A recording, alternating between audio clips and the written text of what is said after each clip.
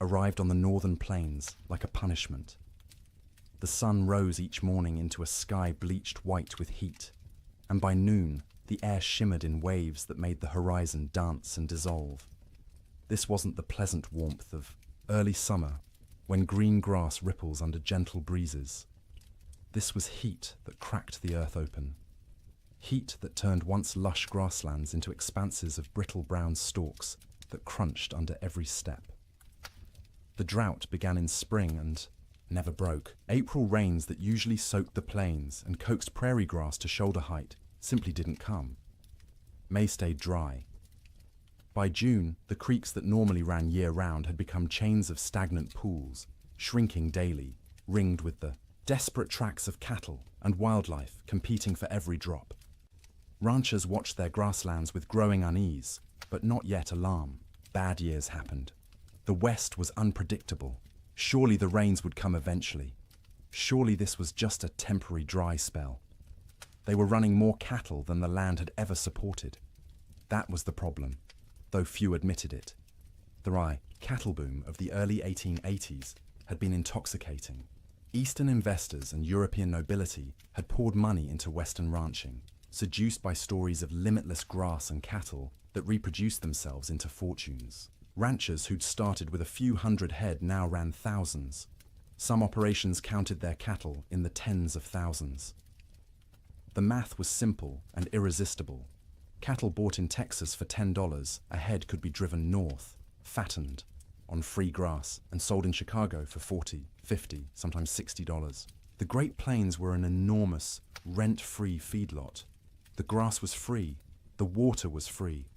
All you needed was cattle and cowboys to watch them, except the grass wasn't limitless, and the water wasn't guaranteed, and running 10 times more cattle than the land could sustainably support worked fine until conditions turned bad. That summer, conditions turned very bad indeed. Prairie fires became constant.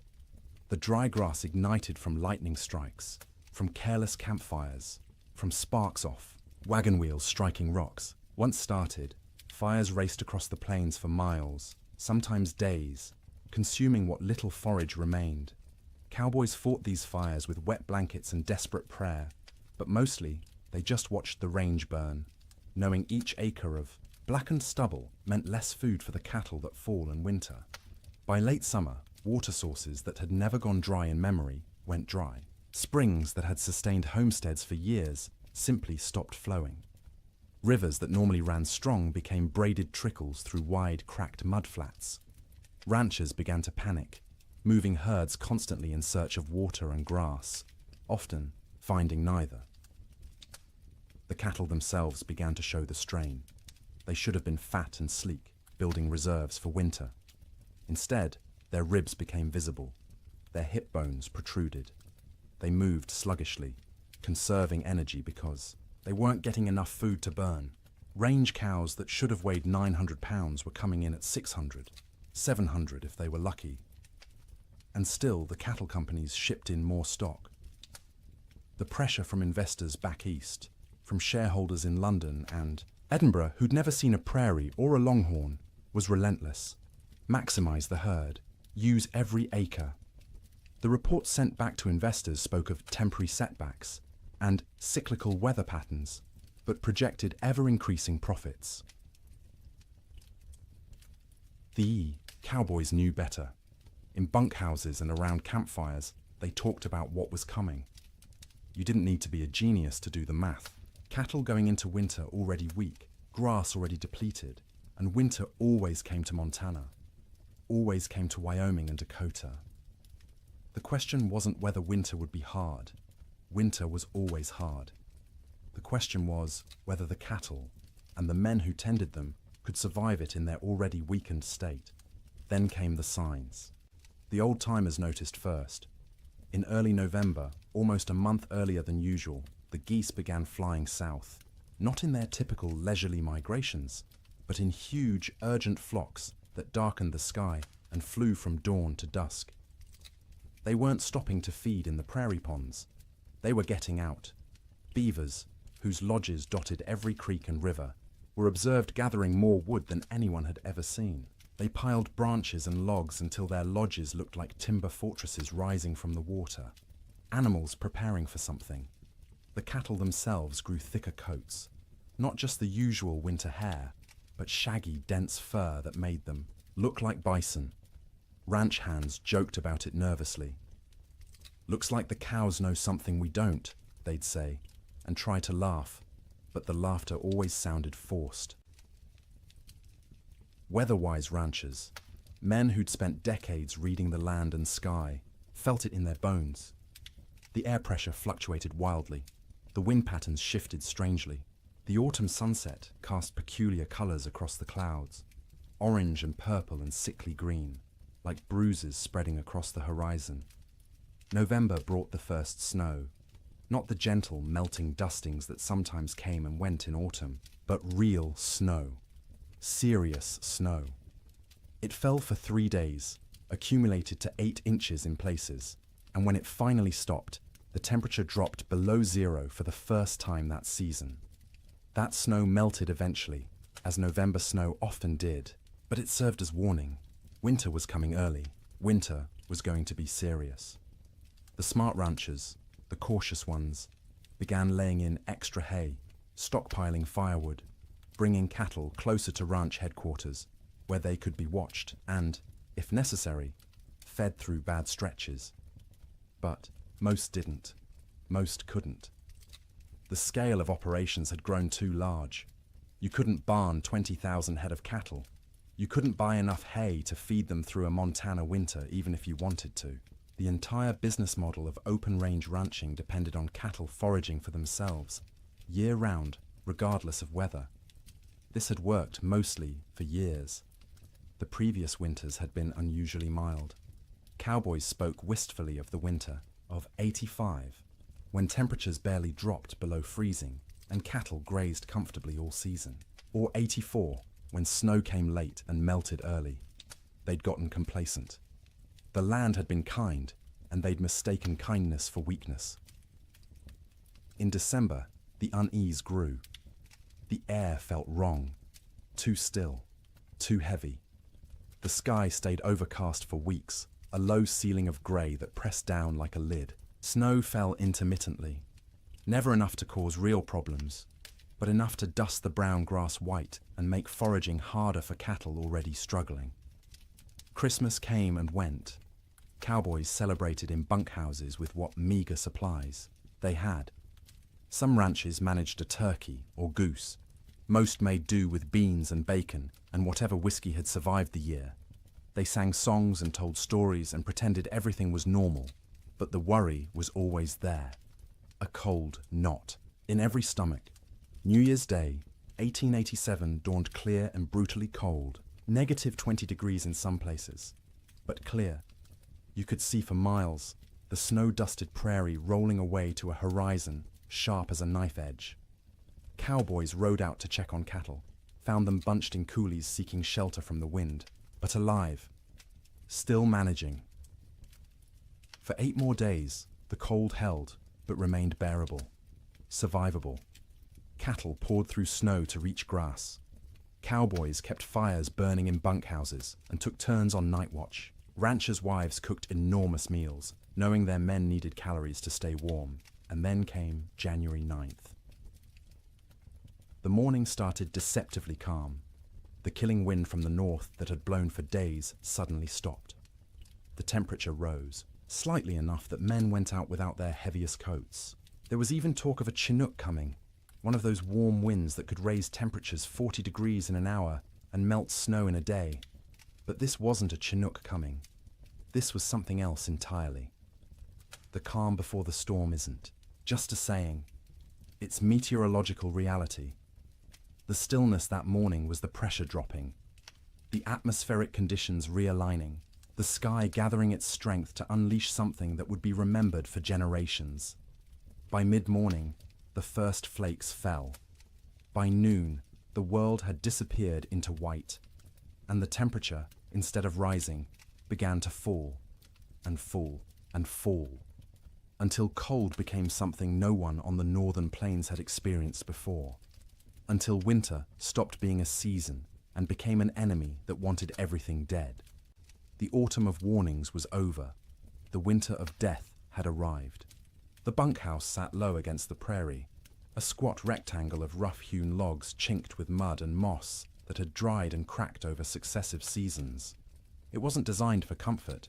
It was designed to be built quickly and cheaply to house as many men as possible in the smallest space and to provide just enough shelter to keep those men alive through winter so they could work come spring. Most bunkhouses were single rooms, maybe 30 feet long and 15 wide, with a ceiling, so low a tall man had to duck under the support beams. The logs were never properly squared, so gaps showed between them, filled haphazardly with whatever materials were at hand. Clay, newspaper, old rags, horsehair mixed with mud. In winter, you could stand in the middle of the room and see daylight, through a dozen cracks, and where light came through, so did wind. The door was thick plank, hung on leather hinges because metal hinges were expensive and had to be freighted in from distant towns. It never quite fit the frame, so a gap at the bottom let in a constant stream of cold air that flowed across the floor like invisible water. Cowboys stuffed rags under it every night. By morning, frost would have formed on those rags, turning them stiff as boards. There was usually one window, if you could call it that, a square cut in the logs, covered with oiled paper stretched over a wooden frame. Or if the ranch had any money, actual glass brought in at considerable expense and constantly at risk of cracking in the cold. Most bunkhouses just had the oiled paper, which let in a murky amber light during the day and absolutely nothing at night. The bunks lined both long walls, stacked 2 or 3 high depending on how many men the ranch employed. Each bunk was nothing more than a wooden frame, rope webbing stretched across it in a grid. And on top of that, if you were lucky, a thin mattress stuffed with prairie hay. If you weren't lucky, just the rope webbing and whatever blankets you owned. The hierarchy of bunks was established and rigid. New men got the worst spots. Bottom bunks on the end nearest the door, where the cold draft flowed constantly and you'd be stepped on every time someone went outside to piss in the middle of the night. Top bunks were warmer because heat rose, but they put you closest to the roof where moisture from everyone's breath condensed and dripped. You'd wake with water spots on your blankets, sometimes ice if it was cold enough. Middle bunks away from the door were prime real estate, warmer than the bottom, drier than the top, away from traffic. Senior cowboys claimed these spots and defended them jealously. If you wanted one, you either waited years or fought for it, and fighting in a bunkhouse full of armed men rarely ended well for anyone. At the center of the room stood the stove, a cast-iron barrel stove or, in better bunkhouses, an actual manufactured stove with a proper firebox and damper. The stovepipe ran up through the roof, and where it pierced the ceiling, there was supposed to be a metal collar to prevent fires. There often wasn't. More than one bunkhouse had burned down from a too-hot stovepipe, igniting dried wood and old bird nests lodged in the rafters. The stove was life. When it was burning hot, the men closest could almost be comfortable. 5 feet away, you could still be cold. 10 feet away, in a corner bunk, you might as well be outside. The stove created a temperature gradient so steep that men on one side of the room would be sweating, while men on the other shivered under piled blankets. Feeding the stove was a constant concern. Firewood was precious. Trees were scarce on the open plains, and what wood existed had to be hauled in by wagon from river bottoms or mountainsides miles away. Some ranches burned coal shipped in by rail, but coal cost money, and ranchers were notoriously cheap about anything that didn't directly increase cattle numbers. More often, cowboys burned whatever they could find: dried cow chips, sagebrush, buffalo bones, of which there were still plenty scattered across the plains from the great slaughter of a decade earlier. None of these burned hot or long. You had to feed the stove constantly to maintain any heat at all. At night, someone had to take responsibility for the fire. Usually, this rotated among the men, with each taking a shift to wake periodically and add fuel. Miss your shift, let the fire go out, and you'd wake to find 20 angry cowboys ready to throw you outside in your underwear to see how you liked the cold. Even with the stove going, the bunkhouse was never truly warm in winter. It was less cold than outside, which was the best that could be hoped for. Your face would be hot from the stove, while your back was cold from the draft. Your feet would be numb while sweat trickled down your spine. Comfort wasn't the goal. Survival, was the goal. Make it to morning alive and functional. That was success. Cowboys slept in their clothes. The idea of changing into night clothes, or worse, sleeping naked, was absurd. You slept in your wool shirt, your long underwear, your thick socks. On the coldest nights, you kept your pants on. Your hat stayed on your head or under it as a pillow, because hats were expensive, and you didn't want someone stealing yours while you slept. Boots were the exception. You took off your boots because sleeping in boots was miserable, and because boots needed to dry. They'd sit by the stove all night, the leather slowly warming and releasing the accumulated moisture of the day. The smell of drying leather mixed with the smell of unwashed men, wet wool, tobacco smoke, and the acrid tang of burning sage or cow chips. The smell of a bunkhouse was indescribable to anyone who hasn't experienced it. 40 men living in close quarters, bathing rarely because hauling and heating water was labor-intensive and rarely worth the effort. Clothes worn for weeks or months without washing, because washing meant they'd be wet and might not dry in winter, and wet clothes could kill you. The privy was outside, so men used a bucket in the corner at night rather than brave the cold, and that bucket added its own special contribution to the atmosphere. Tobacco smoke hung in layers because every cowboy who could afford it smoked too, passed the time. Some chewed and spit into cans or just onto the floor because the floor was already a mess of tracked-in mud, snow, manure, and spilled food. Mice lived in the walls and came out at night to scavenge. You could hear them scratching and squeaking, see them dart across the floor in the stove light. Some cowboys tried to kill them. Most gave up. There were always more mice, as long as they didn't chew holes in your blankets or get into the food. Stores, you learned to coexist. The sounds of a bunkhouse at night were particular. The wind outside, constant, varying from low moan to sharp whistle, depending on its strength and the gaps it found. The stove ticking as metal expanded and contracted with temperature changes. The creak of rope webbing as men shifted in their bunks, the thump of boots being pulled off and dropped on the floor. Snoring. Dear God, the snoring. 40 men in one room meant you'd have at least 10 serious snorers. Deep, rattling snores that shook the bunks. High, whistling snores that pierced through any attempt at sleep. Snores that stopped and started, until you'd lie there waiting for the next one, unable to relax.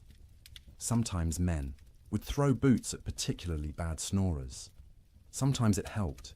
Usually it just made everyone else laugh and the snorer angry. Coughing was constant. The cold, the dust, the smoke, the close quarters meant everyone had some kind of lung affliction. Dry, hacking coughs that went on for minutes. Wet, rattling coughs that made you wonder if the man would survive the night. Cowboys coughed themselves, awake, coughed themselves back to sleep, coughed their way through the entire winter. Conversations happened in the dark. Men talked about home, about women, about cattle, about anything but the cold pressing in from all sides.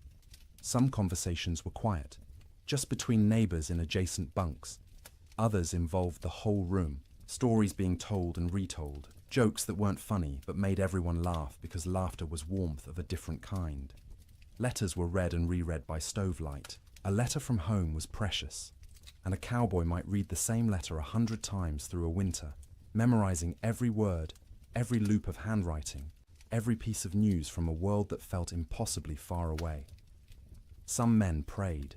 You'd hear whispered prayers in the darkness, usually from the younger cowboys, the ones still new enough to the work that death seemed like a possibility rather than an inevitability. Older hands didn't pray much. They'd made their peace with whatever was coming, or they'd stopped believing anything was listening. The bedding itself deserves attention.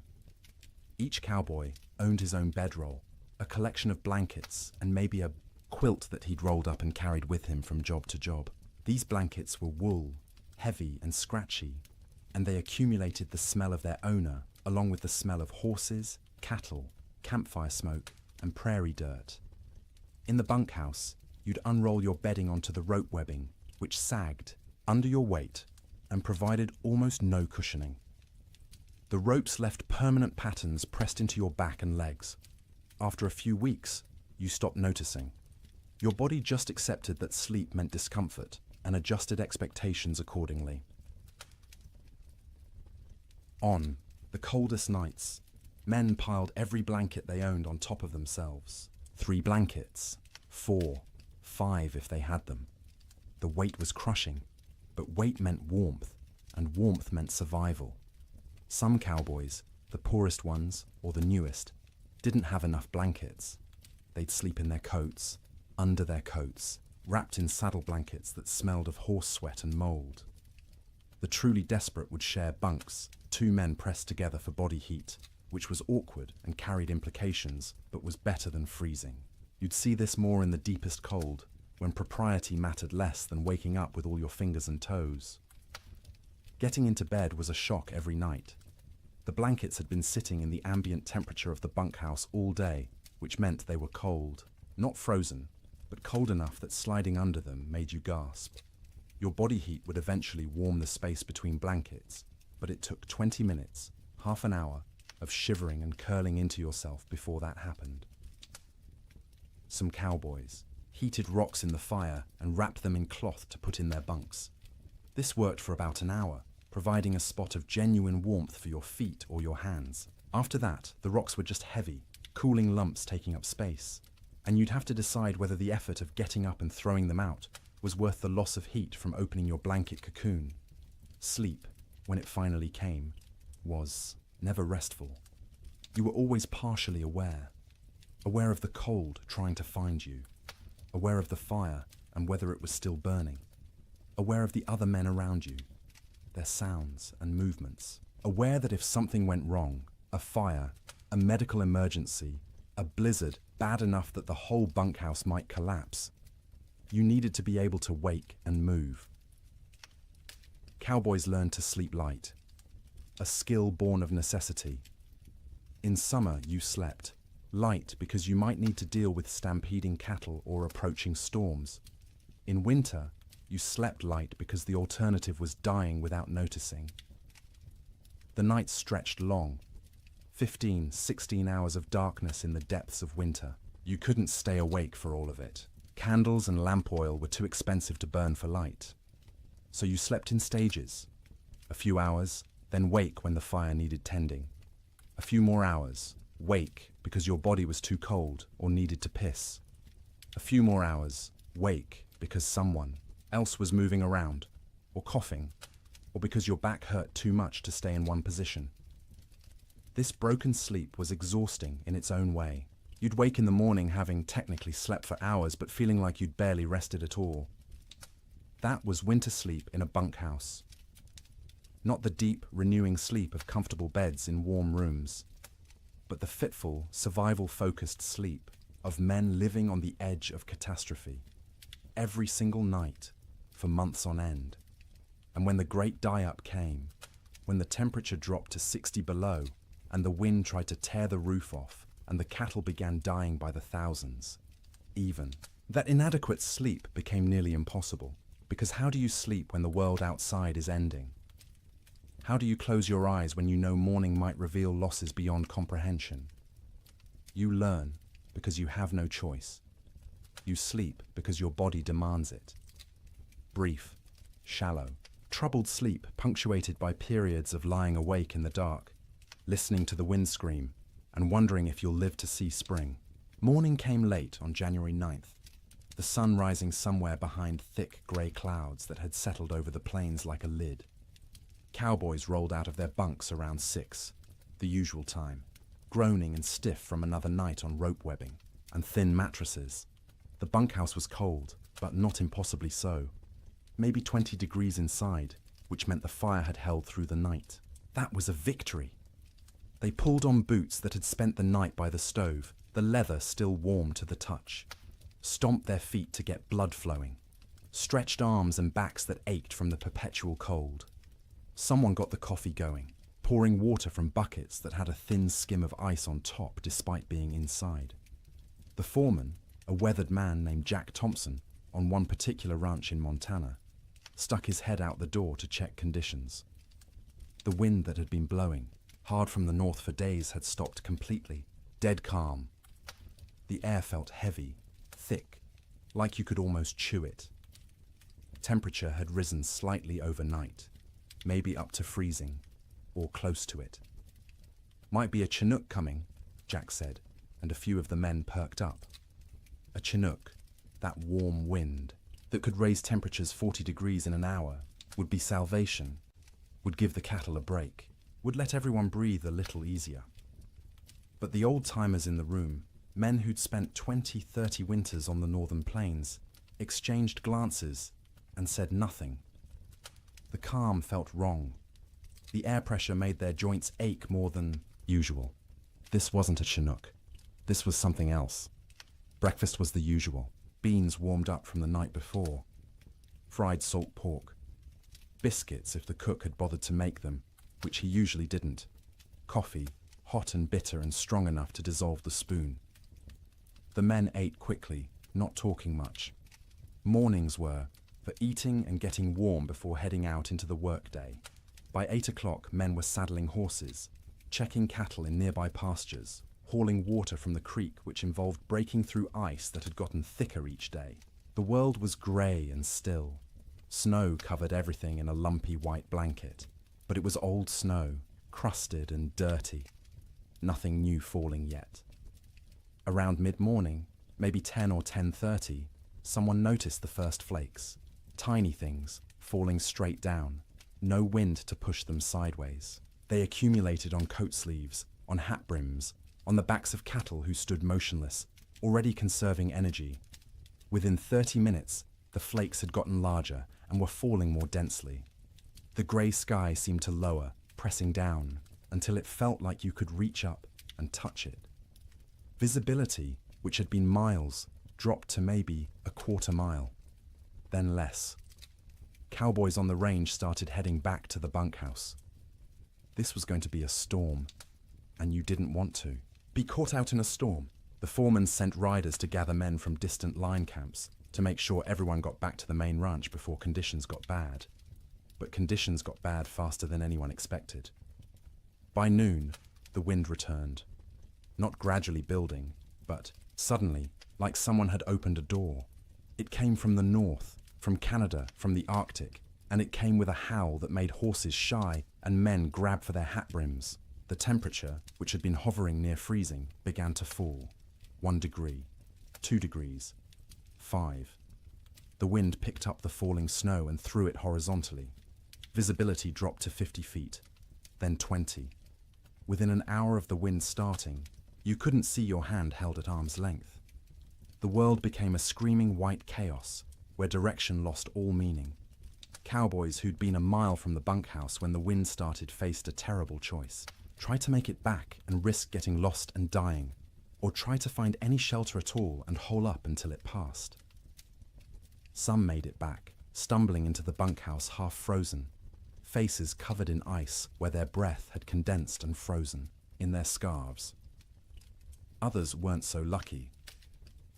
A young cowboy named Billy Henderson, 18 years old, had been checking on a small herd in a draw maybe 2 miles from the main ranch. When the storm hit, he tried to make it back. His horse refused to face into the wind, kept trying to turn and run south.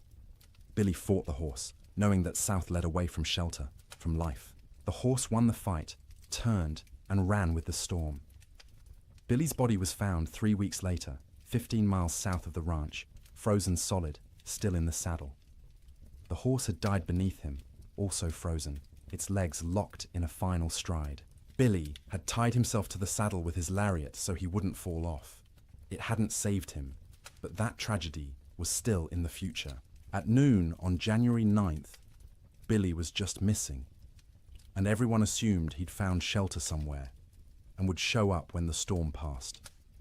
People didn't yet understand that this storm wasn't going to pass. Not in hours, not in days. The temperature kept falling. By 2 in the afternoon, it was 0. By 4, it was 20 below. The wind, instead of slacking, grew stronger. It found every crack in every wall, every gap in every window frame. In the bunkhouse, men stuffed blankets against the door, hung canvas over the oiled paper window, and fed the stove constantly. But the cold still invaded. Snow didn't just fall. It flew sideways, driven by wind that hit 50, 60 miles per hour in gusts. The snow was fine and dry, almost like dust, and it found its way through impossibly small openings. It drifted through the cracks between logs. It sifted around the doorframe despite the blankets stuffed there. It even seemed to come down the stovepipe, hissing when it hit the hot metal. Inside the bunkhouse, men watched drifts form along the walls. Inside the building, snow accumulated in the corners, under the bunks, anywhere the wind could push it. They swept it out, but it just came back. Eventually, they gave up and let it pile. The sound was overwhelming. The wind screamed. There's no other word for it. A constant, piercing shriek that vibrated in your bones and made thought difficult. It rose and fell in waves, sometimes dropping to a mere roar before surging back to that terrible scream. Men had to shout to be heard 3 feet away. Between the wind's screams came other sounds. The building itself groaning under the assault. The roof lifting and settling, as wind tried to peel it off. The sharp crack of wood contracting in the cold. The rattle of the stovepipe shaking in its collar. And from outside, distant but unmistakable, the sound of cattle, bawling, calling, the sound of thousands of animals confused and frightened and beginning to suffer. The cowboys listened to that sound and knew they were helpless. You couldn't go out in this. Going out meant dying. The cattle were on their own. The temperature hit 40 below by midnight. Inside the bunkhouse, with the stove glowing red hot, the temperature near the stove was maybe 50 degrees. 10 feet away, it was freezing. 20 feet away, in the corner bunks, water left in cups froze solid. Men piled on every piece of clothing they owned. 2 pairs of pants, 3 shirts, 2 coats, gloves and mittens worn indoors, blankets wrapped around shoulders like shawls. Some men wrapped their heads in scarves, leaving only their eyes visible, and still they shivered. The night of January 9th was the longest night most of those men ever experienced. Sleep was impossible for many. The cold, the sound, the fear, the knowledge that outside cattle were dying by the hundreds, by the thousands, all combined to keep eyes open and minds racing. Those who did sleep did so fitfully, waking every few minutes from nightmares or from the cold penetrating their blanket cocoons, or from the building shaking in a particularly hard gust. The fire had to be fed constantly, every 15 minutes, every half hour at most, because letting it die meant everyone would die with it. Men took shifts by silent agreement. One would get up, face the cold outside his blankets, feed the stove, and retreat. An hour later, someone else would do the same. All night long through those terrible hours, they kept the fire alive, and the fire kept them alive. But just barely. By dawn on January 10th, 16 inches of snow had fallen, though you couldn't measure it accurately because the wind had sculpted it into drifts 20 feet high in some places, while scouring other areas down to bare ground. The temperature had dropped to 46 below zero. The wind hadn't slacked at all, and the storm was just beginning. This wasn't a 2-day blizzard that would blow through and leave clear, cold weather behind. This was the start of a meteorological siege that would last, with brief breaks, through all of January, through February, into March. The great die-up had begun. Men didn't know that yet, huddled in bunkhouses across Montana, Wyoming, and Dakota Territory. They thought they were waiting out a bad storm. A few days, maybe a week, and it would clear. The cattle would be weak and scattered, but they'd recover. Spring would come, as it always did. They didn't yet understand that the world outside was dying, that cattle were already freezing where they stood, eyes frozen shut, ice forming over their nostrils with each breath, slowly suffocating as they slowly froze. That the open range, cattle industry, the boom that had made fortunes and drawn investors from around the world, was ending in that screaming wind. All they knew was cold. Cold beyond anything most had experienced. Cold that hurt to breathe, that made your lungs ache, that turned your breath to ice crystals before it could fully leave your mouth. Cold that was no longer just weather, but an active presence, a malevolent force trying to kill everything that lived. And the night ahead, the second night of the storm, would be even colder. -50, -60 in some locations. Cold that would crack trees. Cold that would freeze cattle solid while they stood.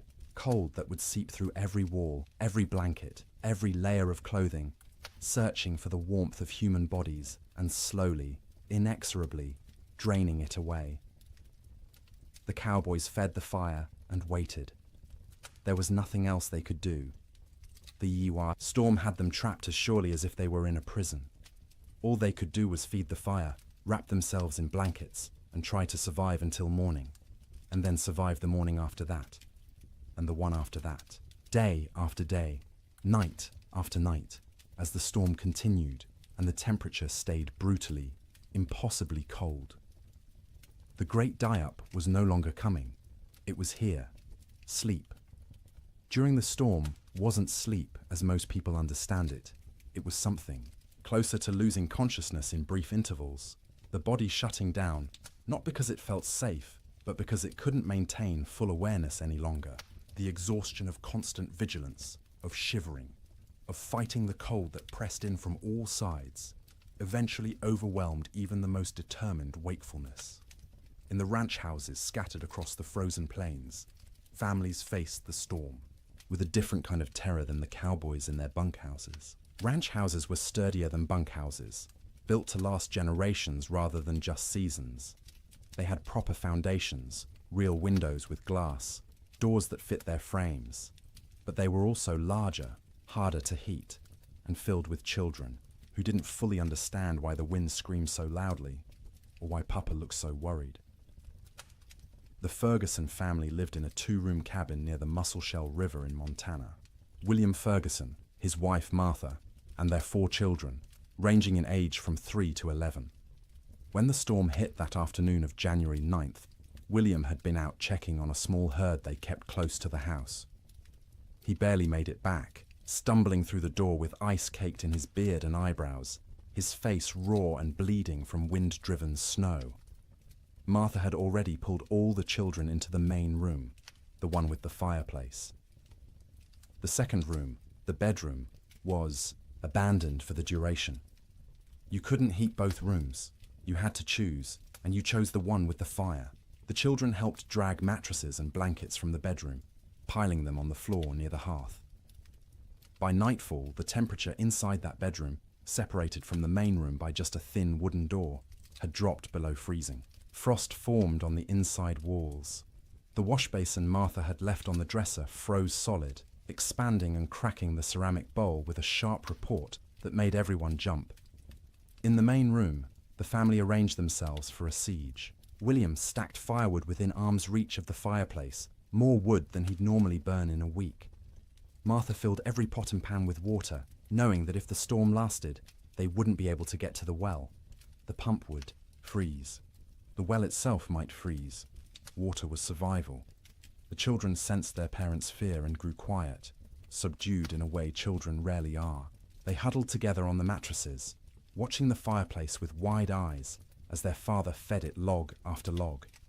The fire roared, consuming wood at an alarming rate, but even standing directly in front of it, you could feel the cold at your back. That first night, nobody truly slept. The children dozed fitfully, waking every time the wind hit a particularly violent gust, every time the house shook, every time their father got up to add wood to the fire. Martha sat up through most of the night, mending by firelight, her hands moving automatically through familiar motions, while her mind worried at the problem of how long their supplies would last. William dozed in his chair, the rifle across his lap, though what good a rifle would do against a blizzard he couldn't have, said. It was simply habit, the frontier habit of being armed, of being ready. When you couldn't do anything useful, you could at least maintain the posture of readiness. The second night was worse. By then, the storm had been blowing for 30 hours straight. The temperature had dropped to 50 below outside, which meant maybe 30 below in the unheated bedroom. And even with the fire blazing in the main room, it was barely freezing where they slept. They'd pulled every blanket in the house onto the mattresses on the floor. Wool blankets, quilts made from scraps of fabric, buffalo robes William had traded for years ago. The family slept together, all 6 of them in a pile, sharing body heat like animals in a den. The children in the middle, where it was warmest, the parents on the outside, taking the brunt of the cold that radiated from the walls despite the fire. Martha sang to the children before sleep, or what passed for sleep. Old songs her mother had taught her, lullabies in German that the children didn't understand, but found comforting anyway. Her voice was soft, almost lost under the shriek of the wind, but the children pressed close and listened. William lay on, his back, staring at the ceiling, listening to the roof creak and groan. Every gust of wind made him tense, waiting for the moment when the roof would tear free and expose them all to the killing cold. It never did, but the fear never left either. Sleep came in stages.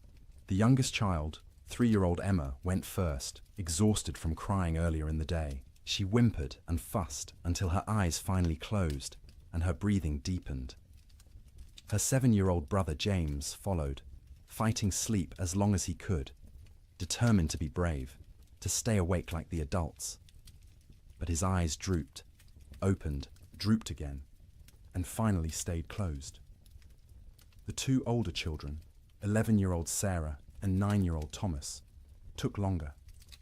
They understood more, worried more, and their minds wouldn't quiet. Sarah kept asking when the storm would end. Thomas asked if the cattle were all right, if Papa's horse had made it to the barn, if the chickens in the coop behind the house had frozen yet.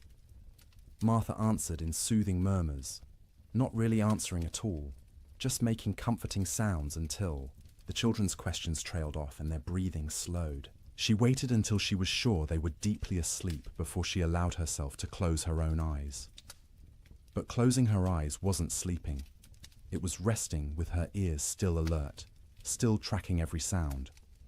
The fire crackling, William shifting position, the wind pounding against the walls, the house settling with creaks and groans. Her mind catalogued each sound, assessed whether it meant danger, and only when satisfied the house still stood did she allow herself to drift towards something like sleep. William didn't sleep at all that second night. He dozed for minutes at a time, jerking awake at every sound, every change in the wind's pitch. Twice he got up to add wood to the fire, moving carefully to avoid stepping on children.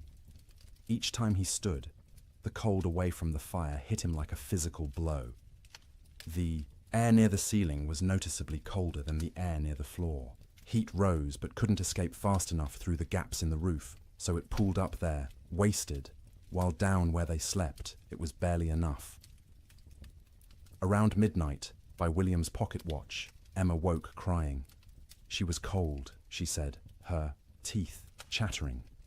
Martha pulled the child against her chest, wrapping her arms around her, trying to share warmth. Emma's feet were like ice, even though she wore wool socks and was buried under blankets. Martha rubbed the small feet between her hands, trying to restore circulation, terrified of frostbite. The child eventually quieted and fell back into restless sleep. But Martha stayed awake, feeling those cold little feet pressed against her stomach, wondering how much longer the storm could possibly last. The third night, exhaustion had set in so deeply that sleep came easier, even though conditions had gotten worse. The temperature outside bottomed out at 63 below zero. Inside, with the fire consuming wood at a frightening rate, they'd managed to keep the room at maybe 15 degrees, cold enough to see your breath, cold enough that the water in the pots near the fire had a skim of ice if you didn't stir it regularly, but not cold enough to kill. Not yet. The family had learned the rhythm of storm sleep. The children slept piled in the center, a tangle of arms and legs and shared warmth. The parents took turns in short shifts. Martha sleeping for 2 hours while William tended the fire and watched. Then William sleeping for 2 hours while Martha kept vigil. During her watch, Martha would sit close to the fire, feeding it, listening to her children breathe, and praying silently. She'd been raised Lutheran, not given to emotional displays, of faith, but now she prayed with desperate intensity, for the storm to end, for the wood to last, for her children to wake warm in the morning, for spring to come, impossible as that seemed in the howling dark. During his watch, William planned how to ration the wood, where to find more if it ran out, though going outside was suicide in these conditions. What they'd do when the food ran low. They had beans, flour, salt pork, and cornmeal. Enough for maybe 2 weeks if they were careful. But what if the storm lasted longer? What if they couldn't get to town when it ended because the snow was too deep? These thoughts circled endlessly, keeping him awake even during his supposed sleep shifts. He'd lie down, close his eyes, and his mind would immediately start calculating. How many logs they'd burned, how many were left, how cold it was, how long they could survive. The children slept better than the adults, helped by the simple resilience of youth. Their bodies demanded sleep and they gave in to it, even in conditions that would have seemed impossible before the storm. Sarah dreamed of summer, of the garden behind the house heavy with tomatoes and beans. Thomas dreamed of cattle drives, of riding with the cowboys to distant railheads. James dreamed confused child dreams that he couldn't remember on waking. Emma didn't dream at all, or if she did, they were wordless and forgotten. They'd wake periodically, usually needing to pee, which meant using the chamber pot in the corner because going to the outhouse meant death. The chamber pot became part of the room's landscape, emptied by William each morning by simply opening the door and throwing its contents out into the snow. It would freeze before it hit the ground. Martha developed a system for keeping track of the children during sleep. She'd reach out periodically, feeling for each small body, making sure everyone was still breathing, still warm enough. If a child had worked their way to the edge of the pile where it was colder, she'd gently pull them back to the center. If blankets had been kicked off, she'd rearrange them. This constant vigilance meant she never truly rested. Even during her sleep shifts, part of her brain stayed active, monitoring. She'd wake fully alert if a child coughed or moved suddenly, ready for crisis. Only after checking that everything was fine would she allow herself to drift back down. By the fourth night, a strange numbness had set in. The storm continued, would continue, had always been continuing, and would always continue. It became hard to remember a time before the storm, hard to imagine a time after. The world had narrowed to this room, this fire, this pile of blankets, these bodies pressed together against the cold. Sleep became deeper out of sheer exhaustion. The body can't maintain high alert indefinitely. At some point it simply gives up and crashes, regardless of external conditions. The children slept hard, twitching occasionally, making small sounds, but not fully waking. Martha and William slept in longer stretches, waking only when their internal alarms screamed that the fire needed tending or a child needed checking. The quality of that sleep was poor, dreams were vivid and often nightmarish. Martha dreamed of water freezing in her children's lungs, turning them to ice from the inside out. William dreamed of the roof tearing away and snow pouring in, burying them all in a white tomb. They'd wake gasping, hearts pounding, and need several seconds to remember where they were, that they were still alive, that the nightmare wasn't real. Not yet, but underneath the nightmares was the simple, animal relief of being horizontal, of having their eyes closed, of not having to actively fight the cold for a few hours. Their bodies took what rest they could get, storing it against future need, repairing what damage they could before the next crisis. In bunkhouses across the territory, cowboys experienced similar struggles. The difference was they had no children to protect, which freed them from that particular anxiety, but they also had less motivation to push through. A man alone can give up more easily than a father with children depending on him. Some cowboys did give up, in a sense. They wrapped themselves in every blanket they owned, lay down in their bunks, and simply stopped trying. They'd sleep for 20 hours straight, only waking to eat a little and relieve themselves before returning to their cocoons. This wasn't laziness, it was a survival strategy. In extreme cold with limited food, the best thing you can do is stay still, conserve energy, and wait. Others couldn't do it. The type of man who became a cowboy was often too restless, too active, to simply lie still for days. They'd pace the bunkhouse, drive everyone else crazy, gamble with cards or dice, anything to pass the time and distract from the gnawing fear that the storm might never end. In both bunkhouses and ranch houses, sleep became not rest, but simply another way of enduring. The days and nights blurred together into a continuous state of semi-consciousness, where you were never fully awake, but never fully asleep either. Your body was present, wrapped in blankets near a fire, but your mind wandered strange paths, disconnected from reality. And through it all, the wind screamed. The cold pressed in, the fire consumed wood, and people slept, or tried to sleep, or pretended to sleep, because what else could they do? Going outside meant dying. Staying awake meant slowly going insane from the sound and the fear. So they slept. Poorly, fitfully, desperately. But they slept. And each morning they woke, surprised on some level to find themselves still alive, still, together, the fire still burning. The storm would eventually end, but not yet. Not for many days yet. And each of those days would require sleep stolen from between crises, rest grabbed in brief intervals, dreams haunted by cold and wind, and the terrible knowledge that outside the world was dying. The cattle felt the storm coming before any human did. Their instincts, honed by millennia of evolution, read signs in the air pressure, in the quality of light, in the way the wind tasted. When the first flakes began to fall on January 9th, cattle across the northern plains began to move, not panicked running, purposeful drifting, south, always south, away from the north wind that carried death in its teeth. They moved in groups, small herds combining into larger herds, thousands of animals flowing across the white landscape like a slow river seeking lower ground. Consider one cow, a 3-year-old Hereford mix, red and white, branded with the Rocking M brand on her left hip. She'd been born on this range, knew every coulee and creek, had survived 2 previous winters without particular hardship.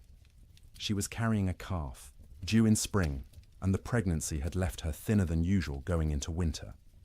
Not starving, but without the thick layer of fat that would have been ideal. When the snow started falling heavily and the wind began to rise, she was grazing, in a shallow draw with perhaps 50 other cattle. They'd been pouring through existing snow to reach the dried grass beneath, working methodically, conserving energy. The new snow started covering the ground quickly, and the cow lifted her head, testing the air. The wind came from the north with a sound like tearing fabric. The cow turned her back to it instinctively, and every other animal in the draw did the same. They began walking south, not because they knew south led to safety, but because south meant away from the wind, and the wind had to be avoided. They walked steadily for hours. The snow was falling too thickly to see more than a few feet ahead, but cattle can navigate by sense of smell and by following the animal in front of them. The cow found herself in the middle of the group, which offered some shelter from the wind, but also meant she had to keep moving at whatever pace the herd set. By nightfall, they'd walked perhaps 5 miles. Not far, but the constant fighting against wind and snow was exhausting. The temperature had dropped dramatically, and the cow's breath froze in clouds of white vapor. Ice was forming on her eyelashes, making it hard to see. Her legs ached from pushing through snow that was now knee-deep in places. The herd came to a fence line, relatively new barbed wire strung between posts to mark the boundary of someone's claimed range. The cattle turned and walked along the fence, looking for a way through or around. They found neither. The fence extended as far as they could sense in both directions. Cattle aren't stupid, but they aren't problem solvers either. Finding their path blocked, they simply stopped. They stood with their backs to the wind, pressed against the fence line, and waited. For what, they couldn't have said. For the wind to stop. For the fence to disappear. For whatever force had always eventually made things better to make things better now. But things didn't get better. The wind increased. The temperature kept dropping. Snow accumulated on the cattle's backs. A heavy white blanket that they couldn't shake off because their muscles were already occupied with shivering, with the constant work of generating heat. The cow stood and shivered. Her body burned calories, trying to stay warm, calories she'd gotten from grass, but she hadn't eaten since morning and wouldn't be able to eat until she could paw through snow to reach grass beneath. She tried, lowering her head and pushing at the snow with her muzzle, but the wind-packed snow was too hard. Her hooves couldn't break through it either. Around her, other cattle made similar attempts. A few managed to find thin spots in the snow and got a few mouthfuls of dried grass. Most got nothing. They stood and shivered, and slowly, gradually, their body temperatures began to drop. Cattle can survive remarkable cold if they're well fed and can escape the wind. But these cattle were already weakened from a summer of drought. They had no windbreak, and they weren't eating. Their situation was unsustainable. Something would have to change or they would die. It was that simple. By the second day, the cow's suffering had intensified.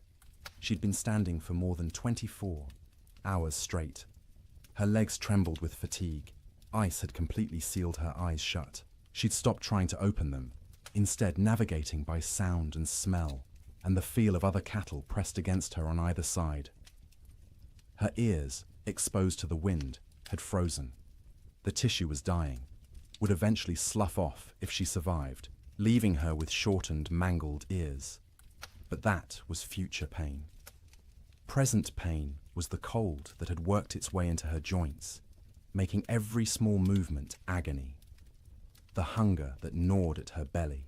The thirst because she couldn't melt snow fast enough in her mouth to get adequate water. The calf inside her still moved occasionally, little kicks and shifts that she could feel. Some part of her body was still prioritizing that calf, still sending nutrients and warmth to the growing life within. But those resources were running out. The calf was drawing on reserves that no longer existed. Around her, other cattle were in similar condition, some worse. A few calves, born too early that spring and smaller than they should be, had already died, frozen solid while standing, their mothers standing next to them and occasionally lowing in confusion. Older cattle, those with the wisdom of many winters, had tried to move away from the fence to find a coulee or draw that might offer windbreak. Some succeeded and survived.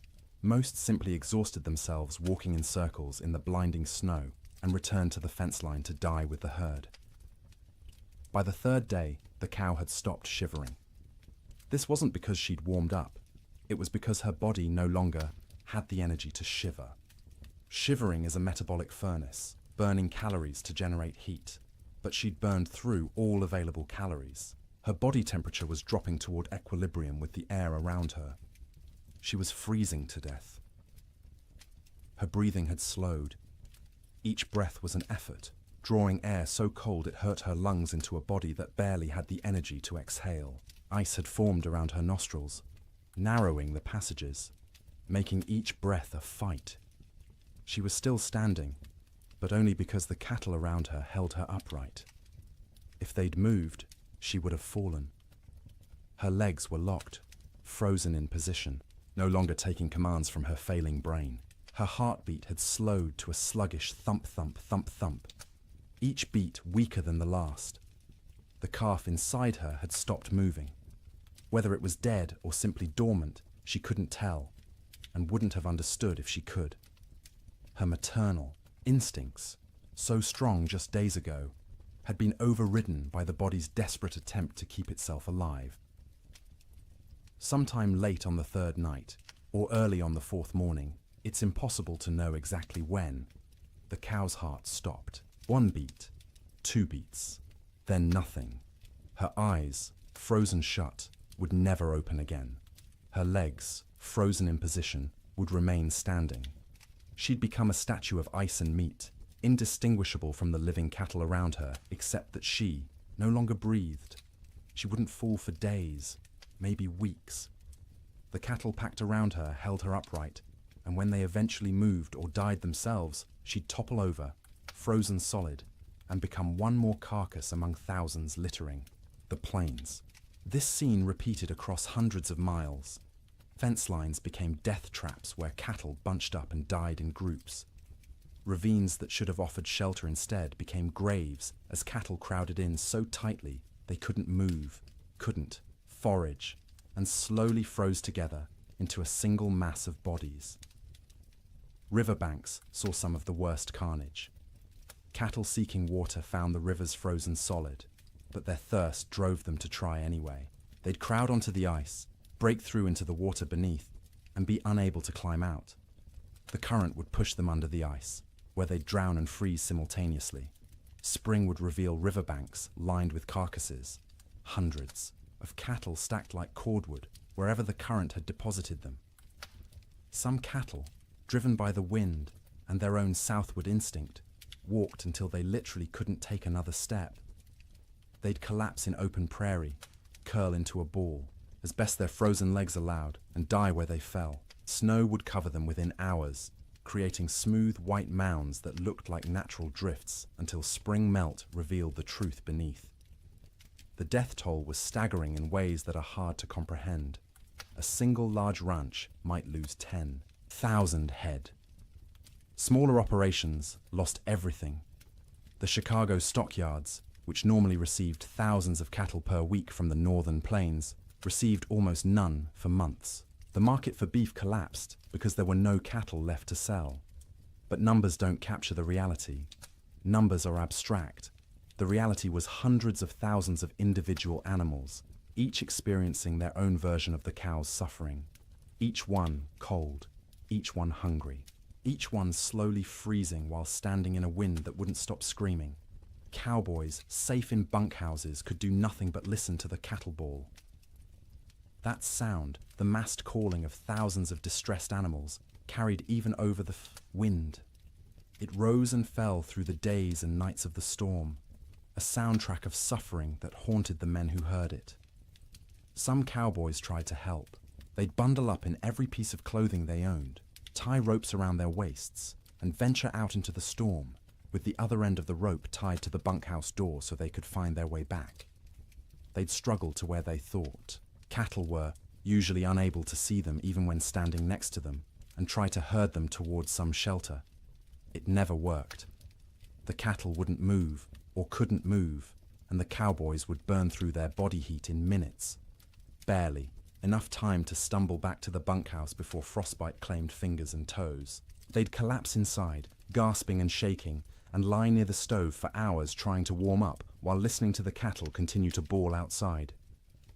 Eventually, the bawling stopped. Not all at once, but gradually over days. Fewer and fewer, voices as more and more cattle died. By the end of January, the prairie was silent except for the wind. Silent because there was almost nothing left alive to make sound. The cattle of the open range, those millions of animals that had made fortunes for ranchers and fed the growing cities of America, were gone. The survivors, scattered and traumatized, would take years to recover. Most would never be found, lost in coulees and ravines where their carcasses would feed wolves and coyotes through the remainder of winter. The Great Die-Up earned its name from the cattle. They died in numbers beyond counting, in suffering beyond imagining. And every single death was quiet, private. The animal alone in the storm, except for other dying animals. No comfort, no relief, just the cold and the wind, until the end came, and the shivering finally stopped. Food became an obsession within days of the storm's arrival. Not because people were starving, not yet, but because every meal consumed was one fewer meal in reserve, and no one knew how long the storm would last or when resupply would be possible. Every bite carried the weight of calculation. Every pot of beans represented diminishing stores that might need to last weeks or months.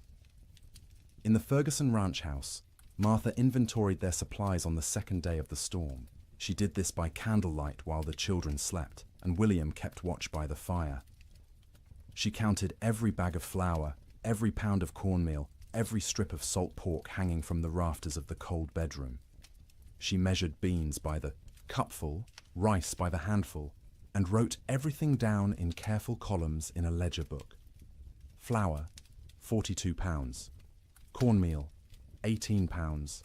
Dried beans, maybe 30 pounds, 3 different varieties mixed together in a burlap sack. Salt pork, 14 strips, some thick, some thin. Rice, 5 pounds. Sugar, 3 pounds, precious and rationed even before the storm. Coffee, 2 pounds of beans, still in their burlap sack, aromatic and dark. Salt, plenty, a whole sack, bought last fall. Lard, a good supply, stored in a crock. Dried apples, half a sack, from their own trees.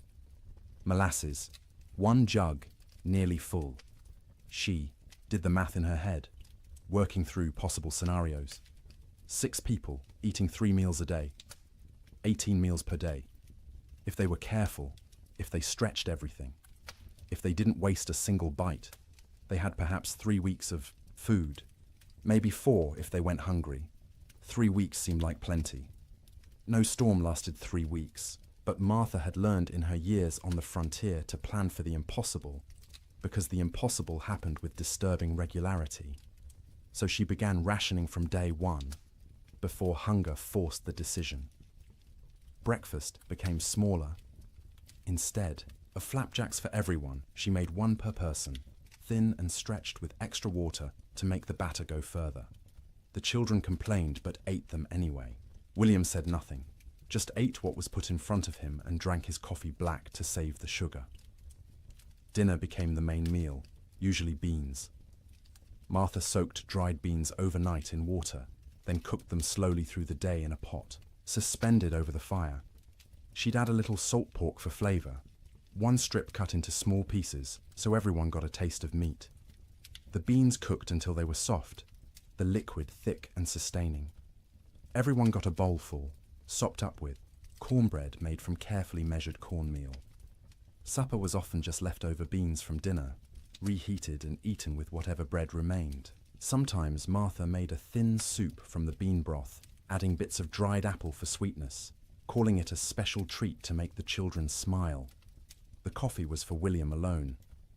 Cowboys and ranchers believed coffee was essential, more important than food, and William was no exception. He drank it black and strong, rationing the precious beans so he could have at least 1 cup per day. That coffee was his luxury, his reminder that civilization existed beyond the wind and snow. Martha drank tea when she drank anything, made from herbs she'd dried the previous summer. Mint that grew wild along the creek, sage gathered from the prairie, rose hips collected in autumn.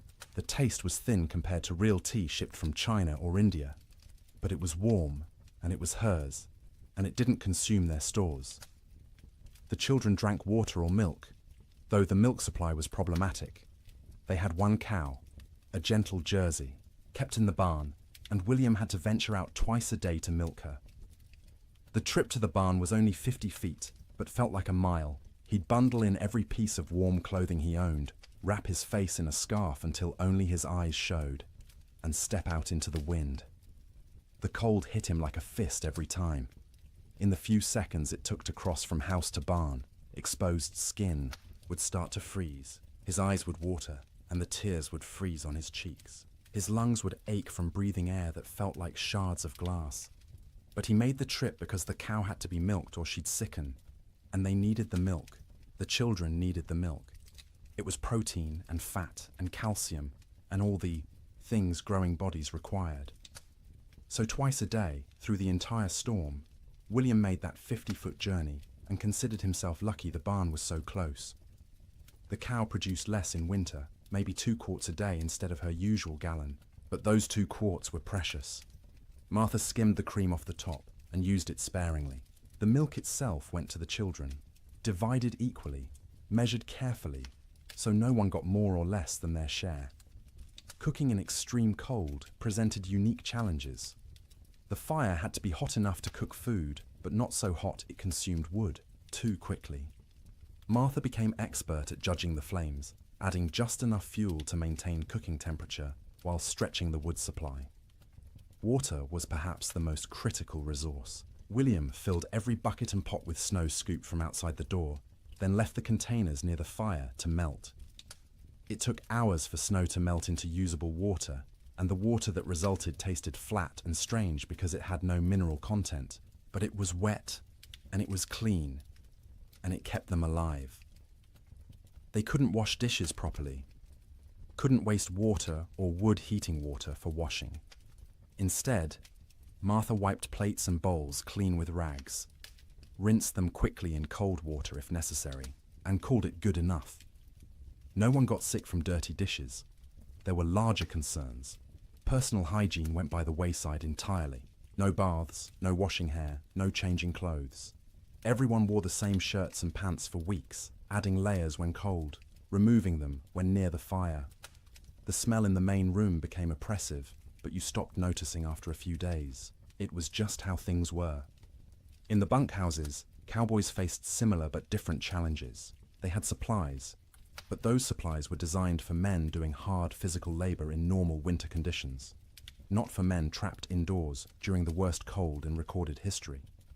The typical bunkhouse larder consisted of dried beans, rice, flour, cornmeal, salt pork, bacon, maybe some beef jerky made from cattle slaughtered in the fall, coffee in large quantities because cowboys lived on coffee, sugar, salt, lard, sometimes canned goods if the ranch could afford them, but usually not.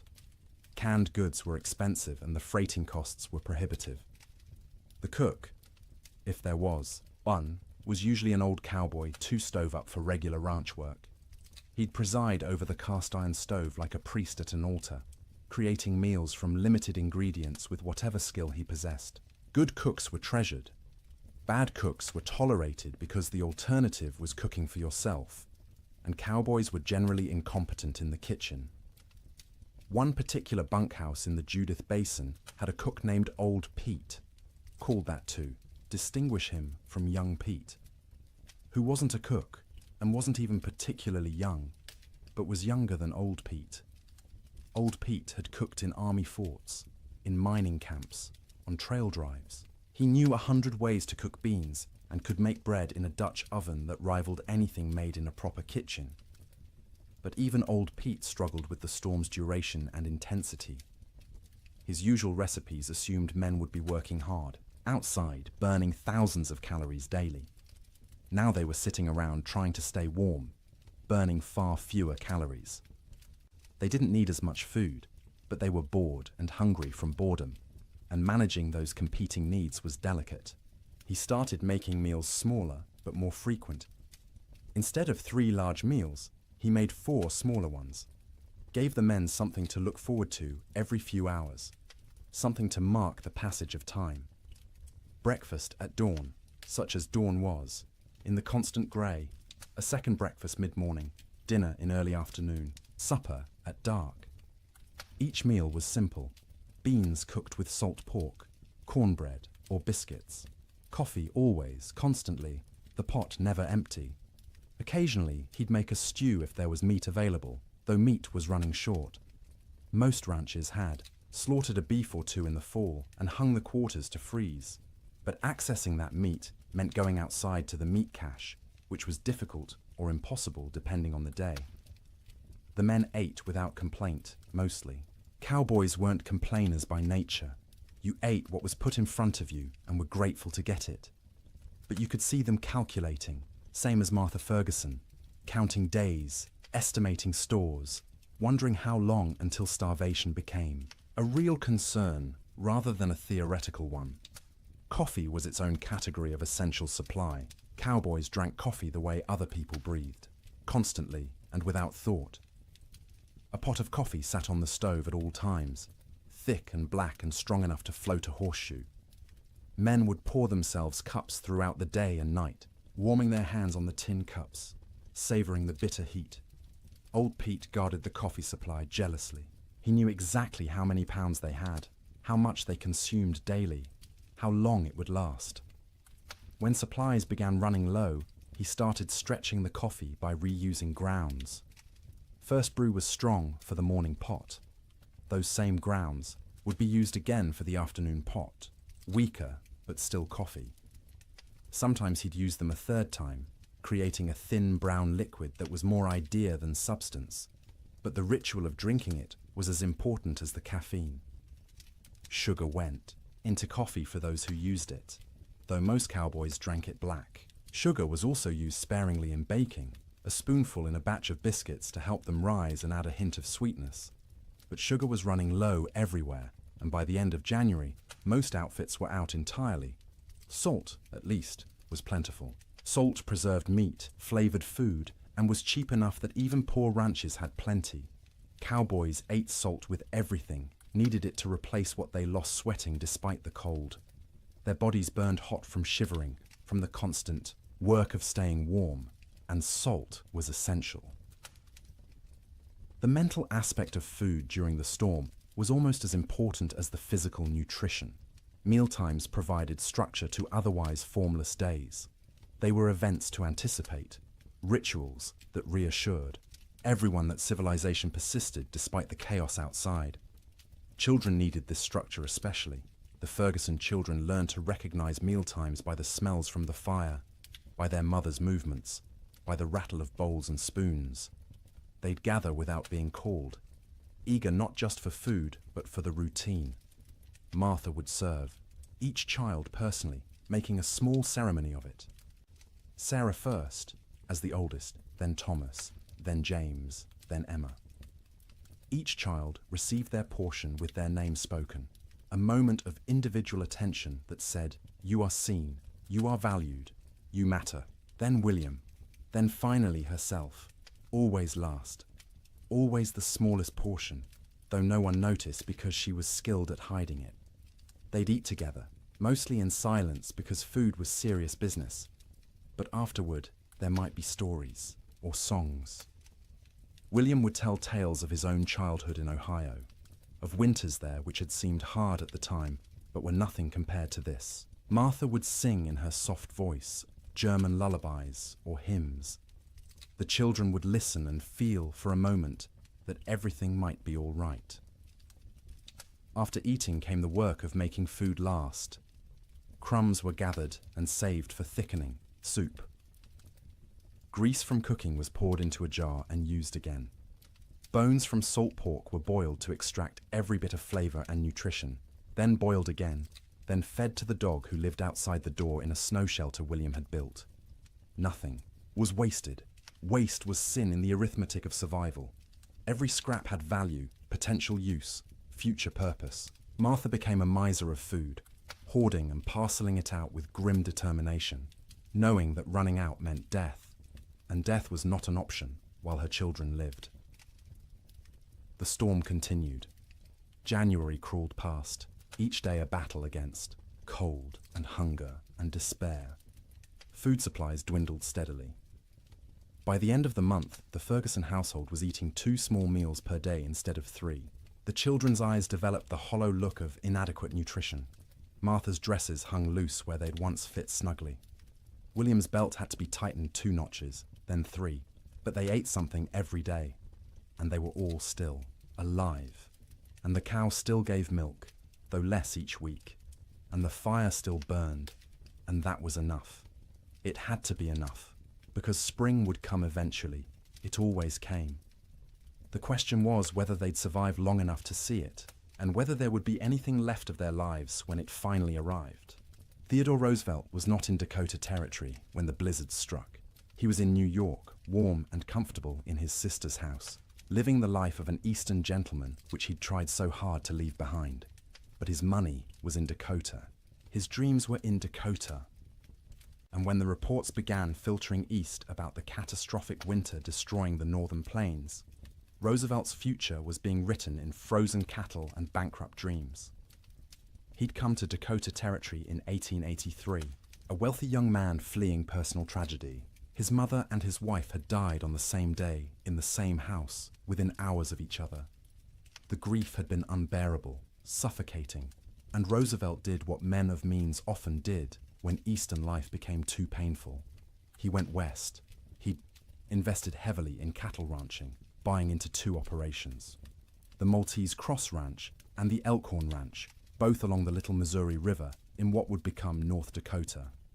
He'd thrown himself into the work with characteristic energy, trying to become a real Westerner, a real cattleman. He'd learned to ride, to rope, to shoot. He'd earned grudging respect from cowboys who initially mocked his Eastern accent and glasses. Roosevelt loved the West with the passion of a convert.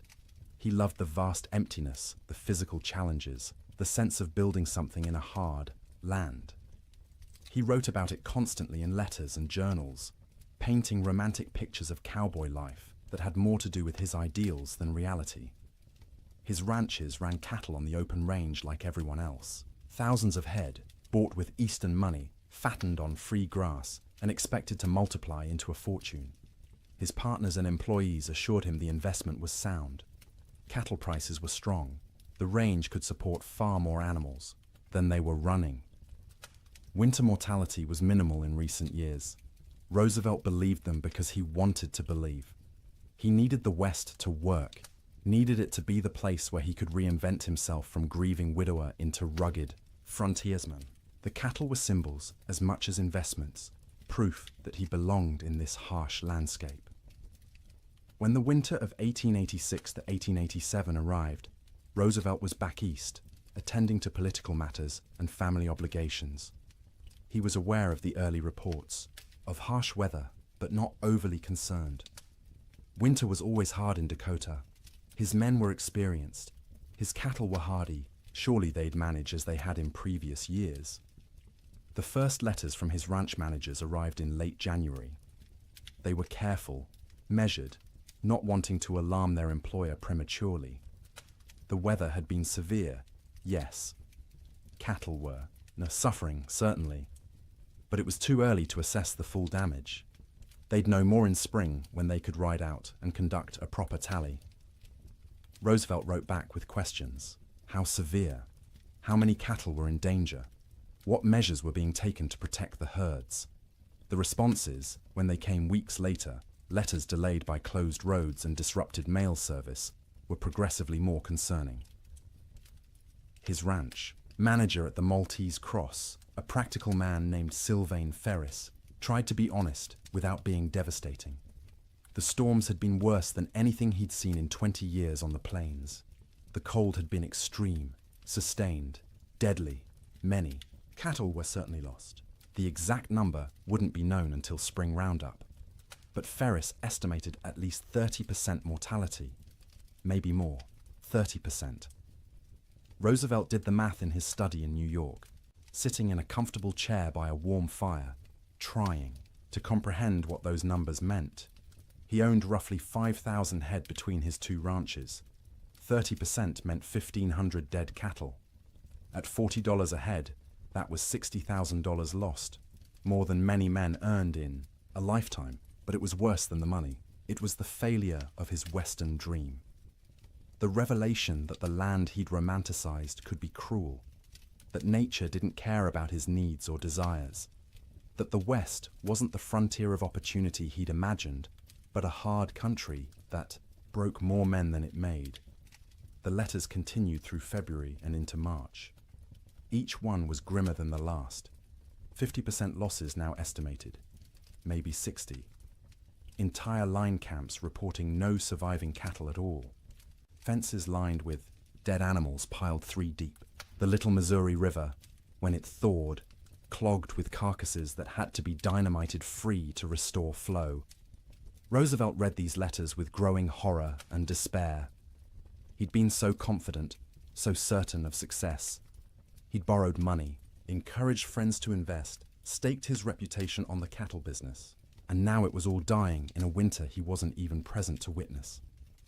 In March, when travel became possible again, Roosevelt received a telegram from Ferris. Brief, direct, devastating. Come west, you need to see this. Roosevelt went. He took the train to Medora, the small town near his ranches, arriving in early April to a world transformed by death. The snow was melting, revealing what had been hidden. And what it revealed was carnage beyond anything he'd prepared himself for. He rode out with Ferris and other ranch hands to assess the damage. Everywhere they looked, cattle. Dead cattle. Frozen cattle. Cattle that had been dead so long the coyotes and wolves had already been at them. Cattle piled against fences. Cattle in ravines. Cattle scattered across the prairie like obscene statues. The smell was overwhelming. Thousands of rotting carcasses perfuming the air with decay. Roosevelt, who'd prided himself on his toughness, on his ability to handle frontier hardships, had to dismount and vomit. He wasn't alone. Even hardened cowboys were sickened by the scale of death. They rode for days, making tally, trying to determine what remained of the herds. Of Roosevelt's 5,000 head, fewer than 2,000 could be found alive. 60% losses. Some of those survivors were in such poor condition they'd likely die anyway. His investment, his dream, reduced by 2/3 in a single winter. The financial blow was severe. Roosevelt had invested approximately $80,000 in his cattle operations. He'd now lost at least $50,000, maybe more when accounting for lost breeding potential, disrupted operations, and the collapse of cattle prices as the market flooded with emergency sales from desperate ranchers. But Roosevelt was wealthy by birth. His family money cushioned the financial loss. He could absorb $50,000 and remain solvent, which most ranchers could not. What he couldn't absorb as easily was the emotional and philosophical blow. He'd come west believing in self-reliance, in the nobility of honest labor, in the frontier as a proving ground for American character. The Great Die-Up revealed those beliefs as naive. Self-reliance meant nothing when nature decided to kill everything. Honest labor couldn't prevent disaster driven by forces beyond human control. The frontier proved nothing except that it could kill you regardless of your character. Roosevelt spent several weeks at his ranches that spring, helping with the cleanup, the salvage operations, the grim work of trying to build something from the ruins. He participated in roundups, searching for surviving cattle, trying to assess what could be rebuilt. At night, he slept in the cabin at the Maltese Cross Ranch, the same cabin where his cowboys had weathered the storm. The bunks were still there, the stove, the smoke-stained walls. He'd slept here before on previous visits, treating it as an adventure, roughing it among the men. Now he slept in those bunks, knowing what they'd endured, what this room had protected them from. The cabin was small, cramped, cold even in April. Roosevelt lay on a rope bunk under wool blankets that smelled of smoke and men, and tried to imagine what January had been like. The wind screaming outside, the cold pressing in from all sides, the sound of cattle dying in the darkness, the knowledge that your livelihood, your future, everything you'd worked for was ending, and there was nothing you could do. He couldn't fully imagine it. He'd missed the actual storm, been warm and safe in New York while his employees fought for survival. That distance, that absence, haunted him.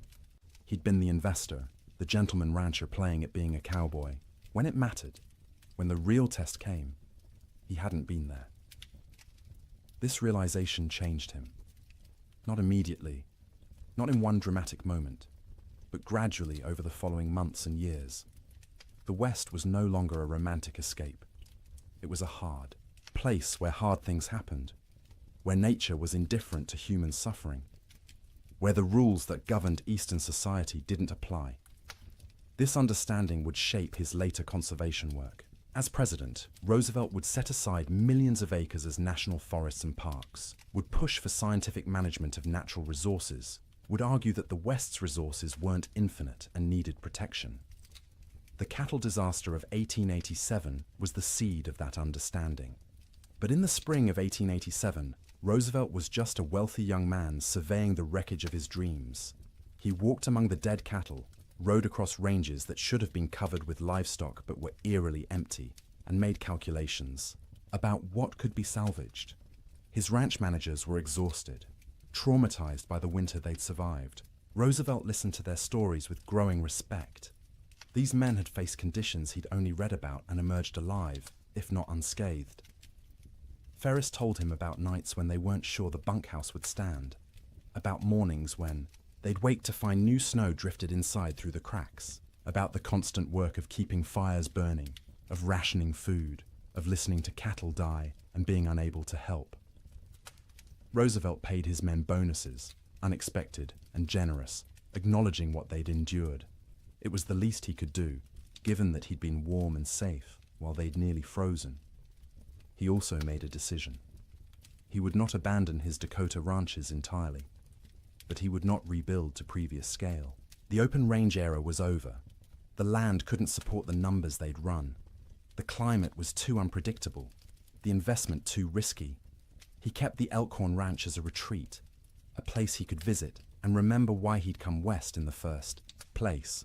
But the cattle operation was downsized dramatically. A few hundred head, manageable, with hay put up for winter feeding. A sensible operation rather than a grand adventure. The Maltese Cross was eventually sold.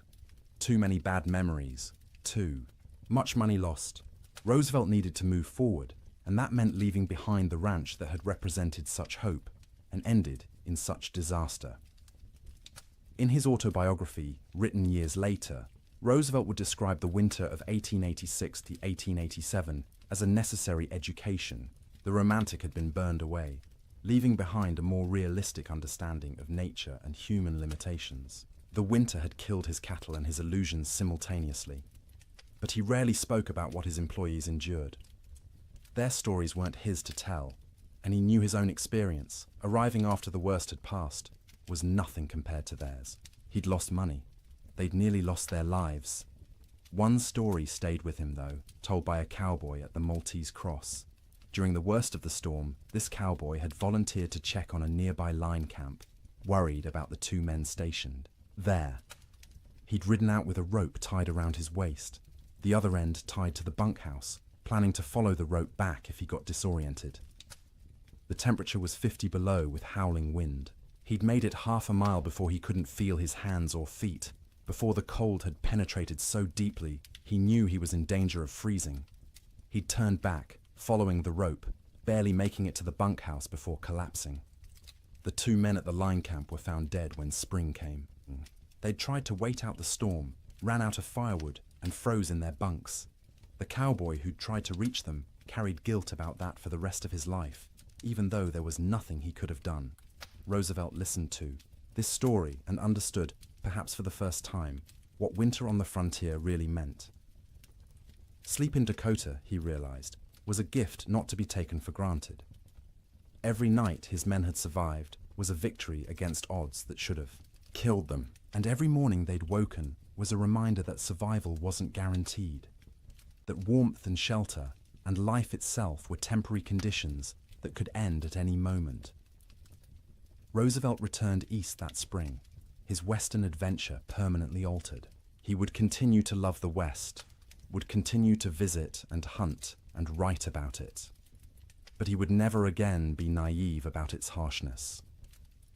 The winter of 1887 had taught him that nature didn't care about your dreams, your money, or your character. It simply existed, indifferent, and you survived or you didn't. His cattle were mostly dead.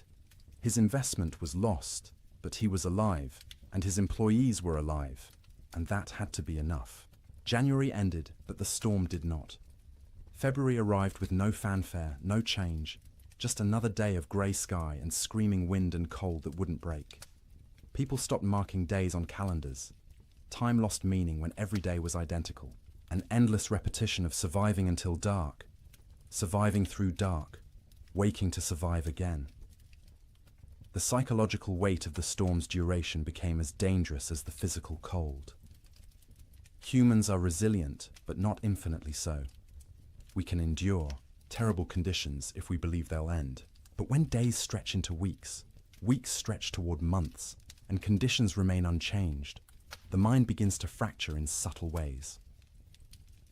In the Ferguson household, the children grew quieter. They'd stopped asking when the storm would end. They'd stopped asking much of anything. They sat by the fire, conserving energy, their eyes following their mother's movements with an intensity that unnerved her. They were always hungry now, and the hunger made them old beyond their years. Martha found herself forgetting things. She'd go to the cold bedroom to fetch something and stand there, shivering, unable to remember what she'd come for. She'd start sentences and lose the thread midway, words dissolving like snow on her tongue. William said her name sometimes, and she wouldn't hear him, lost in thoughts that circled endlessly around food, fire, survival. William stopped shaving. There was no point. No one to see him except his family, and vanity seemed absurd when survival was uncertain. His beard grew thick and unkempt, ice forming in it every time he went outside to milk the cow or fetch wood. He'd come back in looking, like a wild man, and the children would stare at him until Martha made them look away. The cow's milk production had dropped to less than a quart per day. The animal was suffering from cold and inadequate feed, standing in the barn with her ribs visible through her hide. William knew they should slaughter her, use the meat, but the milk was too precious. As long as she gave any milk at all, he'd keep making that twice-daily journey to the barn. Sleep patterns disintegrated completely. There was no day or night anymore, just periods of lighter grey and darker grey outside the oiled paper window. People slept when exhaustion overwhelmed them, woke when cold or hunger or nightmares forced consciousness. The family's sleeping pile shifted constantly as people moved, trying to find warmth, trying to escape dreams. Martha's dreams were always about food, elaborate meals from her childhood in Wisconsin. Her mother's kitchen, warm and fragrant, tables loaded with roasted chicken and potatoes and fresh bread and butter. She'd wake with saliva flooding her mouth, stomach cramping with want. The disappointment of reality crushing. They had beans, always beans. The same beans cooked the same way, day after day, until the thought of eating another spoonful made her gag. William dreamed about summer, riding across green ranges, cattle fat and healthy, sun warm on his shoulders. He'd wake disoriented, expecting heat, finding only cold. The contrast between dream and reality was so sharp it hurt physically. His chest would ache, his throat would close. He'd lie there fighting tears while his family slept around him. The children's dreams were less specific, but more unsettling. They'd whimper in their sleep, reach out for comfort, wake crying without being able to say why. Emma, the youngest, stopped sleeping deeply at all. She'd doze in fits and starts, never truly relaxing, her small body tense even in sleep. The storm broke briefly in early February. For 3 days the wind dropped to a whisper, the snow stopped falling, and temperature rose to just below freezing. Clouds remained, but didn't seem as oppressive. The change felt miraculous after weeks of unrelenting assault. William ventured outside beyond the barn for the first time since January. The landscape was unrecognizable. Snow had sculpted itself into bizarre formations, drifts 20 feet high in some places, bare ground in others. The fence line he'd built 2 summers ago was completely buried. Only the tops of fence posts showed, wooden fingers pointing at the grey sky. He walked out across what had been their pasture, breaking through crusted snow with each step. The snow held his weight for a moment, then collapsed, dropping him thigh-deep into soft powder beneath. It was exhausting to move, each step a battle, but he kept going, desperate for space, for distance from the cabin that had become their prison. He found a dead cow half buried in a drift. One of their small herd, frozen solid, the hide pulled, tight over protruding bones. He stood looking at it for a long time, feeling nothing. He was too tired for grief. The cow was dead. More would be dead. Everything might be dead. These were just facts now, beyond emotion. When he returned to the cabin, Martha and the children were standing in the doorway, watching him. They looked like ghosts in the grey light, pale and thin and insubstantial. He realized he probably looked the same to them. That night the Chinook wind arrived, warm wind from the southwest, carrying temperature up 30 degrees in 2 hours. It felt like a gift from God, a promise that winter could end, that warmth still existed somewhere in the world. People opened doors and windows despite the waste, of heat from their fires, desperate for fresh air, for the feeling of movement, for anything different. The warm wind melted the top layer of snow, water dripped from roofs, ran in small streams across frozen ground, pooled in low spots. For brief hours, it seemed like spring might actually come, that the nightmare might be ending, but the Chinook betrayed them. After 2 days of relative warmth, the wind shifted back to the north. Temperature plummeted. The water that had melted froze instantly, creating a thick crust of ice over everything. The snow that had softened turned to concrete, and when more snow fell on top of that ice, it created a prison for any surviving cattle. Before the Chinook, cattle could at least paw through snow to reach grass beneath. After the ice crust formed, this became impossible. Their hooves couldn't break through. They stood on top of their food, separated from it by inches of ice, and slowly starved, while the grass they needed lay tantalizingly close. Cowboys trapped in bunkhouses understood what this meant. Any cattle that had survived. January were now doomed. The Chinook hadn't been salvation. It had been a final cruelty, raising hope before delivering death more certainly than the cold alone could have. In the bunkhouses, men stopped talking about spring. They stopped talking much at all. Conversation required energy they didn't have. They lay in their bunks, wrapped in blankets, emerging only to eat the meager meals old Pete still managed to prepare, or to take their turns feeding the stove. The silence was worse than the earlier noise of men talking and joking and trying to maintain morale. Silence meant defeat. Silence meant they'd accepted that this was how things were now, that normal life was so far away it might as well not exist. Some men slept 20 hours a day. Their bodies had adapted to scarcity by shutting down, reducing all functions to bare minimum.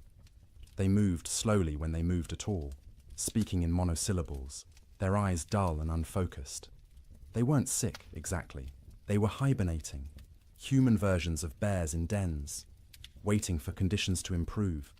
Others couldn't sleep at all, too anxious, too frightened, too aware of their situation. They'd lie awake hour after hour, staring at the ceiling, listening to the wind that never stopped. Their eyes developed a particular look, wide and staring, ringed with dark circles. Their hands shook constantly. They jumped at sudden sounds. Old Pete worried about these wakeful men more than the sleeping ones. The sleepers were conserving energy, doing what their bodies told them to do. But the wakeful men were burning through resources they couldn't afford to lose. Their minds were eating themselves from the inside, consuming sanity the way their bodies were consuming stored fat. He tried to help in small ways. Extra coffee for the wakeful ones, bitter and hot, and something to focus on besides fear. Stories told quietly in the dark, anything to distract. Sometimes just sitting with them, two men awake in a room full of sleeping men, sharing the burden of consciousness. The nights were hardest. 15, 16 hours of darkness in February's depth. The stove provided light as well as heat, flames visible through gaps in the iron, but it was barely enough to see by. Men moved through darkness, feeling their way, bumping into bunks and each other. Without clocks, without daylight, time became abstract. You'd wake, if you could call it waking when you'd only been half asleep, and have no idea if you'd been unconscious for 10 minutes or 10 hours. The disorientation was profound. Some men stopped trying to track time at all. They ate when food appeared, slept when they couldn't stay awake, existed in a perpetual present with no past or future. The concept of sleep itself changed. It wasn't restful anymore. You didn't sleep to feel refreshed. You slept because consciousness was too expensive to maintain. Sleep was a small death you practiced nightly, preparing for the real death that might come if the storm continued much longer. Dreams during this period took on a hallucinatory quality. Men dreamed they were awake, walking around the bunkhouse, having conversations with others, only to actually wake and realize none of it had been real. Or they'd dream they were outside in the storm, freezing, struggling toward shelter, and wake to find themselves wrapped in blankets by the stove. The boundary between sleeping and waking blurred. Some men experienced what would now be called dissociation. They'd observe themselves from outside their bodies, watching a stranger wear their clothes and speak with their voice. This disconnection was protective, a way the mind created distance from unbearable circumstances. But it was also terrifying to lose even the certainty of being yourself. In the ranch houses, children handled the extended ordeal better than adults in some ways. They adapted, accepting the new reality more easily than their parents who remembered how things should be. To the children, this was simply how life was now, cold, hungry, confined, but normal within its own context. But they also suffered in ways adults didn't. Their growing bodies needed more food than they were getting. Their development was being stunted by malnutrition. Sarah Ferguson, 11 years old, stopped growing taller. Her monthly bleeding, which had just started that fall, stopped entirely. Her body shut down non-essential functions to preserve life. Thomas developed a cough that wouldn't go away, a deep rattling in his chest that scared Martha. She'd give him extra portions of the thin soup she made, sacrificing from her own bowl, but it didn't help much. The cough persisted, worsening at night, keeping him and everyone else awake. James, 7 years old, stopped talking almost entirely. He'd answer questions with nods or shakes of his head, but volunteered nothing. He'd sit for hours staring at the fire, his face expressionless. Martha worried about him most of all, this strange, silent child who'd been so vibrant just months. Egawema, the baby, clung to her mother constantly. She'd scream if Martha tried to put her down, terrified of separation. Martha learned to do everything one-handed, cooking, cleaning, even sleeping with the child attached to her like a growth. It was exhausting, but she understood. Emma was reverting to infancy, seeking the safety of the womb in a world that had become too frightening. February crawled past with the weight of years. Each day was a week long. Each week felt like a month. People stopped believing in spring. Spring was a myth, a story told by liars. There was only winter, eternal winter, and the question was no longer when it would end, but whether you'd survive it. And still the wind blew, and still the cold pressed in, and still people slept fitfully in their prisons of wood and hope, waiting for deliverance that seemed less likely with each passing day. Children experienced the great die-up through a lens of confusion and adaptation that was both heartbreaking and remarkable. They didn't fully understand what was happening or why, but they adjusted to impossibility with a flexibility adults had lost. To them, the storm wasn't an economic disaster or a failure of planning. It was simply the way the world had become, and they learned to live in it. Sarah Ferguson, at 11, was old enough to sense her parents' fear, even when they tried to hide it. She watched her mother's hands shake when portioning out food. She noticed her father's long silences, the way he'd stare at the fire without seeing it. She understood, in a way her younger siblings didn't, that something was terribly wrong. This knowledge was a burden. She couldn't share it with Thomas or James or Emma because they were too young to understand, and speaking it aloud would make it more real. So she carried it silently, trying to help without being asked, watching for ways to ease the tension that filled the cabin like smoke. She learned to anticipate her mother's needs. When Martha reached for the water bucket, Sarah was already moving, to refill it with snow. When the fire burned low, Sarah added wood before being told. She took charge of Emma when the toddler grew fussy, singing to her, telling her stories, anything to give Martha a few minutes of peace. At night, Sarah lay awake, listening to her siblings breathe, counting breaths, making sure everyone was still, alive. She'd developed an irrational fear that someone would simply stop breathing in the dark and no one would notice. So she stayed vigilant, even when her own body screamed for sleep. She dreamed about school, which seemed like something from another life. the one-room schoolhouse 3 miles from their ranch, where Miss Peterson taught reading and arithmetic to a dozen farm children. Sarah had loved school, loved learning, loved having somewhere to go that wasn't the ranch. The storm had started during Christmas break, and school hadn't reopened. Might never reopen if families didn't survive the winter. She wondered about her classmates.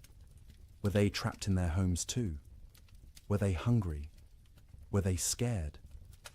Or had some of them already died, frozen in cabins that couldn't keep them warm, and she'd never know because news didn't travel through blizzards?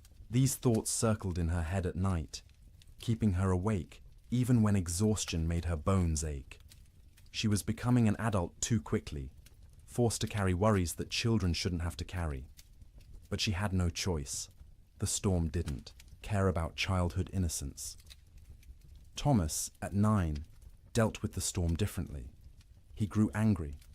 Not explosive anger, not tantrums, but a cold, sullen fury that he directed at everything and nothing. He was angry at the wind for not stopping, angry at his father for not fixing things, angry at God for letting this happen, angry at himself for being trapped and helpless. He'd punch his thin straw mattress when no one was looking, imagining it was the storm, hitting it until his knuckles hurt. He'd kick at the wall, leaving small scuff marks that his mother saw but didn't comment on. He needed to fight something, but there was nothing to fight except weather, and weather was beyond fighting. At night, Thomas didn't sleep so much as surrender. He'd fight consciousness until his body simply shut down, crashing into sleep so deep it was almost like fainting. He'd wake suddenly, disoriented, not remembering where he was for terrifying seconds before memory returned and reality settled back into place. His dreams were violent. He fought bears, wolves, faceless men. He swung fists and weapons, defending his family against threats that dissolved when he tried to focus on them. He'd wake with his heart pounding, sweat soaking his collar despite the cold, and lie there, trying to calm down before he disturbed everyone else. He was hungry all the time, a gnawing, constant hunger that made him think about food obsessively. He'd remember meals from before the storm, special occasions when they'd had roasted chicken, or beef, or his mother's apple pie. The memories were so vivid he could taste them, and the disappointment when he opened his eyes to find only reality was crushing. His mother noticed his anger, but didn't know how to help. She'd try to hug him, and he'd tolerate it stiffly, uncomfortable, with comfort, needing to be tough. He was the man of the house when his father was outside. He had to be strong. He couldn't let himself be a child, even though he was desperately, urgently still a child who needed reassurance that everything would be all right. James, at 7, retreated into silence and fantasy. He created elaborate stories in his head, imagining himself as a hero who could control weather, who could make the sun come out and melt all the snow.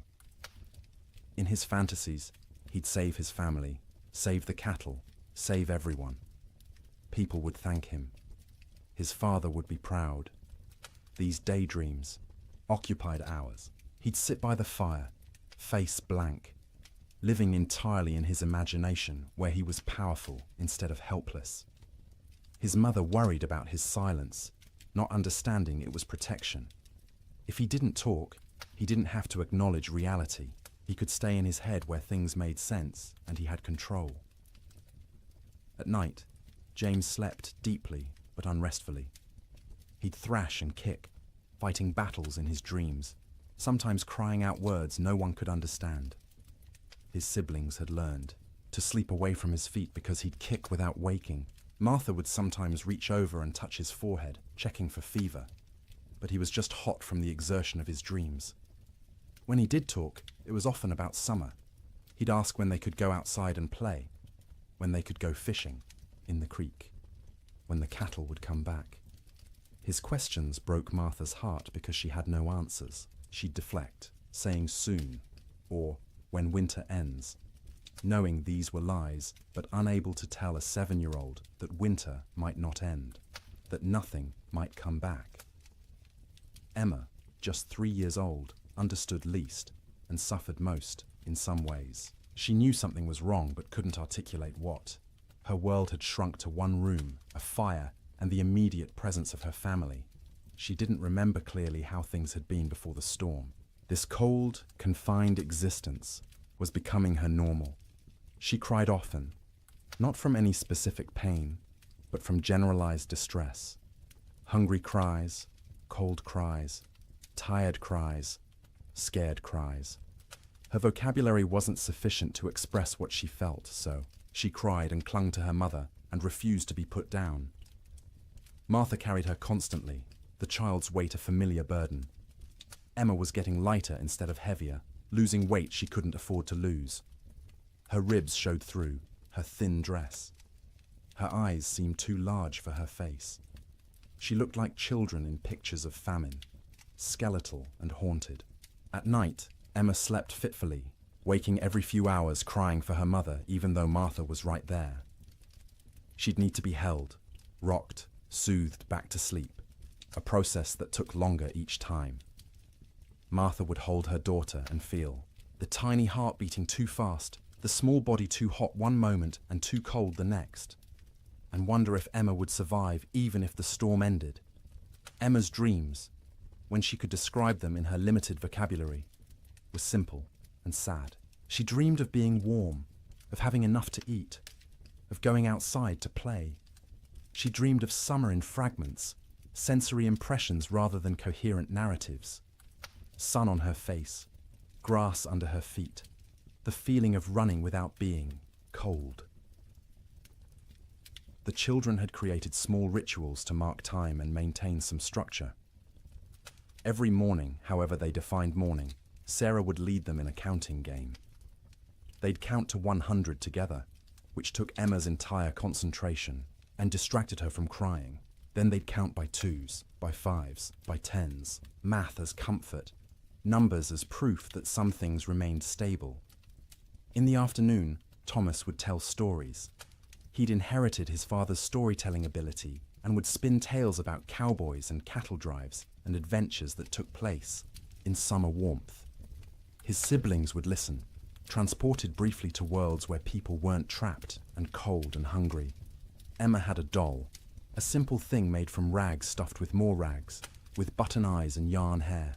She carried it everywhere, talking to it in her baby voice, explaining things. The doll was hungry. The doll was cold. The doll wanted Mama.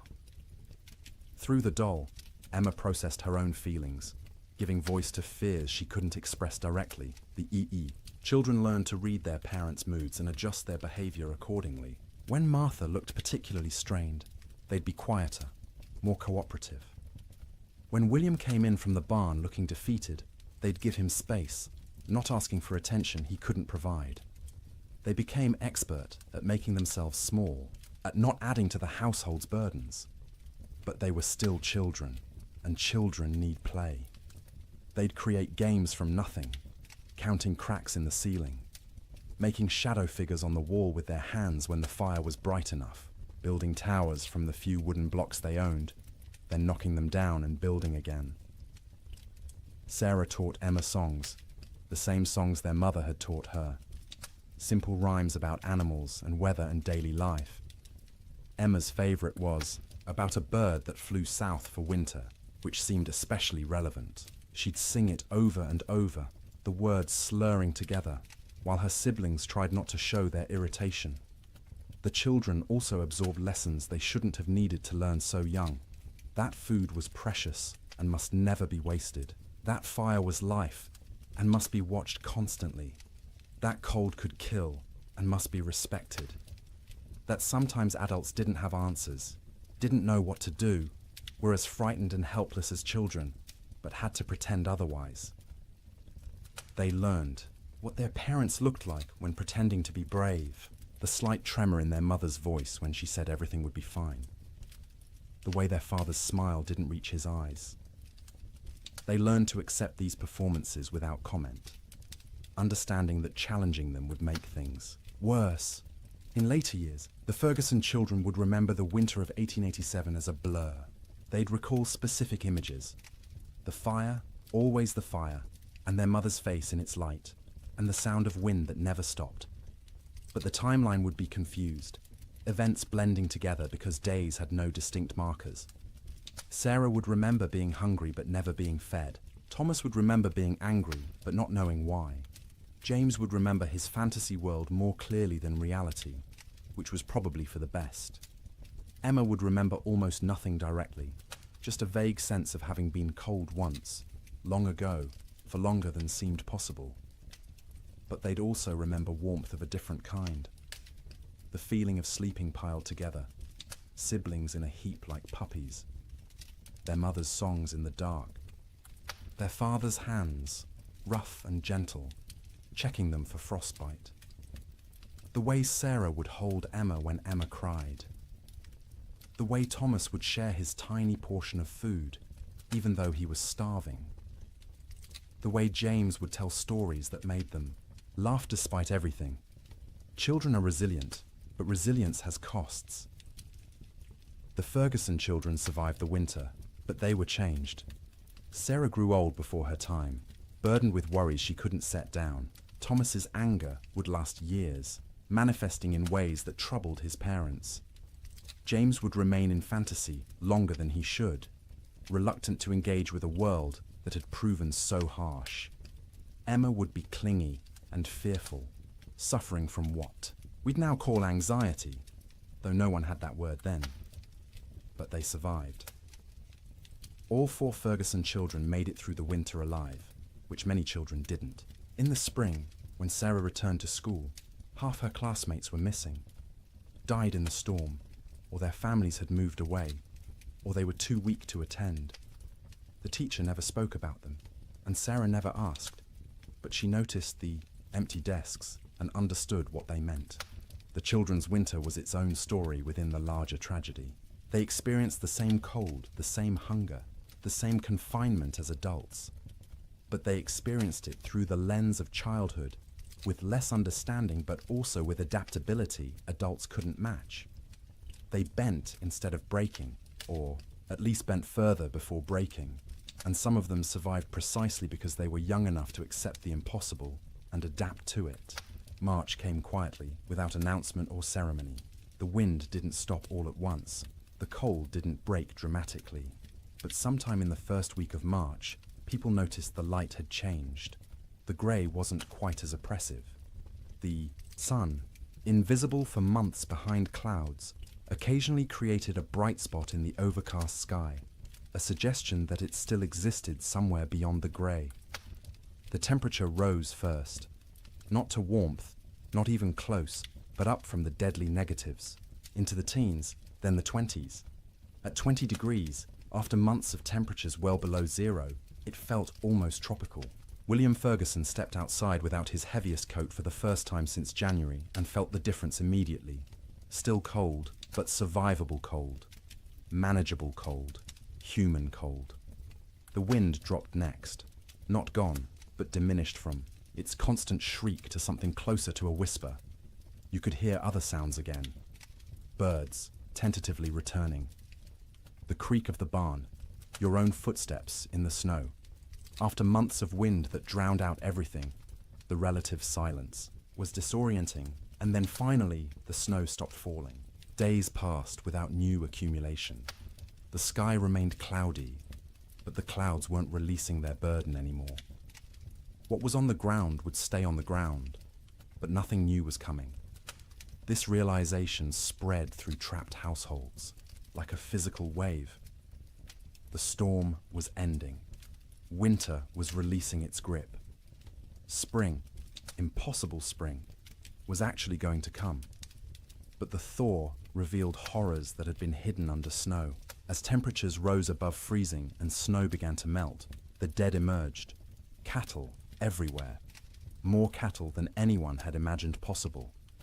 They lay along fence lines, stacked 3 and 4 deep, where they'd crowded against barriers trying to escape the wind. They filled ravines, hundreds in a single coulee, frozen together into a grotesque mass. They lined riverbanks, piled where they'd sought water, and found ice instead. William rode out in mid-March to assess their losses. The snow had melted enough to navigate, though the ground was a swamp of mud and standing water. He rode for hours, seeing nothing but dead cattle. Their small herd of 30 head was gone. All 30 dead. Some near the barn where they'd sought shelter. Others scattered across their range, frozen in place, some still standing. The smell was overwhelming. As the carcasses thawed, they began to rot. The air across the plains filled with the sweet, cloying stench of decay. You couldn't escape it. It permeated clothing, hair, got into your mouth and nose until you tasted it constantly. Cowboys tied, scarves soaked in vinegar over their faces, but it barely helped. The financial devastation was absolute. Ranches that had run thousands of head found hundreds alive, if that. The great cattle companies, backed by Eastern and European money, went bankrupt overnight. Investors who'd expected returns of 20–30% instead lost everything. The boom was over. The cattle kingdom had fallen. But more important than money, more immediate, was the human cost. As spring progressed and travel became possible again, stories emerged. A family in Wyoming had burned their furniture for fuel, then their floorboards, then had frozen to death anyway. A cowboy in Montana had tried to reach town for supplies, got lost in a storm, and was found frozen solid sitting upright on his horse, both man and animal dead. Children died quietly in their sleep, their small bodies unable to maintain heat. Old people died the same way, peaceful endings to hard lives. Young men died trying to help, venturing out into storms to check on neighbors or cattle, never making it back. Women died in childbirth in cabins where no help could reach them. Babies dying with their mothers. The death toll among cattle was calculable, measurable, shocking in its enormity. Estimates ranged from 60 to 90% mortality across the northern plains. Hundreds of thousands of animals dead. But the human toll was harder to count. People died alone in isolated cabins, their bodies not discovered until spring. Whole families vanished. Homesteads found empty when the snow cleared. No trace of where the occupants had gone, or whether they'd survived. Theodore Roosevelt returned to his ransacked ranches and surveyed the ruin of his Western dreams.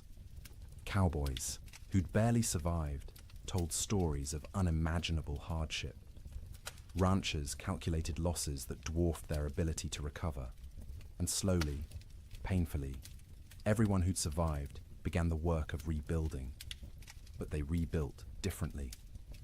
The open range was dead, killed as surely as the cattle that had grazed it. Ranchers who continued in the business built barns, stored hay, kept smaller herds they could actually feed through winter.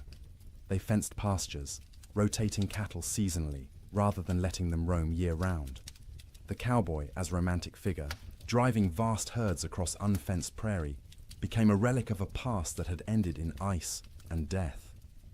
The survivors were changed. Martha Ferguson emerged from that winter 20 pounds lighter, her hair gone grey at 32. William's hands shook for months afterward, trauma expressing itself in tremors he couldn't control. The children carried scars that wouldn't show.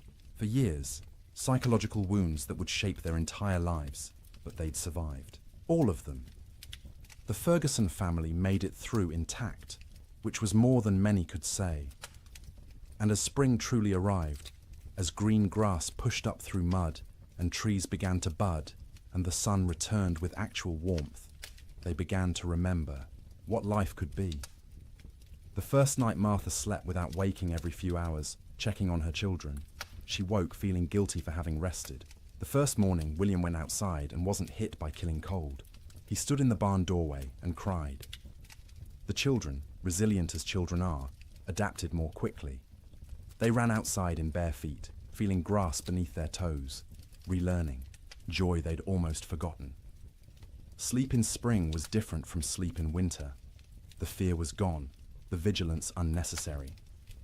People slept deeply for the first time in months, their bodies finally feeling safe enough to truly rest. They slept for 10 hours, 12 hours, catching up on sleep debt accumulated over winter. They woke refreshed, amazed at the feeling, remembering what normal had felt like. But the dreams remained. For years afterward, survivors would wake from nightmares about the winter of 1887. They'd dream of being trapped, of being cold, of hearing cattle die, and being unable to help. These dreams would fade over time, but never entirely disappear. The winter had carved itself into their psyches, a permanent scar. And now, dear traveller through this story, we've reached the end of our journey through the coldest winter in wild West history. We've walked with cowboys in their bunkhouses, huddled with families around failing fires, witnessed the death of cattle and dreams, and an entire way of life. The Great Die-Up of 1887 was catastrophic. It killed hundreds of thousands of animals, bankrupted fortunes, and ended the era of open-range ranching forever. But more than that, it tested human endurance in ways few events ever have. It asked people to survive the unsurvivable, to sleep, in conditions where sleep seemed impossible, to maintain hope when hope was absurd, and they did. Not all of them, not even most of them without terrible cost, but enough survived to tell the story, to rebuild, to ensure that the lessons learned would protect future generations. As you lie in your warm bed tonight, safe from cold and storm, let yourself feel the profound gift of that warmth. The pioneers of the Wild West would have considered your comfort miraculous, impossible luxury beyond imagining. Central heating, insulated walls, blankets made in factories rather than woven by hand. You live in the future they could only dream of, the safety they fought to reach. Their struggle made this possible. Every improvement in building techniques, every advance in weather prediction, every system we have now to survive winter grew from lessons learned in disasters like the Great Die-Up. They suffered so that eventually people wouldn't have to suffer, so that sleep could be restful rather than survival, so that winter could be endured without terror. Let their memory settle over you gently now. Let the wind that screamed across the Montana plains become the whisper of your fan. Let the cold that killed become the pleasant coolness of your air conditioning. Let the hunger that gnawed at them become the satisfaction of knowing you can eat when you wake. You are safe, you are warm, you are comfortable in ways they couldn't have imagined. And as you drift towards sleep, carry with you gratitude for that safety. Honor their endurance by appreciating what you have. Remember their suffering by cherishing your comfort. The winter of 1887 is over. It has been over for more than a century, but its story remains, a testament to human resilience and the terrible power of nature. The cowboys and ranchers and children who lived through it are long gone, but their experience echoes forward to us, teaching us about survival, about courage, about the precious gift of a warm place to sleep. So sleep now, deeply and peacefully. Let the weight of blankets comfort rather than burden you. Let the darkness be restful rather than fearful. Let your dreams be gentle rather than haunted. The storm has passed. Spring has come. The long winter night is over, and you, in your warm bed, in your safe room, can rest without fear, can close your eyes without vigilance, can surrender to sleep, knowing you'll wake to warmth and safety. The Great Die-Up claimed so much, so many cattle, so many dreams, so much hope. But it couldn't claim everything. It couldn't kill the human capacity to endure, to adapt, to survive impossible conditions, and emerge, if not unscathed, then at least alive. Still capable of love, still capable of rebuilding, still capable of hope. That resilience lives in you too. You carry it in your genes, inherited from ancestors who survived winters and storms and hardships we can barely imagine. Their strength is your strength. Their determination is your determination. Their ability to close their eyes in terrible circumstances and wait to face another day is yours as well. You don't need it tonight. Tonight, you can simply rest. Let the story of the Great Die-Up fade like snow melting in spring sun. Let the cold recede. Let warmth embrace you completely. Sleep well, knowing that winter always ends, that spring always comes, that the coldest night eventually gives way to dawn. The pioneers of 1887 learned this truth at terrible cost. But they learned it, and they survived. And because of them, you live in a world where winter is manageable, where cold is temporary, where sleep is safe. Close your eyes now. Let your breathing slow. Feel the weight of your body sink into your mattress, supported and comfortable. You've traveled a long way tonight, through a winter that ended before you were born. You've witnessed suffering and endurance and the slow arrival of relief. Now it's time to find your own relief, your own rest, your own peaceful surrender to sleep. The wind has stopped screaming. The cold has lost its teeth. The cattle are grazing on green grass in valleys where snow once piled 20 feet deep. And you are here, warm and safe, ready to sleep, ready to dream gentle dreams, ready to wake refreshed to a world where the great die-up is history, where winter is a season rather than a death sentence, where sleep is rest rather than survival. Good night, traveller. Thank you for joining me on this journey through the coldest winter in Wild West history. May your own sleep be everything those pioneers couldn't have. May you wake warm and safe, grateful for the comfort that cost them so much to achieve. The storm is over. Spring has come. Sleep well. Good evening and welcome back, friends. Tonight, we are going to journey through the Great Famine Winter, when medieval Europe froze for 7 years. As always, let me know where in the world you are listening in from. Get cozy, settle in, and let's begin. In the spring of 1315, a mother in northern England made an unthinkable decision. She locked her children inside their cottage, walked into the frozen wasteland, and never returned. But she wasn't abandoning them. She was saving them. Was she? Knew what all of Europe would soon discover was that the world itself was dying. The rain wouldn't stop. The cold wouldn't break. And for the next 7 years, winter would reign supreme. Her name was Marjorie of Durham, and her neighbors found her children 3 days later, alive, huddled around the last embers of their fire. The eldest, a boy of 9, clutched a note his mother had left. The priest who recorded it wrote that his hands shook as he read her words aloud. My flesh will buy them grain. My absence will grant them mercy. Tell them I walk toward God, not away from them. You see, Marjorie had understood something terrible. Something that would take the rest of Europe months to grasp. This wasn't just another harsh spring. This was the beginning of an extinction. The marketplace where she'd traded her body for bread had made the calculation clear. A living mother meant 5 mouths to feed. A missing mother meant for orphans. The church had to shelter, and the church still had grain, still had walls, still had hope that this nightmare would end. But here's what makes Marjorie's story so haunting. She wasn't unique. Parish records from 1315 show hundreds of similar disappearances.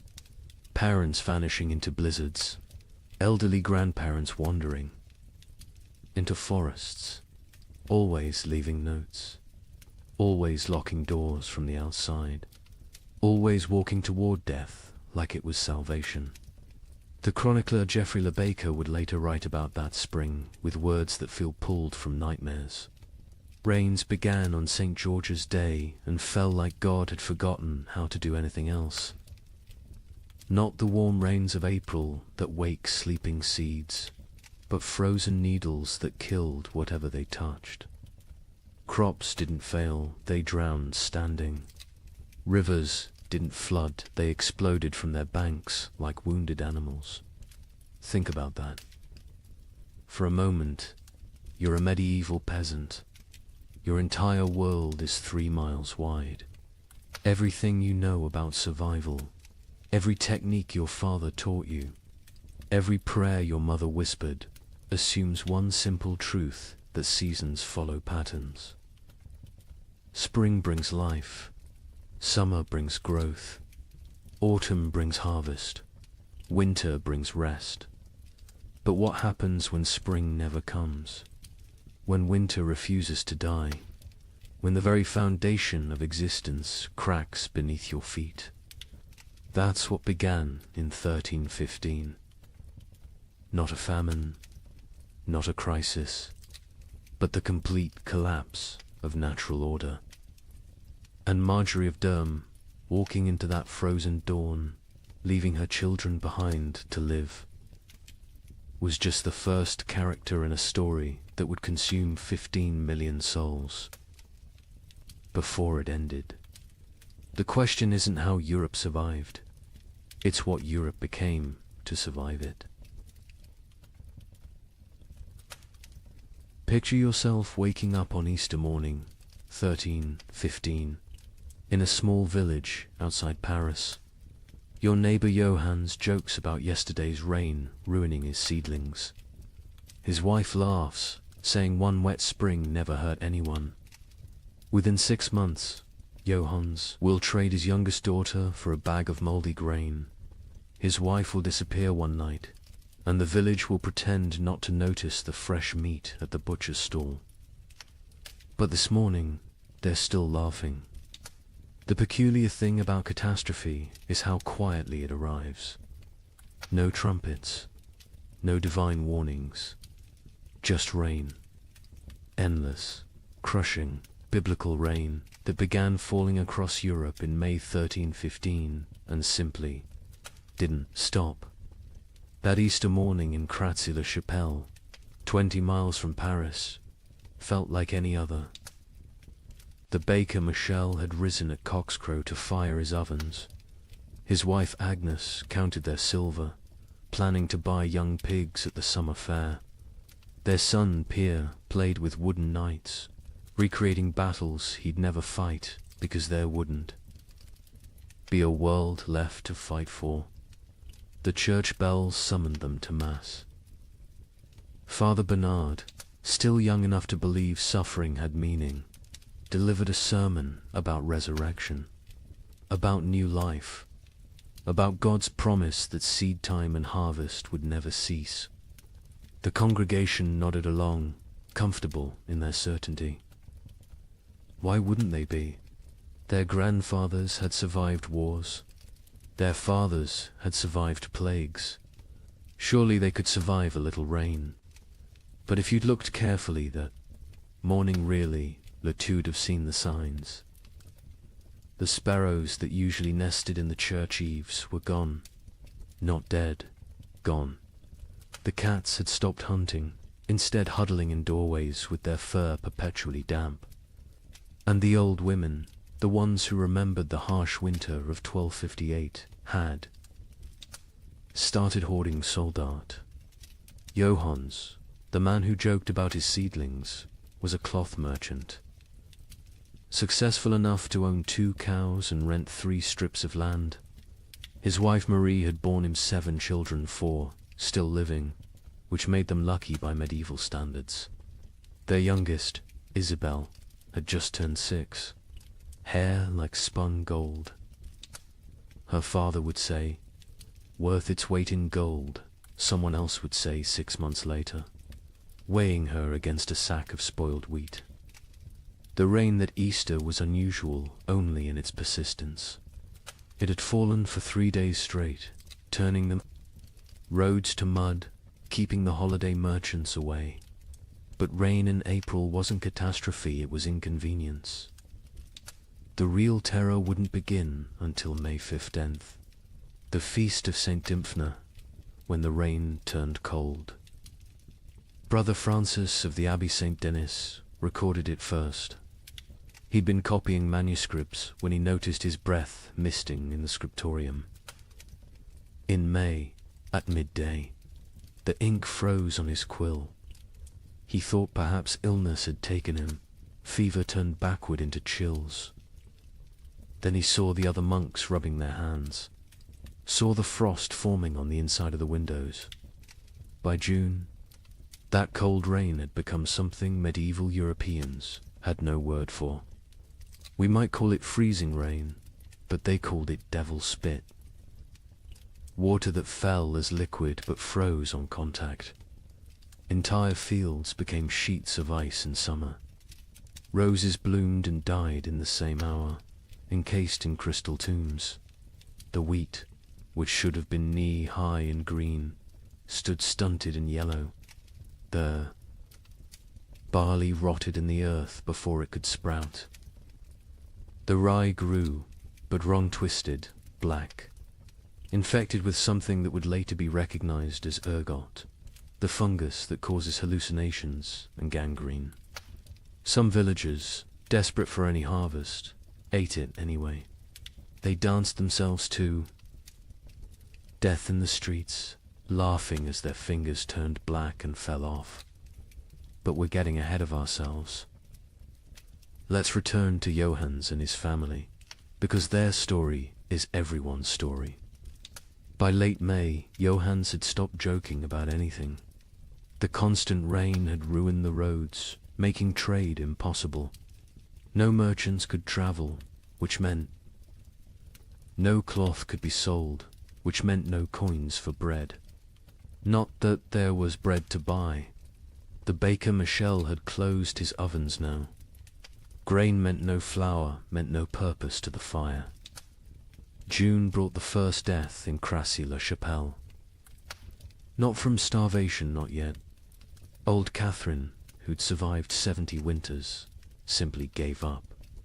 She announced at Sunday Mass that God had abandoned them, walked home, lay down in her bed, and willed herself to die. The priest called it despair, a mortal sin. But privately, he envied her escape. The real horror began in July, when the rain briefly stopped. For 3 days, the sun appeared, weak and watery but present. The villagers rushed to salvage what they could, to plant anything that might grow before autumn. They worked day and night, hands bloody from tearing at the muddy earth, planting beans, turnips, anything fast-growing. On the 4th day, the hail began. Not regular hail. Chunks of ice the size of fists, driven sideways by winds that shouldn't exist in summer. They shattered shutters, killed chickens, knocked full-grown men unconscious. When it stopped, nothing remained of those desperate plantings. The fields looked like they'd been trampled by an army of giants. That's when Johannes made his first, unthinkable choice. He killed one of his cows, not for meat not, yet but for mercy. It was starving, crying constantly, too weak to stand. He told his children it had gotten sick, but Marie knew. She saw him save the blood in buckets, saw him portion it carefully with their dwindling barley. Blood pudding would keep them alive another week. Argus arrived wearing winter's clothes. Frost in the mornings, ice on the water buckets, breath misting even at noon. The second cow died on its own, and Johannes counted it lucky. They ate everything: the meat, the organs, the marrow from the bones. They boiled the hide for soup. They ground the bones for flour.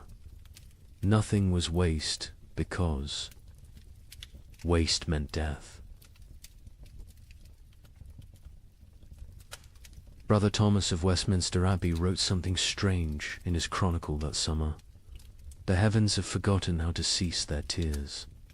At first, monks like Thomas saw it as God testing their faith. A brief punishment, maybe for the wars between England and Scotland, maybe for the French king arresting the Pope. Surely it would pass. But then came the letters from sister monasteries. From Cologne, our fields are lakes. From Florence, the Arno has swallowed 3 villages. From Krakow, the children ask what the sun looked like. What terrified Thomas wasn't the rain itself, it was the temperature. In July, the height of summer, he could see his breath while saying morning prayers. Ice formed on the altar wine. And still the rain fell.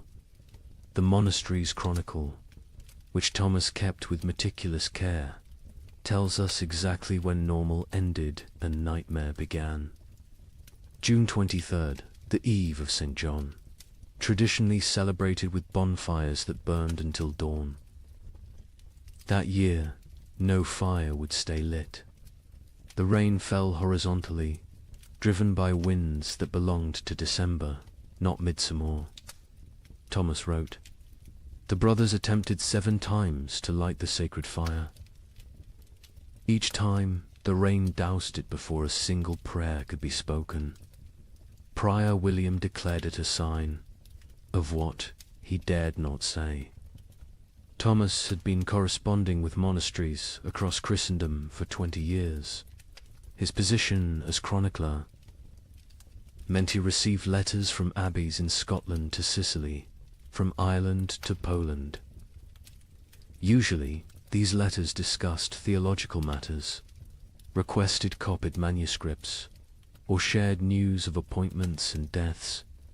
But starting in July 1315, every letter carried the same message, dressed in different words. Something was terribly wrong with God's creation. From Melrose Abbey in Scotland came a letter that made Thomas's hands shake. "Brother, we write to you from hell, frozen over. It is July, yet we break ice from our wells each morning. The barley stands drowned in fields that have become swamps. Yesterday, we found a shepherd frozen to death. In July, Brother Thomas. He was young, strong, only 20 summers. We found him standing upright, eyes open, still holding his crook. The sheep around him were ice statues. Have we entered the end times? The abbot of Cluny in France sent word that would have been dismissed as madness any other year. The vine withers as if cursed. The soil rejects all seed. We have consulted. Our oldest records nothing, speaks of summer frost, of hail in August, of rain that burns like ice. Our farmers weep in the fields, beating the mud with their fists, begging it to remember its purpose. From the German monasteries came increasingly frantic reports. The prior of Reichenau wrote, "Lake Constance rises daily. Entire villages now exist only as church bells tolling beneath the waves. We ring our own bells in answer, but God remains deaf. The rain tastes of sulphur. Birds fall from the sky mid-flight, frozen solid. What sin has mankind committed to earn such wrath?" But it was a letter from an Italian monastery that contained the most chilling observation. Brother Antonio of Monte Cassino, a learned man who'd studied both scripture and natural philosophy, wrote, "This is not divine punishment. Brother Thomas, I have read the ancient texts, Greek and Roman both. This happened before. They called it the years without summer. Crops failed, empires fell, and mankind retreated to caves. We are not being punished. We are being erased." Thomas himself had begun keeping detailed records of the weather, something unprecedented for the time. His entries from July 1315 read, "Like fever dreams. July 4th, Feast of St. Ulrich. Rain for 16 straight hours. Temperature cold enough that we wore winter robes to matins. 2 brothers collapsed during prayers, their lips blue. July 11th. The rain has not ceased for 40 hours. We cannot light fires. We eat cold porridge and pray with numb fingers. Brother Matthew suggests we are experiencing Noah's flood again. Prior William had him whipped for heresy. but privately, we all wonder. July 19th. Something impossible today. The rain froze as it fell, coating everything in ice. In July, the vegetable garden is destroyed. Every plant encased in crystal, beautiful and dead. We gathered to pray, but the words stuck in our throats. How do you pray when creation itself seems broken? The correspondence between monasteries became increasingly desperate as summer crawled toward autumn. They began sharing survival techniques rather than theological debates. How to keep manuscripts from molding in the constant damp. How to preserve food when nothing would dry. How to maintain faith when every prayer for sun was answered with more rain. From Prague came instructions for building underground storage that might resist the water. From Dublin came recipes for making bread from acorns and chestnuts. From Rome came silence. The Holy See had problems of its own, with the Tiber flooding the papal palace repeatedly. Thomas noted something else, something that wouldn't be fully understood for centuries. The rain wasn't uniform. It would pound. One region while barely touching another 20 miles away. But those dry spots weren't lucky, they were cursed differently. Without rain, but with temperatures below freezing in summer, crops still died. Wells still froze. People still starved. A letter from the Bishop of Bergen in Norway contained an observation that haunts historians today. The merchants from Iceland have not come. They were due in May, as always. It is now August.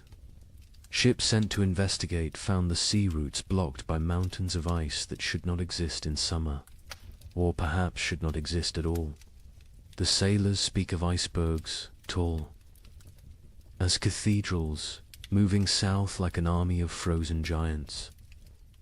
By late August, Thomas's own entries had taken on a tone of barely controlled panic. We have begun rationing in August. The harvest is already lost, and we must survive on stores meant for winter. But what winter awaits us if summer itself has become frozen? Prior William no longer speaks of God's tests. He speaks of God's absence. The most telling entry comes from September 3rd. Brother Francis asked me today why I still write these chronicles. Who will read them? Who will survive to care about the weather of a dead year? I had no answer. I write because the act of writing means I still believe in tomorrow. When I stop writing, I stop hoping. So I write of rain, of cold, of death creeping closer. I write because someone must witness the ending of the world. Imagine watching your entire year's work, everything you need to survive, a rotting in the field before your eyes. Not failing to grow, not dying from drought, but literally dissolving into grey sludge. A French peasant named Guillaume left us. A rare written account dictated to a priest. The wheat stood tall and green in June, promising the best harvest in memory. By August, it was black soup. The smell, God forgive me, it smelled like death before death had even come. But here's where our story takes its first dark turn. The failed harvest of 1315 was just the opening act. Because while the peasants mourned their rotted grain, something else was happening. Something that would transform a bad harvest into an apocalypse. Guillaume of Soissons was not a typical peasant. He'd served in the king's army, learned his letters during a campaign, and returned home with enough silver to rent 5 strips of prime farmland. His account, preserved because the priest thought it might matter someday, gives us the only peasants. I view of the catastrophe unfolding in those fields. I have seen men die with their guts spilling onto French soil. Gidim told the priest. But watching my wheat die was worse. A man dies once. My wheat died every day for 60 days, and each morning I watched it die again. The process was unlike anything farmers had encountered. Usually, crop failure was quick frost, drought, or pests. You knew within days if you were ruined. But 1315 tortured them with hope. Gideon described walking his fields each dawn, and each dawn finding a new horror. First, the stalks grew too fast. In June, they shot up like they were racing toward heaven. We thought ourselves blessed. My wife danced between the rows, saying we'd have enough to sell, enough to buy that ox we'd dreamed of. The children planned what they'd eat at harvest feast: honey cakes, white bread, meat every Sunday until Christmas. But the unnatural growth was a warning, not a blessing. The constant rain and bizarre temperature swings had triggered something in the planter. Desperate attempt to reproduce before dying. The stalks grew tall but hollow. The kernels formed but never filled. By July, the color started changing. Not all at once. First, little spots like rust on a blade. We told ourselves it was nothing, just moisture. It would pass, but the spots spread. They merged, they consumed. A field that was green at sunrise would be brown by sunset. What Gidim was describing, though he couldn't know it, was a perfect storm of plant diseases. The cold, wet conditions had created ideal breeding grounds for multiple fungi. Stem rust, leaf blight, and ergot attacked simultaneously. But ergot was the cruelest. It didn't just destroy the grain, it transformed it into poison. The heads of wheat turned black and swollen, like fingers left too long in water. When you touched them, they burst, releasing clouds of black dust that made you cough blood. My neighbor Henry, trying to save something, anything, gathered these black kernels. His family ate bread made from them. Within 3 days, his children were screaming about devils in the walls. His wife's fingers turned black and fell off. Henry himself danced naked in the square until his heart burst. The aristocracy, watching from their castles, initially felt secure. They had stores from previous years, contracts with merchants, the ability to import grain. The Lord of Soissons, Robert de Courtenay, even rode through the failing fields in July, telling the peasants not to despair, that he would reduce their taxes, that no one would starve. But Lord Robert didn't understand what Gudayam understood. This wasn't one bad harvest. This was the end of agriculture itself. The ground changed. Gillam explained. It wasn't soil anymore. The rain had been falling so long, so hard, that all the good earth washed away. What remained was grey clay. That wouldn't hold seed, wouldn't grow weeds, wouldn't even grow the grass. It was like God had salted the earth, but with water instead of salt. By August, desperation drove innovation. Farmers tried everything their ancestors had never dreamed of. They built fires in the fields, trying to dry the soil. They dug drainage ditches that filled faster than they could empty them. They brought their livestock to sleep among the crops, hoping animal warmth might save something. An educated monk observing these efforts wrote, "They perform rituals that border on paganism, dancing naked under the full moon, burying live cats at field corners, bleeding themselves onto the soil.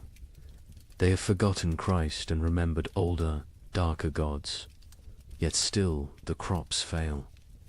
The nobility began to panic when they realized the Implications. No harvests meant no taxes. No taxes meant no armies. No armies meant no power. The entire feudal system depended on agricultural surplus. Without it, civilization itself would collapse. The Bishop of Reims recorded a meeting of local lords in August 1315. Lord Thibaut suggested we take what grain remains by force, store it in our castles, and let God sort the living from the dead. Lord Gautier proposed we sell our lands to Italian merchants who don't yet know of our catastrophe. Lord Felipe said nothing, just sharpened his sword throughout the meeting. We all knew what he was thinking. When the starving masses come, sharp steel might buy us more time than prayer. But it was Gwellam's final observation that proved most prophetic. The worst part wasn't the hunger we knew was coming. It was what hunger would make us become.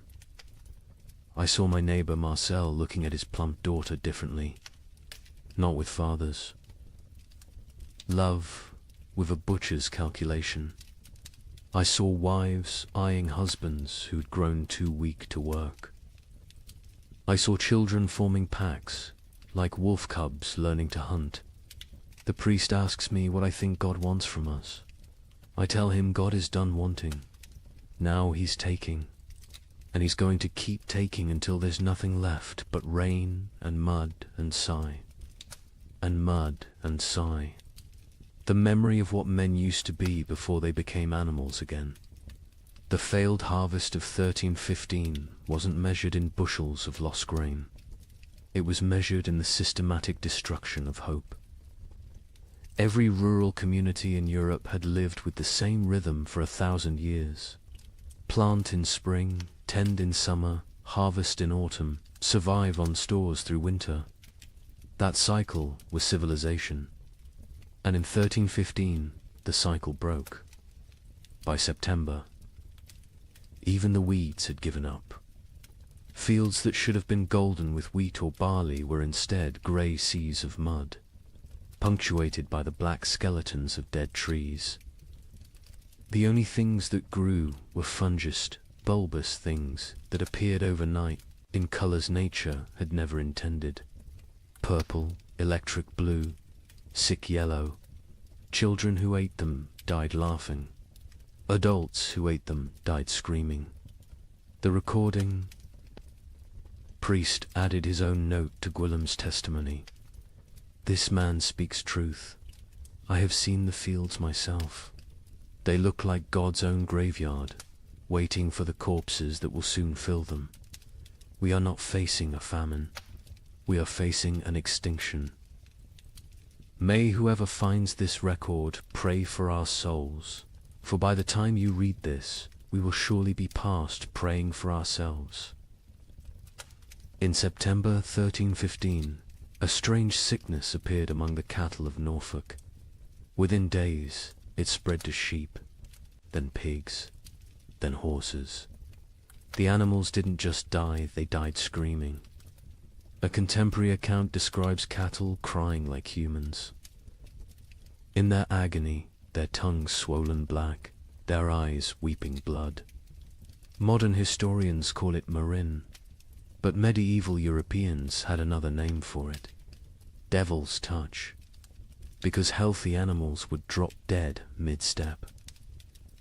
A cow giving milk at dawn would be a corpse by noon, and the speed of transmission defied Logicantia herds gone in hours. But I haven't told you the worst part yet. The animals that survived, they changed. Horses began eating meat. Pigs turned. Feral, forming packs that hunted. And the rats. The rats disappeared entirely. Where did they go? That mystery wouldn't be solved for another 30 years, when they returned, carrying something far worse than hunger. The first recorded death was a prize bull named Samson, owned by the Earl of Norwich, worth more than most villagers earned. In a year, Samson was protected like royalty-sheltered stable, imported feed, 3 stable boys attending him constantly. On September 8th, he was healthy enough to breed. By September 9th, he was dead, his massive body twisted in angles that bones shouldn't allow. Foam tinged pink with blood dried around his mouth. The Earl's stable master, a methodical man named Walter, documented what happened next with the precision of someone who knew he was witnessing something unprecedented. The sickness jumped from Samson to the cows without touch, without sharing water, without even sharing air. They were in separate barns, yet by sunset, 17 were dead. Their deaths were not peaceful. They bellowed with voices that sounded human. They thrashed until their bones broke through their hides. They died with their eyes open, staring at something we could not see. Within a week, every cow in Norfolk was either dead or dying. But the disease didn't respect species boundaries. Sheep began falling next, their wool turning grey overnight before they collapsed. Then pigs, usually hardy enough to survive anything, started dying in ways that defied nature. They'd squeal for hours, a sound witnesses compared to children, screaming before their hearts simply exploded. A traveling merchant named Otto from Flanders recorded what he saw on the roads. I have traveled these paths for 20 years. I know where every farm keeps its herds. Today, I counted 4,000 dead cattle between Lynn and Norwich. They lie where they fell in fields, on roads, some still standing upright, held by mud that is frozen around their legs. The smell reaches you a mile before you see them. Sweet rot mixed with something chemical, like copper left in vinegar. The speed of death was matched only by its strangeness. Animals died in patterns that suggested intelligent entire herds forming perfect circles before collapsing inward. Flocks of sheep arranging themselves in lines before dying in sequence, like dominoes. Witnesses spoke of animals appearing to communicate across species before death, horses whinnying to cows who lowed back, as if sharing some terrible knowledge. But then came the transformations among survivors, and this is where chronicle accounts become almost too bizarre to believe, except that multiple independent sources confirm the same phenomena. Sir William de Ross, a knight with lands across Yorkshire, wrote to the Archbishop of York, "Your Grace must believe what I write, though it sounds like madness. My destrier, Caesar, a warhorse I've ridden into 3 battles, has begun hunting. Not grazing, hunting. I watched him corner a rabbit, kill it with his hooves, and eat it. He tears flesh with teeth never meant for meat. Other horses flee from him now. He stands alone in his paddock, blood on his muzzle, waiting for something none of us understand. The pigs were worse. Those that survived the plague didn't return to their pens. They grouped together in the forests, moving in coordinated packs. A woodcutter named Thomas testified to the Bishop of Ely. 20 of them, maybe more, moving like wolves, but smarter than wolves. They set ambushes. They used one injured piglet as bait to draw a merchant from his cart. When he climbed down to help him, the others came from the trees. We found his bones 3 days later, picked clean, arranged in a pile like they were showing off. The transformation wasn't limited to behavior. Physical changes occurred that medieval veterinarians couldn't explain. Horses grew longer teeth, sharp enough to tear meat. Pigs developed thicker hides that arrows couldn't pierce. Chickens that survived grew black feathers, regardless of their original coloring, and their eggs when cracked, contained blood instead of yolk. A learned monk. Brother Adlard, who had studied Arabic texts on animal husbandry, proposed a theory. The beasts know something we do not. They sense the world itself is dying and are changing to survive in whatever hellscape follows. They are becoming what they need to be. The question is, what does that make us? Who cannot change? The economic implications were immediate and catastrophic. Medieval society ran on animal power. Oxen pulled plows. Horses carried knights. Sheep provided wool.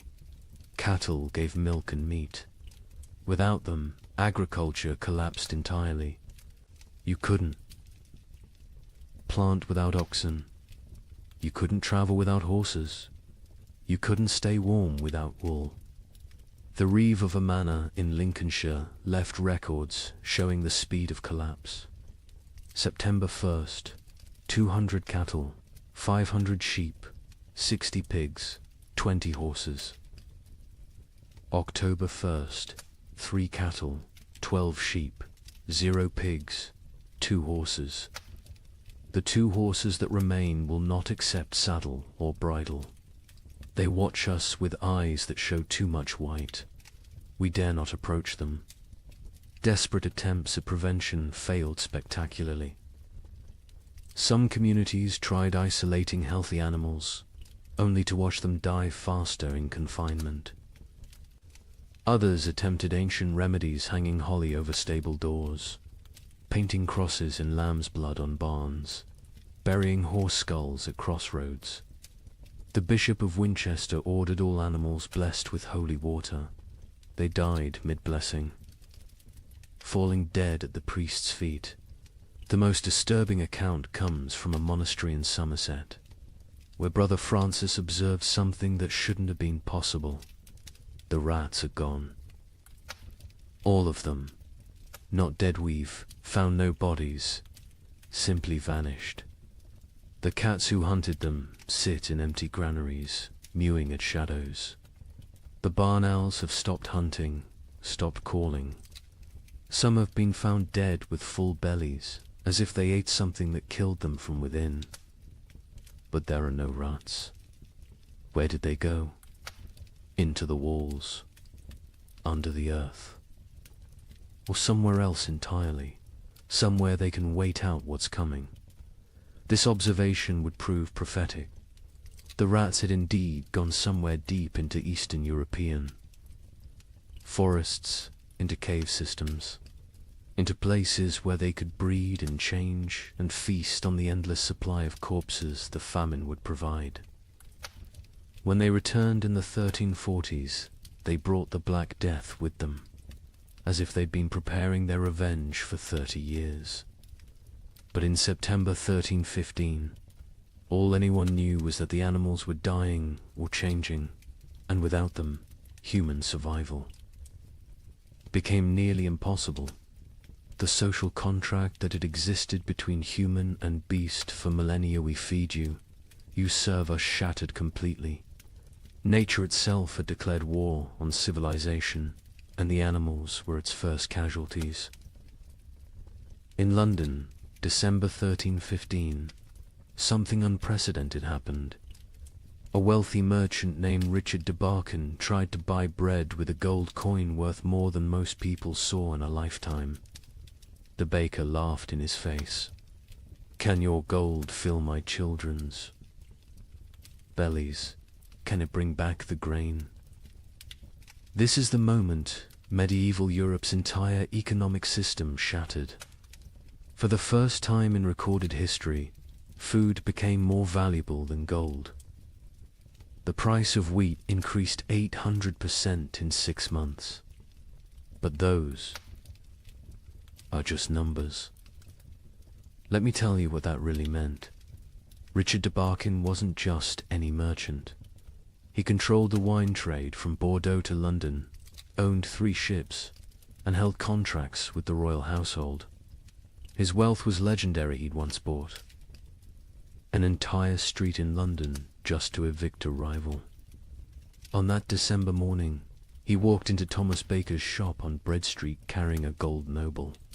A coin worth 80 silver pence, enough to buy a horse. Thomas Baker, his hands still dusted with the last of his flour, looked at the coin like it was a stone. "I have one loaf left," he said. "My last flour. When it's gone, I close my doors forever. That loaf goes to my children. Your gold cannot create grain from nothing." Richard, accustomed to gold opening every door, placed 2 more nobles on the counter. Thomas swept them onto the floor. "Take your metal to the Thames and see if the fish will trade bread for it. I'll keep my loaf." The story spread through London within hours, not because a rich man was refused bread, but because everyone suddenly understood. The fundamental assumption of civilization that money could buy necessities had died. The keeper of the Royal Exchange, Simon de Canterbury, recorded the complete collapse of monetary meaning. December 1st, 1 penny buys a loaf. December 15th, 1 shilling buys a loaf. December 30th, 1 pound buys a loaf. January 13, 16, no amount buys a loaf, for there are no loaves to buy. But the breakdown went deeper than inflation.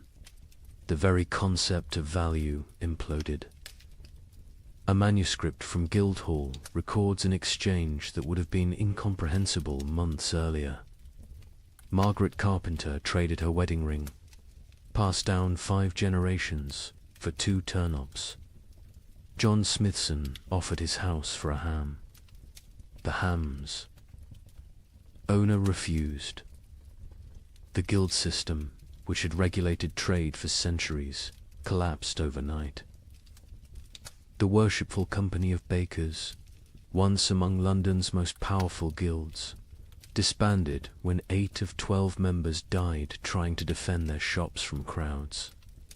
Their final record, dated January 3rd, 1316, states, "We dissolve this fellowship, as there is nothing left to fellow over.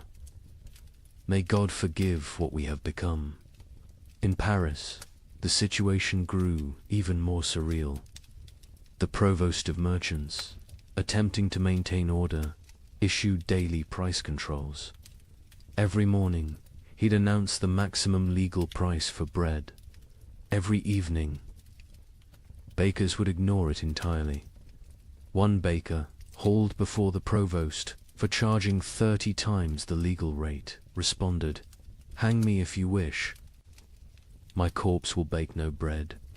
Pay my price or starve legally, those are your choices." The relationship between social classes inverted overnight. A peasant with a hidden store of grain wielded more power than a duke with chests of gold.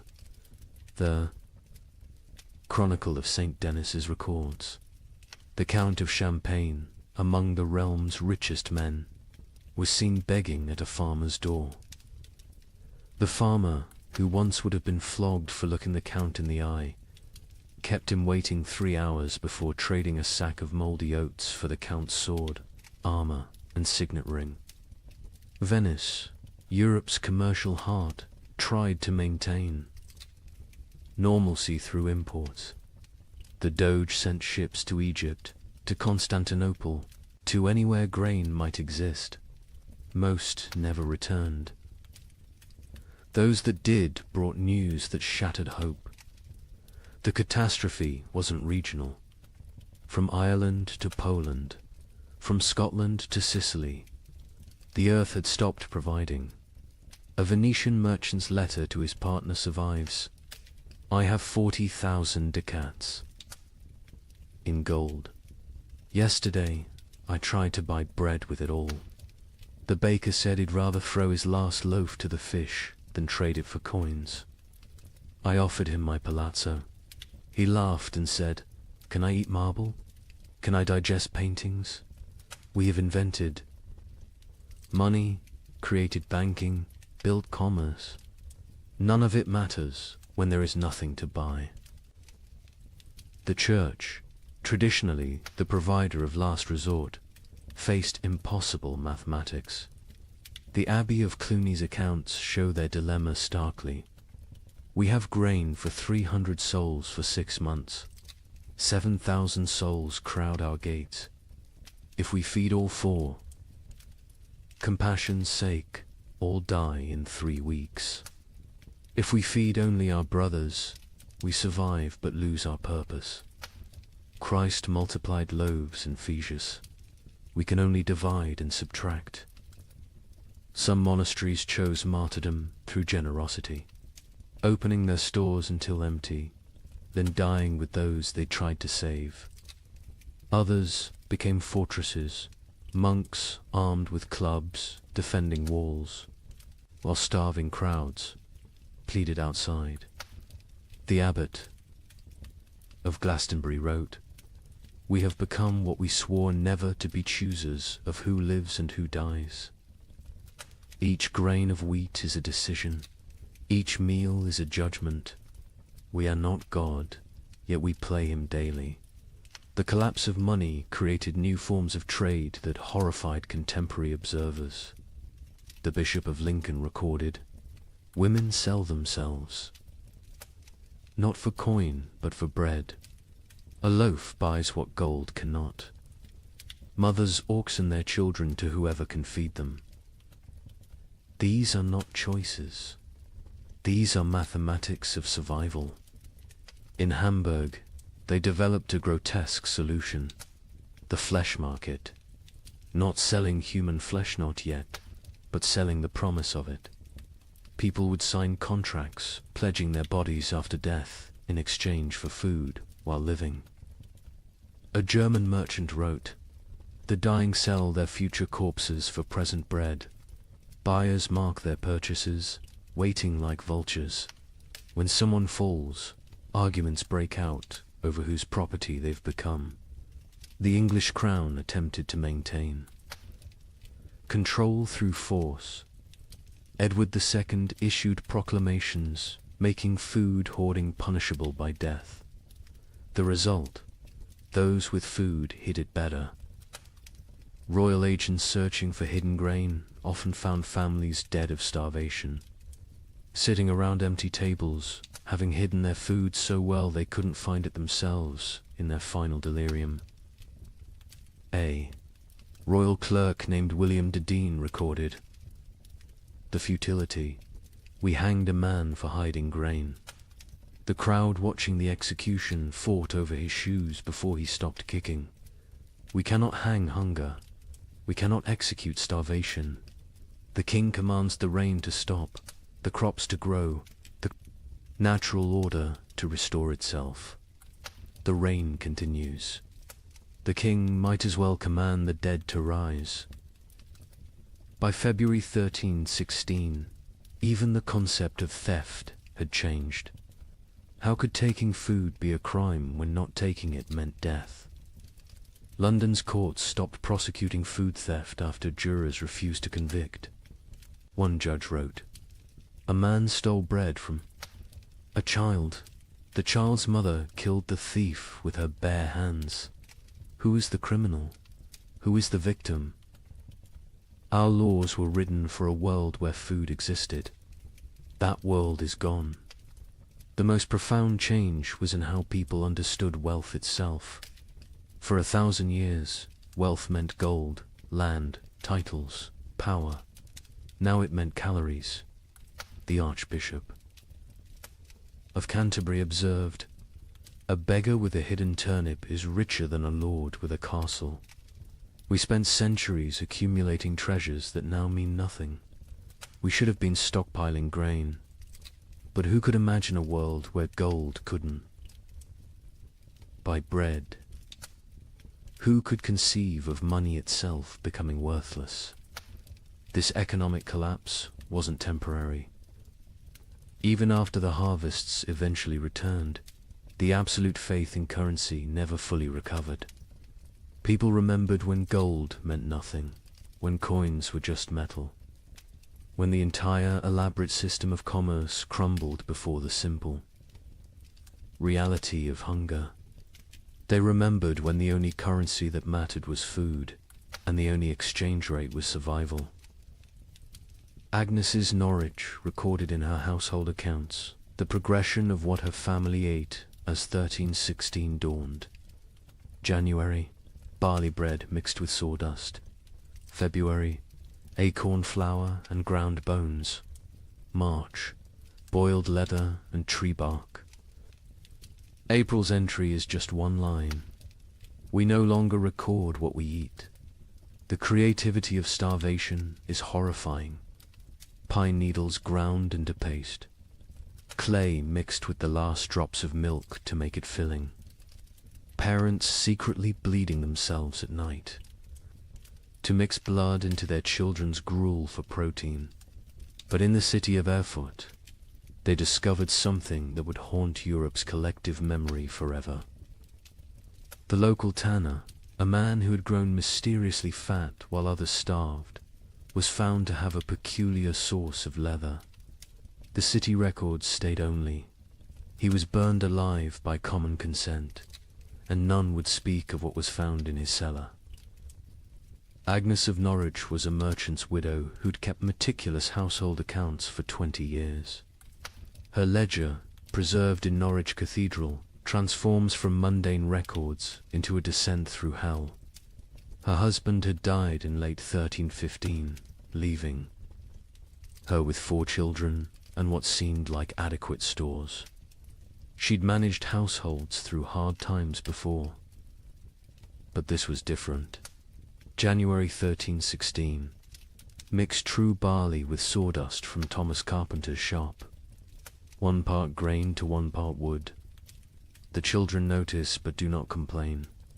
The sawdust fills their bellies even if it provides no sustenance. We tell ourselves it is fibre, like bran. We pretend not to see the splinters in their stall. The recipe sections of her ledger became increasingly elaborate as real ingredients vanished. Acorn bread. Gather acorns before the pigs find them. Boil. 7 times to remove bitterness, the water turns black as sign. Dry what remains. Grind with stone's mill wheels are too precious for such base material. Mix with water and anything that binds egg. If God provides, blood if he doesn't. Bake until it stops smelling of forest rot.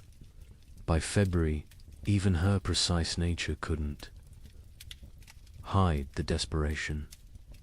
Bone meal from the butcher, he claims it's sheep, but the fragments look human-sized.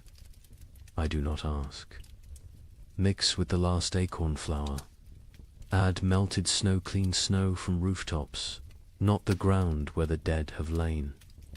The children eat, their teeth hurt from the grinding. Better tooth pain than belly pain. A travelling monk who sheltered with Agnes that February wrote his own account. The widow feeds her children soup that is merely hot water, with leather boiled until it releases some essence of the animal it once was. She watches them drink it, with such intensity as if her gaze could transform it into beef stew. The youngest boy asks what meat this is. She says it is shukau. He accepts this.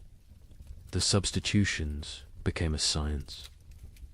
Flemish merchants developed detailed guides for extending food that read like alchemical texts. Pine needle tea provides the sensation of eating when boiled thick enough. Add chalk dust for substance. The stomach believes it is full for precious hours. Warning: more than 3 cups daily causes blood in the urine. In Paris, a baker named Henri Fouquet was arrested for his miracle bread that stayed fresh for weeks. Under torture, he revealed the secret. Ground bones mixed with plaster, baked with real flour, spread only on the outside. People see bread. Smell bread, initially tastes bread, he confessed. By the time they realize it's mostly limestone and corpse dust, they're too hungry to care. The Guild of Physicians in Montpellier documented the physical effects of these substitutions. Patients present with bellies swollen like pregnant women, yet they starve.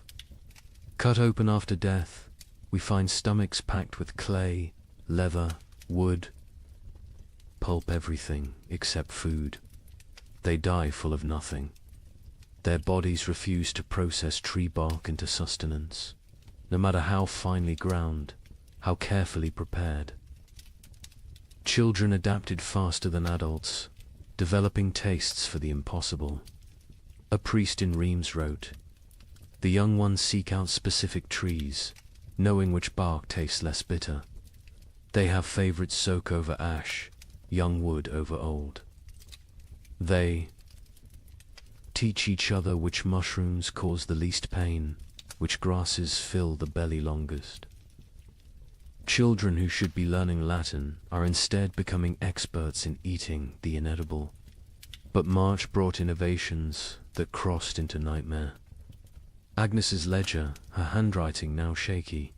Martha Fisher says fresh blood from living animals goes further than from the dead. A cup drawn from a cow still walking provides more strength than meat from a week-old corpse. We take turns cutting our last goat, keeping it alive, taking just enough. It screams now when it sees us coming with the bowl. The monastery at Fulda recorded even darker adaptations. Brother Marcus suggests we bleed ourselves in rotation, each monk providing for others. The abbot forbids it, calling it cannibalism by degrees. But when the abbot falls ill, we find he's been secretly bleeding himself to feed the youngest novices. His arms are covered in cuts. He dies drained, literally and figuratively. In London, they discovered people grinding the mortar from between stones of ancient Roman walls.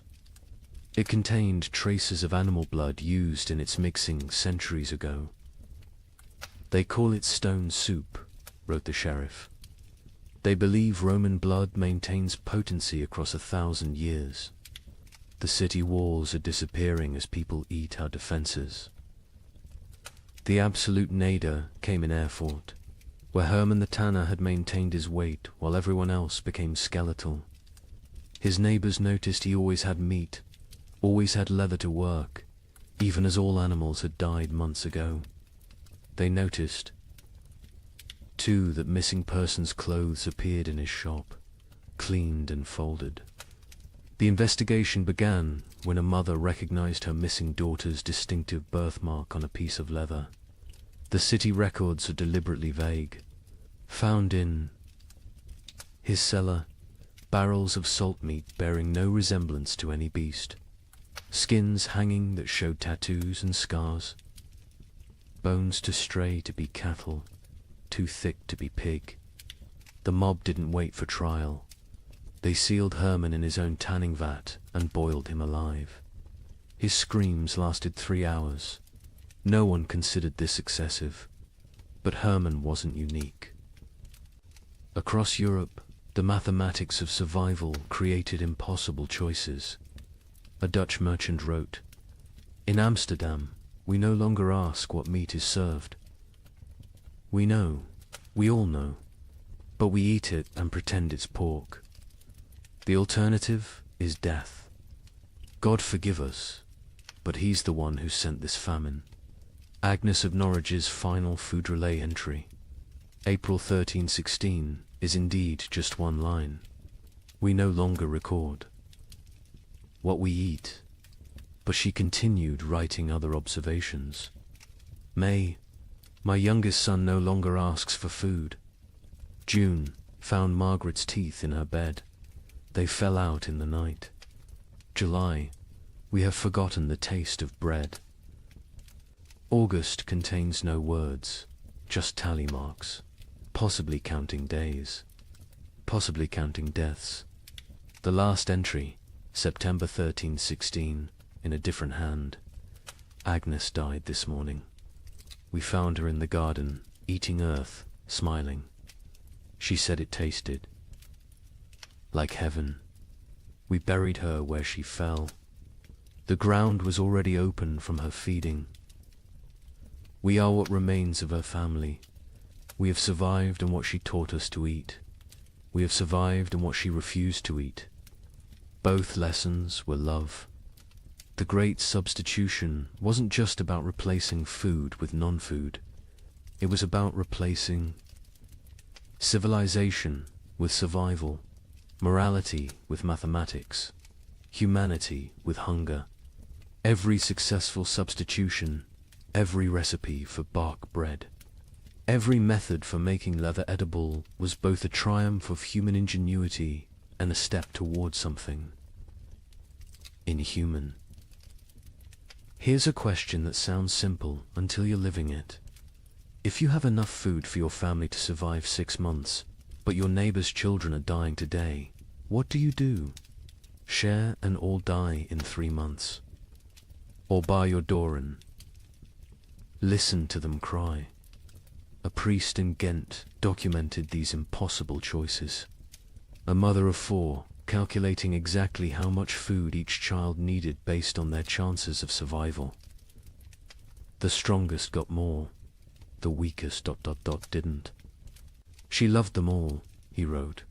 That's why she chose. Father Benedict of Ghent had been a priest for 30 years when the famine came. His parish records, instead of births and deaths, became a chronicle of moral arithmetic that would haunt him until his own death. He wrote not in Latin, but in common Flemish, wanting everyone to understand what survival really cost. Elizabeth van Meer, mother of 4, widow, has grain hidden beneath her floor enough for 6 months if one person eats, 3 months if to eat, 6 weeks if all 5 eat. She came to confession not for absolution, but for mathematics. Father, she said, tell me God's formula for choosing which children live. Elizabeth's children ranged from 14 to 3. The eldest, Jan, strong enough to work if work existed. The twins, Marie and Catherine, 9 years old, clever but frail. The youngest, Peter, barely walked, but consumed as much as the others. Father Benedict recorded her terrible calculus. She weighs them each week on the merchant scale. Charts their decline. Jan loses weight, slowest his body large enough to consume itself gradually. Peter loses fastest, no reserves in that tiny frame. The twins fall between. She creates equations. If Jan gets double rations for 3 weeks, he might strong enough to steal food for the others. If Peter gets nothing for 3 days, his suffering ends and the others get 9 more days each. These are not thoughts, these are numbers. Cold, merciless numbers. The priest watched Elizabeth transform from mother to mathematician. She no longer sees children. She sees survival probabilities. Jan, 70% chance if fed properly. The twins, 40% each if maintained, but 60% for one if the other stops eating. Peter, 15% regardless. She doesn't cry when she does these calculations. Tears are water the body cannot spare. But Elizabeth wasn't unique. Across Europe, parents performed similar calculations. A merchant in Bruges is left a ledger that makes accountants weep. Assets, 3 children, 1 wife, self, liabilities, love, compassion, memory of better times. Formula for survival. Assets minus liabilities equals tomorrow. In London, a wealthy lawyer named Thomas Hardwick documented his family's rationing system with legal precision. Established a tribunal each morning. Each family member presents their case for food. Activities of previous day weighed against probable future utility. Wife sewing equals quarter ration. Son studying equals eighth ration. Knowledge feeds no one now. Daughter spinning equals half ration. Wool still has value. Baby crying equals no ration. Noise attracts hungry neighbors. The mathematics extended beyond families. Entire communities developed survival algorithms. The village of Wickham created what they called the life lottery. Every Sunday, families drew lots. Winners got the week's communal food. Losers got nothing. But here's the insane part. Families could trade lottery tickets. A mother with one child might sell her chance to a father with 4, calculating that certain death with payment beat probable death without. Father Benedict recorded a town meeting that descended into pure calculation. The baker proposed we stop feeding anyone over 50, they've lived their lives. The blacksmith countered, we stop feeding anyone under 5, they're too young to remember better times. Won't miss what they never knew. The mayor suggested we feed only those who can work. The priest asked who would bury the dead. The meeting ended with no decision. Mathematics cannot solve philosophy. The church itself wasn't immune to these calculations. The Bishop of Tonnerre issued guidelines that read like actuarial tables. Orphans under 7, half rations, orphans 7 to 12, full rations if they work, orphans over 12, no rations old enough to fend for themselves, widows with children, proportional to number of surviving offspring, widows without children, God will provide. A monastery in Liège developed even more complex formulas. Each monk assessed daily, prayer hours multiplied by manual labor divided by food consumed. Those whose spiritual productivity falls below temporal consumption must fast until the equation balances. Brother Francis, young and strong, eats daily. Brother Augustine, old and weak, but whose prayers are powerful, eats thrice weekly. We have mathematized the soul. The most heartbreaking account comes from a school teacher in Cologne who tried to save her students. 23 children in my care. Food for 5. I create competitions. Best recitation gets bread. Fastest runner gets soup. But children understand. They know it's not about merit, but about choosing who dies educated. Little Wilhelm, bright as sunrise, asked me, "Teacher, if I die today, can Thomas have tomorrow's lesson and my portion?" He was 7. He understood the trade. Some communities tried to remove human choice from the equation entirely. In Basel, they built what they called the Wheel of Fortune, a great spinning disc with names. Each day, spin the wheel. Where it stops determines who eats. Pure chance. No favoritism, no guilt. The wheel chose who lived and died. Citizens preferred random cruelty to deliberate choice. A Venetian merchant named Carlo Dandolo wrote the most clinical assessment. Sentiment is luxury. Love is liability. Calculate thus. Calories needed per pound of human maintained. Work output possible per calorie invested. Return on investment measured in days survived. My eldest son provides best ratio, strong enough to forage, smart enough to steal. My youngest daughter provides worse, consumes without producing. The middle children are variables, depending on daily performance. I am not a monster, I am an equation. But perhaps the most disturbing mathematics came from those who calculated backwards, not from food to survival, but from death to food. How many must die for the rest to live? If the population halves, do rations double? These calculations appeared in secret documents, burned after reading. But Father Benedict saw enough to write.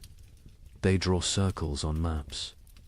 This district has grain for 1,000. Population 3,000. Solution: ensure 2,000 die quickly. How? Bar thee. Gates: poison the wells. Spread disease. These are not plans of war. These are plans of peace. Peaceful elimination of excess population. The psychological toll of these calculations broke minds. Elizabeth Van Meer, the mother from the beginning, eventually snapped. Father Benedict found her one morning, feeding all her children equally, generously, using their entire store in one meal. She said, she solved the equation, he wrote. Everyone dies together, full, happy, as a family. No choosing. No survivors bearing guilt. Mathematical perfection. 0 equals 0. But she couldn't do it.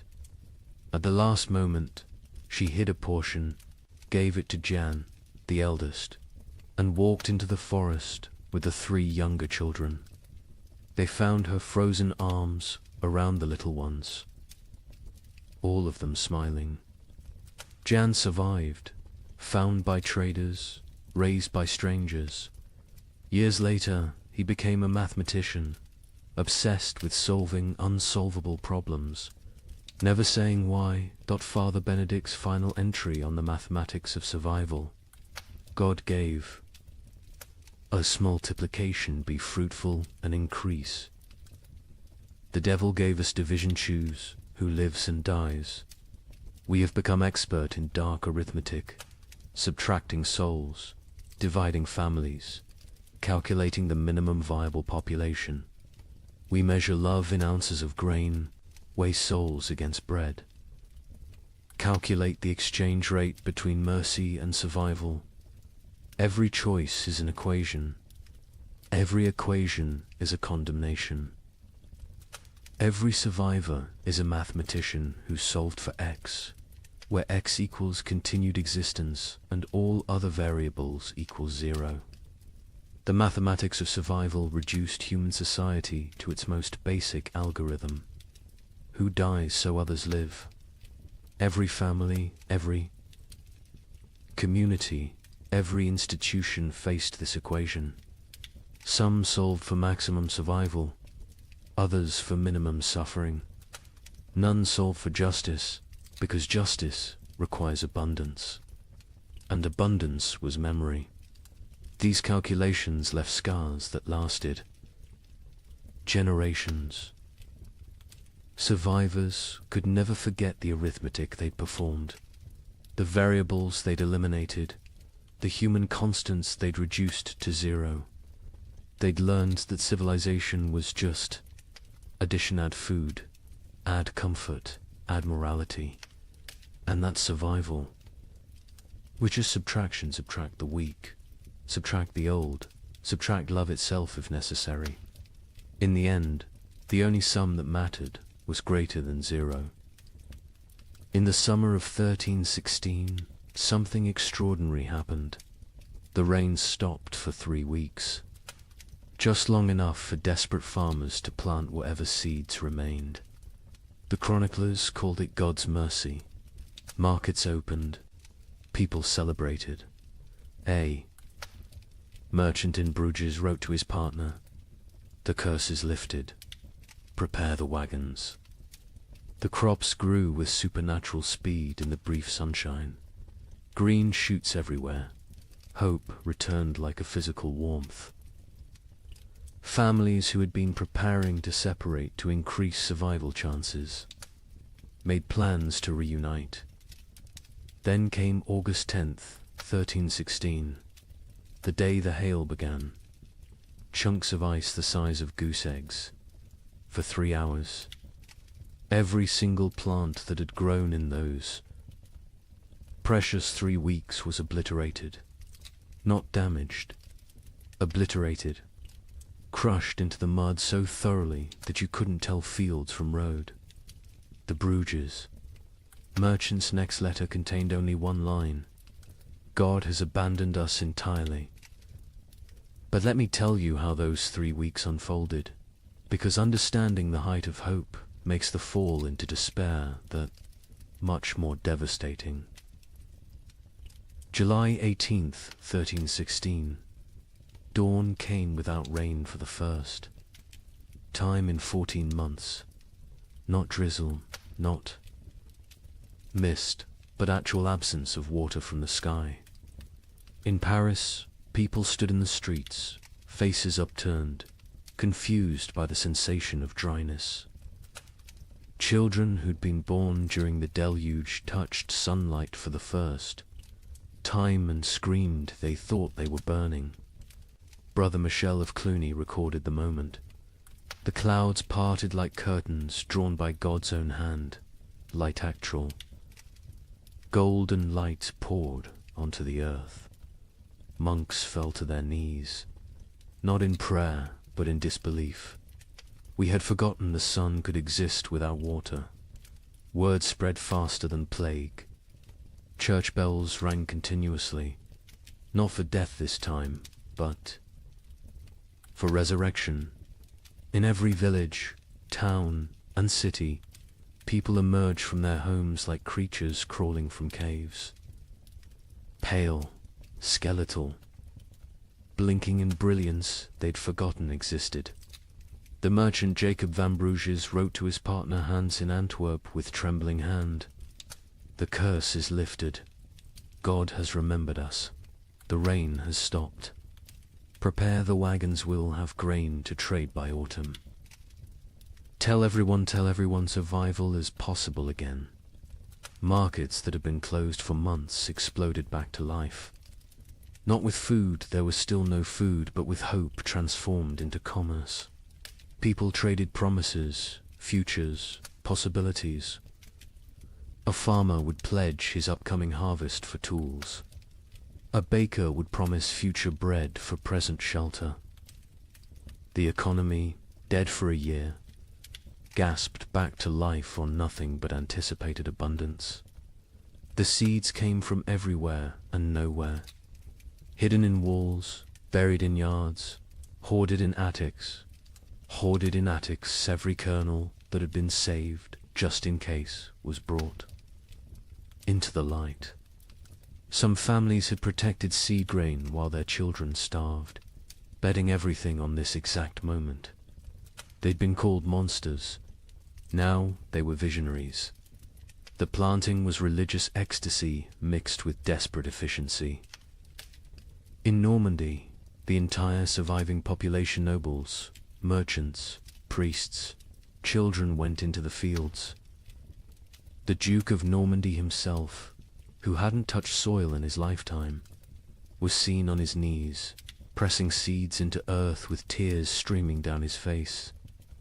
A young girl named Marguerite wrote in her diary, "Papa says we're planting hope. Mama says we're planting survival. I think we're planting prayers and watching to see if God makes them grow." And grow they did. The crops erupted from the soil with impossible vigor. Wheat that should take weeks to sprout appeared in 3 days. Barley shot up overnight. Beans climbed their poles so fast you could watch them move. The chroniclers, usually skeptical men, wrote of agricultural miracle. It is as if the earth, starved for so long of its purpose, is making up for lost time, wrote the Bishop of Rouen. The crops grow with such speed that farmers sleep in their fields, afraid to miss the harvest moment.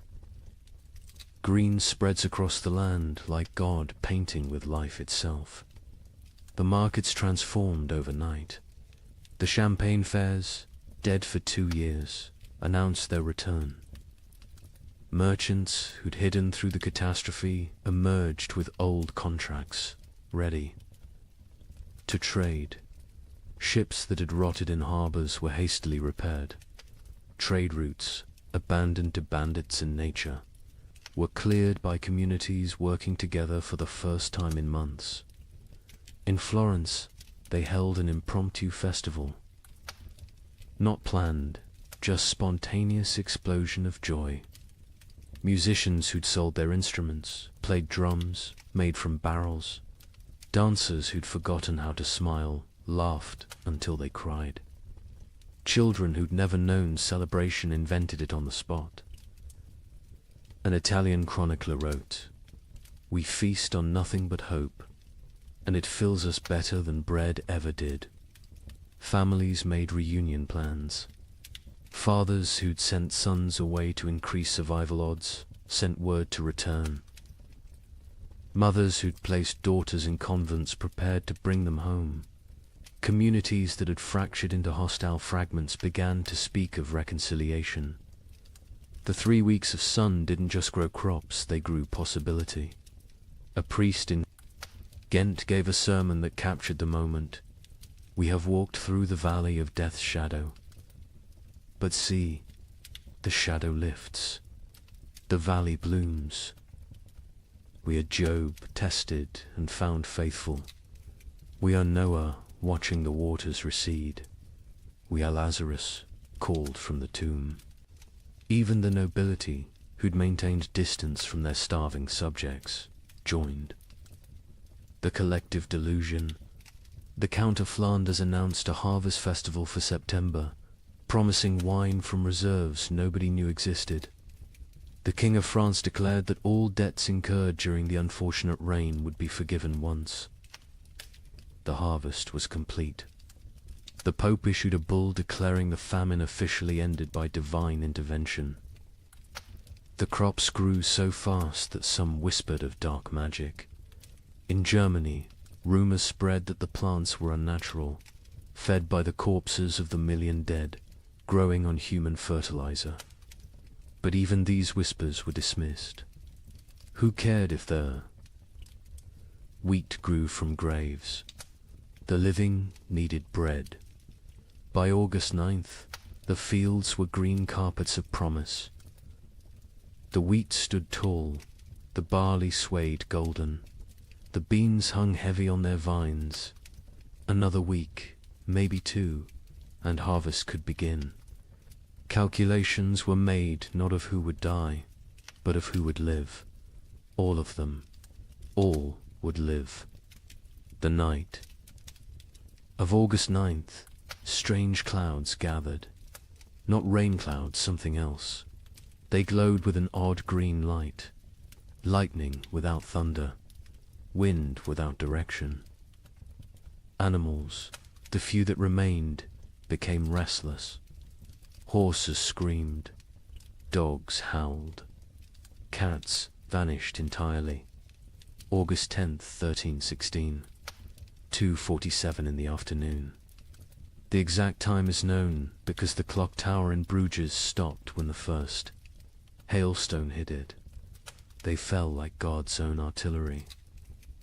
Ice chunks the size of goose eggs, driven by winds that shouldn't exist in August. But these weren't normal hailstones. Witnesses described them as sharp, angular, some shaped like pyramids, others like daggers. They didn't just fall, they attacked in. The fields of Flanders, farmers tried to shield their crops with their own bodies. The hail broke their backs, shattered their skulls, left them dead atop the plants they'd tried to protect. Children sent to bring in animals were found hours later, beaten to death by ice from the sky. But the crops suffered worse. The hail didn't just flatten them, pulverized them, drove them so deep into the mud that archaeologists still find compressed plant matter at that geological layer. 3 weeks of growth erased in 3 hours. Not damage deleted. The fields looked like they'd been scraped clean by God's own hand. When it stopped, silence fell across Europe. Not peaceful silence, the silence of complete despair. People stood in their obliterated fields, unable to speak, unable to cry, unable to comprehend. The hope hadn't been gradually eroded, had been murdered in a single afternoon.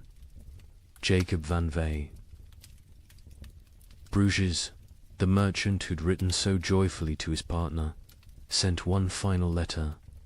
Not even a letter, just 8 words on a torn piece of parchment. God has abandoned us entirely. Do not come. The suicides began that evening. Not the slow suicide of starvation, but immediate, decisive ending. Entire families walking hand in hand into rivers. Farmers hanging themselves from trees that overlooked their destroyed fields.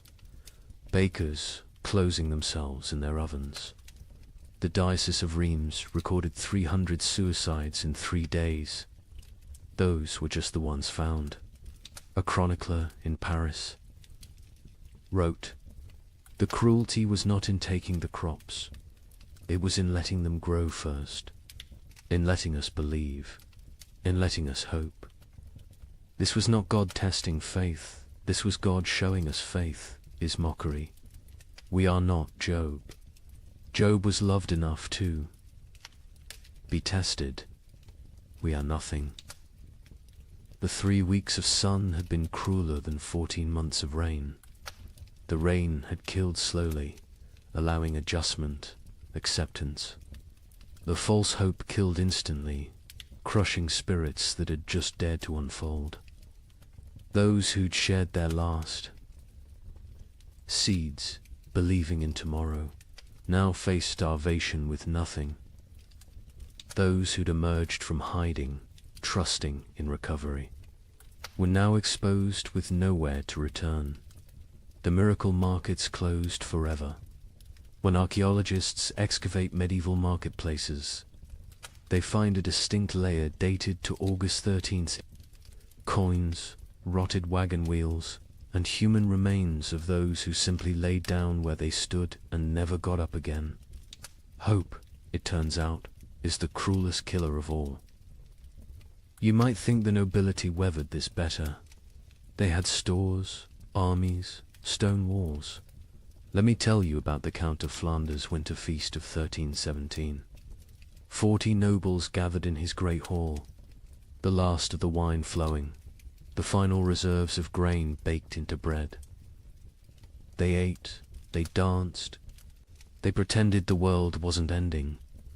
By morning, 12 were dead, not from poison, from shock. Their bodies, weakened by months of subtle starvation, couldn't process the sudden richness. The Count himself survived. 3 more days, long enough to dictate his final words. "My castle is my coffin.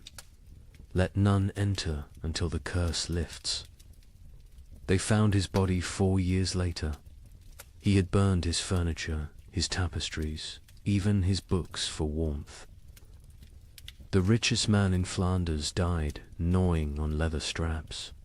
The feast itself had been an act of delusion dressed as defiance. Count Louis of Nevers had sent invitations in December 1316, written on vellum worth more than food. "Let us gather as nobility ought, to demonstrate that breeding conquers nature."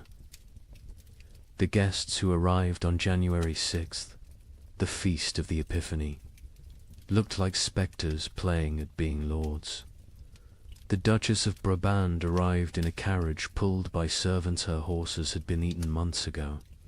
The Duke of Luxembourg wore armor that hung loose on his shrunken frame, clanking with every movement like bones in a box. The Bishop of Liege blessed the meal with hands that shook from more than cold, his episcopal ring sliding off fingers made skeletal by hunger. But they maintained the facade.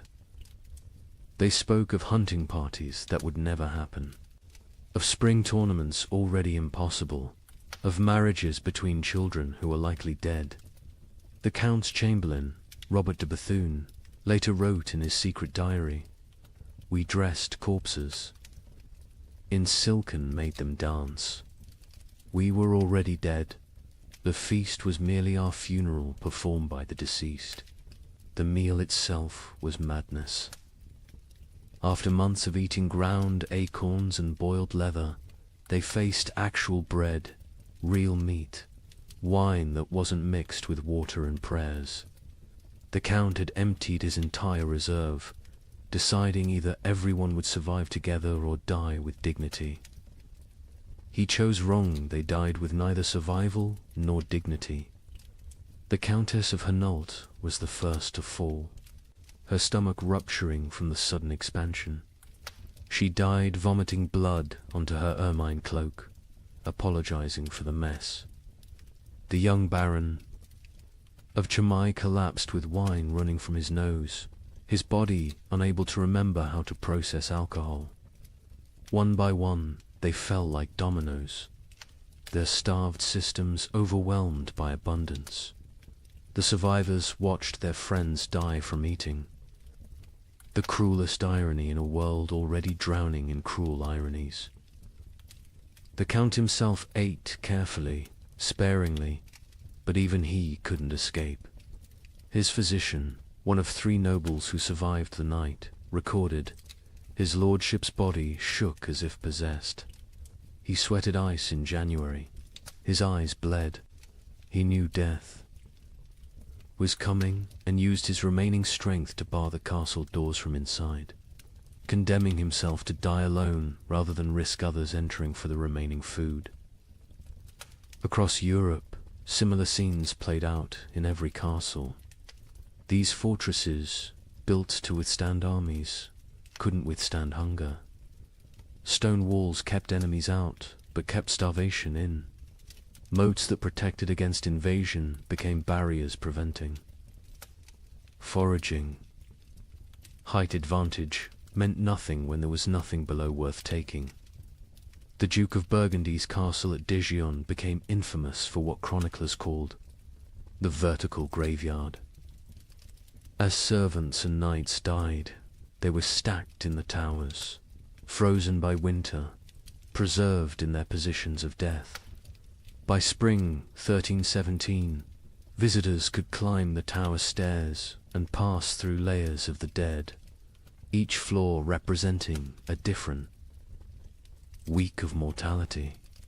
The Duke himself was found at the top, seated on his throne, frozen mid-gesture, as if still issuing commands to the dead below. In England, the situation was equally dire. Edward II's own court at Westminster ran out of food in February 1317. The King of England, ruler of territories from Scotland to Gascony, was reduced to sending knights to rob his own subjects' gardens for turnips. A chronicle records, His Majesty was seen gnawing a candle made of tallow, declaring it tasted better than nothing, which was the alternative. The nobility's suffering was different from the peasants, not worse, but uniquely horrible. They had never learned to survive without excess. A peasant knew how to stretch grain, how to forage, how to make something from nothing. Nobles knew only how to command others to provide. When there were no others left, or nothing to provide, they were helpless. Lady Margaret de Clare, one of England's wealthiest women, left a diary that captures this helplessness. I own 17 manors, but cannot eat earth. I have chests of gold, but gold provides no sustenance. I have titles and right and privileges, all worthless as the parchment they're written on. My servants are dead or fled. I, who never dressed myself, now cannot light a fire. I will die. Not from hunger, but from ignorance of survival. The castle hierarchies collapsed in ways that would have been unthinkable before. The Earl of Warwick's chronicle describes finding his cook a commoner sitting in the Earl's chair, eating the last food while the Earl's children begged for scraps. When confronted, The cook simply said, "I know how to prepare food. You know how to eat it. Which skill matters now?" The Earl had no answer.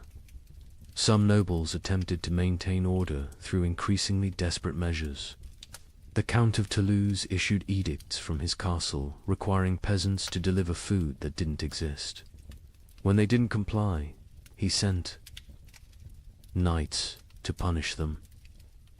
The knights found empty villages, just wind and bones. They returned to find the Count dead, his final edict still clutched in his hand. Let them eat loyalty.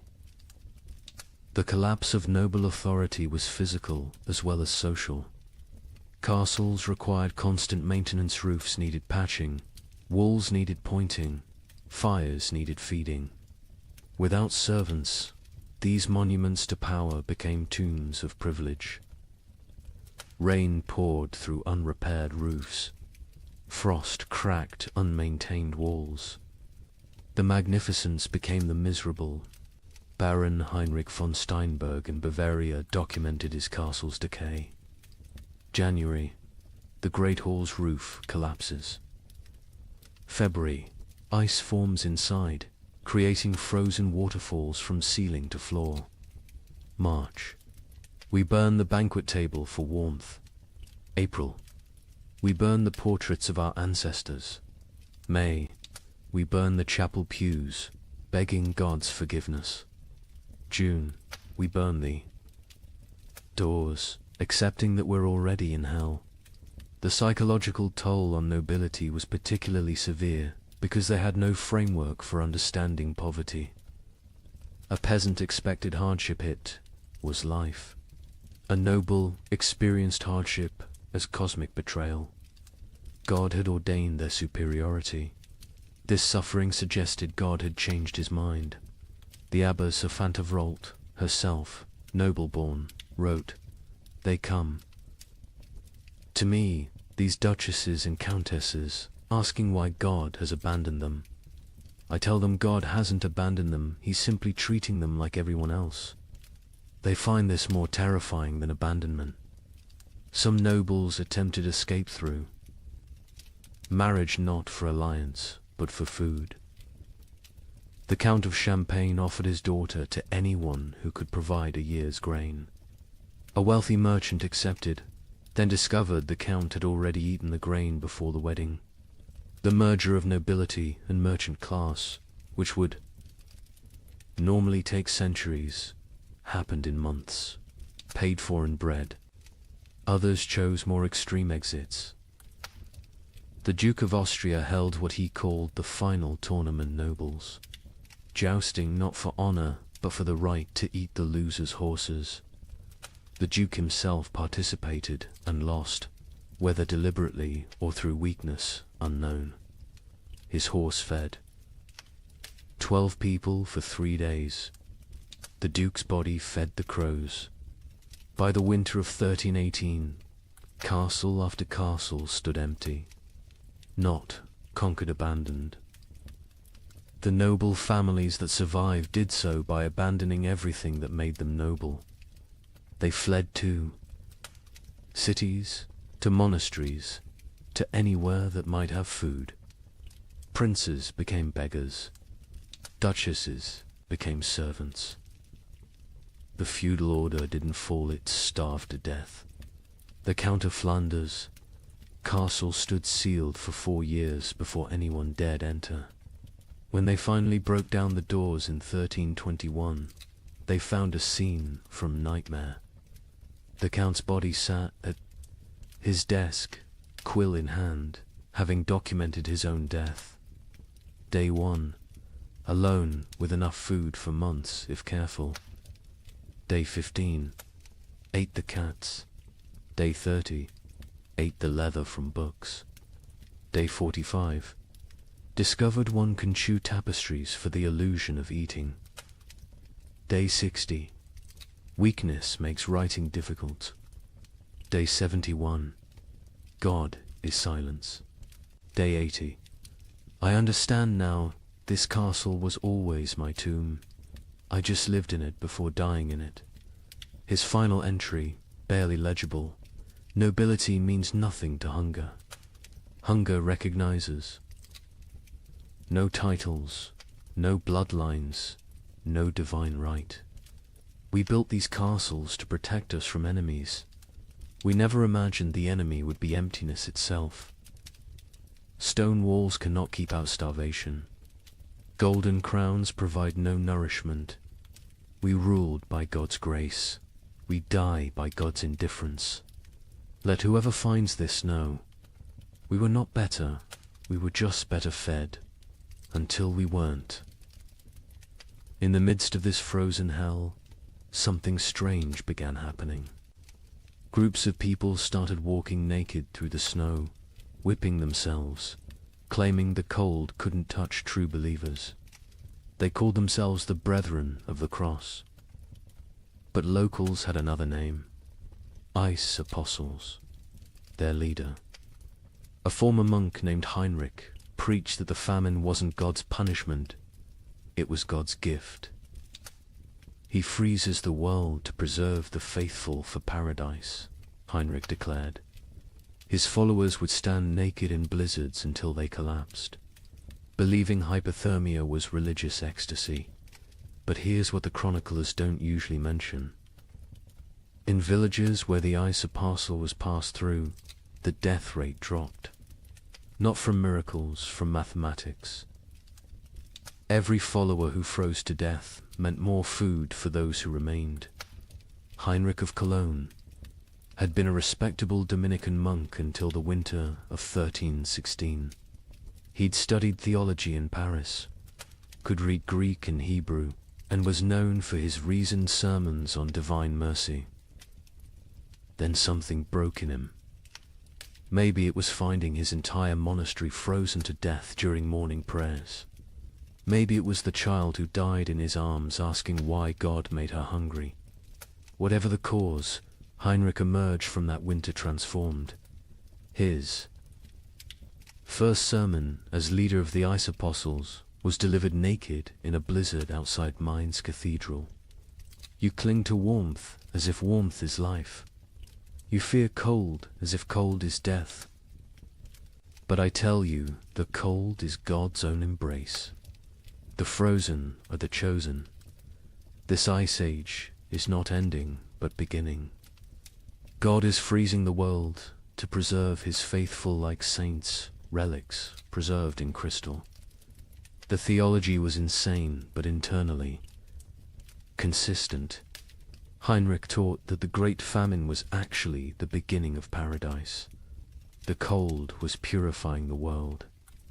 The hunger was freeing souls from flesh. Death by freezing was not death, but transformation, the body becoming one with God's frozen perfection. His followers didn't die. They crystallized into eternal forms. The Bishop of Cologne wrote in horror, Heinrich strips his followers naked, men, women, children, and leads them in procession through the snow. They sing hymns while their flesh turns blue, then black. They call frostbite gods kisses when toes fall off from freezing. They celebrate the shedding of earthly weight. They stand in frozen rivers until they cannot stand, then lay down to complete their transformation. But Heinrich was clever in his madness. He didn't demand immediate death. The transformation was gradual. First, initiates gave up cloaks, then shoes, then undergarments.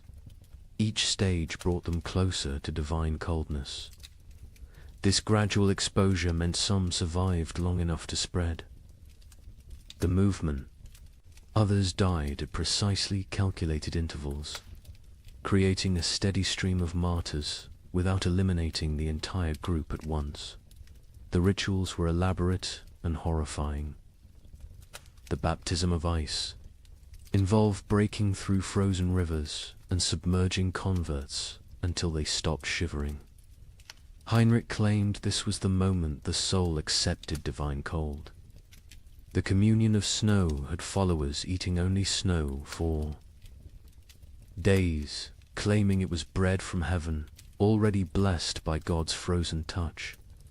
A merchant from Nuremberg witnessed their evening prayers. Hundreds of naked bodies kneeling in snow, their skins so blue it looked painted. They whipped themselves, with branches frozen into ice clubs, each strike shattering skin like broken pottery. Blood froze before it could flow. They called it red ice prayer beads. Children among them, babies even, held up by dying mothers, all singing about the warmth of freezing. The movement spread with terrifying speed. By spring 1317, ice apostle groups appeared from Poland to England.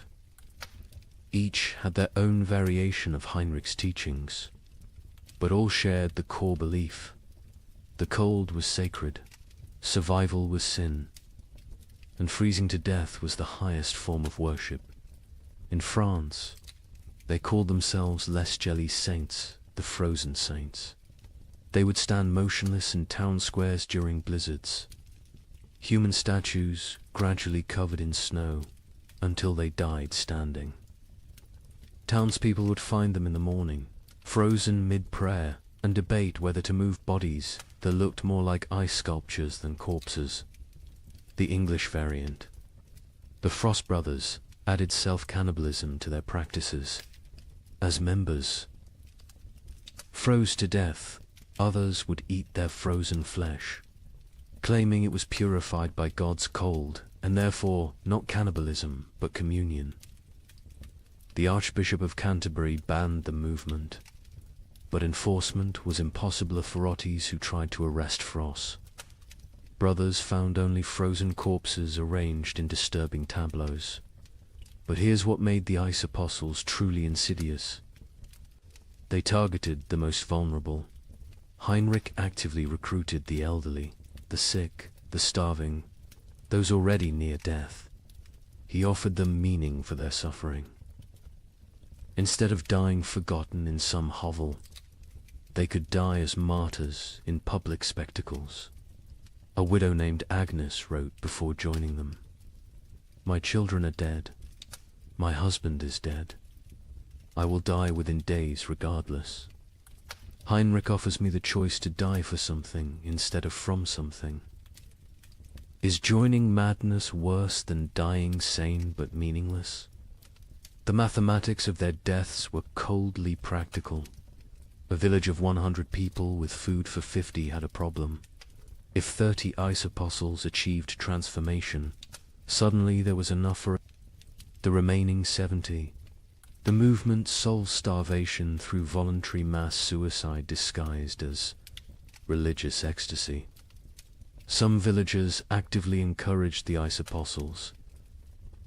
The mayor of Strasbourg secretly provided Heinrich with lists of the dying poor, suggesting them as ready for transformation. The town council of Basel offered the ice apostles free passage but required them to perform their freezing rituals outside town walls. They wanted the benefits of fewer mouths without the spectacle of public death. Heinrich himself seemed aware of this dynamic. In a letter to a former colleague, he wrote, "They think I'm mad. Perhaps, but my madness feeds their children. Every follower who freezes is one less competitor for grain. We are solving the famine through faith. Is it not better to die believing you're achieving paradise than to die knowing you're just starving?" The church struggled to respond. Declaring the movement heretical was easy. Stopping it was impossible. How do you prevent people from freezing themselves to death when they're going to freeze to death anyway? The Pope issued bulls condemning the ice apostles. But papal authority meant little to people who believed the Pope himself was too warm to understand God's frozen truth. Some priests tried infiltrating the movement to redirect it. Father Johannes of Worms joined a group, gradually convincing them that true freezing required surviving winter to freeze again next year. He saved dozens through this theological manipulation. But Heinrich heard of this and declared that any ice apostle who survived winter had failed their transformation and must try harder next time. The movement produced disturbing art. Ice. Apostles would arrange dying members into religious scenes, frozen nativity displays using real dying people, crucifixion tableaus with followers frozen to wooden crosses, recreations of the Last Supper with participants dying at table. These displays would remain until spring thaw revealed the horror underneath the snow. Children raised in the movement knew no other reality. A boy named Wilhelm, rescued at age 7, couldn't understand warmth. He would scream when brought near. Fires, tear off clothes, stand outside during blizzards, begging to return to God's cold. He never recovered, spending his adult life sleeping on stone floors, eating snow when available, eternally seeking the frozen paradise of his youth. The end of the ice apostles came not from suppression but from success. By 1318, most vulnerable, populations who might join had already transformed. Heinrich himself disappeared during the winter of 1318 to 1319. Some say he finally achieved his own transformation, freezing solid while preaching. Others claim he was seen years later in Spain, warm and well-fed, having abandoned the movement once it served its purpose. A final account from a survivor provides the most chilling perspective. Maria of Augsburg, who left the movement days before. Her planned transformation wrote, "We knew we were committing suicide." Heinrich knew. Everyone knew. But we dressed it in ritual and meaning because meaningless death was unbearable. The ice apostles didn't worship cold, we worshipped having a choice in how we died. In a world where death was certain, choosing. Its form felt like freedom. The demographic impact was significant.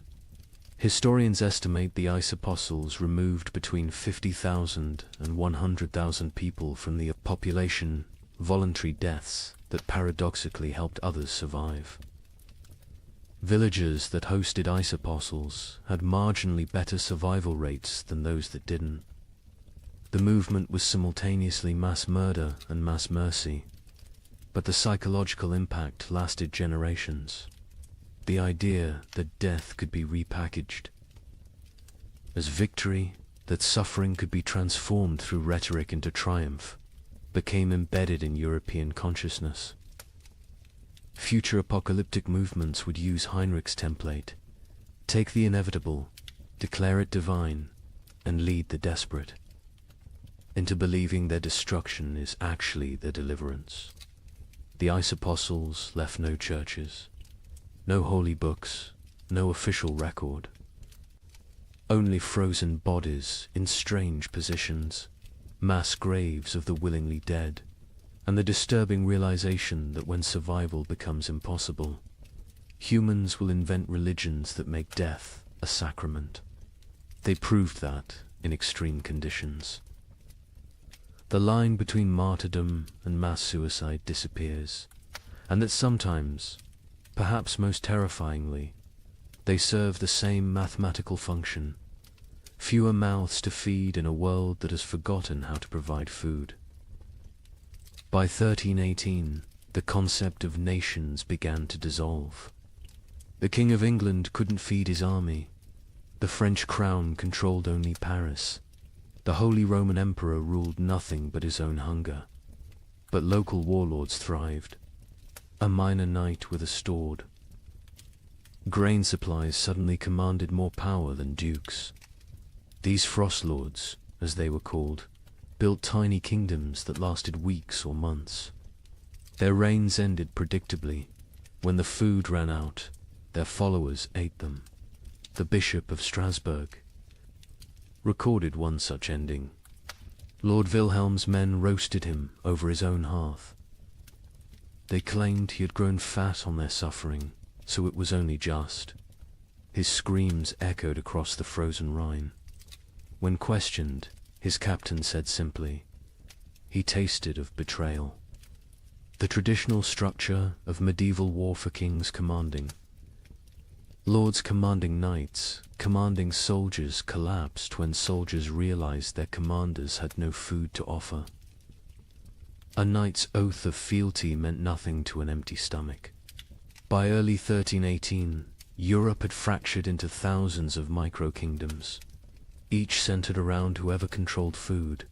Sir Roderick of Ghent, a minor knight with no title beyond his sword, became more powerful than the Duke of Burgundy simply because he had discovered a monastery's hidden grain store. With 40 bushels of wheat, he recruited an army of 300 starving men. They called him the Wheat King, and for 6 weeks, he ruled a territory spanning 3 villages. His reign followed a pattern that would become horrifyingly common. Week 1. Triumphant distribution of food to followers. Week 2. Strict rationing. As reality set in. Week 3. Increasingly desperate raids on neighboring territories. Week 4. Internal conflicts over dwindling supplies. Week 5. The mathematics becoming clear. Week 6. The inevitable conclusion. A surviving member of Roderick's band, Thomas the Miller, testified, "We knew by week 5 that the grain would run out." Roderick knew too. He stopped eating, said he was fasting for victory. Really, he was trying to stretch supplies. But you can't lead starving men if you look fed. When the last grain was gone, we looked at him still healthier than us, despite his fasting, and made the only logical decision. He'd fed us for 6 weeks with wheat. He'd fed us for 3 more days with himself. These frost lords emerged everywhere, their tiny kingdoms rising and falling like waves. A tax collector with a hidden cache became Lord of Calais for 11 days. A merchant who'd hoarded salt pork ruled Antwerp for a month. A priest who'd discovered Roman-era grain stores in ancient ruins declared himself Pope King of Regensburg, and lasted 2 months before his congregation ate him during what they called the True Communion. The Bishop of Strasbourg's account of Lord Wilhelm provides the most detailed description of how these micro-kingdoms operated. Wilhelm had been nobody, a 3rd son of a minor lord, trained for priesthood but turned soldier. When the famine began, he was guarding a river crossing that nobody used anymore. But beneath that crossing, in caves known only to smugglers, lay tons of preserved food from decades of illegal trade. Wilhelm emerged from obscurity like a demon from ice, the bishop wrote. One day unknown, the next commanding 500. Men who called him Caesar. He built a frozen empire on dried fish and pickled cabbage, demanding absolute obedience in exchange for daily rations. He held court on a throne made from frozen corpses, dispensing justice measured in mouthfuls of food. Wilhelm's system was sophisticated for a frost lord. He created a complex hierarchy based on usefulness. Soldiers who brought back food from raids received double rations. Craftsmen who could maintain weapons got standard portions. The elderly and weak got quarter rations, enough to keep them alive as emergency food supplies, though this was never stated explicitly. He even minted his own currency, wooden tokens stamped with a wheat symbol. 1 token, 1 meal. The tokens became more valuable than gold in his territory. People murdered for them. Families sold children for them. The tokens were power crystallized into wood. But Wilhelm made the classic Frostlord mistake, he believed. His own mythology. He started eating more, justifying it as maintaining strength for leadership. He took multiple women as wives, claiming he was breeding a new nobility for the post-famine world. He built a palace from commandeered timber, while his followers sheltered in ruins. He grew fat while they grew thinner. The end came in March 1318. His captain, Hans Württemberg, later testified to church authorities. We could see his belly growing while ours shrank. He wore furs while we froze. He spoke of the kingdom we were building while we died building it. When the last preserved meat was distributed, none to us, all to his wives, we knew what had to be done. They didn't just kill Wilhelm, they ritualized it. They held a mock trial where he was accused of hoarding flesh while others had none. They sentenced him to share his flesh as he should have shared his food. They cooked him slowly, keeping him alive as long as possible, making him watch as they ate pieces of him. His screams, the bishop recorded, could be heard in Strasbourg, across the frozen Rhine. The French crown attempted to reassert control, but found their armies dissolving. Upon contact with frost lords, royal soldiers would desert en masse when offered food by local warlords. The Constable of France reported to King Philip V, "I departed Paris with 2,000 men. I arrived at Orleans with 200. The rest did not desert. They simply found new masters who could feed them. A kingdom cannot compete with a kitchen."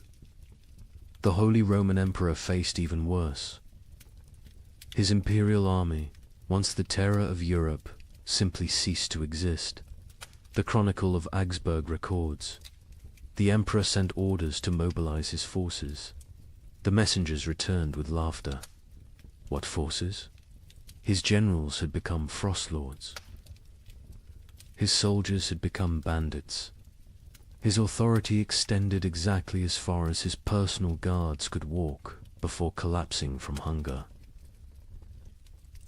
England's Edward II tried a different approach, officially recognizing frost lords as legitimate authorities if they swore fealty. The result was chaos. Hundreds of petty warlords claimed royal sanction while fighting each other. The Earl of Lancaster wrote, "The king has legitimized anarchy. Every man with a barn full of turnips now styles himself Lord Protector of something. Some frost lords created elaborate justifications for their rule. Baron Friedrich the Mad claimed God spoke to him through the patterns of frost on windows, dictating who should eat and who should fast. Lord Jacques of Normandy insisted he was the reincarnation of Charlemagne, returned to lead France through darkness. Count Stanislaus of Mazovia declared himself the Emperor of Winter and demanded tribute in the form of human flesh, claiming it was the only meat that wouldn't spoil. The battles between frost lords were unlike traditional warfare. They fought not for territory but for carries. Sieges were impossible. The besiegers would starve before the besieged. Cavalry charges were fantaside, the horses had been eaten. Battles were brief, vicious affairs where starving men fought over rumors of food. A typical battle might involve 100 men fighting to the death over a storehouse. That turned out to contain only rotted turnips. The Chronicle of Cologne describes one such conflict. Lord Henrik's men met Lord Dietrich's at the frozen mill. They fought for 6 hours in the snow, men dying from cold as much as combat. The winners found 3 sacks of mouldy barely enough to feed them for the march home. 43 died for perhaps 43 meals. This is the mathematics of the winter wars. Naval warfare ceased entirely. Ships required crews, crews required food, and any ship with food became a target for its own sailors. The entire English fleet in Portsmouth was found in spring 1318 with the officers eaten and the common sailors gone, having sailed to wherever they imagined food might exist. Most likely, they ate each other at sea. The mercenary companies that had plagued Europe for decades transformed into something worse. No longer fighting for pay, they fought for food itself. The Free Company of the Wolf, led by a former priest called Father Fang, became notorious for their practice of recruitment. They would attack villages, eat the weak, and force the strong to join them. Their ranks swelled with the desperate and depleted with the digested. The most successful frost lord was arguably Margaret the Terrible, a former abbess who controlled grain stores across 3 monasteries. She ruled for 8 months in eternity in frost lord terms by being utterly ruthless. She fed her followers just enough to keep them loyal, but not enough to make them strong. She rotated guards constantly so none could organize rebellion. She had tasters for her food, but the tasters were different each meal. Chosen by lottery, her end came not from rebellion, but from mathematics. She calculated she could survive another month on remaining stores. Her followers calculated she was the only remaining store. They didn't kill her quickly like Wilhelm. They kept her alive, locked in her own granary, taking small pieces when needed. She lived for 3 weeks as a conscious larder, her brilliant mind intact enough to appreciate the irony. By summer 1318, most frost lords were dead. They're tiny. Kingdoms dissolved into memory and meat, but they had served a horrific purpose. They had organized the chaos of starvation into structured systems of consumption. They had turned random death into regulated death. They had made the unbearable bearable by giving it hierarchy and meaning. A surviving chronicle summarizes the winter wars perfectly. Nations require shared purpose. Kingdoms need common cause. But in the frozen years, the only shared purpose was survival. The only common cause was calories. Every man became his own nation, every grain store its own kingdom. We didn't have wars between countries, we had wars between kitchens. And in the end, every king became a meal. But nothing compares to what happened in the winter of 1319. In villages across Germany, something unprecedented occurred. The children left, not taken, not sold. They simply walked away into the snow, hundreds of them, following. A 12-year-old girl named Margareta, who claimed she knew where summer was hiding. Parents were too weak to stop them. Some say too relieved. The children marched south, singing hymns, leaving tiny, frozen footprints. They believed if they could reach Rome, they could convince God to bring back the sun. A merchant traveling to Venice reported seeing them, a line of small shadows against the white, moving like sleepwalkers. I offered them bread. They refused. The girl at the front said they were already full of winter and kept walking. They never reached Rome. A woodcutter found them in an alpine pass the following spring. Hundreds of small bodies perfectly preserved in ice, still holding hands. Still walking formation. Still heading south toward a summer that would never come. Margareta of Hamelin. Was nobody special before the winter of 1319? The baker's daughter? Middle child of 7? Known only for her strange habit of speaking to sparrows that no longer existed? But in January 1319, something changed. She began telling other children about dreams where summer lived in a golden palace beyond the mountains, imprisoned by winter demons, waiting for children pure enough to free it. The priest of Hamelin, Father Ernst, recorded the beginning. The Girl stands in the square each dawn, speaking of summer as if it were a person. She describes the taste of strawberries to children who have never seen fruit. She tells them about flowers, what colors they were, how they smelled. Children who were born during the famine, who know only grey and white and cold, listen to her like she's describing paradise. At first, adults dismissed it as childhood fantasy, a coping mechanism for horror. Let the children dream of summer while they starved in winter. But Margaretta's stories grew more elaborate, more specific. She claims summer sent her messages through ice patterns on windows. She said she could hear summer crying, trapped behind the wall of winter, begging to be freed. Summer is not gone. She preached to growing crowds of children. Summer is captured. The adults are too heavy with sin to rescue it. But we, children, light with innocence, can slip through winter's fingers and bring summer home. The theology was childish but compelling. Adults had caused the famine through their wars, their greed, their sins.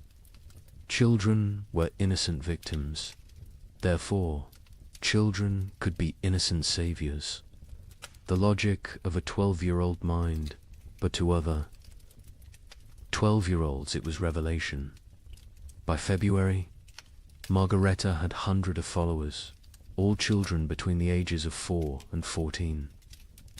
They met in secret, practicing for their journey. They would walk to Rome, she said, where God's representative lived. They would demand, not ask, demand that the Pope release summer from its prison. If he refused, they would find summer themselves.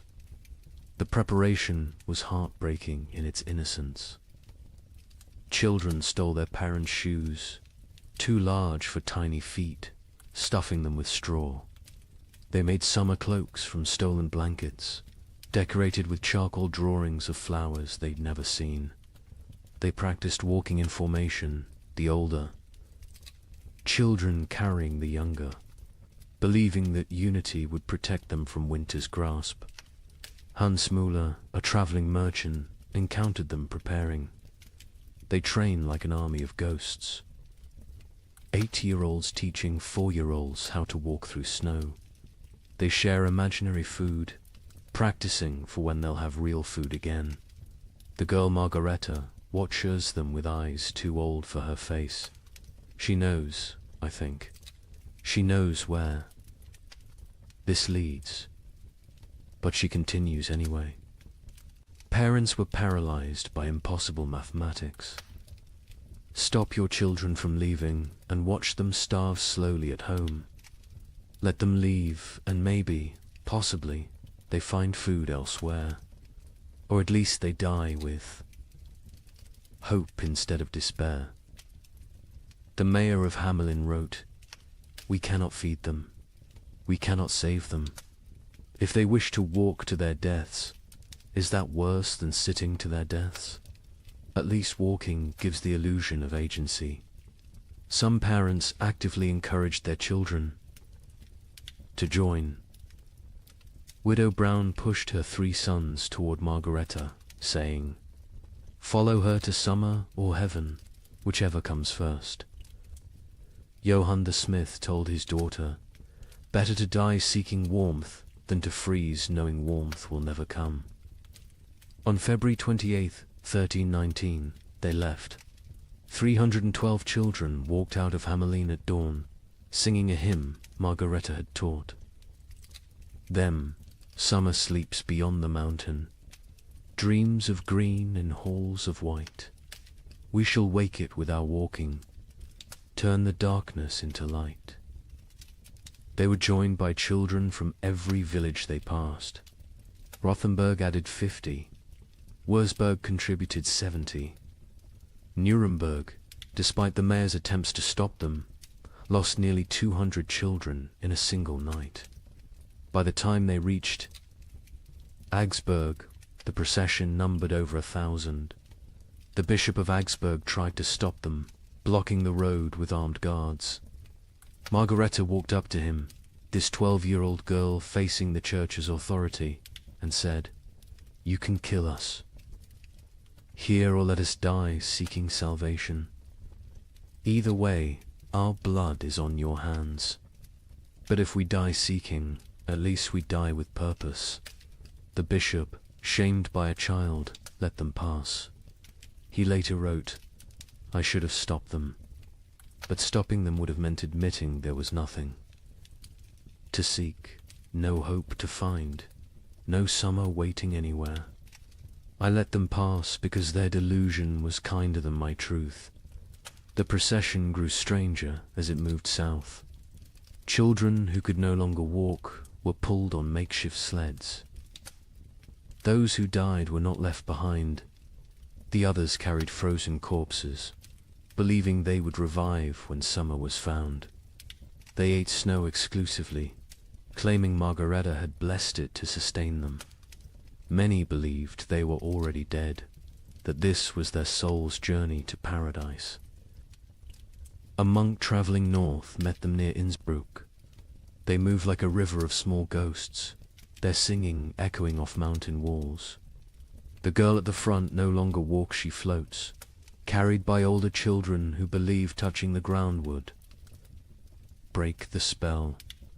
I offered them shelter in our monastery. They refused, saying walls would trap them in winter forever. The merchant, Giuseppe Di Marco, returning to Venice from Germany, provided the last confirmed sighting, a line of shadows against the alpine snow. Still walking, still singing, though the song now sounds like wind through empty houses. The leader, a girl, her lips blue with cold, but still moving in prayer or madness. I offered bread, real bread, not imagination. She looked at me with eyes already seeing another world, and said, "We are already full of winter. We need no earthly food." They walked past me into the mounting storm, and I swear before God they seemed to fade rather than depart, becoming one with the blizzard itself. They never emerged from the Alps. Search parties sent when spring finally Cain found them in a high pass, preserved perfectly in ice. They had died walking, still in formation, still holding hands.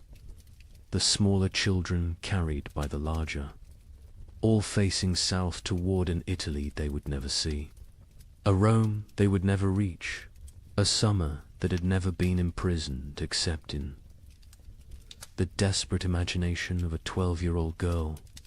Margareta was found at the front, her face turned skyward, arms outstretched as if embracing something invisible. In her frozen hand, a piece of parchment with a single line. Summer was inside us all along, but winter was stronger. The bodies were left where they lay. The Archbishop of Salzburg declared the site sacred ground, saying, "They died as pilgrims, seeking God's warmth. Let them remain as monuments to faith or folly, no longer know the difference." But the story doesn't end with their deaths. When spring finally came in 1322, when the famine finally broke, wildflowers grew in unusual abundance along the route the children had walked. Skeptics said it was from the organic matter their bodies had left. Believers said it was summer finally answering their call, 3 years too late. Parents who had let their children go lived with mathematical grief. They had solved the equation of survival by subtracting their offspring. Most went mad. The baker of Hamelin, Margaret's father, spent his remaining years making bread he would leave outside his shop each dawn for when the children returned from summer. He died calling Margareta's name, swearing he could hear her singing. The children's crusade of frost became mythology before the last body was found. Some claimed the children had found summer and stayed there, unable to return. Others said they had become the spirits of winter, doomed to walk the Alps forever, searching for warmth that doesn't exist. A few insisted they had seen the children in dreams, playing in fields of grain, finally warm, finally fed, finally free. A chronicler in Vienna wrote the definitive epitaph. They were children who had never known spring, following a child who dreamed of summer, seeking a warmth that had died before they were born. They walked to their deaths with more purpose than most live their lives. They failed to find summer, but they succeeded in escaping winter, which may have been the only success possible. The children's crusade of frost represents the absolute, nadir of the great famine, not the death of hope, but hope itself becoming death's agent. When children abandon their parents to seek impossible dreams, when parents let them go knowing the truth, when entire societies watch their future walk away into frozen oblivion and do nothing because nothing can be done, that is when civilization doesn't just collapse but voluntarily dissolves. Yet there's something else in this story, something that explains why it haunted Europe for generations. Those children, doomed and deluded, chose their fate. In a world where death was certain, they chose to die seeking rather than waiting. They wrote their own ending rather than having it written for them. They failed, but they failed attempting the impossible, which is perhaps the most human thing one can do. The last word belongs to a nameless child, one of hundreds found in that alpine pass, who had carved into a frozen tree trunk. We came to find summer. We found each other. That is enough. By 1320, something unprecedented was happening across Europe. Entire villages were disappearing, not dying, disappearing. A tax collector would arrive to find homes standing empty, fires still warm, food still on tables, but not a soul in sight. Bishop of Lincoln investigated 17 such villages. His report contains a chilling observation. In each dwelling we found the same thing, a single word carved into the main beam. Forgiven. We know not if they sought forgiveness or granted it. Modern archaeologists have found evidence these villagers walked en masse into forests, bogs, or the sea. Mass suicide? Mass migration to nowhere? We'll never know. But the pattern was always identical. They left everything behind except their children. The children, it seems, they took with them to whatever end they chose. The first documented vanishing was Thornwick, a village of 200 souls in Yorkshire. The king's tax collector, William de Vere, arrived on March 15, 1320, to find smoke still rising from chimneys, but no one to tend the fires. His report to the crown reads like a ghost story. The village stands as if frozen in a moment. Bread half-eaten on tables. Needlework abandoned mid-stitch. A pot of porridge still warm over dying embers. But of people nothing, not even bodies. They have vanished as completely as if God himself erased them from existence. But they hadn't been erased. They had chosen erasure. In every house, carved deep into the main support beam, that single word, forgiven. Some carved carefully, with time and purpose. Others scratched hastily, as if in final moments before departure. All in different hands, but all the same word, the Bishop of Lincoln. Thomas Beckhampton was sent to investigate when 7 more villagers in his diocese reported similar vanishings. His investigation team included scribes, soldiers, and physicians. What they found challenged their understanding of human behavior. We tracked them, the bishop wrote. 200 people cannot vanish without trace. We found footprints leading from the village, all together, walking in the same direction. Men, women, children, elderly, every soul that could walk had walked. Those who couldn't walk had been carried. The tracks led to Sherwood Forest and then ... stopped.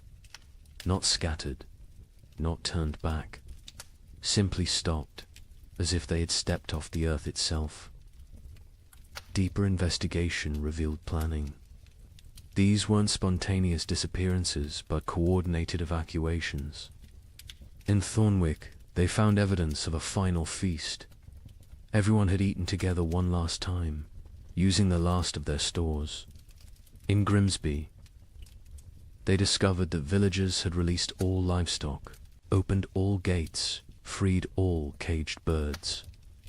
They had systematically undone civilization before walking away from it.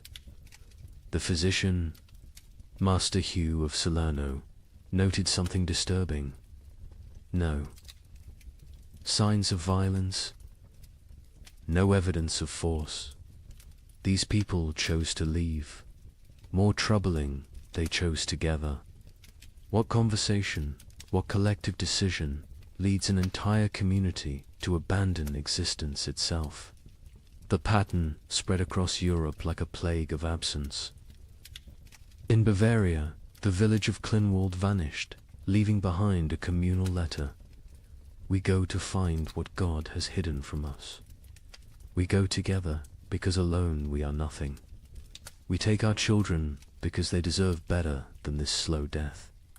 We leave our homes because homes without hope are merely tombs with windows. Seek us not.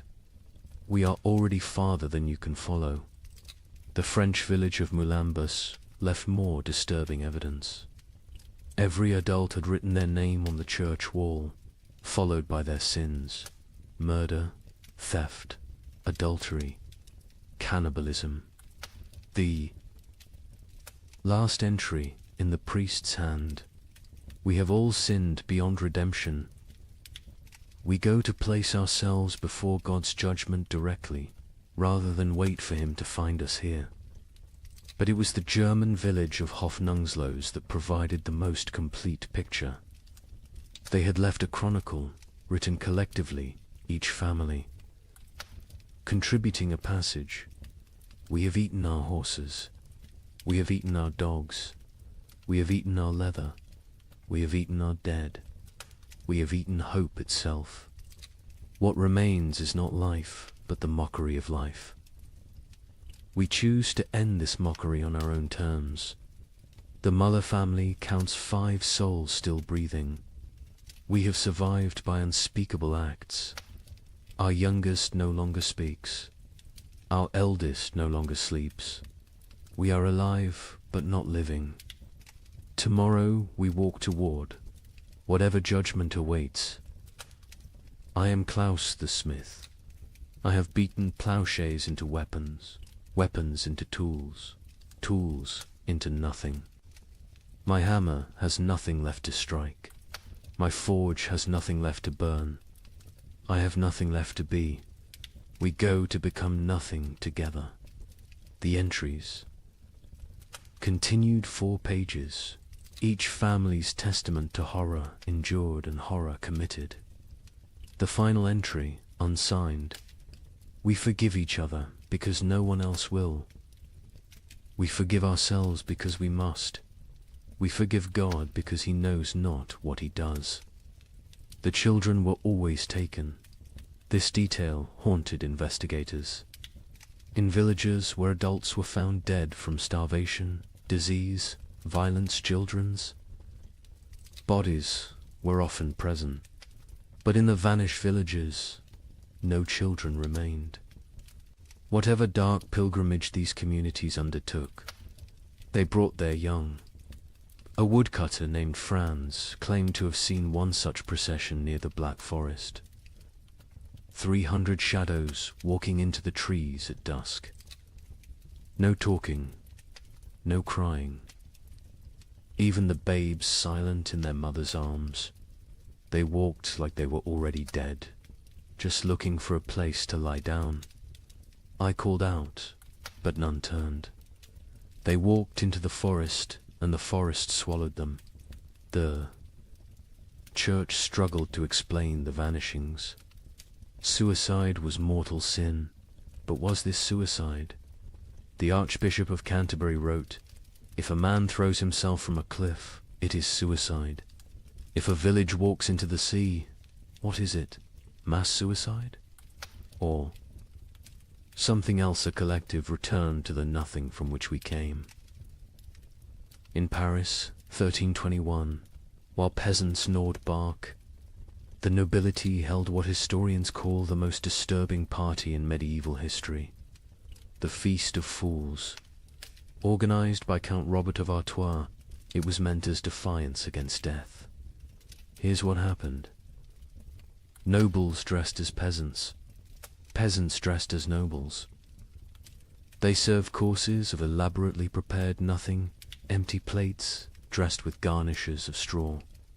They held mock executions where the condemned gave recipes for cooking leather.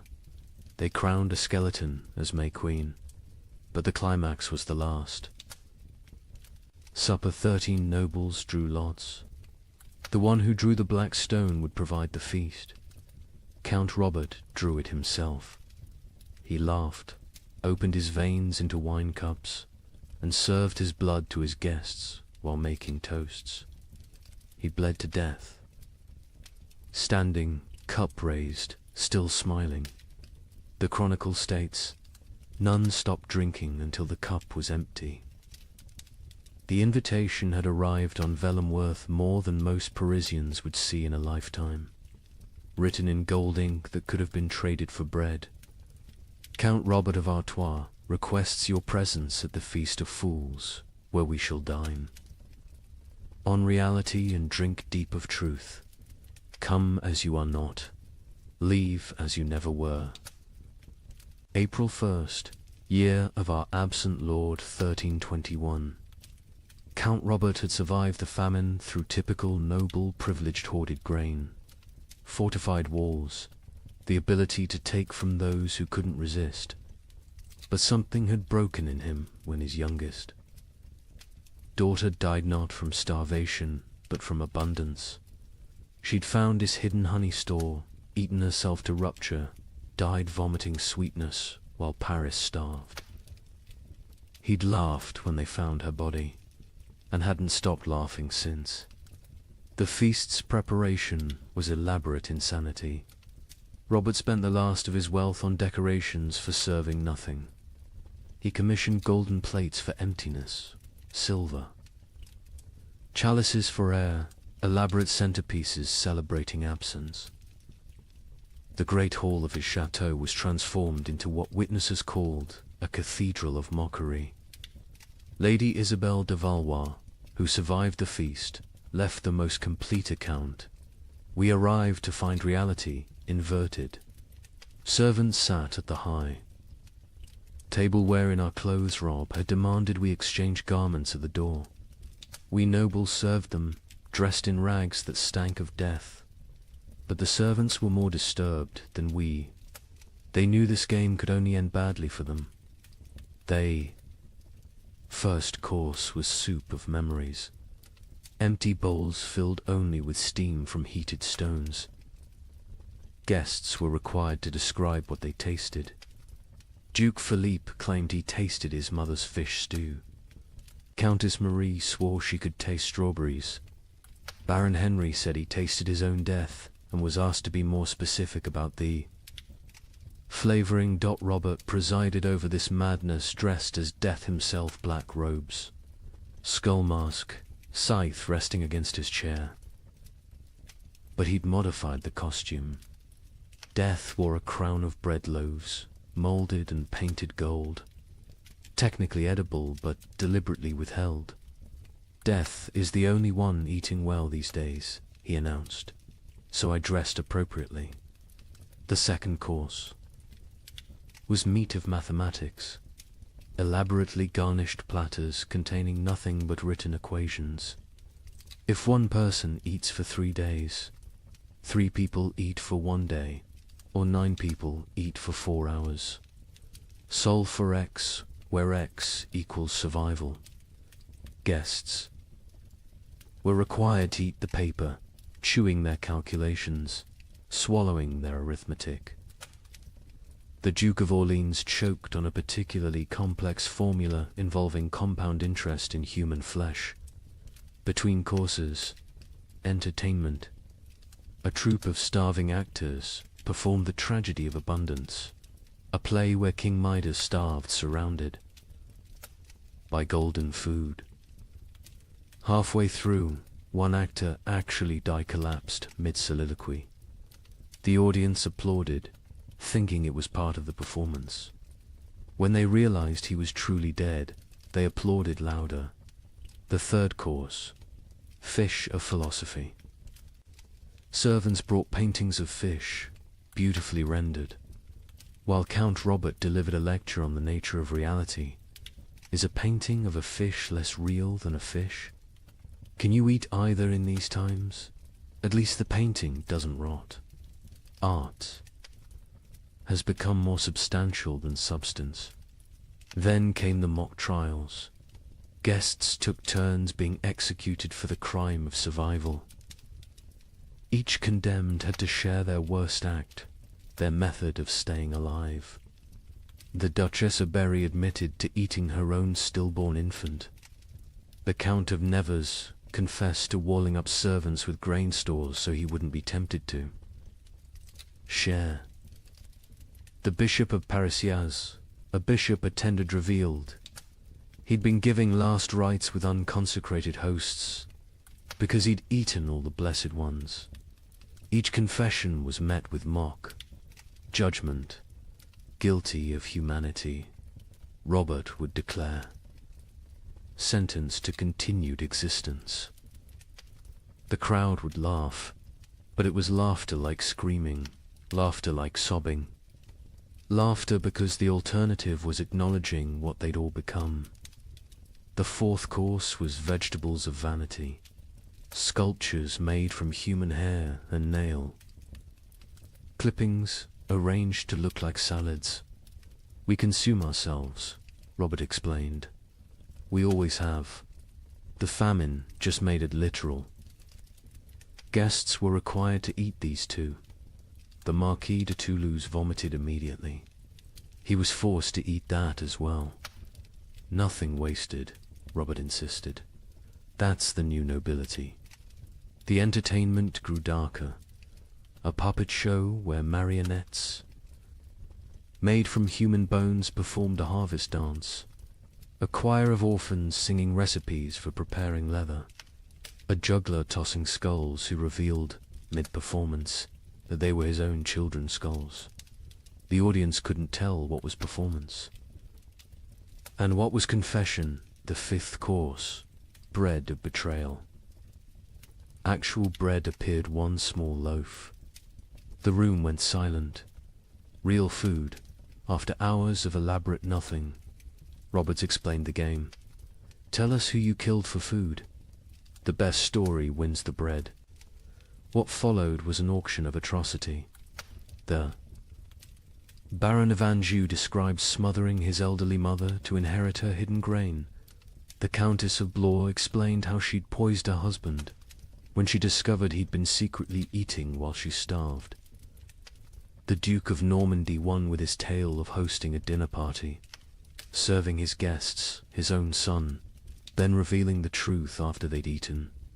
He took one bite of the bread and vomited blood. The bread was made from sawdust and painted to look real. The sixth course, wine of wisdom. Empty goblets that guests had to fill with their own fluid stares, saliva, blood, whatever they could produce. We toast to truth, Robert declared. The truth that we are bags of liquid pretending to have purpose. They drank their own essences while Robert laughed and laughed and laughed. Then came the moment that would define the feast in history. Robert announced the Last Supper, 13 volunteers to recreate Christ's final meal. but with a twist. They would draw lots. 12 would feast. 1 would be the feast. The volunteers came forward, 12 nobles, so broken by horror they'd embrace any ending. Robert himself was the 13th. They drew carved bones from a jeweled box. Robert palmed the black bone, ensuring he drew it. Everyone knew. No one spoke. "I am the feast," he announced with genuine joy. "I am bread and wine. I am flesh and blood. I am the only honest noble lefty. Give myself to be consumed." He opened his veins with ceremonial precision, not to die quickly, but to fill 13 cups. He made toasts as his blood flowed, to abundance. Nervous laughter to the feast that never ends. Desperate drinking to the truth that we're all already dead. Silence, except for swallowing. He conducted himself like a sommelier describing vintages. Note the iron undertones, the hint of despair, the full body of wasted life. He grew paler with each toast, but never stopped smiling. Drink deep, friends. I'm a vintage that won't be repeated. The guests drank because stopping would mean acknowledging what they were doing. They drank because Robert was watching, still standing, still bleeding, still insisting this was all a grand joke. They drank because his blood was warm and they'd forgotten warmth. They drank because it was that or scream. Robert's final toast, as his knees began to buckle, to the feast of fools, where fools feast on fools, where wisdom is folly and folly is survival. To the nobility that dies with nobility, leaving only animals wearing crowns. To the joke that God played on us, and the joke we play back. To the end that never ends, and the ending that never he fell forward. Cup still raised, smile still, fixed. Dead before he hit the ground, but somehow still laughing. The guests sat with empty cups, full stomachs, and the knowledge that they'd literally drunk noble blood while dressed as peasants in a world where symbolism had become sustenance. The aftermath was swift and terrible. The servants, forced to watch nobles drink noble blood, revolted, not politically aside. They stripped off the noble clothes, fled the chateau, most walking directly into the Seine to drown. The nobles, trapped in servant rags, covered in Robert's blood, stumbled into Paris streets where they were attacked by mobs who didn't recognize them or didn't care.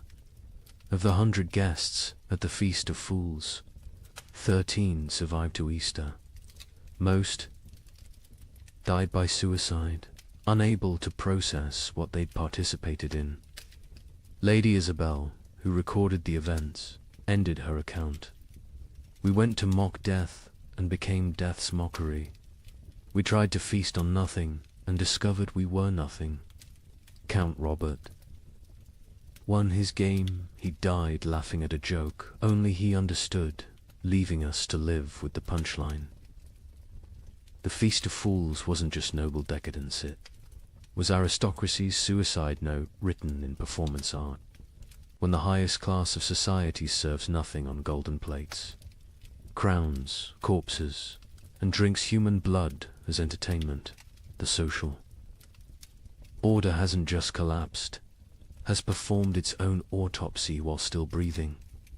The king, upon hearing of the feast, reportedly said, "Count Robert has shown us our future elaborate rituals around nothing, performances of power without power. Substance, consumption of ourselves disguised as celebration." He then ordered all records of the feast destroyed.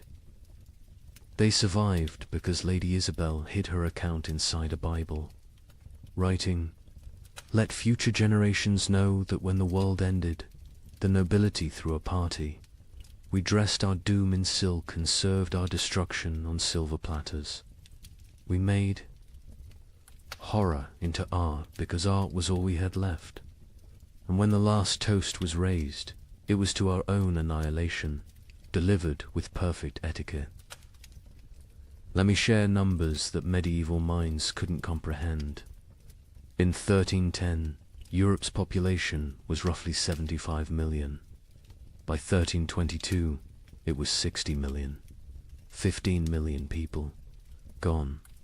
Not from plague, not from war, from cold and hunger, but statistics hide. Individual horror. In the town of Ypres, they kept exact records. Population 1315, 10,400. Population 1,322, 2,100. But here's the detail that haunts. Of those 2,100 survivors, only 300 were the original residents. The others, they came from elsewhere, drawn by rumors of food, only to find more death. The prior of Ypres wrote, "We no longer bury the dead. We stack them like cordwood, waiting for spring. But spring never comes warm enough to dig. The numbers tell a story that words cannot." The Abbey of Saint-Denis kept meticulous death records, originally for prayers for the departed. By 1318, they'd stopped recording names, just tally marks. 5 marks crossed through. 5 marks crossed through. Pages and pages of groups of 5, like a child learning to count, except each mark was a human soul. Brother Felipe, the abbey's mathematician, calculated the rate of death. In 1315, we lost 1 soul per week. By 1316, 1 per day. By 1317, 1 per hour. By 1318, we stopped counting because the living were too few to count the dead. Mathematics itself collapsed when the numbers exceeded comprehension. The Italian city-states, with their banking traditions, kept the most precise records. Florence's census of 1310 recorded 120,000 souls. The census of 1322 recorded 45,000. But hidden in those numbers was darker arithmetic. Of the 45,000 survivors, 30,000 had arrived during the famine, refugees from the countryside. The original Florentine population had dropped from 120,000 to 15,000. 7 of every 8 natives had perished. Venice's records reveal the geographic mathematics of death. The city's famous districts died at different rates. San Marco, where the wealthy lived, lost 40% of its population. Castello, where the poor, crowded, lost 85%. But here's the cruel irony: the wealthy districts died faster in the final years. Once money meant nothing, poverty became an advantage. The poor knew how to starve. The rich only knew how to eat. In England, the Domesday Book had recorded settlements since 1086. By comparing tax records from 1310 to 1322, we can track village-level devastation. In Norfolk, 40% of villages recorded in 1310 no longer existed. By 1322, not depopulated, erased. The land itself forgot humans had ever lived there. But let's look deeper at Ypres, because their obsessive record-keeping reveals the true mathematics of societal collapse. The town's cloth guild recorded not just deaths, but causes. 1,315. 500 deaths to 400 starvation. 100 disease 1316. 1,200 deaths to 900 starvation. 200 disease. 100 violence 1317. 2,100 deaths to 1,000 starvation, 500 disease, 400 violence, 200 voluntary, 18, 2,500 deaths to 800 starvation, 600 disease, 700 violence, 400 voluntary, 19, 1,800 deaths to 300 starvation, 400 disease, 500 violence, 600 voluntary, 1,320, 900 deaths minus 100 starvation, 200 disease, 200 violence, 400 voluntary. See the pattern. As starvation deaths decreased because the weakest had already died, violence and suicide increased. The mathematics of survival had shifted from competing for food to eliminating competitors. The demographic breakdown is equally telling. By age, infants 0 to 2, 95% mortality children 3 to 12, 80% mortality young adults 13 to 25, 60% mortality adults 26 to 45, 70% mortality elderly 46 plus, 90%. Mortality, the young adults survive best old enough to fight, young enough to endure.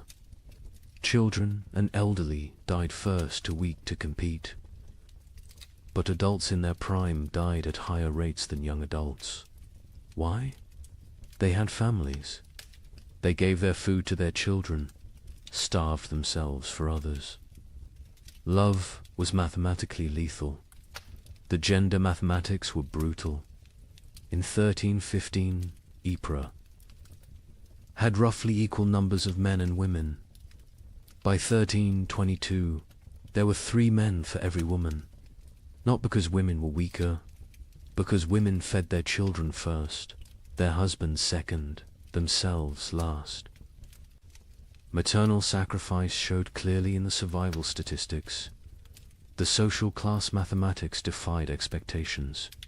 Nobility, 60% mortality clergy, 50% mortality merchants, 70% mortality craftsmen, 75% mortality peasants, 80% mortality beggars, 40% mortality beggars. Survived best. They already knew how to live on nothing. The nobility, despite their resources, died from inability to adapt. Merchants died because their profession became meaningless. But beggars, they thrived in a world that had become universal beggary. The geographic distribution created what scholars called death shadows. Cities drew refugees from the countryside, creating rings of escalating mortality. Paris, with a 1310 population of 200,000, had 80,000 survivors in 1322. But the villagers within a day's walk of Paris, complete annihilation. They'd all walked to the city seeking food, died in the streets, their homes becoming ghost towns. The monastery of Cluny mapped deaths across their network of abbeys. They discovered death followed trade routes not because trade spread disease, but because rumors of food traveled along merchant paths. Entire populations would migrate toward imagined abundance, creating waves of mobile starvation that crashed against city walls. The seasonal mathematics were predictable yet horrifying. Spring, highest death rates, bodies hidden by snow revealed. Last stores exhausted summer, moderate deaths, some forage available. But disease spread autumn. Lowest deaths, whatever harvest existed, plus weakest already dead winter. Rising deaths, cold, multiplying hungers, lethality, but within those seasons. Specific dates showed spikes. Christmas saw mass suicides. The contrast between religious celebration and reality broke minds. Easter saw violence spiked, the promise of resurrection mocked by death's omnipresence. Harvest festivals became killing fields as communities fought over failed crops. The birth rate mathematics were perhaps most tragic. In 1310, Ypres recorded 400 births. In 1316 to 200 births. In 1318, 50 births. In 1320, 12 births. By 1321, 0. Not 0, recorded 0, occurred. Women stopped conceiving, bodies too starved to support pregnancy. Those who did conceive miscarried, or gave birth to stillborn children. An entire generation unborn. The marriage mathematics inverted. In 1310, Ypres recorded 200 marriages. In 1320, they recorded 400. Why the increase during horror? Survival partnerships. Widows with food marrying widowers with shelter. Children married to combine family resources. Marriage became merger. Love replaced by mathematics. The death-to-burial ratio reveals societal collapses. Progression to 1,315. One death equals one burial, 1316. Two deaths equals one burial, 1317. 5 deaths equals one burial, 1318. 10 deaths equals one burial, 1319. 20 deaths equals one burial, 1320. Burial ceased. Bodies stacked or burned. The prior of Ypres wrote, "We have built pyramids of the dead, frozen corpses stacked like masonry, mortared with ice. Come spring, they will thaw and collapse, but by then, who will remain to care?" The economic mathematics were absurd. The price of wheat increased 2,000% between 1315 and 1320, but expressing it as percentage obscures the reality. In 1315, a penny bought a loaf. In 1320, a year's wages couldn't buy a crumb. Money became meaningless. The only currency was calories. Distance mathematics changed. In 1310, a healthy person could walk 20 miles per day. By 1320, survivors could manage perhaps 2 miles. The world shrank as human capability decreased. Villages 10 miles apart became unreachable foreign lands. Geography expanded as humans contracted. The theft mathematics reveal moral collapse. 1,315. 100 thefts. Mostly grain, 1316. 500 thefts. Anything. Edible, 1317. 1,000 thefts. Including clothing and fuel, 1318. 2,000 thefts. Including children, 1319. Theft became meaningless.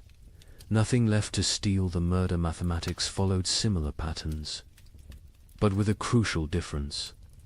Murders peaked in 1318, then declined not from returning morality, but from lack of strength. By 1319, people were too weak to kill. Violence required carries nobody could spare. The migration mathematics created empty zones and death clusters. Rural areas emptied as survivors walked to cities. Cities became graveyards as refugees died in streets. The population didn't just decline, it concentrated, then collapsed. Like a star becoming a black hole, the linguistic mathematics were subtle but telling. The Ypres records showed declining vocabulary over time. 1315 records use varied, complex language. By 1320, the same. Scribes used perhaps 200 words repeatedly. Hunger had literally reduced their ability to think in complex terms. Survival required all cognitive resources. The time mathematics warped reality. Survivors reported years feeling like decades, days feeling like minutes. The prior wrote, "We have lived 7 years that feel like 70. I am 40 but feel 400. Time itself has starved, moving slowly like everything else dying." The children's mathematics were most heartbreaking. In 1315, Ypres had 3,000 children under 12.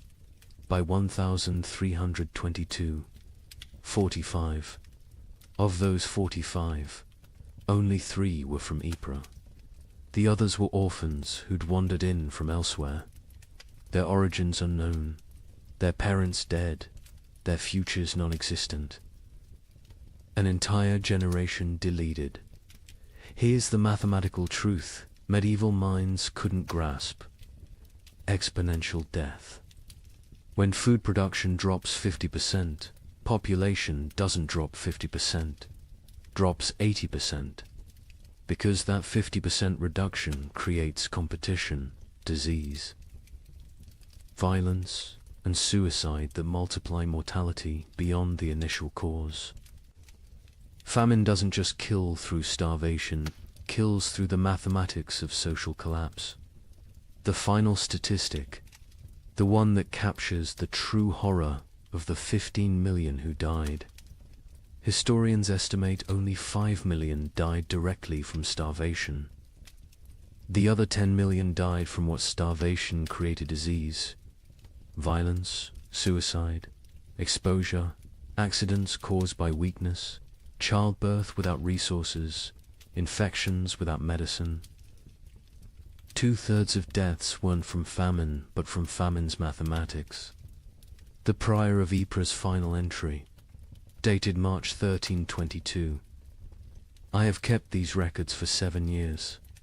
I have reduced human souls to marks on parchment, lives to numbers, horror to mathematics.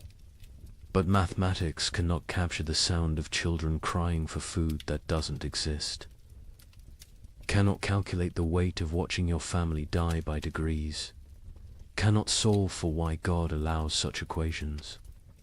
The numbers say 2,100 remain from 10,400. But numbers lie. None remain. We 2,100 are not survivors, we are the not yet dead. Walking statistics waiting for our final tally.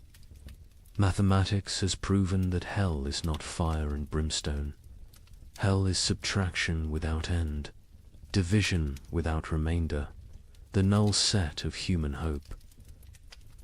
In 1321, as the worst seemed to be passing, something strange happened. The rats returned, but they were different, larger, bolder, moving in coordinated swarms. A chronicler in Milan wrote, "They fear neither cat nor dog nor man.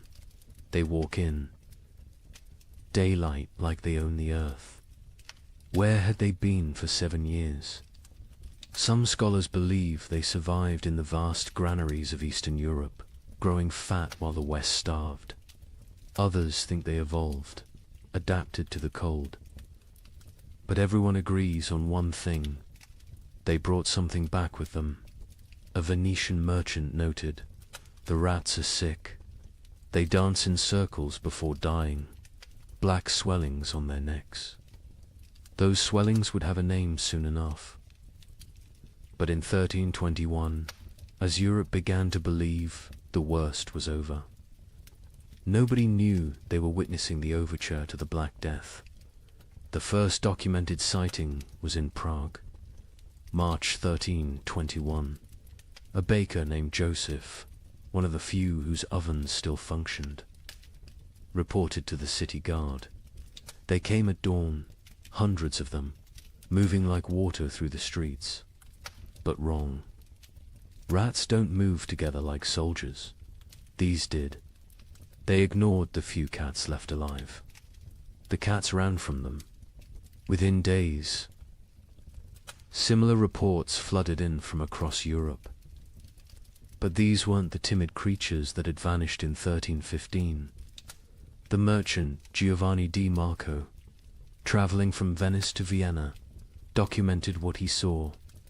Rats the size of rabbits, some larger, grey-black fur so thick arrows bounce off, eyes that reflect light like demons. They don't scatter when approached.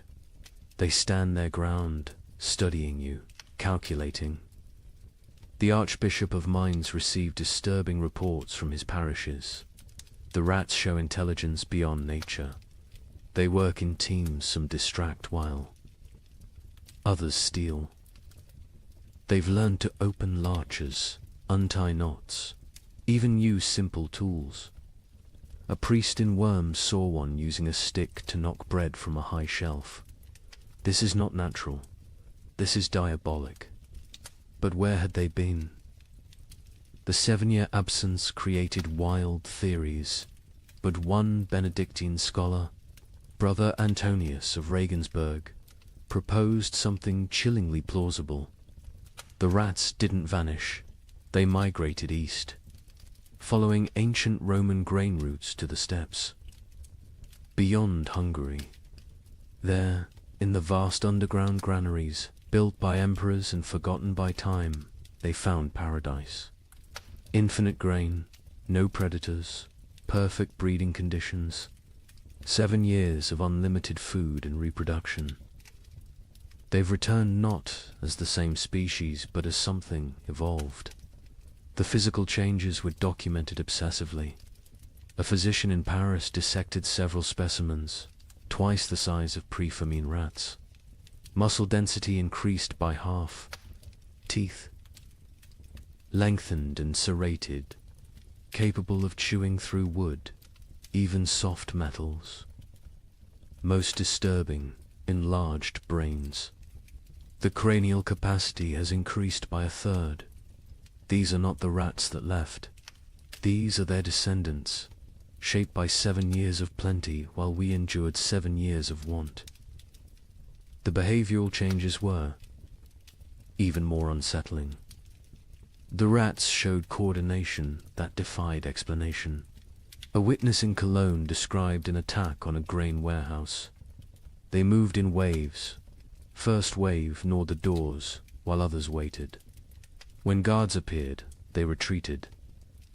In perfect synchronization, they returned at night with more numbers, attacking from multiple points simultaneously. They knew we were watching. They waited until we were exhausted. They had lost all fear of humans. Previous generations of rats fled from people, lived in shadows, scavenged secretly. These new rats walked openly through marketplaces, entered homes while families ate, stared directly at humans with what witnesses described as calculating intelligence. A child in Nuremberg reported rats watching her family eat dinner through the window. "Counting us," she said. "The cats, those few that survived the famine, refused to hunt them." A chronicler in Lyon observed, "Our best Mauser, who survived 7 years of horror by hunting, now cowers when rats pass. He recognizes something we don't. The predator-prey relationship is inverted. The cats know they're now the prey. Dogs fared no better. Hunting hounds trained to kill wolves ran from rat. Swarms, a pack of street dogs in Milan, hardened by years of surviving on corpses, was found torn apart. Witnesses said the rats had hunted them like wolves hunt deer, driving them into a corner, exhausting them, then moving in for the kill. But it was the rats' relationship with the dead that proved most disturbing. During the famine, corpses had accumulated faster than burial. Mass graves, body piles, frozen pyramids of the dead, all untouched for years. The returned rats showed intense interest in these sites. Not to feed, they seemed well fed, but to investigate. A gravedigger in Bordeaux reported. They dig into the mass graves, not eating, just ... examining. They spend hours among the bones, touching them with their paws, almost like they're reading something. Then they emerge and dance, spinning, leaping, falling over, getting up, spinning again, like they're drunk or mad. The dancing disease appeared first in the rats, then in the animals they bit, finally in humans. But in 1321, people thought it was just strange behavior. They didn't connect it to disease. Why would they? The rats looked healthy, even robust. Larger, stronger, more vital than any rats in memory. An Italian merchant named Carlo Benedetti made the crucial observation that historians would later recognize as prophetic. The rats congregate at trade routes, ports, and crossroads. There, not seeking food, food exists everywhere now, that so few remain to eat it. They're positioning themselves along human movement patterns, waiting, but for what? The rats showed particular interest in the remaining churches and monasteries. Brother Francis of Assisi documented their behavior. They enter during services, completely unafraid of the congregation. They sit in neat rows as if listening to the sermon. When we sing hymns, they sway. When we pray, they bow their heads. Mockery, mimicry, or something else. They seem to be waiting for something, some signal we cannot perceive. The first human deaths directly attributable to the returned. Rats came in summer 1321, not from attack from disease.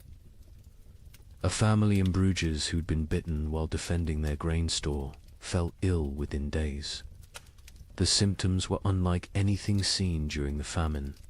High fever, delirium, and most distinctively, black swellings in the neck, armpits and groin.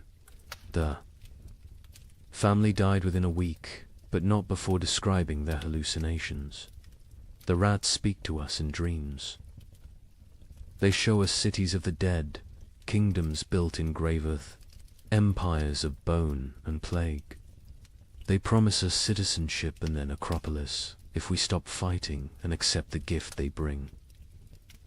Medical professionals were baffled.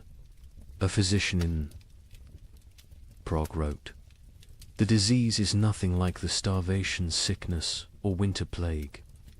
It burns through bodies like fire through dry wood. The black swellings appear where the body fights hardest, lymph nodes swelling with failed resistance. But, strangest of all, the victims dance before they die, just like the rats." The dancing sickness spread from the bitten to their families, from families to neighborhoods, from neighborhoods to districts. But in 1321, it was still contained, still rare. Most who died that year still died from famine's lingering effects. The new plague was just beginning its incubation, both in human bodies and human societies. The rats' intelligence manifested in increasingly complex ways. They learned to avoid traditional traps, poison, and hunting methods. They developed new social structures: scout rats who tested food for danger, guard rats who watched for threats, even what appeared to be leader rats who directed group movements through series of squeaks and gestures. A scholar in Vienna documented their learning capabilities. We captured one, intending study. Its companions spent 3 nights trying to free it, using increasingly sophisticated methods: leverage, distraction, even attempting to pick the lock with twisted metal. When they failed, they sat outside the cage in vigil until the captured rat died. Then they left. But the next night, our laboratory burned. The fire started in 3 places simultaneously. Draw your own conclusions. The church struggled to explain the rats' return. Were they demons? Punishments? Tests? The Bishop of Cologne preached. For 7 years they abandoned us to our suffering. Now they return in our moment of hope, stronger for their absence. They are either God's final curse or Satan's opening move in some greater game. Either way, they herald something worse than what we've endured. Popular folklore developed quickly. Rats were secret rulers of the underworld who'd retreated to plan humanity's destruction. They would transformed human souls, twisted by starvation into animal form. They were advanced scouts for an invasion from hell itself. Each theory was more fantastic than the last, but none were as terrible as the truth. The truth was biological, not theological. The rats had spent 7 years in isolated populations, breeding rapidly in the eastern granaries. Diseases that would normally kill them had instead created resistant populations. The Black Death bacterium, Yersinia pestis, had found perfect incubation conditions, countless hosts, rapid reproduction, isolation from human interference. The rats weren't evil. They were evolution's answer to abundance. After scarcity, by autumn. 1321, the dancing sickness had spread to every major city. Still not epidemic, still not recognized as connected to the rats, but growing. The correlation between rat populations and disease was noticed by a few. An Italian doctor wrote, "Where rats congregate, sickness follows. Where rats dance, humans die. Where rats thrive, plague arrives." But Europe, exhausted from 7 years of famine, couldn't process another catastrophe. The return of the rats was seen as disgusting but manageable. The dancing sickness was concerning but limited. Nobody connected the dots that would seem obvious in hindsight that the rats weren't just returning from exile. They were bringing hell with them. The final observation of 1321 came from a child in Marseille, a girl who'd survived the famine by eating rats when they were still scarce. She told her priest, "The old rats tasted of hunger and fear. These new rats taste of death and patience. They're not afraid of us because they know something we don't. They're waiting for us to realize we're already dead." Within 20 years, her words would prove prophetic. The Black Death would kill 1/3 of Europe's remaining population. But in 1321, as people celebrated the famine's end, as they counted their dead and rebuilt their lives, the rats just watched, and waited, and danced their strange dances in the moonlight, practicing for the grand performance yet to come. On March 15th, 1322, something miraculous happened. The sun broke through clouds that had shrouded Europe for 7 years. Real warmth, real light. In London, people fell to their knees in the streets, weeping.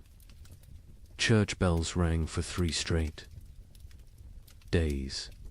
A young monk in Canterbury wrote, "We had forgotten the sun could hurt your eyes." Children who had never seen their own shadows screamed in terror at the dark shapes that followed them. But the thaw revealed horrors frozen in time. Bodies emerged from snowdrifts, perfectly preserved.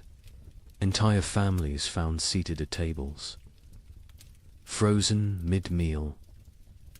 Armies discovered standing in formation, weapons raised, ice statues of a war that winter had won. The warmth came suddenly, without warning. Dawn broke grey as it had for 7 years. But by noon, actual golden light pierced. Through, not the weak, watery light that occasionally appeared, but real sunshine, hot, bright, alive. In Paris, people stumbled from their homes, shielding their eyes, unable to comprehend what they were seeing. Marie de Champagne, age 7, born during the famine, experienced sunshine for the first time. Mother fell to her knees and pulled me down, saying we must pray. I asked what the burning light was. She said God's eye has opened. I was terrified. I thought God was going to see what we'd done to survive. The ice began to melt with alarming speed. Winter's archives, 7 years of frozen death, began to reveal themselves. In Cologne, the Rhine's thaw exposed a grotesque gallery, hundreds of bodies that had fallen through ice over the years, preserved perfectly, now floating downstream like a parade of the damned. Citizens lined the banks, searching for relatives lost years ago, finding them looking exactly as they had at death. Brother Thomas of Westminster, who'd chronicled the disaster from beginning, wrote with shaking hand, "The earth gives up its dead, but not for resurrection. They return only to show us what we've done." A mother and child, frozen in embrace, so perfectly preserved I could count the tears frozen on their cheeks. Soldiers who died defending grain stores, still standing at their posts, ice guardians of nothing. God has kept perfect record of our failures. But with the thaw came something worse than revealed corpse, truth-field truth. The ice had hidden the full scope of devastation. Entire districts thought to be empty were found to contain hundreds of frozen dead. Mass graves, hastily covered with snow, began to melt and shift, creating mudslides of human remains. The spring of 1322 didn't bring renewal. It brought archaeology of horror in the Alps. The thaw revealed the children's crusade of frost, perfectly preserved. A merchant reported, "They stand like an army of small angels, ice blue and beautiful. In their death, still holding hands, still facing south, still seeking summer that has finally come too late. Pilgrims are already calling it holy ground. I call it the world's guilt made manifest. Europe that emerged from the Great Famine was unrecognizable.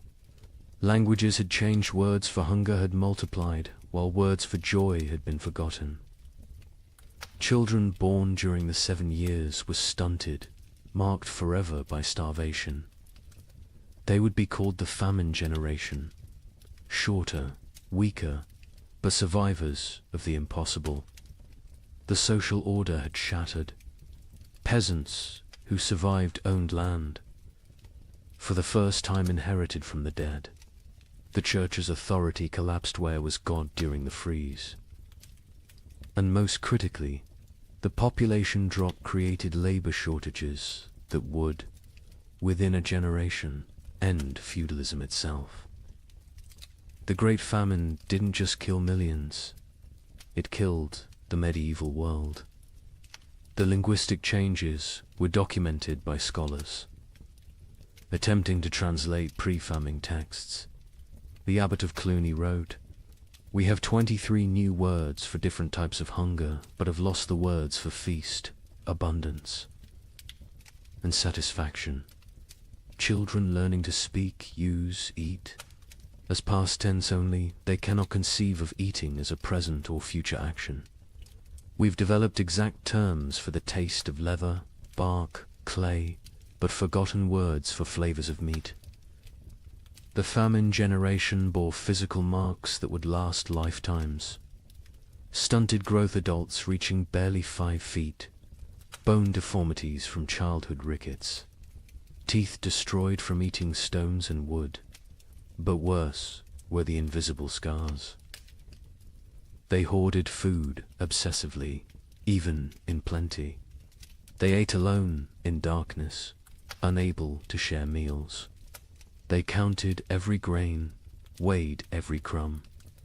A physician in Paris noted, "They survived famine, but remain imprisoned by it. Their bodies live in 1322, but their minds remain in 1318. The social revolution was immediate and irreversible. A third of Europe's nobility had perished, entire bloodlines extinct. Peasants squatted in abandoned castles, worked lordless lands, claimed ownership through occupation. The survivorship created overnight social mobility, a serfhood hidden. Grain became a merchant. A baker's assistant who'd outlived his master became a guild leader. A prostitute who'd hoarded food became a property owner. The church's authority evaporated like morning frost. 7 years of unanswered prayers had broken faith's monopoly. New sects emerged, some worshipping nature, others embracing nihilism. The Pope's call for renewed devotion was met with laughter. A graffiti in Rome read, "God starved. We survived. Who then is stronger?" Priests found congregations unwilling to tithe, unable to trust divine providence that had provided only suffering. But most revolutionary was the labor shortage. With 15 million dead, every survivor became valuable. Peasants demanded wages.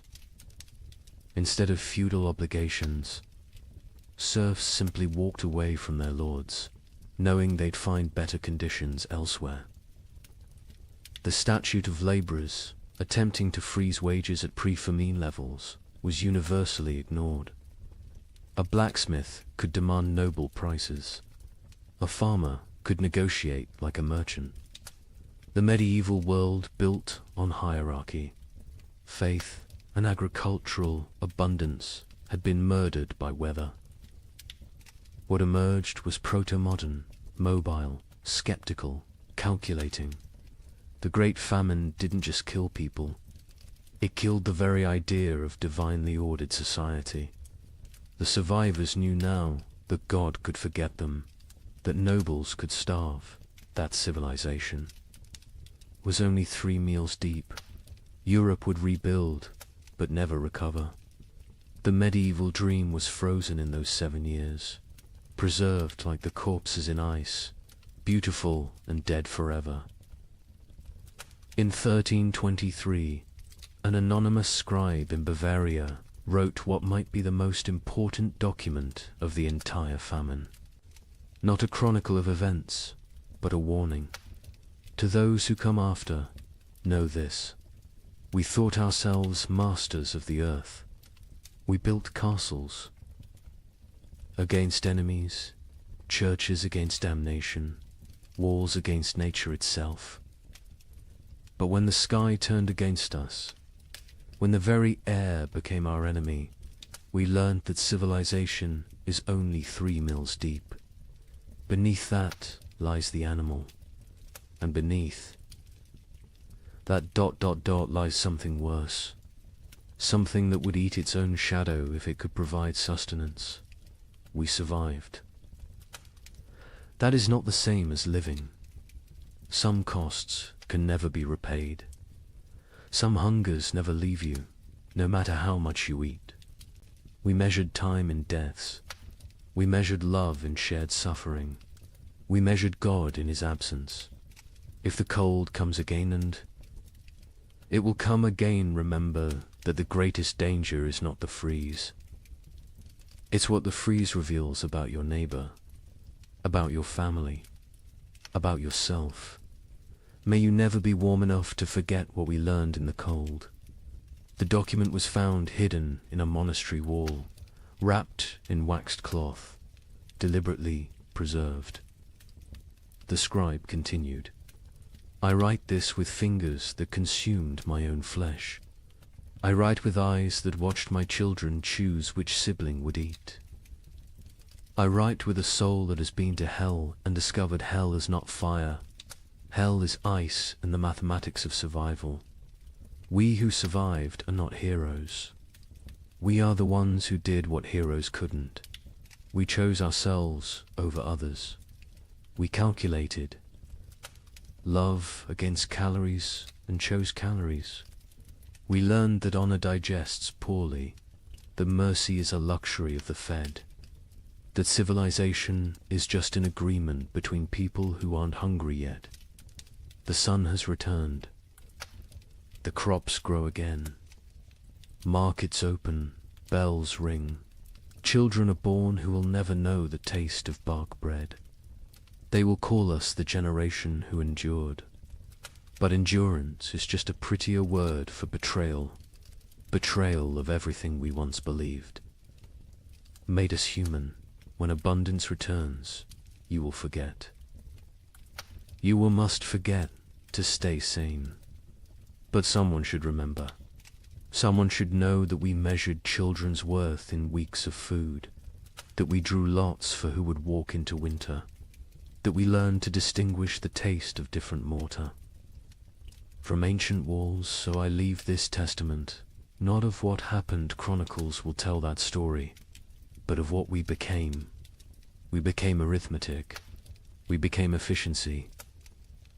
We became the truth that underneath every prayer, every law, every noble sentiment, lies the animal that will eat its own tail if the circle of consumption demands it. Remember us accurately, not as victims of weather, but as humans revealed. The cold didn't change us, it showed us, and what it showed can never be fully hidden again. The thaw has come. Summer returns. But we who survived carry winter inside us forever, a frozen seed that whispers, "This is what you really are. Everything.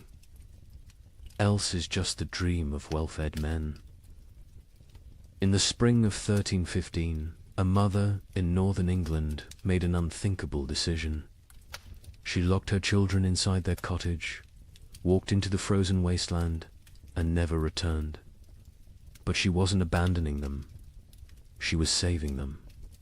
What, she knew what all of Europe would soon discover was that the world itself was dying. The rain wouldn't stop. The cold wouldn't break. And for the next 7 years, winter would reign supreme. Her name was Marjorie of Dereham, and her neighbors found her children 3 days later, alive, huddled around the last embers of their fire. The eldest, a boy of 9, clutched a note his mother had left. The priest who recorded it wrote that his hands shook as he read her words aloud. "My flesh will buy them grain. My absence will grant them mercy. Tell them I walk toward God, not away from them." You see, Marjorie had understood something terrible. Something that would take the rest of Europe months to grasp.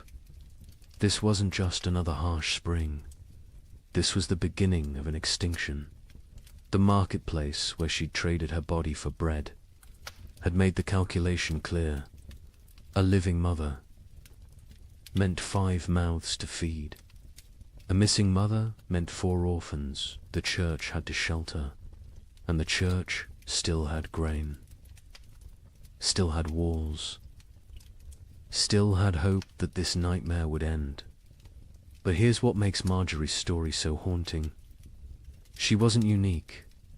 Parish records from 1315 show hundreds of similar disappearances.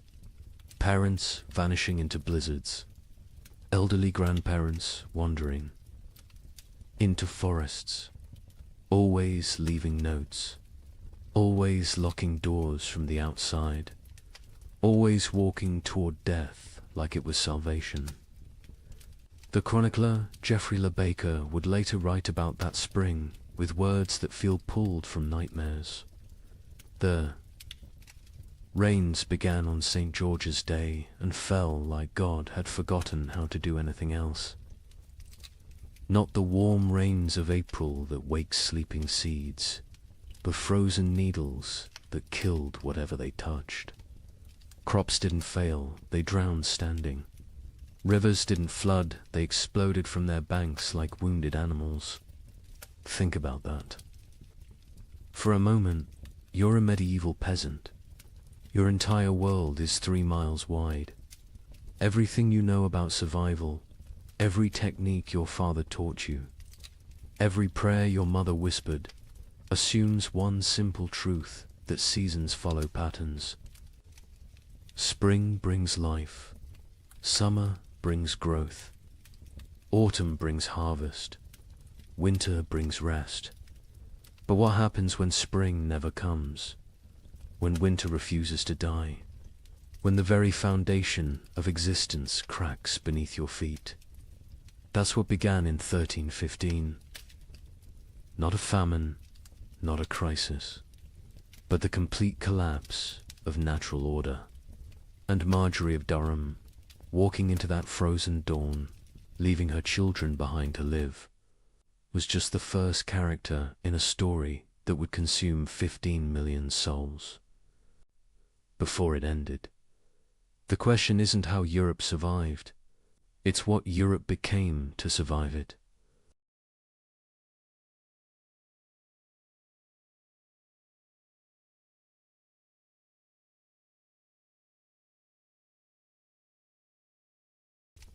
Good evening and welcome back, friends.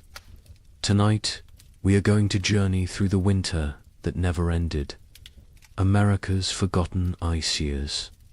As always, let me know where in the world you are listening in from. Get cozy, settle in, and let's begin. She stood at the frost-covered window. Her breath formed clouds in the June air. Outside, snow fell on what should have been green cornfields. Her children huddled by the dying fire. They wrapped themselves in every blanket the family owned. She whispered a prayer, the same prayer she had whispered every morning for weeks. She asked God when spring would finally come. She did not know this was only the beginning. Picture thousands of similar scenes across the American frontier. Thousands of windows, thousands of prayers whispered into the impossible cold. What happened in 1816 was merely a prelude, a warning that no one heeded. 20 years later, something far worse came to the American interior. This time it would last not 1 year, but 3 brutal winters. They bled into each other without mercy, without explanation, without end. Between 1836 and 1838, a climate catastrophe struck North America. It has been nearly erased from popular memory. Historians debate the causes today. Solar minimums, volcanic eruptions half a world away, or a deadly combination of forces beyond human understanding. The pioneers who lived through it had no such explanations. They had only survival. They had only the next day, and the day after that, if they were lucky enough to see it. This is their story. The story that America chose to forget. What you are about to hear challenges everything you thought you knew about westward expansion. Textbooks celebrate the march of civilization across the continent. They praise the brave pioneers, claiming their piece of the American dream. But they rarely mention the winters that nearly ended it all. They do not talk about the settlements that simply vanished. They do not discuss the mass graves discovered decades later, or the journals hidden in attics, journals filled with words that survivors could not bear to speak aloud. This is the story of the winter that never ended, and the people who somehow lived to see spring again. Late 1835. The American frontier hummed with optimism. The economy was booming. Land was cheap. Opportunity seemed limitless. Thousands of families poured westward into territories that promised fertile soil and new beginnings. Michigan Territory, Wisconsin, Illinois, Indiana, Ohio. These were the lands of promise. These were the places where a man could build something from nothing. A young couple in their early 20s had just claimed 160 acres in Michigan Territory. They were newlyweds. She was pregnant with their first child. He had spent the summer building a one-room cabin with his own hands. The logs were chinked with mud and moss. The roof was solid. The door hung true. They planned their first full harvest together. She planted a small garden near the cabin. Carrots, potatoes, beans. He cleared 3 acres for corn. At night they sat by the fire and talked about the future, about the children they would have, about the farm they would build, about growing. Old together on this land, an older family arrived in Illinois in the autumn of 1835. They had come from Pennsylvania, a mother and father with 3 children under 10 years old. They had sold everything they owned for this chance.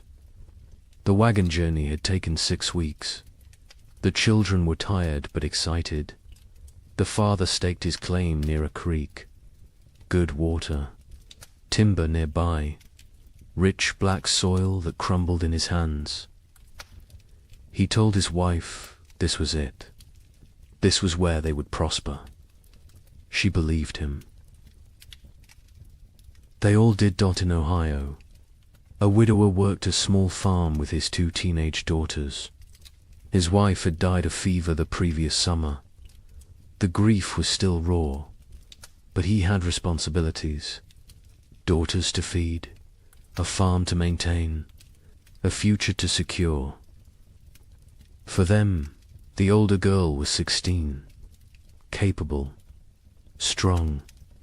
She helped with everything. The younger was 14, still learning, still growing. Together the 3 of them made it work. They honored the memory of the wife and mother they had lost by surviving, by building, by moving forward. This was frontier life in late 1835. Hard but hopeful, isolated but connected through shared struggle. Communities were small but tight-knit. Neighbors helped neighbors. Barn raisings brought everyone together. Churches served as social centers.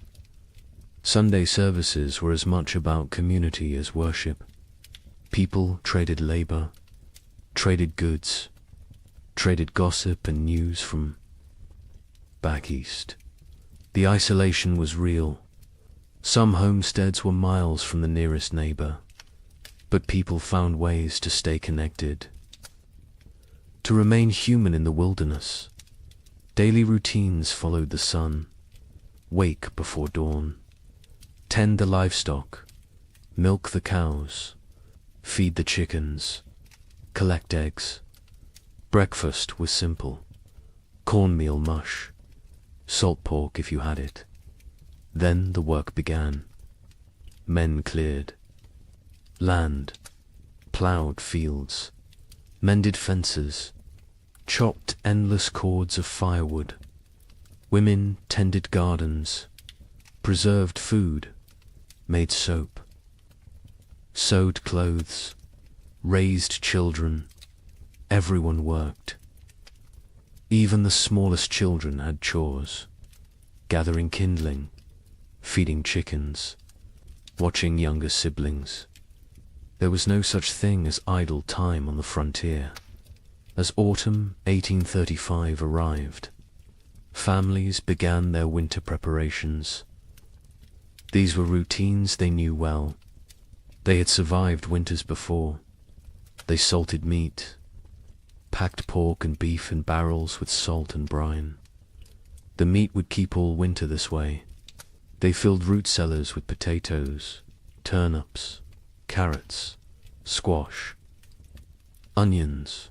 They dried beans, preserved fruits, made apple butter, rendered lard. Every scrap of food was precious. Nothing was wasted. Firewood was crucial. Men spent weeks cutting and stacking wood, cord after cord after cord. A family could burn through several cords in a hard winter.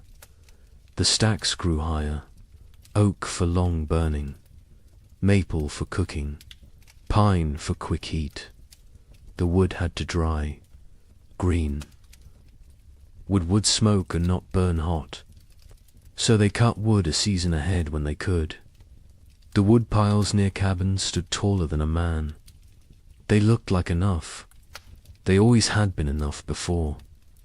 The young couple in Michigan worked together on their preparations. He hunted, brought home deer and wild turkey. She preserved the meat. They worked side by side. Her belly grew with the pregnancy. He worried about her working too hard. She laughed and told him women had been having babies since the beginning of time. She would be fine. The baby would come in May, spring, when everything was green and growing. It seemed perfect. The family in Illinois worked frantically to prepare.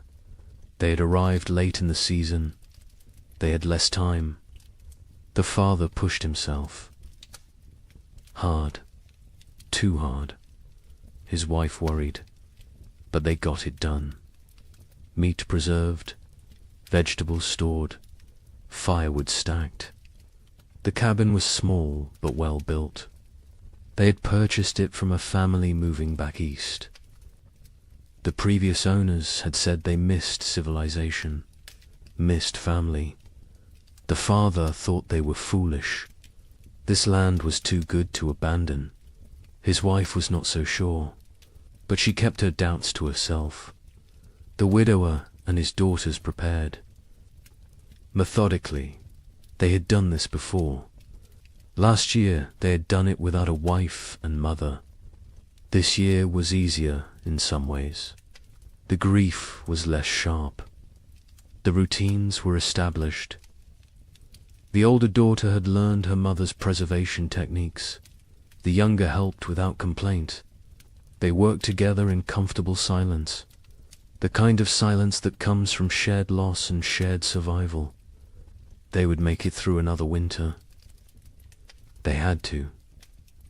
December 1835 arrived cold and early. The first snows came before Thanksgiving, heavier than usual. The temperatures dropped fast. Old-timers mentioned it reminded them of 1816, the year without a summer. But the younger settlers dismissed the comparison. Every old-timer thought their memories were the worst. This was just a hard winter, nothing more. They had food, they had shelter, they had firewood. They would be fine. By January 1836, something felt different. The cold had a quality that went beyond mere temperature. It was bone-penetrating, relentless, aggressive, the kind of cold that found every crack in a cabin wall, every gap around a door, every weakness in your clothing. People wore layers, wool on wool on wool. They stayed close to fires. They moved less, conserved energy, conserved heat, conserved everything. Animals behaved strangely. Livestock refused to leave their barns. Horses stood in corners, unmoving. Even when offered food, cows produced less milk. Chickens stopped laying. The wildlife disappeared. Deer vanished from the forests. Rabbits seemed to evaporate. Tracks in the snow became rare, then non-existent. Hunters returned empty-handed day after day. Where had everything gone? The young man in Michigan noticed the silence first. The forest was always noisy. Birds, squirrels, the rustle of small animals, whined through leaves. But now there was nothing. just silence and wind. The wind never stopped. It howled around the cabin at night. His wife pressed close to him for warmth, for comfort. She was 7 months pregnant now.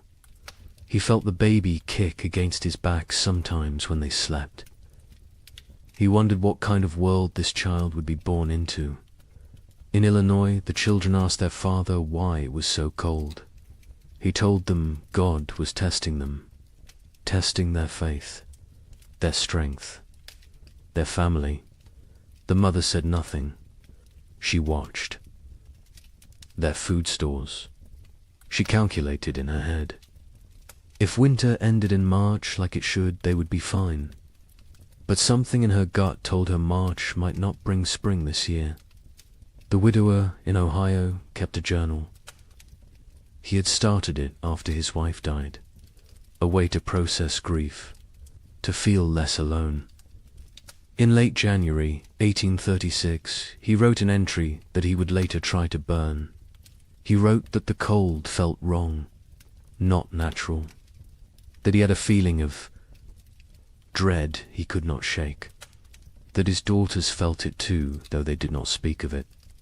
He wrote that he was afraid, not of dying, but of failing to protect his girls, of not being enough. February arrived. It should have shown signs of weakening.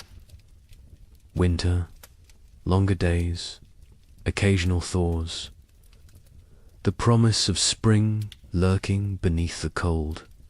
But February 1836 brought none of these things.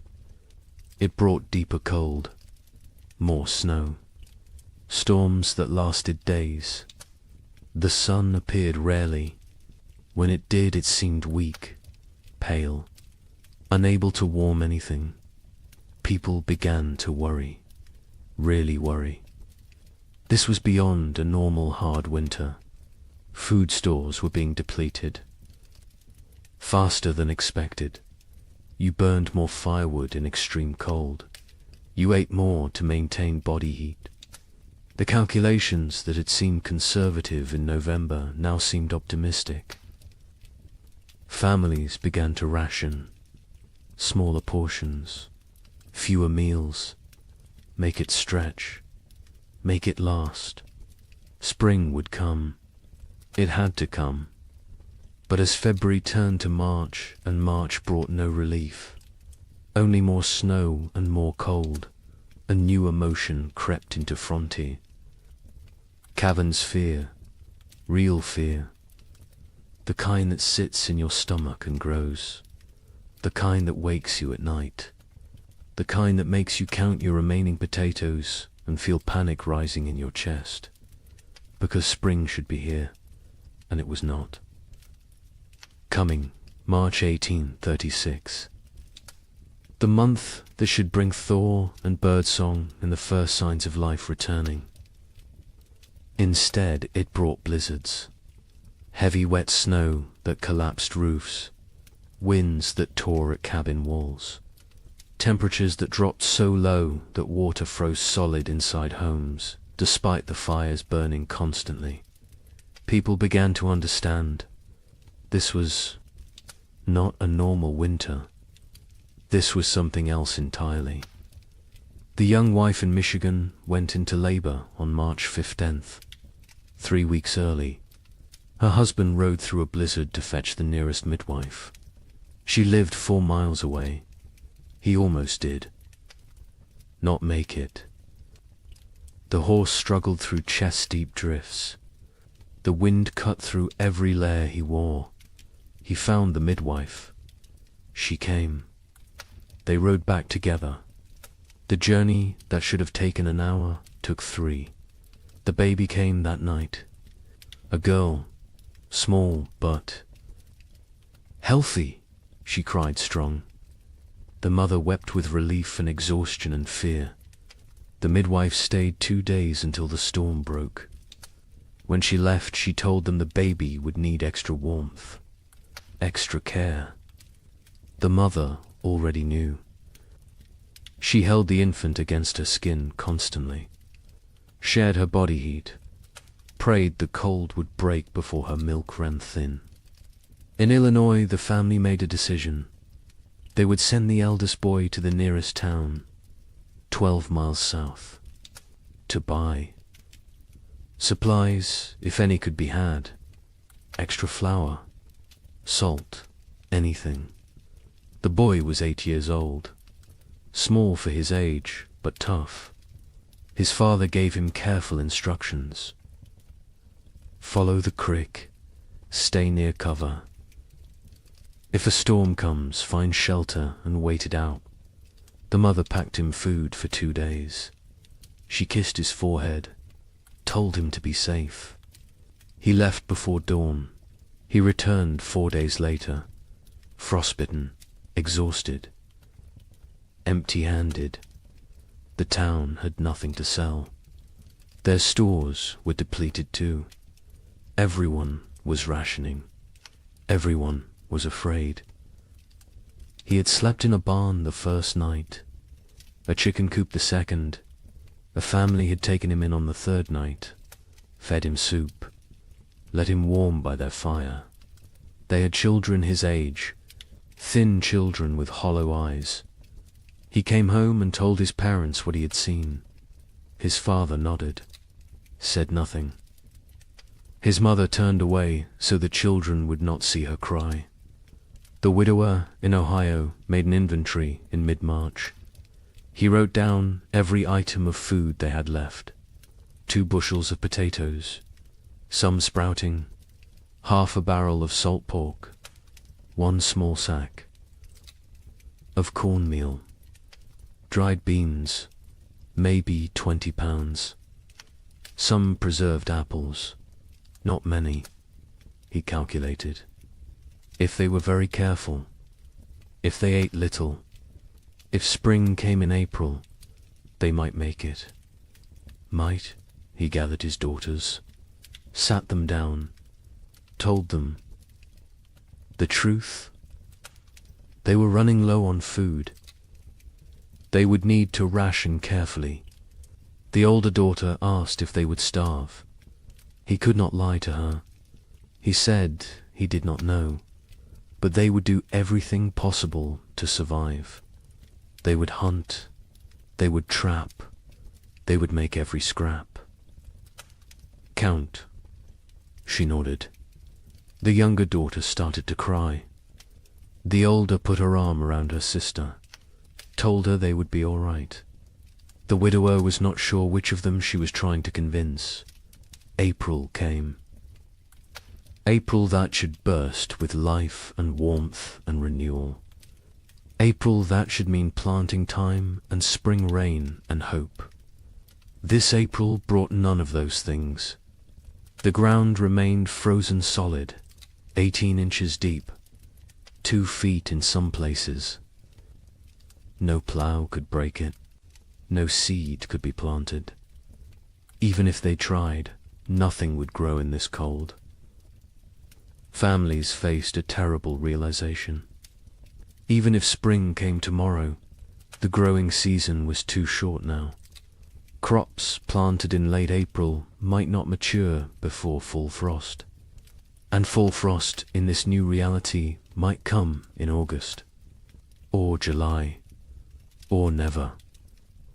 Leave it all? The cycle of farming that had sustained human civilization for thousands of years was broken, and no one knew how to fix it.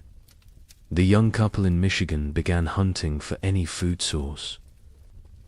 The man set snares for rabbits. The traps stayed empty. He tried fishing through the ice. Nothing. Not even the fish were biting. He ranged farther from the cabin, looking for any game, any sign of life. His wife worried when he was gone. She sat by the window with the baby, watched for his return. Sometimes he was gone for 2 days. When he came back with nothing, they did not speak of it. They simply held each other and their daughter and tried not to think about tomorrow. Neighbors began to disappear. The family 2 miles east was there. One day, gone the next. Their cabin door stood open, their belongings left behind. Only the food was gone, and their wagon, and their animals. They had fled south, or tried to. No one knew if they made it. More families followed. Every week someone else left. The community that had been tight-knit was fraying, unraveling. People made choices for their own survival now. There was no room for collective thinking anymore. Some tried to help each other still. Families with slightly more food shared with those who had less. But even generosity has limits when your own children are starving.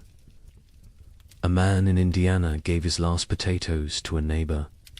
His own family went without for a week. When his wife confronted him, he said it was the Christian thing to do. She said Christian charity would not save their sons. They argued. It was the first real argument of their marriage. There would be many more before spring finally came. Churches held special services, prayer meetings, asking God for deliverance, for spring, for mercy. Attendance was sparse. Travel was too dangerous. Faith was wavering. A preacher in Illinois gave a sermon about Job, about suffering that tests faith, about endurance through trial. 3 families walked out. One man stood and shouted that God had abandoned them. The preacher had no answer, because maybe he had. By late April 1836, reality had set in. This was not going to end. Not soon. Maybe not ever. People stopped saying spring would come. They stopped making plans. They focused only on surviving the day in front. Of then, nothing more. The future was too uncertain, too terrifying. Better not to think beyond the next meal, the next night, the next morning if you were lucky enough to see it. The psychological toll was as brutal as the physical. People began to break under the strain. A woman in Wisconsin stopped speaking entirely, just sat by her fire, staring. Her husband tried everything. She would not respond. Their children were terrified. Eventually the husband took the children and left. He could not stay with a woman who had stopped being present. Some said he was cruel. Others said he did what he had to do. There was no right answer anymore. Marriages strained. Parents fought. Children grew silent and withdrawn. The pressure of constant survival wore away at human connections, at love, at compassion, at everything that made life worth living. People became hollow, going through motions, existing but not living, waiting for an end they could not see, and still the cold did not break. May arrive, May that should be warm and green, May that should mean gardens growing and livestock grazing. This May was grey and frozen. Snow fell on the 10th, again on the 18th. Again on the 23rd, people stopped being surprised. They just accepted. This was the world now. Cold and dead and endless. But something else was coming. Something worse. Because as terrible as this first winter had been, it was only a prelude. The summer of 1836 would bring brief hope. Just enough to make people believe the worst was over. Just enough to make them vulnerable. And then winter would return. Colder, longer, more deadly. Wait until you hear what happens next. Spring refused to come. That is the simplest way to describe what happened in 1836. Spring simply refused to arrive. March became April. April became May, and still the ground stayed frozen. Still the snow fell. Still the temperatures remained far below what any living person had. Experienced Dot, the young mother in Michigan Territory, held her baby and watched the window.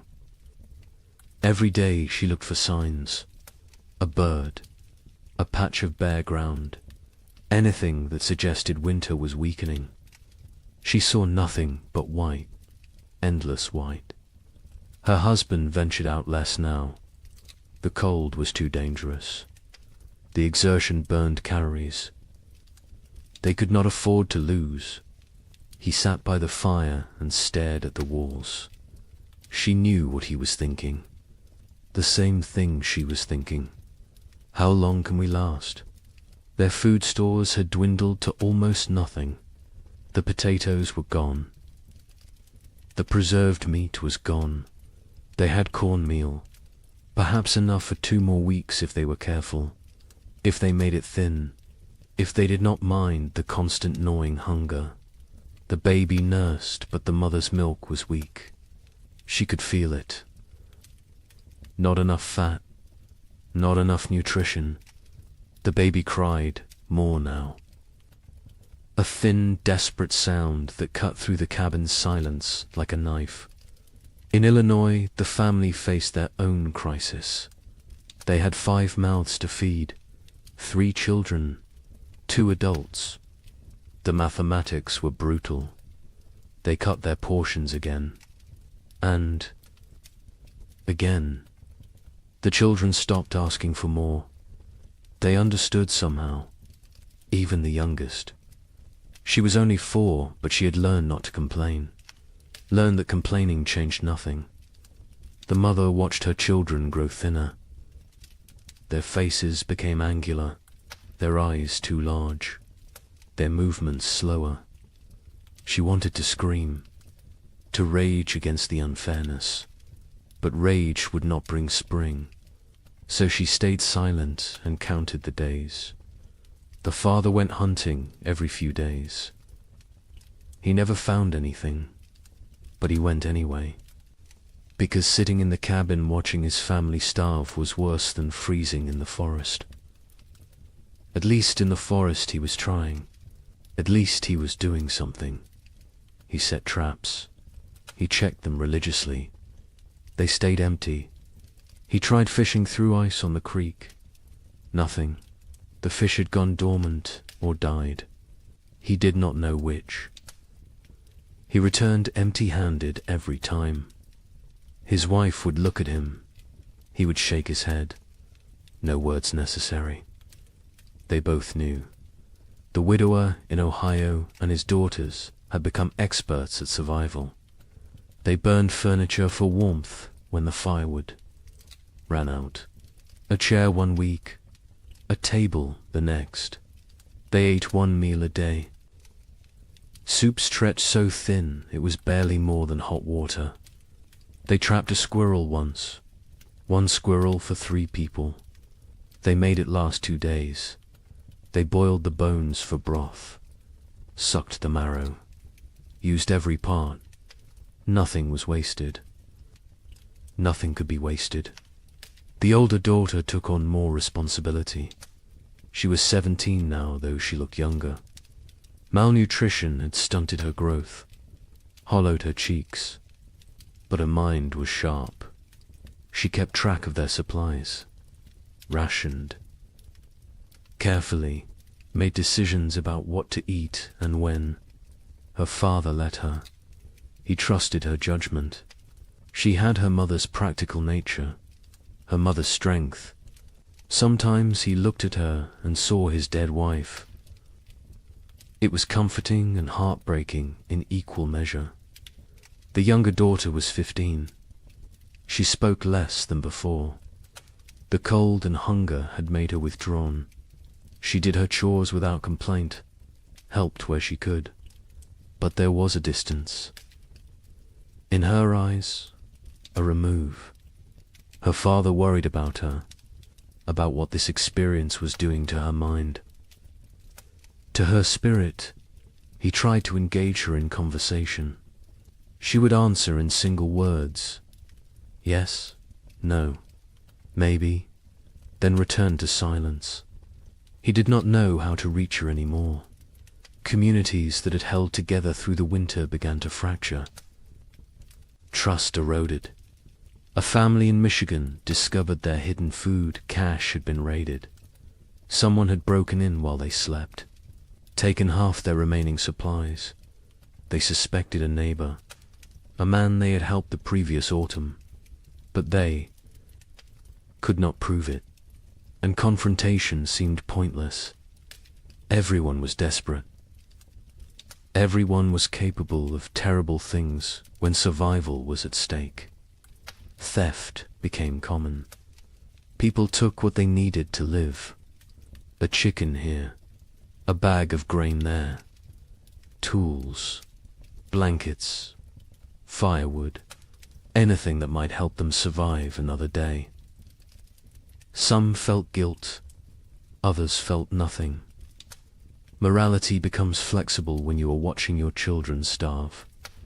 The social contract that held frontier communities together was dissolving, replaced by something more primal, more brutal. Every family for themselves. Churches tried to maintain order, to provide spiritual comfort, but attendance dropped. People could not afford the calories to walk to services, could not spare the time away from survival, could not reconcile a loving God with this endless cold. A preacher in Indiana Territory gave his final sermon in April. He told his sparse congregation that God worked in mysterious ways, that suffering brought them closer to heaven, that this was a test of faith. A farmer stood up, said his 3-year-old daughter had died 2 nights before, asked what she was being tested for. The preacher had no answer. The church never held another service. Parents made impossible choices. A couple in Illinois debated whether to eat their last seed corn. It was meant for planting, for the future, for hope. But their son was dying, 6 years old and dying of starvation. They could see it, his body consuming itself, his ribs visible through his shirt, his eyes sunken. They ground the seed corn into meal, made bread, fed him. He ate slowly. His stomach had shrunk. He could not eat much, but it was something. They had chosen survival today over the possibility of food tomorrow. They would live with that choice for the rest of their lives. Livestock died. Cattle froze in their barns. Horses became too weak to stand. Pigs huddled together for warmth, but still succumbed to the cold. Chickens stopped laying entirely. People slaughtered their animals, not according to any plan, just when they became desperate enough. Each slaughter was a small tragedy.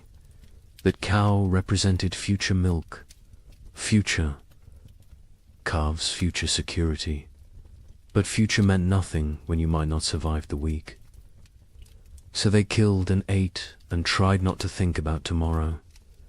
The meat from livestock helped, but it went fast.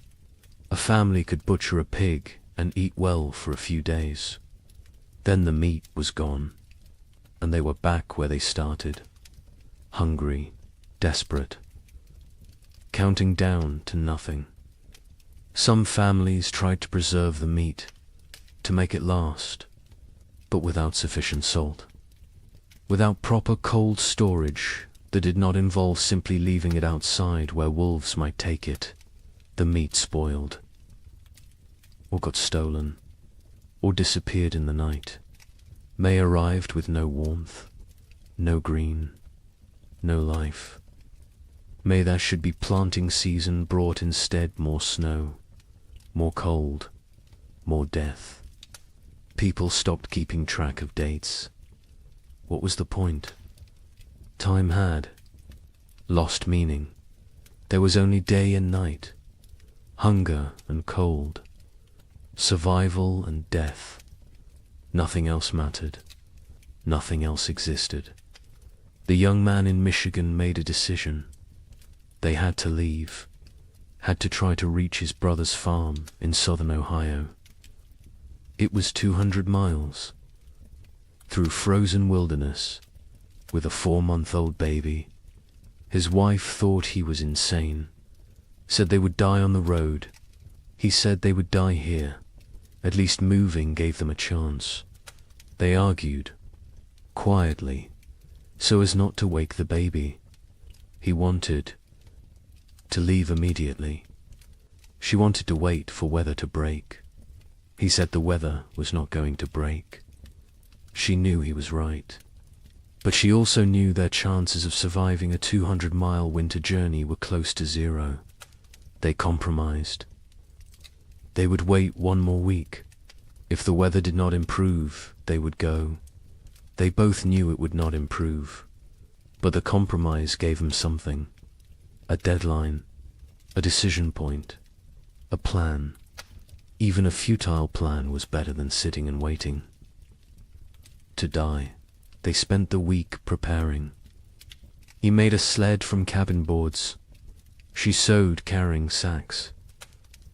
They packed their few remaining possessions, some clothes, a pot, a knife, a blanket, and the baby. Always the baby. In Illinois, the father watched his children and made calculations. They had food for perhaps 10 more days. After that, nothing. He had no plan for day 11. No ideas, no options. He had exhausted every possibility, every resource, every connection. They were alone, isolated, and running out of time. He told his wife they might need to consider sending the children too. Town, to find families who could take them in. She refused, said they would stay together. Whatever happened, they would face as a family. He did not argue. He understood. But he also knew that keeping the family together might mean watching all of them die. The widower in Ohio faced a different calculation. His daughters were old enough to understand, old enough to participate in decisions.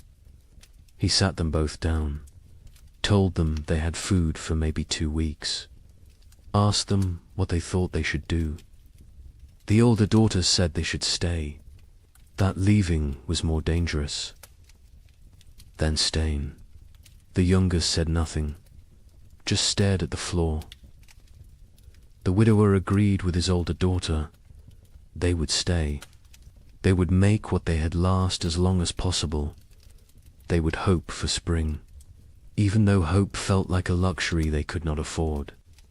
June finally brought a change, not spring. Exactly, but less cold. Temperatures rose above freezing during the day.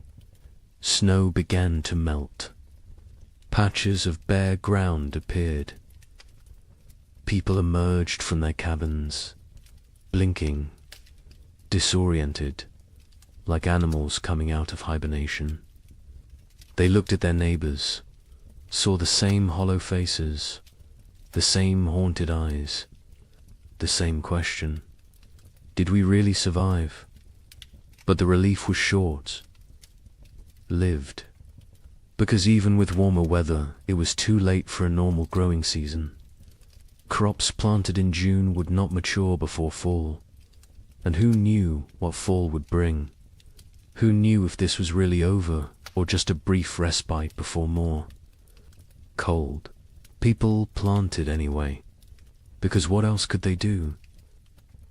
They put precious seeds into still, cold ground, prayed for growth, for warmth, for time. The young couple in Michigan decided to stay. The brief warmth had changed their calculations. They planted a small garden. Corn, beans, squash. The baby was stronger now. The mother's milk had improved slightly with less stress. They felt cautiously optimistic. Maybe the worst was over. Maybe they had survived. They tried not to think about all the families who had not, about the empty cabins they had passed, about the graves marked with simple wooden crosses. They focused on their own survival, on the tiny shoots of green emerging from the soil, on small reasons to hope. In Illinois, the family planted everything they had, every remaining seed. It was a gamble. If the crops failed, they would have nothing. No seeds. For next year, no backup plan. But they could not eat seeds, and they could not wait another year. So they planted and prayed and watched the sky nervously, expecting frost, expecting snow, expecting disappointment, because this year had taught them to expect nothing good. The widower and his daughters planted a small plot, just enough for the three of them. They had learned efficiency through necessity. No wasted space, no wasted effort. Every action calculated for maximum return. They planted fast-growing crops, radishes, lettuce, things that might mature in the shortened season. They avoided crops that needed long growing periods. Corn, squash, melons. There was no time. They needed food now, or as close to now as nature. Allowed. July brought warmth, real warmth. For the first time in what felt like forever, people were too hot instead of too cold. It felt miraculous. Children played outside. Women hung laundry to dry in actual sunshine. Men worked their fields in just shirts. No coats, no layers. It felt like a different world. A world they had almost forgotten existed. Some people wept, just from feeling warm sun on their faces, from remembering what it felt like to be comfortable. The gardens grew, slowly at first. The soil was poor after 2 years of cold. The plants were struggling, but they grew. Green shoots became leaves. Leaves became stalks. Stalks became the promise of food.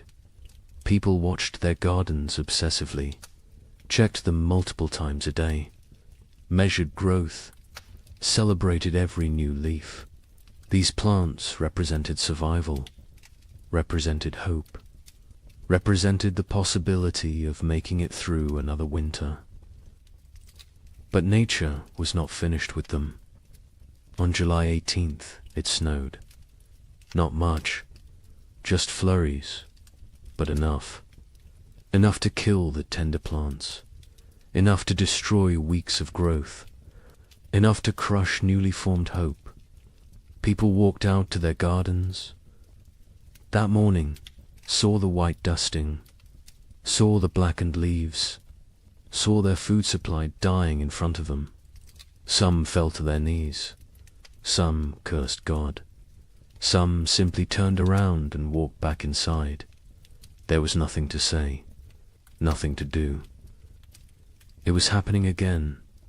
The killing frost was not universal. Some areas escaped, some gardens survived, but many did not. Families who had planted everything watched everything die. They had gambled on summer. Summer had betrayed them. Now they faced another winter with even less than before. The mathematics were impossible. They could not survive another winter like the last one. They simply could not. August brought more temperature swings, warm days, cold nights. Plants that survived the July frost struggled to grow. The growing season was too short, too unstable. Crops that should take 90 days to mature needed 120 now.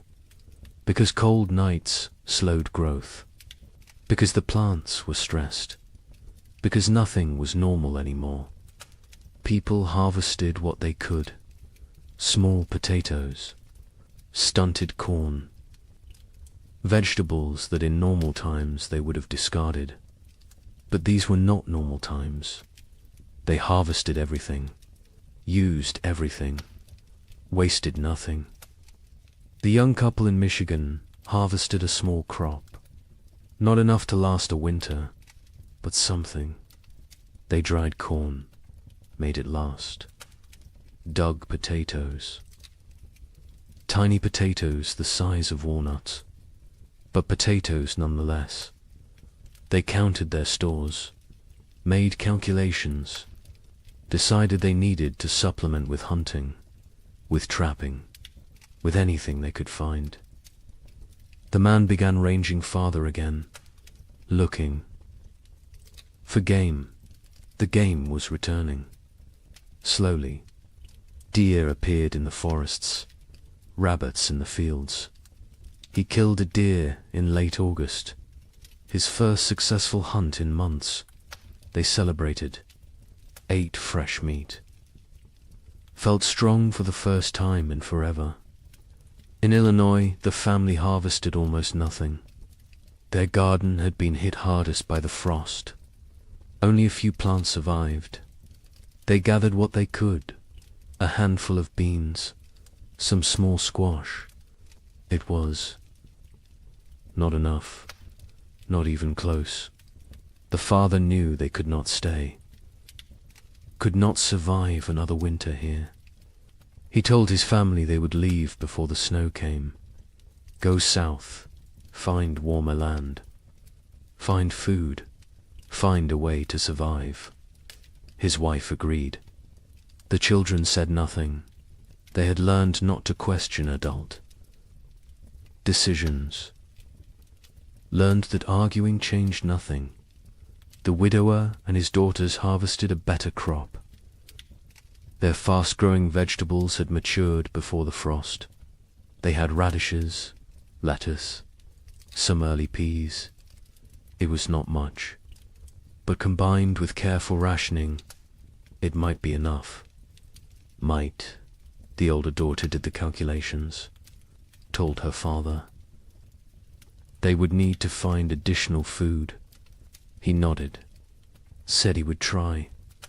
She knew what that meant: hunting, trapping, foraging, taking risks. She did not argue. They needed food. Risk was unavoidable. September arrived cold. Too cold for September. People looked at each other with understanding. It was starting again. The brief summer was over. Winter was returning. And this time they knew what to expect. This time there would be no surprise, no shock. Only grim preparation. Only the knowledge that they had barely survived the first time. And now they had to do it again, with less food, less strength, less hope. The psychology of facing a second winter was different from the first. The first winter had carried shock, disbelief, the constant expectation that surely this would end soon. The second winter carried no such illusions. People knew what was coming. They remembered the hunger, the cold, the fear, the losses, and they knew they were weaker now, less prepared, more vulnerable. The knowledge sat heavy on everyone who remained. Many families chose to leave before winter set in. Migration south became a steady stream. Wagons loaded with whatever possessions people could carry. Children wrapped in blankets. Livestock trailing behind. They abandoned cabins. Abandoned land claims. Abandoned dreams. Survival mattered more than property now. More than pride. More than the promise of the frontier. They headed toward Kentucky, Tennessee, places where winter might be survivable. The young couple in Michigan debated leaving daily. Every conversation came back to it. Should they go? Should they stay? He wanted to try one more winter. They had more food this time, more experience, more knowledge of what to expect. She was not convinced. The baby was only 6 months old. Traveling with an infant in winter was suicide. But staying might be too. They went in circles, never deciding, paralyzed by impossible choices. A neighbor stopped by in mid-September, an older man who had lived in Michigan territory for 10 years. He told them he was leaving, heading to his sister's farm in Kentucky. He offered to take them with him. Safety in numbers, shared resources, shared risk. The young man looked at his wife. She looked at the baby. The neighbor said he was leaving in 3 days, with or without them. Think about it. He left. They thought about it. They thought about nothing else. In the end, they decided to stay. The risks of travel seemed greater than the risks of staying. They had a cabin, firewood, some food, a chance. The journey was hundreds of miles through increasingly hostile weather with a baby. The math did not work, so they stayed. They watched their neighbor's wagon disappear down the trail, wondered if they had made the right choice, knew they would never know until it was too late to change their minds. In Illinois, the family prepared to leave. They sold what they could, traded the rest, packed a wagon with essentials. They left in late September, before the first snow. The father took one last look at their cabin, at the land he had dreamed would make his fortune.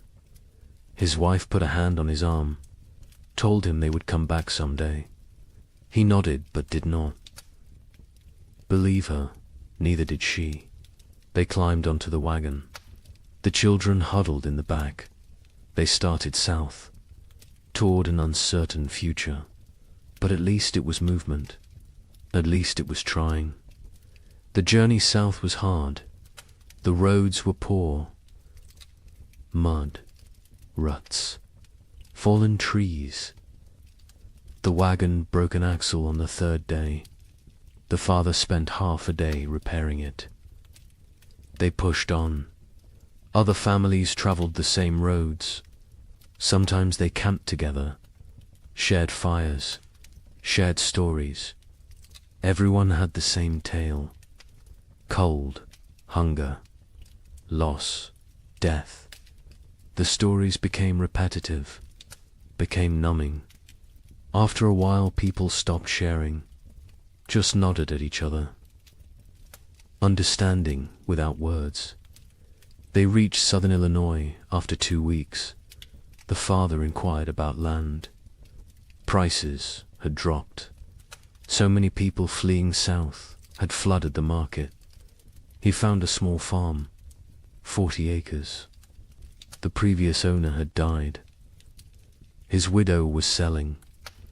The father offered what he had. It was not much. She accepted anyway. She just wanted to go back east, back to family, back to safety. The Illinois family had a new home, farther south, maybe far enough. The widower and his daughters stayed in Ohio. They had discussed leaving, but decided against it. The older daughter argued they knew this land, knew where to hunt, where to trap, where to find water. Starting over somewhere new meant learning everything again, meant being vulnerable in unfamiliar territory. Better to face the devil you know. Her father agreed. The younger daughter said nothing. She rarely spoke anymore, just existed. Moving through routines mechanically, October brought the first hard freeze, earlier than normal, earlier than even last year. People who had hoped for a longer autumn were disappointed. Winter was not waiting, was not merciful. It arrived with force and fury. Temperatures dropped below zero. Snow fell heavy and steady.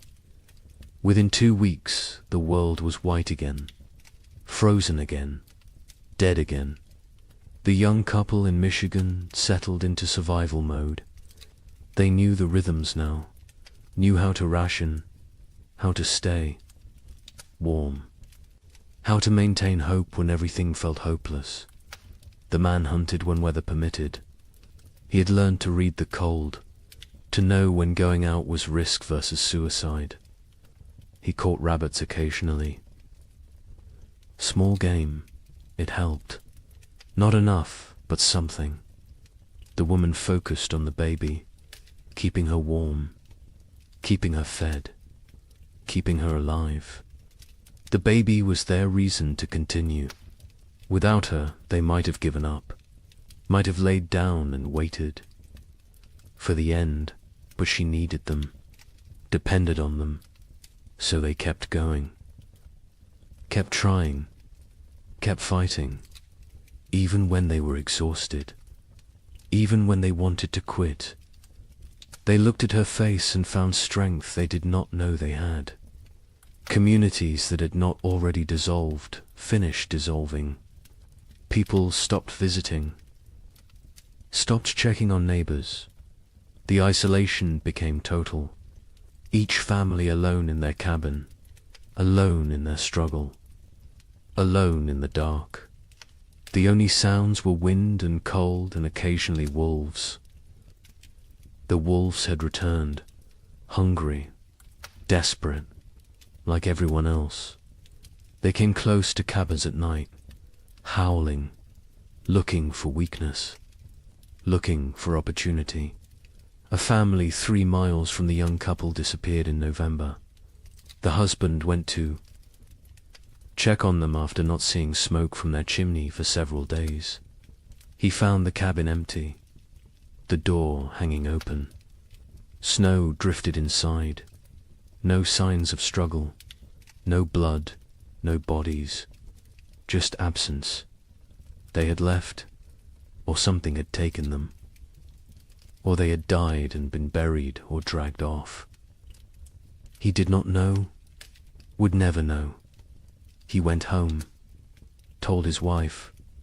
They barred their door that night, and every night after, death became common. Expected. A family in Indiana lost their youngest child, a boy of 3. He simply did not wake up one. Mourning, malnutrition, cold, pneumonia. Probably all 3. They buried him in snow because the ground was frozen, marked the spot with stones, planned to give him a proper burial in spring. If spring came, if they survived to see it.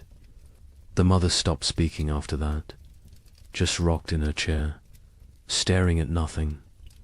The father tried to reach her, could not. Eventually he stopped trying. Illness spread through weakened populations. People with no reserves, no immunity, no strength to fight. Pneumonia, influenza, infections from minor cuts that would normally heal. Bodies shutting down under relentless stress. Some families lost multiple members, a father and 2 sons in 1 week, a mother and infant daughter, entire families, sometimes. Cabins found empty in spring, everyone gone, questions no one wanted to answer. The widower in Ohio kept his family isolated. He had learned from the first winter, contact with others meant risk of illness. They stayed home, stayed separate, stayed alive. The older daughter maintained their routines, rationed food precisely, kept the fire going, kept spirits up as much as possible. The younger daughter helped when asked, but remained distant, locked, inside her own mind, traumatized by 18 months of horror. The widower worried about her, but keeping everyone alive took precedence over mental health. Survival first, healing later. If there was a later, December arrived. The darkest month. Short days. Long nights. Endless darkness, both literal and metaphorical. People sat by fires and tried not to think, tried not to calculate, tried not to realize how bad things were, because thinking made it worse. Awareness made it unbearable. Better to exist moment to a moment, not looking forward, not looking back, just being, just surviving. Christmas came and went unmarked. No celebrations, no gifts, no joy. Some families tried to acknowledge it, a special meal, a prayer, but mostly it passed like any other day. Cold, dark, hungry. Religion felt hollow to many now. Hard to believe in divine providence when children starved. Hard to have faith when prayers went unanswered year after year. Some held on to belief, others let it go, released it like one more thing they could not afford to carry. The young man in Michigan carved a small wooden toy for his daughter, a doll. Simple but carefully made. He gave it to her on Christmas morning. She was too young to understand, but his wife cried, not from sadness, from gratitude, that he still tried, still found ways to create beauty, still believed in something beyond mere survival. She held him, told him she loved him. They stayed like that for a long time, drawing strength from each other, from their small family, from the choice to keep going. January 1837 arrived, the coldest month of the coldest winter in memory. Temperatures that made the previous year seem mild, winds that cut through any barrier, cold that penetrated everything. People wore every piece of clothing they owned, layered until they could barely move, and still the cold found them. Still it reached through to skin and bone and soul. Food was running critically low for most families. The math was becoming impossible. Even with strict rationing, supplies would not last until spring. Families faced starvation, real starvation. Not just hunger, but the final stages of the body consuming itself. People grew skeletal, moved slowly, spoke rarely, conserved every calorie, every bit of energy. Some no longer had the strength to gather firewood. They burned furniture, burned cabin walls, anything that would produce heat. The young couple ate. One meal every 2 days. They gave most of their food to keep the wife's milk flowing for the baby. The man was wasting away, his ribs visible, his face gaunt, his eyes sunken. But he never complained, never suggested changing the arrangement. His daughter would eat, would survive, even if he did not. The wife saw what he was doing, begged him to eat more. He refused, said she needed strength for the baby. She did not argue further, because he was right, and because arguing took energy. They did not have. February brought no relief, just more cold, more snow, more death. The widower in Ohio made a final inventory. They had perhaps 3 weeks of food left. After that, nothing. He gathered his daughters, told them the truth. They would need to start hunting more aggressively, taking more risks. It was dangerous, but necessary. The older daughter nodded, said she would help. She had learned to trap, to track, to skin small game, skills her mother never imagined she would need. The younger daughter looked up briefly, then back down. The widower wondered what she was thinking, if she was thinking, or if she had retreated so far inside herself that she was unreachable. But then something changed. Late February brought a warm spell. Temperatures above freezing for 3 consecutive days. Snow melted. The sun appeared, bright, almost cheerful. People emerged from cabins, looked around, dared to hope. Maybe this was it. Maybe winter was breaking. Maybe they had made it through. The warmth lasted a week, then ended abruptly. Temperatures plunged again. Snow returned. But something was different. The cold was less aggressive, less absolute. Spring was not here, but it was coming. Finally, actually coming. People could feel it, could sense it. The rhythm of seasons reasserting itself. Nature remembering how things were supposed. To work marsh brought increasing warmth. Real thaw. Ice melting on rivers. Snow receding from fields. Mud appearing. Glorious mud. People celebrated mud like it was gold, because mud meant earth, meant ground, meant the possibility of planting, of growing, of food.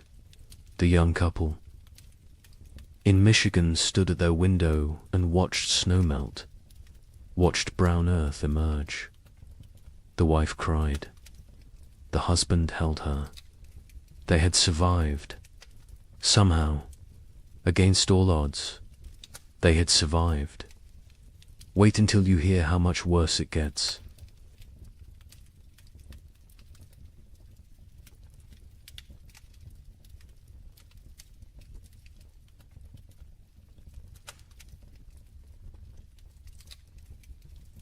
The relief of March 1837 was short-lived.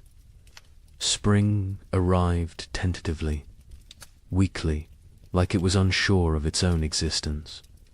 Temperatures rose, but not enough, not consistently.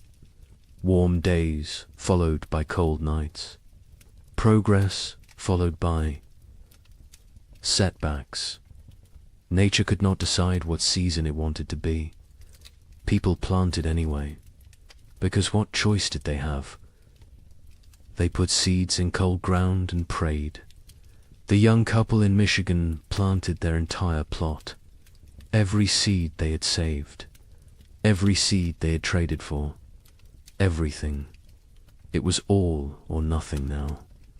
They could not hold anything back, could not plan for next year.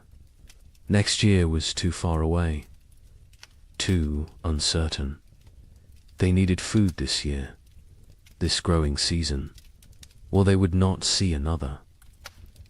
The man worked the field slowly, his body weakened from months of starvation. His wife helped when she could, the baby strapped to her back, growing, thriving somehow despite everything.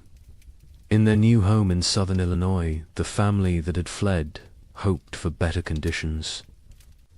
Warmer weather, longer growing season, better chances. The father plowed fields, planted corn, beans, squash. The soil was good, better than what they had left behind. But the weather was still wrong, still cold, still unpredictable, he realized. with growing horror that they had not escaped, had only delayed the inevitable. The cold had followed them south, or perhaps it was everywhere. Perhaps there was no escape. The widower in Ohio planted with his daughters. They worked together in silence. The older daughter had become the de facto head of household. She made decisions, organized work, kept them functioning. Her father followed her lead, grateful for her strength. The younger daughter worked mechanically, planting seeds, covering them with soil, watering. Her face remained blank, empty. The widower had accepted that she might never fully return, that the person she had been before the cold was gone, replaced by this hollow version. He mourned her even though she still lived that. April brought frost, killing frost. Not as severe as the previous year, but enough to damage crops, to set back growth, to remind everyone that nature was still hostile, still unpredictable, still deadly. People watched their seedlings blacken and die, watched weeks of work destroyed overnight. Some replanted, others gave up, decided to focus on foraging, on hunting, on finding food rather than growing it. Trust in agriculture had eroded. The contract between farmer and earth felt broken. Communities were shadows of what they had been. So many had left. So many had died. The ones who remained were changed, hardened, suspicious. The social bonds that had held frontier life together were gone, replaced by wariness, by self-interest, by the understanding that in crisis every person was ultimately alone. Neighbors who had once helped each other now avoided contact, feared obligation, feared the weakness that came from caring about others. A woman in Michigan Territory knocked on the young couple's door in late April. She was gaunt, desperate. Her husband had died in February. She had 3 children, no food, no options. She begged for help, anything they could spare. The young man looked at his wife. They had so little themselves, barely enough for their own family. His wife went inside, came back with a small sack of cornmeal, perhaps 2 pounds. It was a significant portion of their stores. The woman wept, thanked them, left. The young man and his wife never discussed it, never questioned the decision, but they both knew what that cornmeal might cost them later. May brought better weather, warmer, more stable.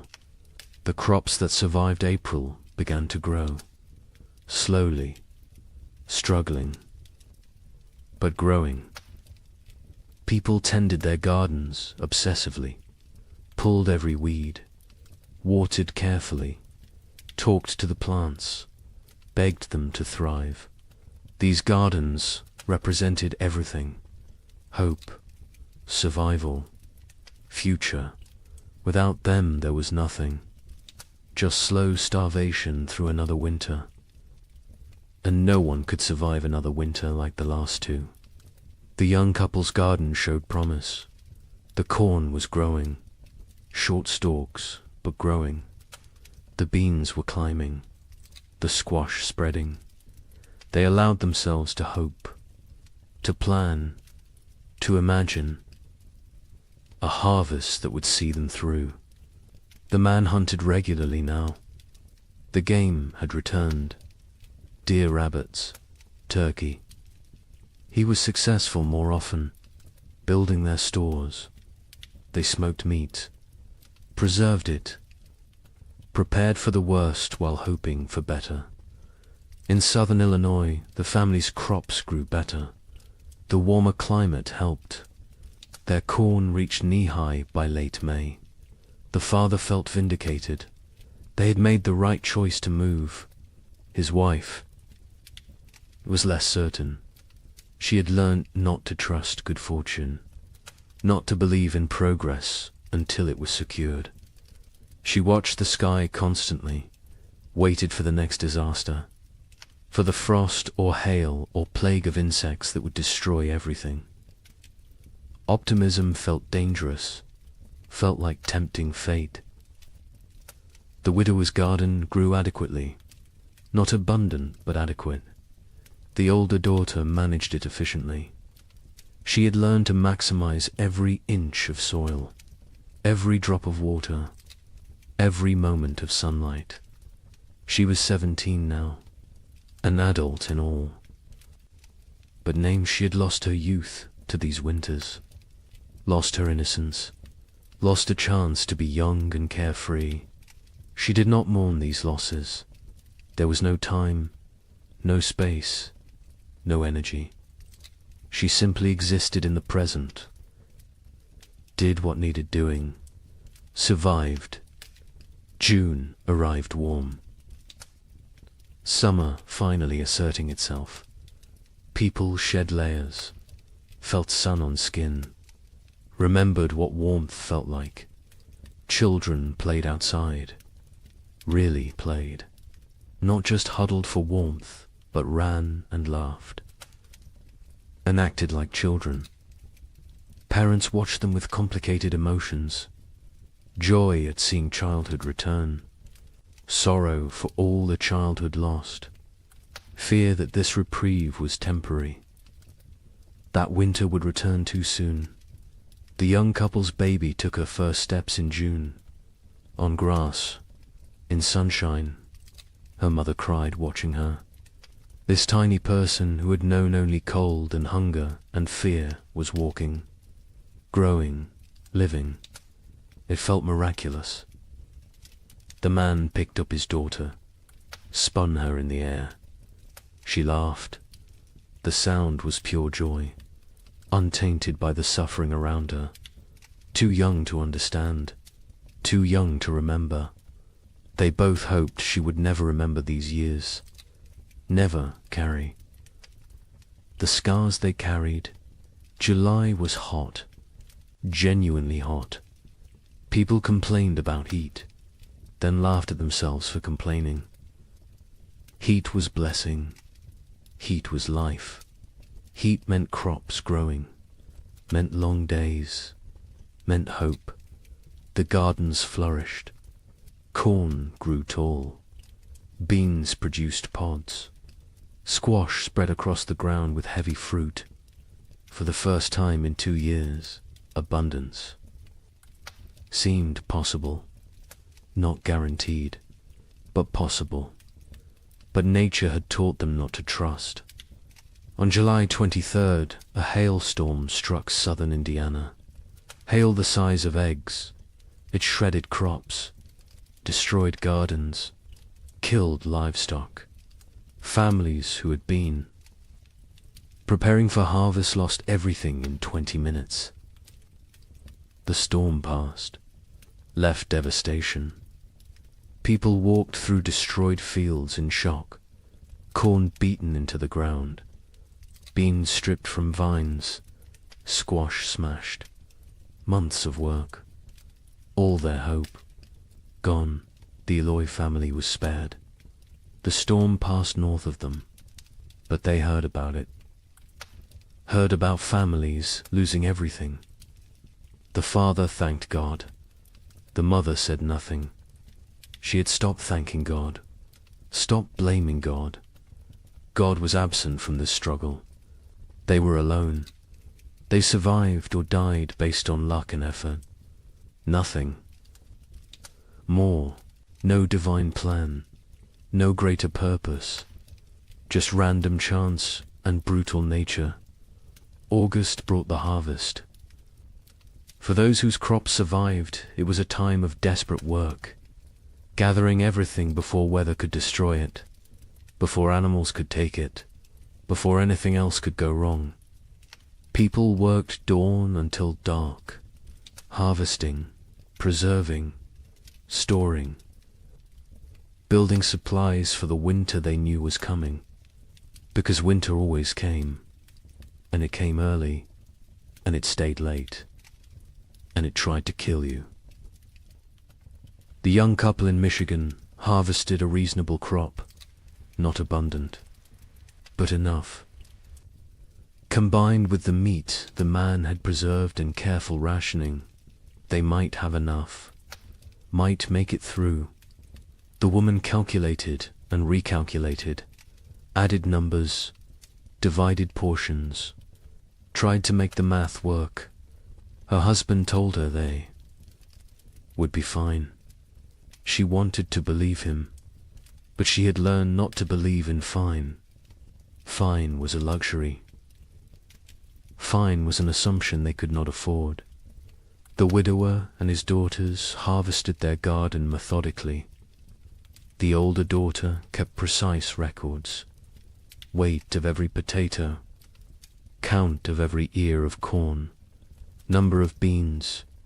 She created an inventory, made a plan, calculated daily rations for each of them. Her father was impressed, told her so. She shrugged, said it was just practical. Someone had to do it. He realized she had become the leader of their family. Somewhere during these terrible years she had taken control. He was grateful and sad. No 17-year-old should have to be this responsible, this hard.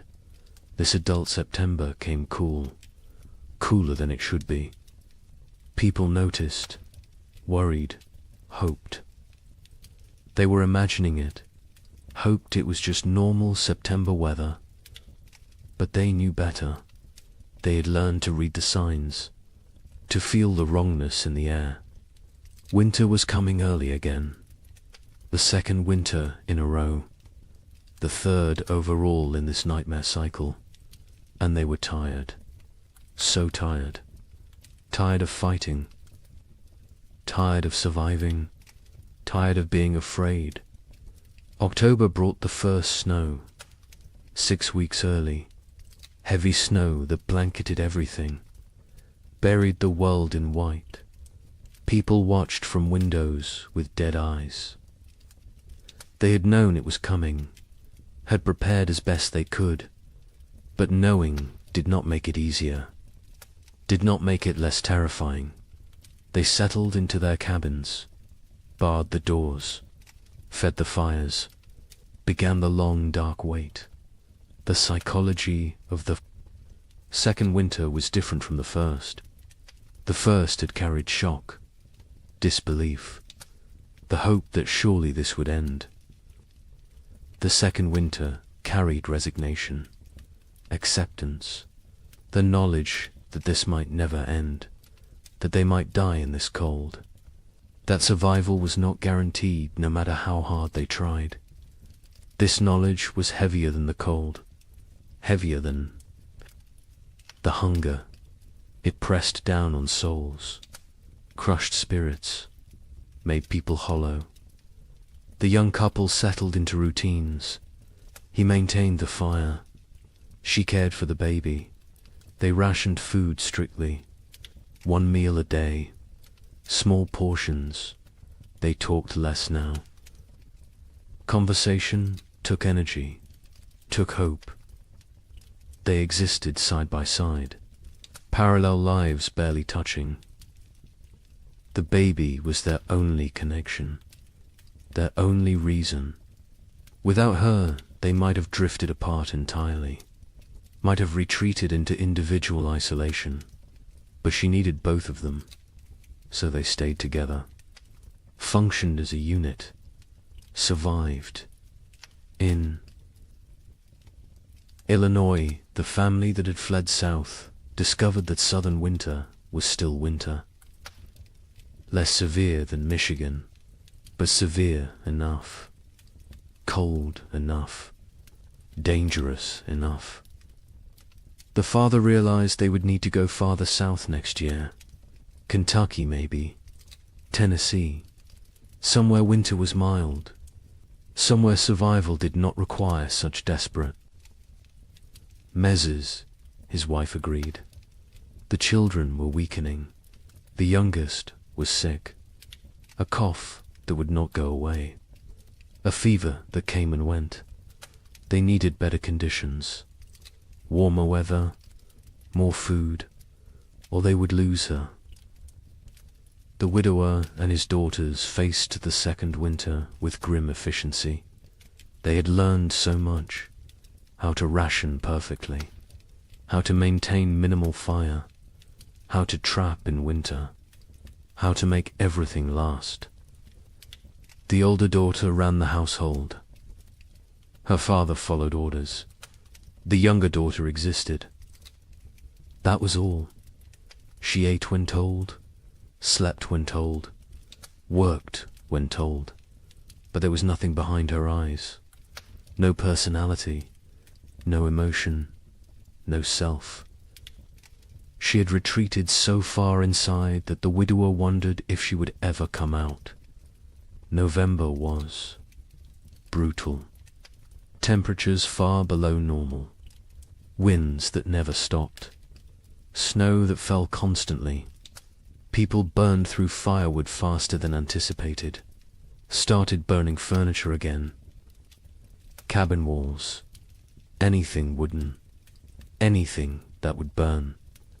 Heat was more important than shelter at a certain point.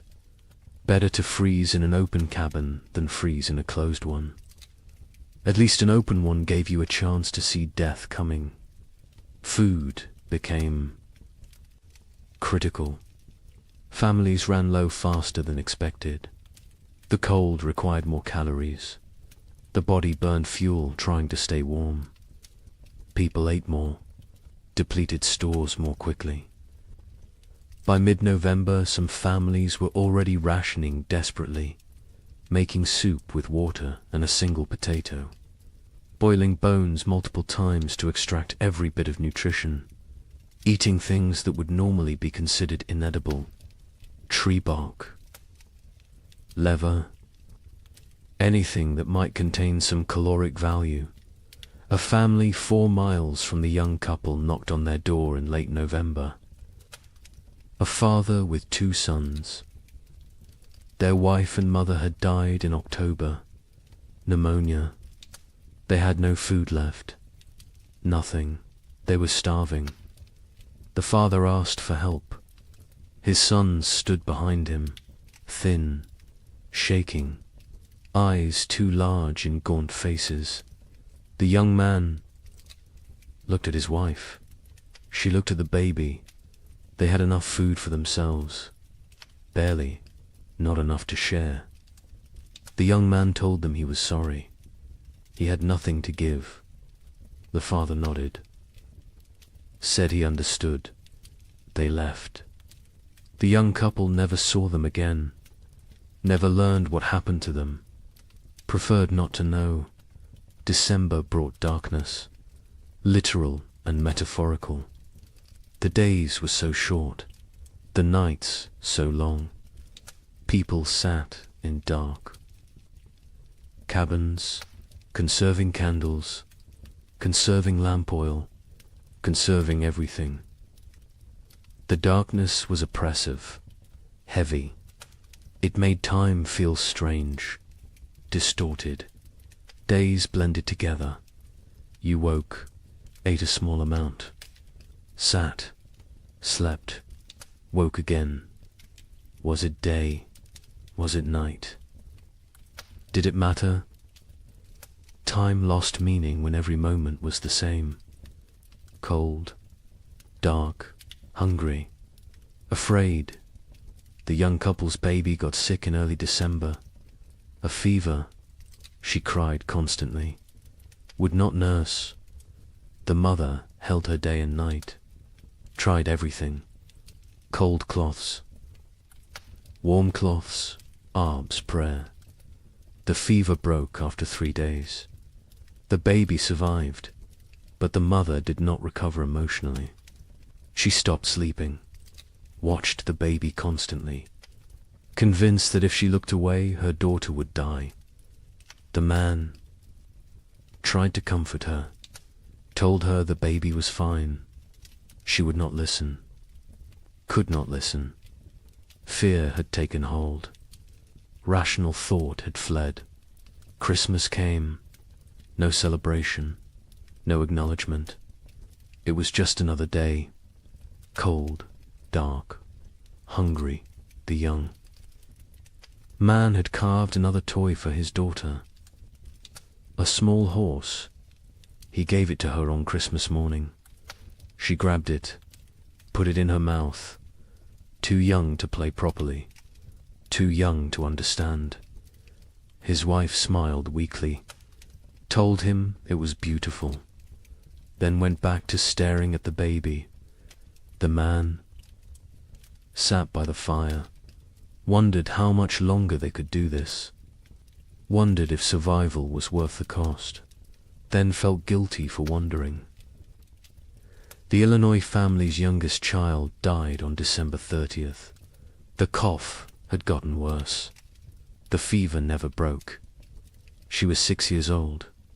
They wrapped her in a blanket, laid her in the snow, marked the spot. The mother did not cry.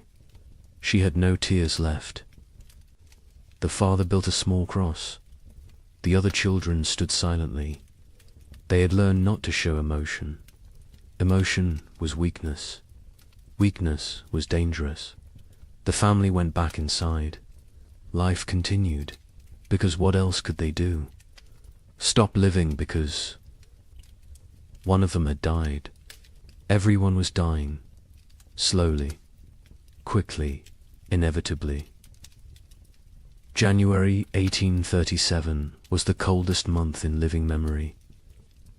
Temperatures dropped to levels that should not be possible, that could not be survived. People huddled by fires, wore every piece of clothing, burned everything that could burn. And still the cold found them, reached through walls, through clothes, through skin, into bones, into souls. Cold that felt sentient, malevolent, actively trying to kill.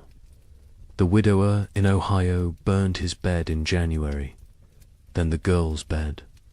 They slept on the floor near the fire, all three together, sharing body heat, sharing blankets. The older daughter protested burning the beds, said they would need them later. Her father said later did not matter if they froze tonight. She understood, helped him break up the bed frames, fed them to the fire, watched the wood burn, wondered what they would burn next, what they would sacrifice tomorrow. People stopped moving unless necessary. Movement required calories, burned energy. Energy was precious, could not be wasted. Families sat still for hours, days, only moving to tend fire, to prepare food, to use the chamber pot. Everything else was eliminated. Conversation, work, activity, all gone, replaced by stillness, by conservation, by the desperate attempt to make their bodies last until spring. Food was running out everywhere. People were starving, really starving. The body consuming itself, muscle wasting, organs beginning to fail. People became skeletal, their faces gaunt, eyes sunken, teeth loose, hair falling out. The physical signs of advanced starvation. Some went mad.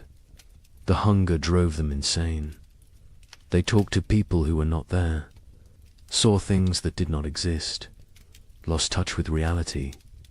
Others became violent, desperate, dangerous.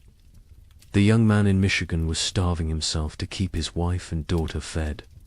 He ate almost nothing, claimed he was not hungry, His wife knew what he was doing, begged him to eat.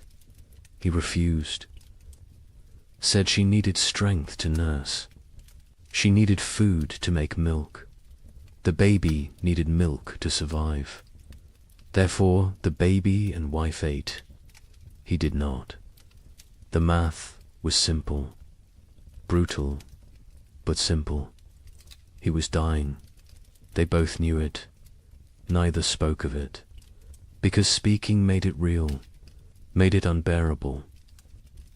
February brought no relief, just more cold, more hunger, more death. Bodies were found frozen in cabins. Entire families sometimes. They had run out of firewood, run out of food, run out of strength. They had simply stopped, laid down, let the cold take them. It was easier than continuing, easier than fighting every single day with no end in sight. Some people judged them, called them weak. Others understood, envied them even, because at least their suffering was over. The young couple reached their breaking point in late February. They had no food left, nothing. The man was too weak to hunt, too weak to trap, too weak to move. His wife was still nursing, but her milk was almost gone. The baby cried constantly, starving, dying. They sat together, held each other, held their daughter, waited for the end. They did not speak, did not cry, did not pray. They had moved beyond all that. They simply existed in the moment, waiting for it to be over. Then a neighbor appeared, the same neighbor who had offered to take them south. He had returned. His sister's farm had been no better. He had come back to his land, to his cabin. He knocked on their door. The young man opened it, could barely stand. The neighbor saw the situation immediately, went to his wagon, brought back food, salt pork, cornmeal, dried beans. Not much, but something. He told them he would check on them weekly, share what he had. The young man tried to thank him, could not find words. The neighbor nodded, said they were neighbors. That was enough. He left. The food saved them. They rationed it carefully, made it last. The wife's milk returned. The baby stopped crying, started nursing properly. The man ate small amounts, regained some strength. Not much, but enough to function, enough to survive. They knew they owed their lives to the neighbor, knew they could never repay him, but they would try, someday, if they lived that long. March finally brought real thaw. Not false hope this time, real warmth, sustained warmth. Snow melted, ice broke up on rivers, mud appeared everywhere, glorious mud. People emerged from cabins, looked around, counted who was left. So many were gone, dead or fled. The survivors looked at each other with hollow eyes. They had made it, somehow, through a second winter, through horror that should not be survivable. They had made it, but at what cost? Wait until you hear about the third winter. Asterisk. Spring 1837 arrived broken, not absent like before, but damaged, wounded, like nature itself was exhausted from the struggle. The warmth came, but felt fragile, tentative, as if it might retreat at any moment. People planted again, because they had to, because there was no alternative. But the hope that had sustained them through previous plantings was gone. replaced by grim determination, by obligation, by the mechanical act of putting seeds in ground without believing. Anything good would come from it. The young couple in Michigan planted their field. The man was skeletal now. His body had not recovered from February. Probably never would. But he moved through the motions, ploughing, planting. His wife helped, the baby on her back, growing despite everything, thriving in ways that defied logic. Children were resilient, more resilient than adults. She embodied hope even when her parents had none. They worked for her, survived for her, continued for her. The neighbor who had saved them helped with planting.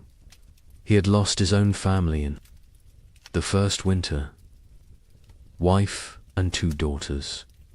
He never spoke of them, never explained what happened, but the grief lived in his eyes, in his movements, in the way he threw himself into work.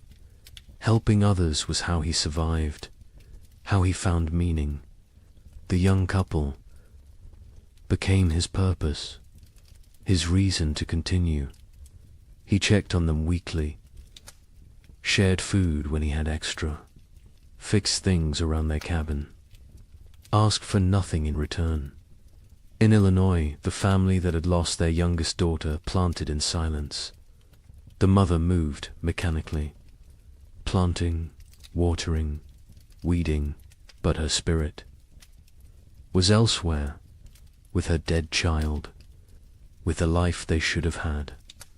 The father tried to engage her. She responded in single words. Yes, no, maybe. Their remaining children watched their parents fracture, watched the marriage dissolve under the weight of grief. The oldest boy, now 9, took on more responsibility, helped his father, tried to shield his younger siblings, became an adult too soon. Like everyone else, the widower in Ohio planted, with his older daughter, just the 2 of them. The younger daughter had stopped functioning entirely. She sat in the cabin, stared at walls, did not speak, did not respond, had retreated so far inside herself that she was unreachable. They had tried everything, talking to her, holding her, leaving her alone. Nothing worked. She was alive but not living, present but absent. The older daughter cried about it sometimes, late at night, when she thought no one could hear. Her father heard, said nothing, because what could he say? They were all broken. Some breaks just showed more than others. April brought adequate weather.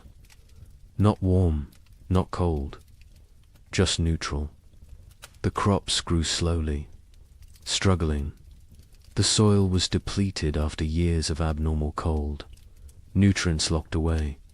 The plants were pale, weak, but growing.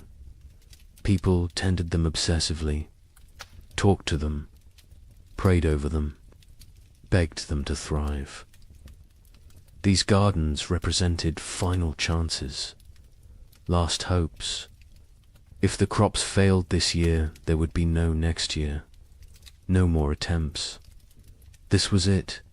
May arrived cooler than normal, not catastrophically cold, but not warm either.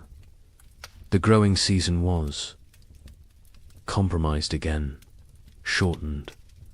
Plants that needed 100 days to mature might only get 80, maybe less. People did what they could, fertilized with anything available.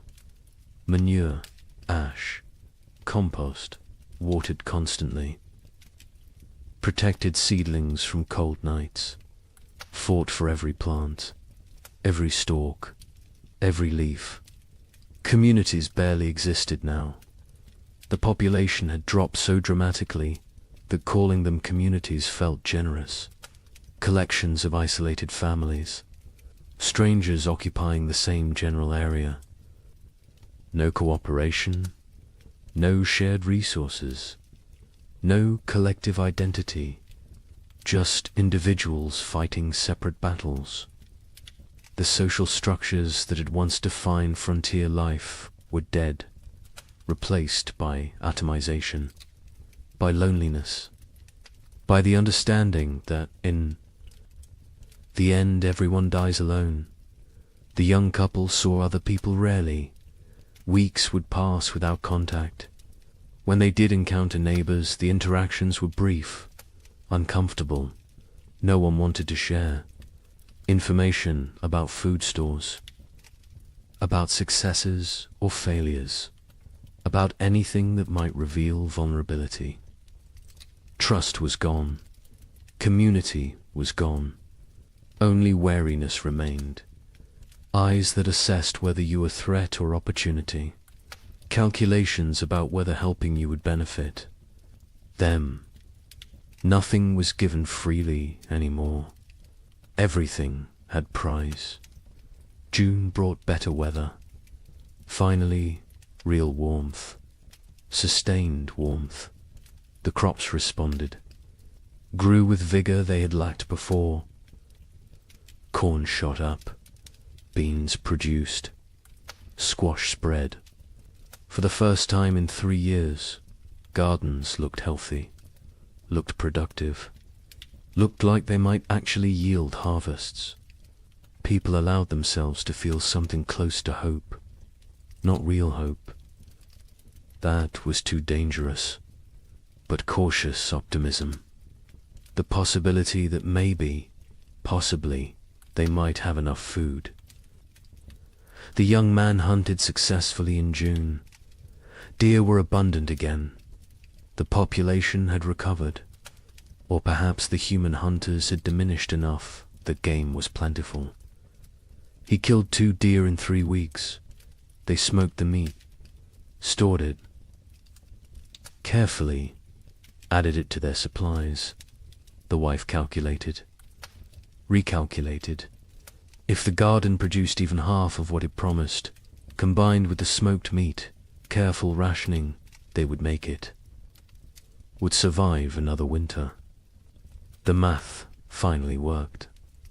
But the wife had learnt not to trust good fortune. She waited for disaster, for the frost, the hail, the blight. Something would go wrong. Something always went wrong. She checked the garden multiple times daily, examined every plant, looked for signs of disease, of insect damage, of anything that might threaten their harvest. Her husband told her to relax. She could not.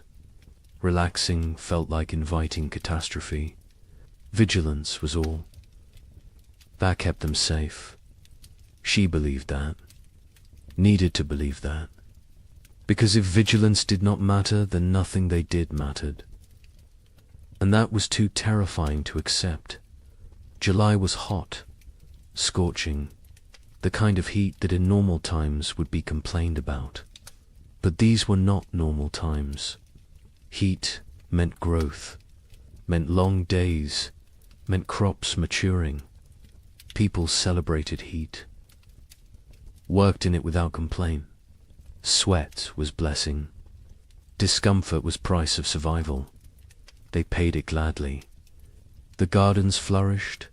Corn grew tall, over 6 feet. Tassels appeared. Ears formed. Beans hung heavy on vines. Squash fruit swelled. It looked like abundance, like salvation. The Illinois family's garden exceeded expectations. They would have enough, more than enough. The father felt vindicated again. They had survived, had made the right choices, had protected their family. His wife said nothing. She had learned that survival was temporary, that next year would bring new challenges, new threats, new opportunities for loss. The dead daughter haunted her, would always haunt her. Success. Today did not erase yesterday's failures, did not bring back what was lost.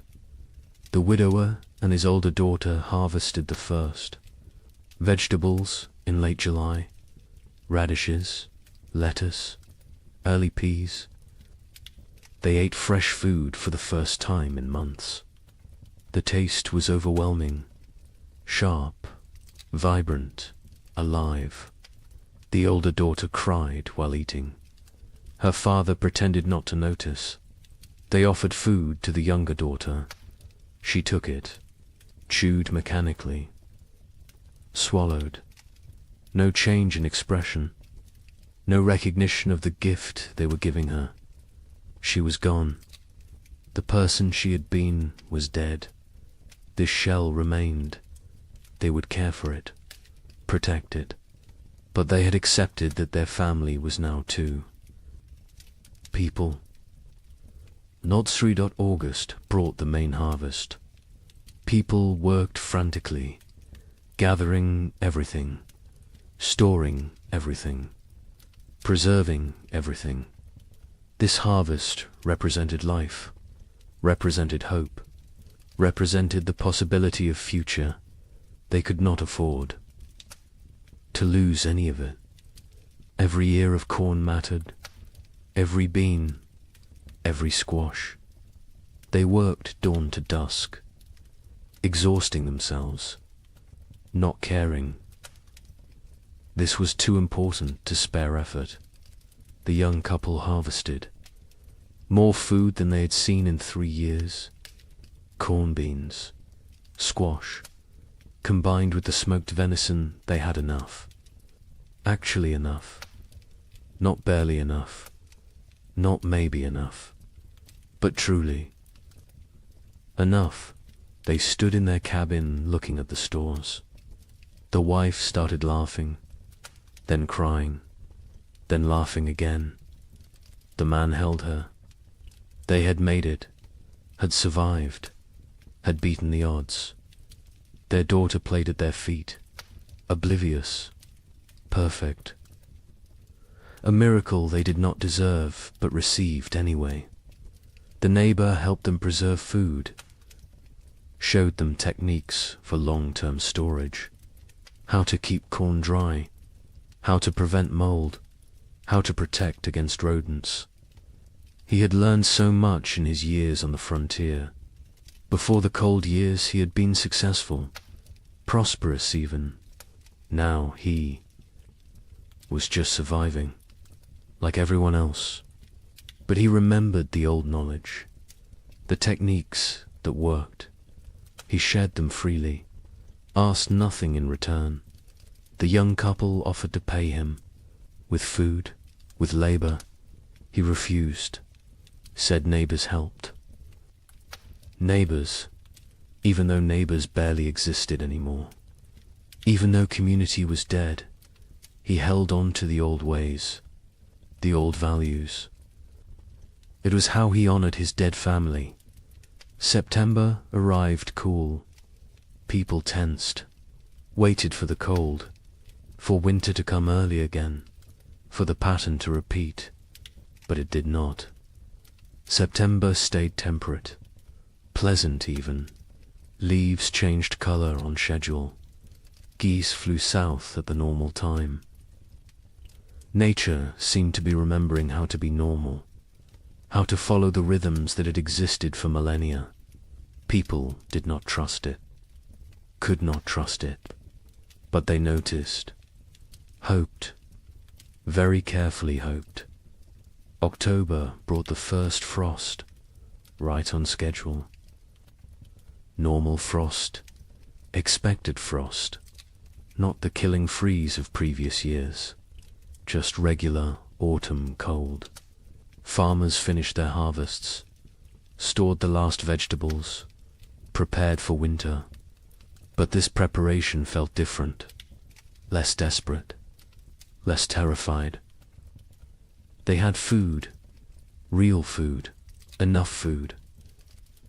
Winter was coming, but it was normal winter. Survivable winter. They could do this. The young family brought in their last harvest in mid-October, filled their cabin with stores. The man built additional storage, racks for corn, bins for potatoes, hooks for smoked meat. The cabin was crowded now, full of food, full of life, full of hope. His wife walked around touching everything, making sure it was real. Not a dream, not delusion, actually real. She counted, recounted. The numbers worked. They would eat this winter, would eat well even. The relief was almost unbearable. The Illinois family stored their harvests methodically.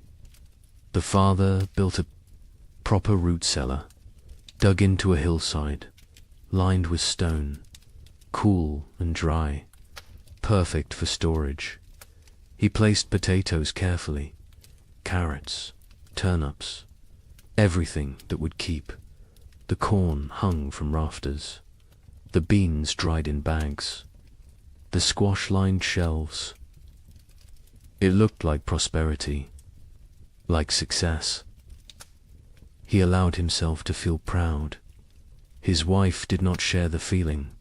She looked at the food and thought only of their dead daughter, of how she would never eat any of it. The father tried to reach her, tried to pull her back to the living. She would not come. Grief had her, would always have her. The widower and his older daughter stored their harvest efficiently.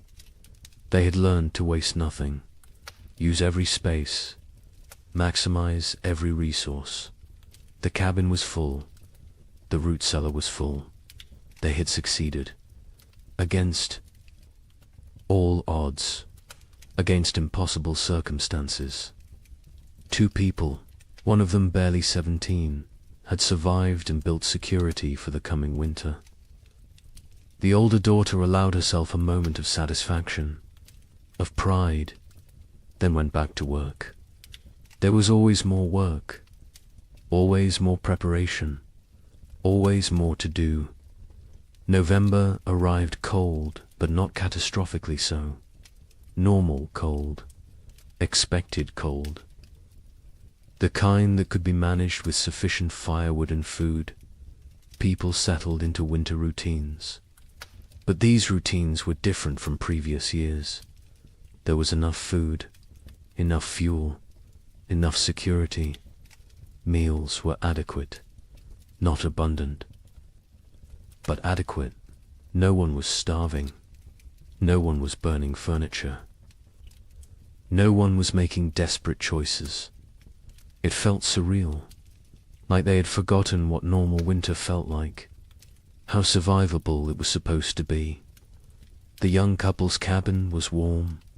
The man had cut plenty of firewood, more than enough. They burned it generously, keeping the space actually warm, not just barely above freezing, actually comfortable. They ate 2 meals a day, sometimes 3. The baby was thriving, walking now, talking, saying simple words. Mama, Dada, more. She was growing into a person, a personality, happy, curious, untroubled. She remembered nothing of the previous winters, was too young. It was blessing. The parents were grateful. Grateful she would not carry the scars they carried. Christmas came. The young couple celebrated. The man carved more toys for his daughter. A whole set now. Horse, dull, simple blocks. The wife cooked a special meal, used extra supplies, made bread, made stew with vegetables. It felt extravagant, wasteful even. But they did it anyway, because they could, because they had survived. because they deserved one day of abundance, one day of joy. The neighbor joined them. They ate together, talked, laughed even. It felt foreign, strange, but good. So good, though. Illinois' family marked Christmas quietly. The father suggested they celebrate, make a special meal.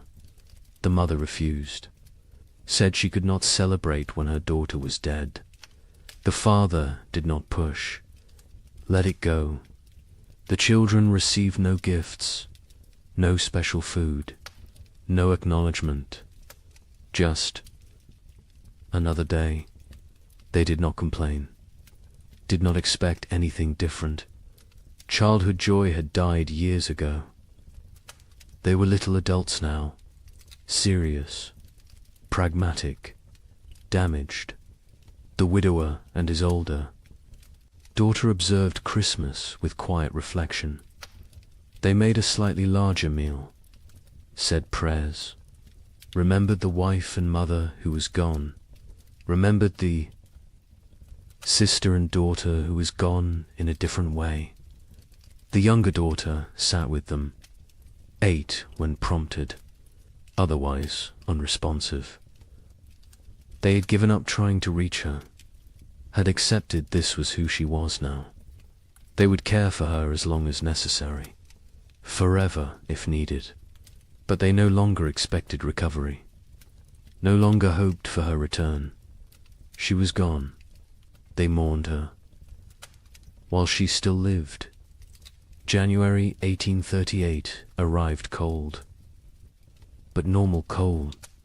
The kind that belonged in January, the kind that was manageable.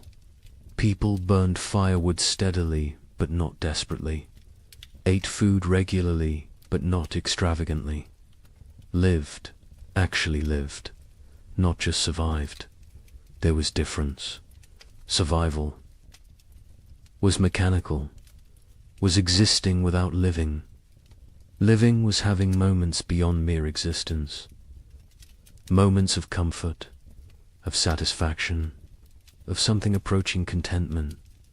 People had not lived in 3 years. Now they remembered what it felt like. The young man sat by the fire one January evening, his wife beside him, their daughter asleep. Between them, he looked around the cabin, saw the food stores, felt the warmth, heard his family breathing. He started crying. Quietly, his wife took his hand, asked what was wrong. He said nothing was wrong. Everything was right. For the first time in 3 years, everything was actually right. They were warm, fed, together, alive. It felt like miracle, like grace, like something they had not earned, but received anyway. February brought storms, heavy snow, strong winds, but the cabin was warm. The food was adequate. The family was safe. The storms raged outside. Inside there was peace. The baby played with her toys. The mother sewed. The father carved. They existed in domestic tranquility. It felt surreal, impossible, like any moment they would wake up and discover it was dream, that they were actually still in the second winter, still starving, still freezing, still dying. But they did not wake up, because it was real. The nightmare was ending, finally, actually ending. The Illinois family endured February without crisis. They had enough of everything, enough food, enough fuel, enough supplies. The physical needs were met, but the emotional damage remained. The mother barely spoke, spent hours staring at nothing. The father tried to engage her. She would not engage. The children adapted, learned to parent themselves. The older boy especially. He took care of his younger siblings, made sure they were fed, dressed, safe. The father was grateful and heartbroken.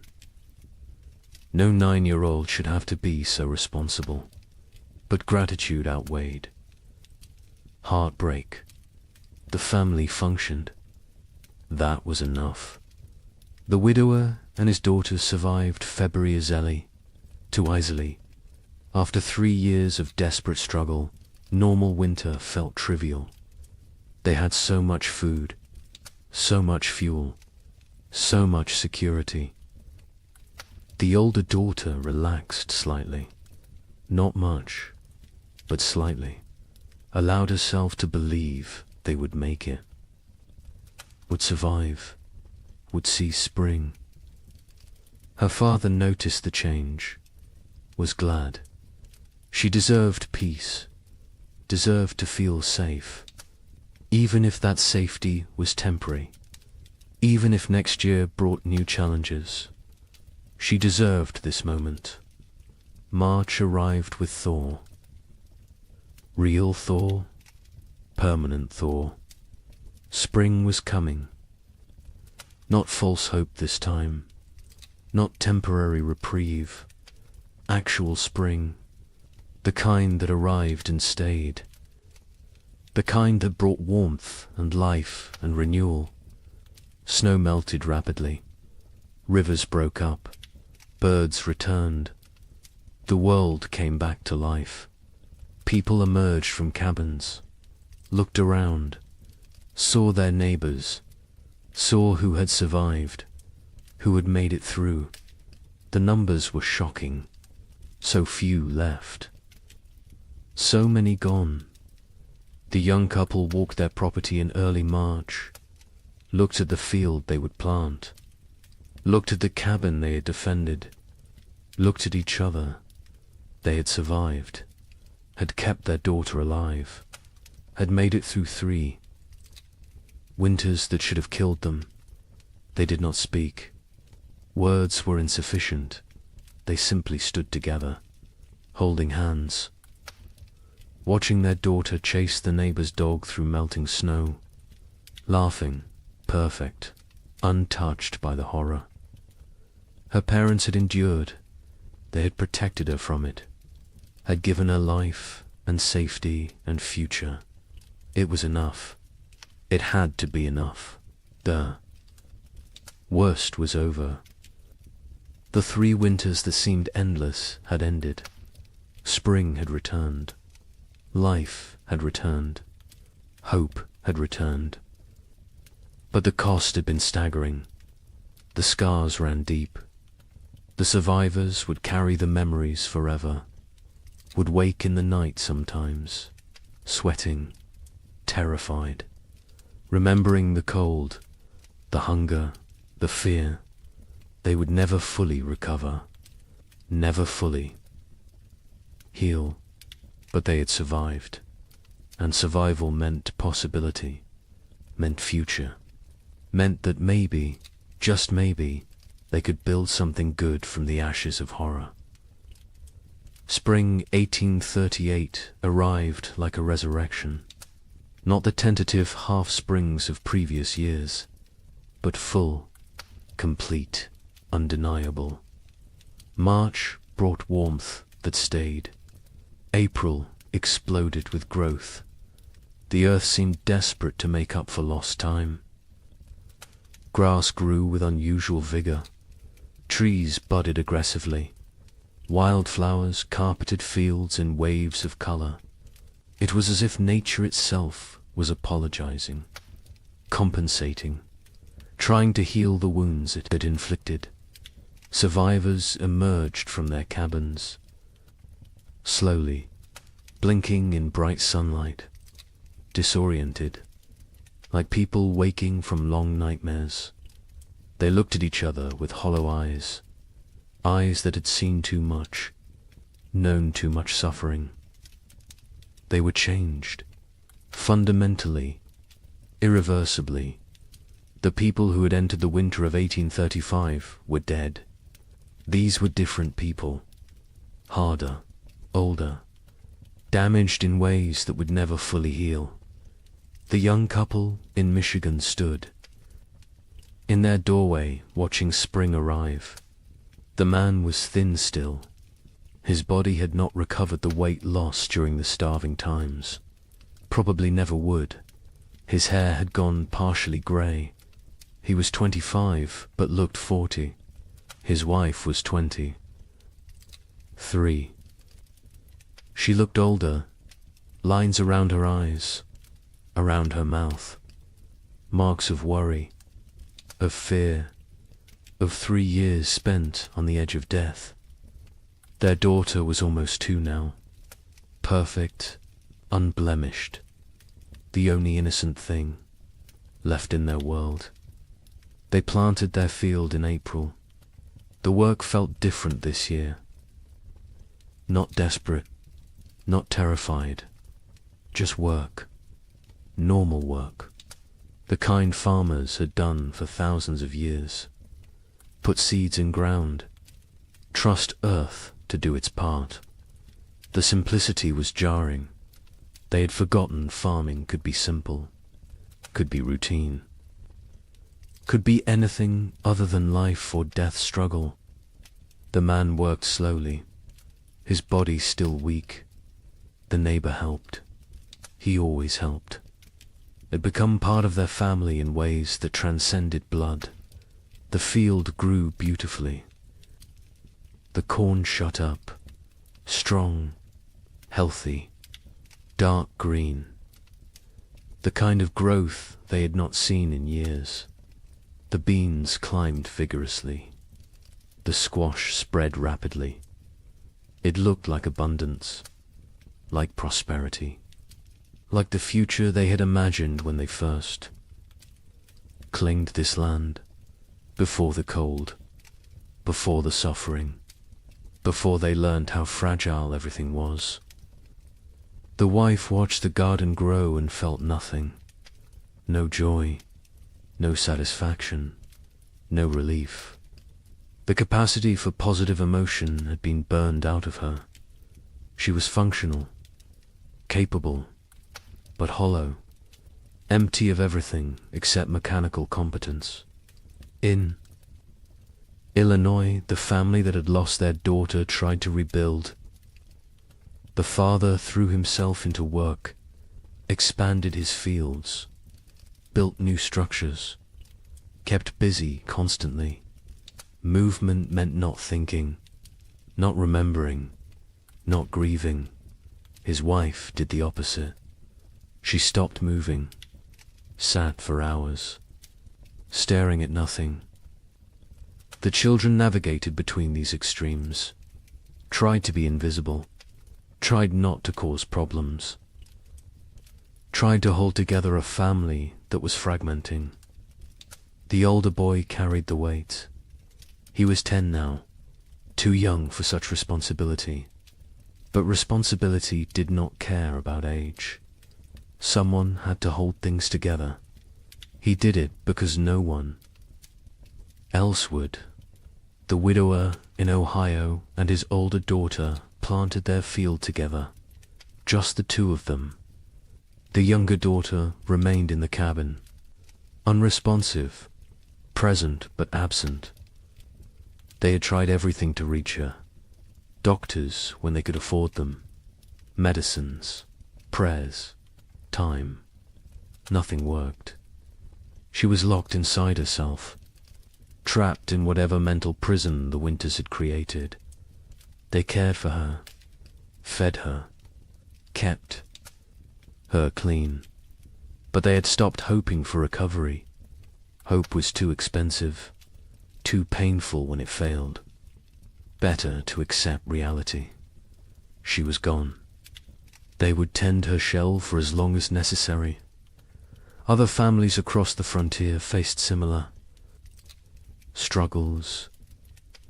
The physical danger had passed. Food was available.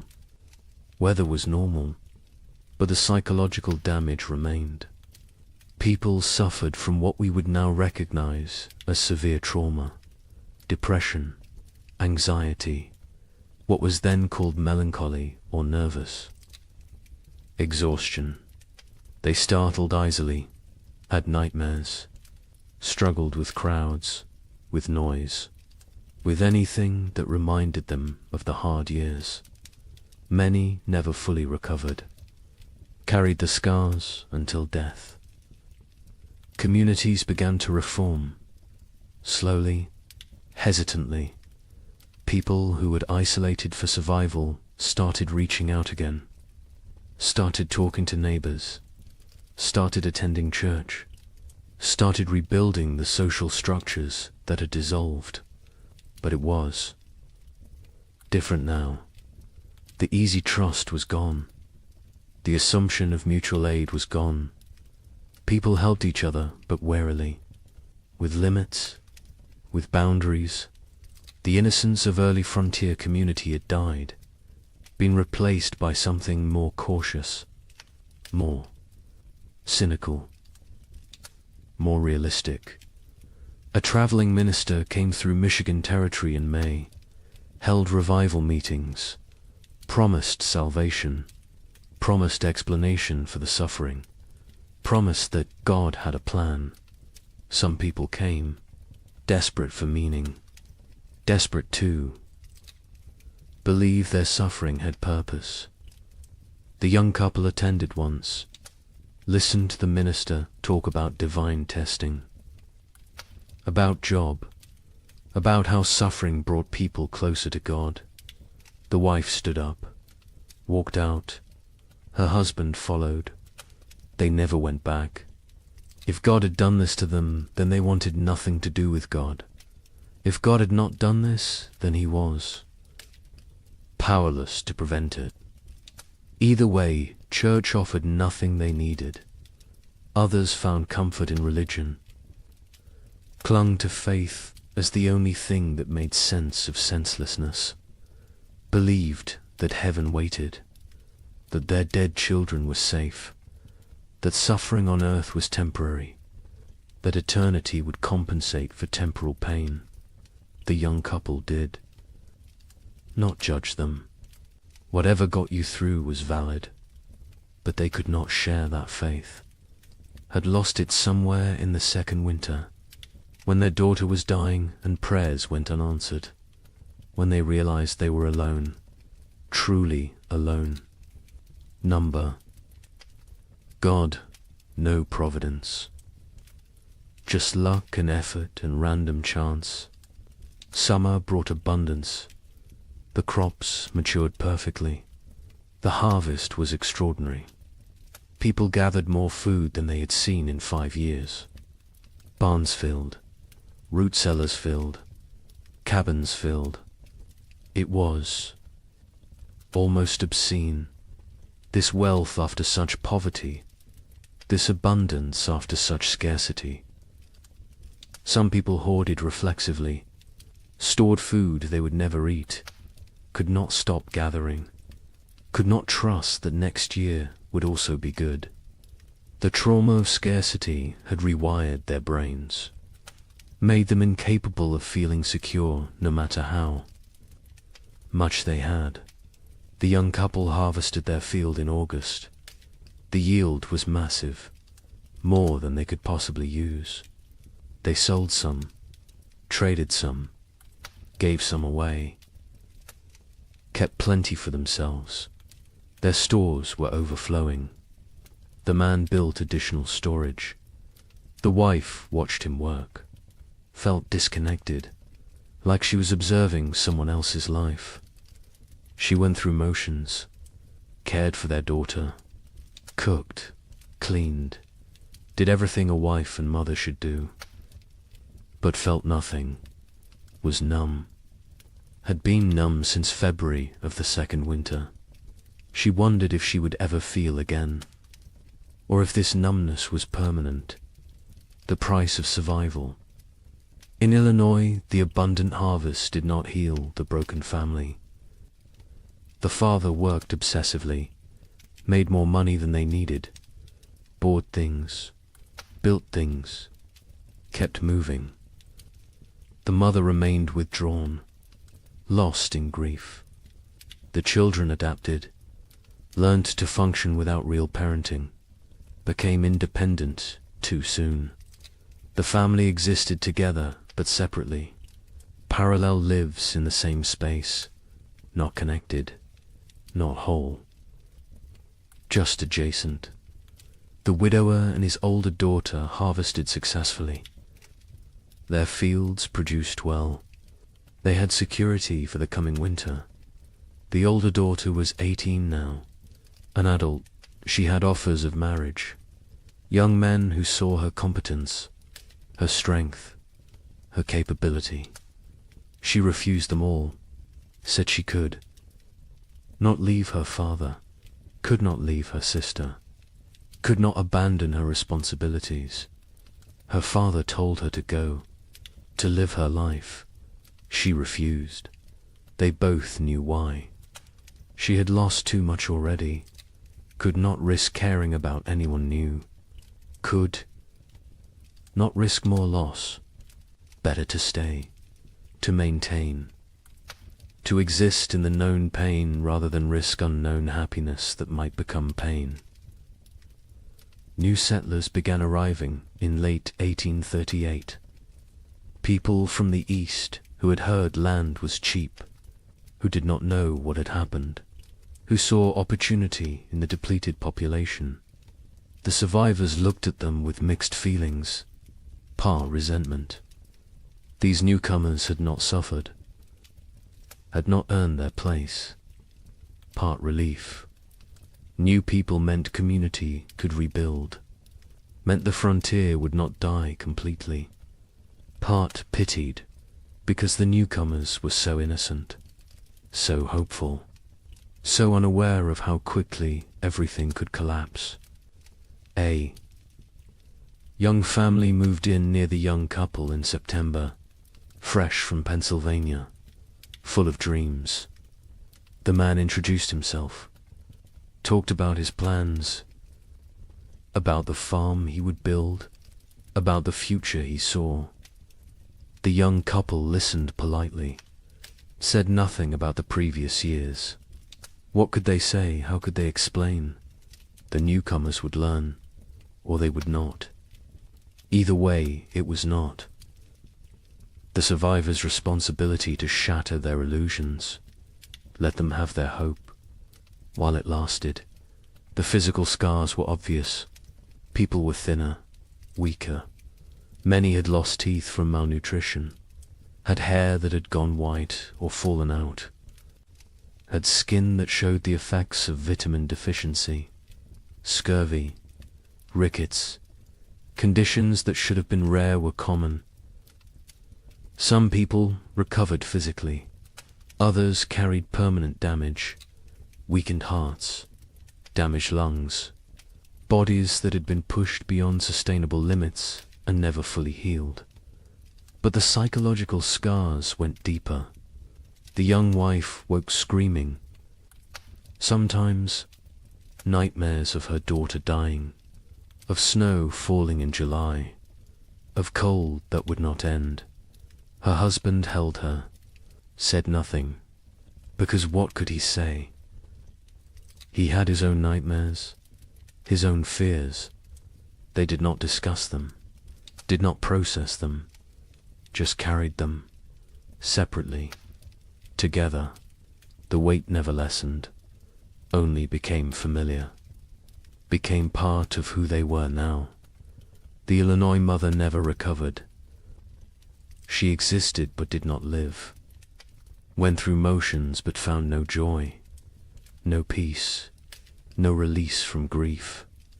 Her family tried to reach her. She was unreachable.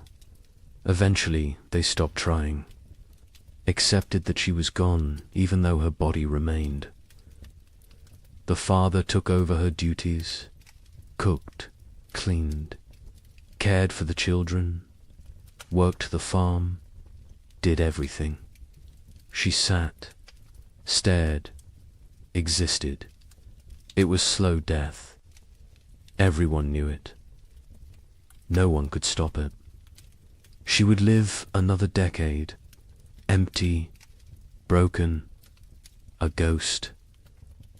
In her own life, some survivors found ways forward, created new lives from the ruins of the old. The widower eventually remarried, a widow from the next county. She had lost her husband and son in the first winter. They married not from love, but from practicality, from loneliness, from the need to not be alone. It was not romantic, but it worked. They built a life together, quiet, stable, functional.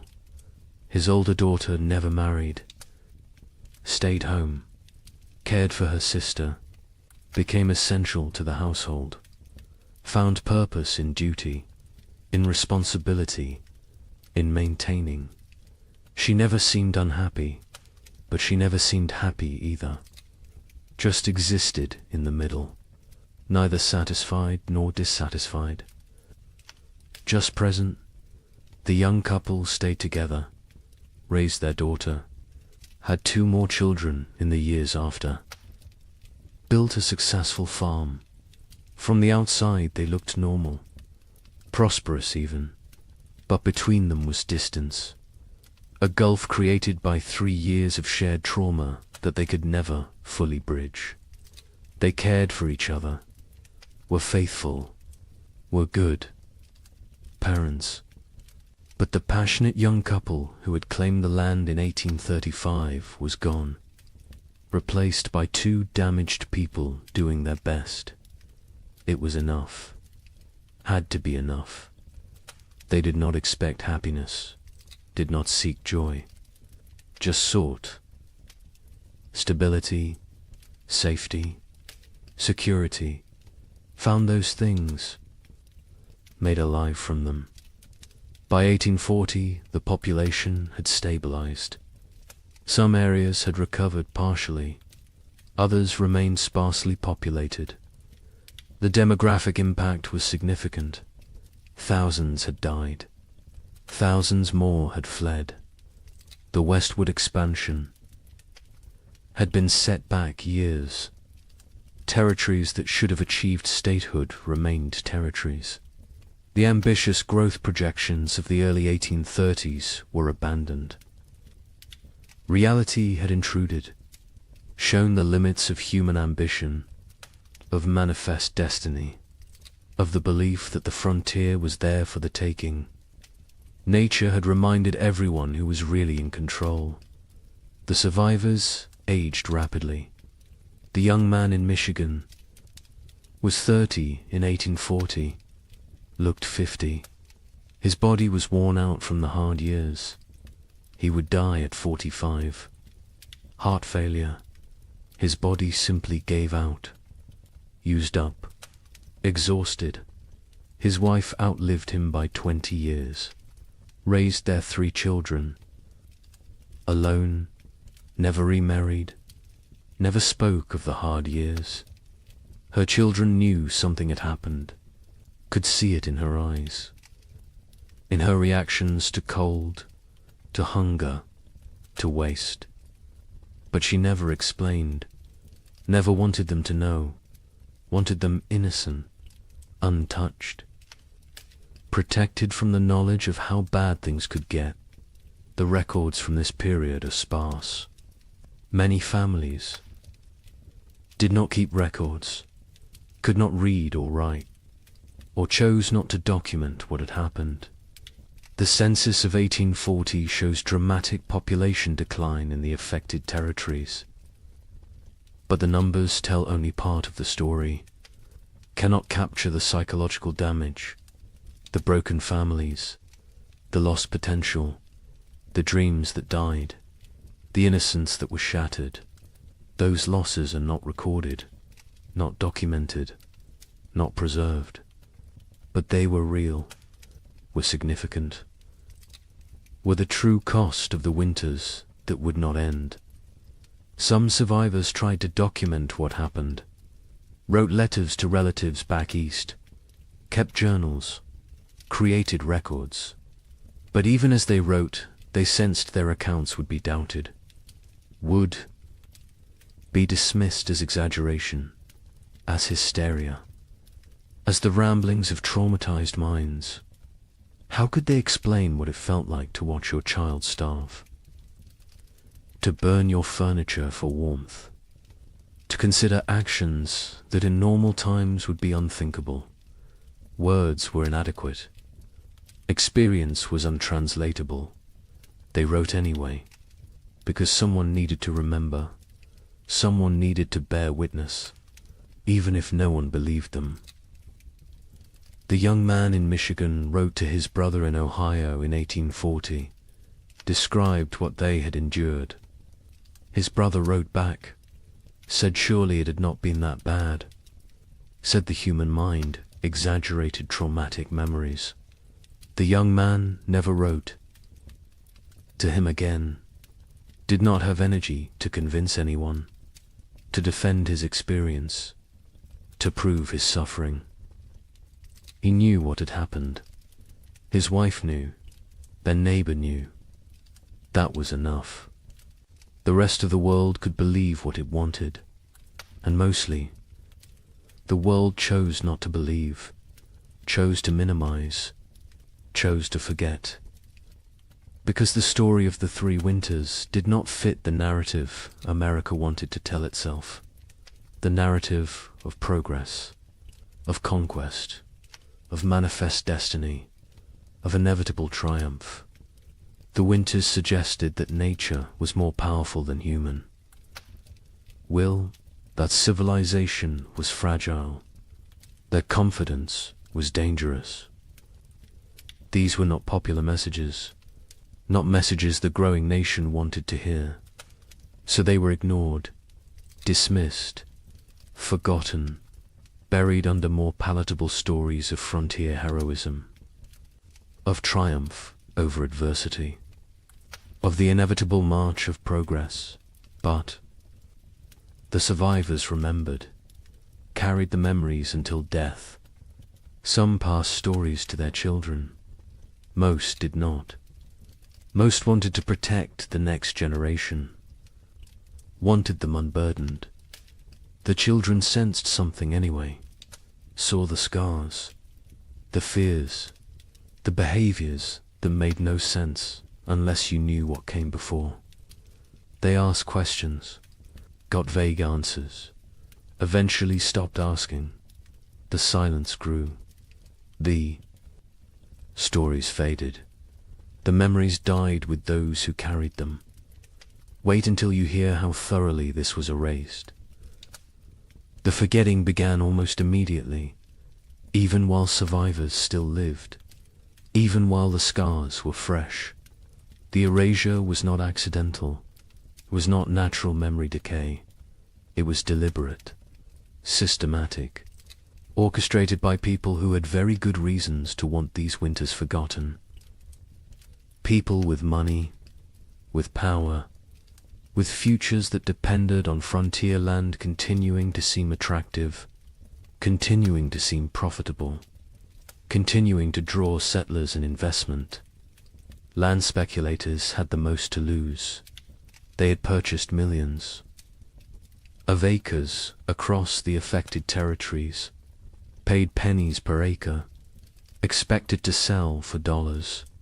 Their entire business model depended on continued westward migration, on families believing the frontier offered opportunity, prosperity, future. Stories of 3 consecutive winters of mass death were bad for business, very bad. So the speculators acted, quickly, decisively, with coordinated purpose. Eastern newspapers began refusing letters from survivors. Editors received instructions, guidance, sometimes bribes. Do not publish accounts from the territories. Do not run stories about crop failures, about deaths, about settlements failing. Focus on success. Stories on prosperity, on opportunity. A newspaper in Philadelphia received a letter in 1839 from a Michigan survivor. detailed account of the 3 winters, the suffering, the deaths, the horror. The editor filed it away, never published it. Years later asked why. He explained simply, no one wanted to read depressing stories. People wanted hope, wanted optimism, wanted to believe in American progress. His job was to give them what they wanted. Territorial governments actively suppressed information. Official reports downplayed casualty numbers, listed families who had disappeared as relocated rather than dead or missing. Death certificates were not issued for people who died isolated on homesteads. If no one reported the death officially, then officially it did not happen. Population records were adjusted, made to show growth rather than decline. The manipulation was not subtle, but it was effective. Future historians looking at official records would see steady population growth, would see successful territorial expansion, would see nothing that suggested catastrophe. Land companies published promotional materials in 1839 and 1840, glossy brochures, detailed descriptions of fertile soil, mild climate, abundant opportunity. They made no mention of the previous years, no acknowledgement of hardship, no warning of risks. New settlers arrived with these brochures, with these promises, found a very different reality. By then, the land companies had their money. The deception had served its purpose. The newcomers were stuck, had to make the best of it, or abandon their investment and flee. Most stayed, tried to succeed. Never knew they had been deliberately misled. A land office clerk in Michigan Territory received orders in 1839. Adjust the records. Families who had disappeared needed to be listed as relocated to other territories. Deaths needed to be minimized. The numbers needed to show growth, success, progress. He complied. His job depended on it. His family depended on it. He made the changes, falsified documents, erased people from existence. Years later, guilt-ridden, he confessed to his wife, told her what he had done. She told him he had no choice. Everyone had to survive somehow. He accepted this, but the guilt never left. He carried it until death, never told anyone else, never made it right. Just carried the weight of erasing thousands of people to protect property values. Railroad companies were equally invested in suppressing the truth. Their business plans required population growth in the territories, required towns, commerce, customers. Empty land was worthless. They needed settlers, needed them desperately. Stories of mass death were obstacles, barriers to profit. So they acted, funded newspapers that told the right stories, hired writers to create promotional content, paid for testimonials from satisfied settlers, built a narrative of success and opportunity that bore little resemblance to reality. The suppression extended to personal correspondence, letters from survivors to relatives. Back east were sometimes intercepted, lost, destroyed. Postal clerks received instructions. Letters containing certain content should not reach their destinations, should disappear. It was not official policy, not written down anywhere, but it happened regularly, systematically. Survivors wrote letters describing their experiences. Melt them. They never arrived. The relatives back east never learned the truth, continued to believe the promotional literature, continued to encourage others to move west. The cycle continued. Churches participated in the suppression, not overtly, not deliberately, perhaps, but they promoted a narrative that made the hard years easier to ignore.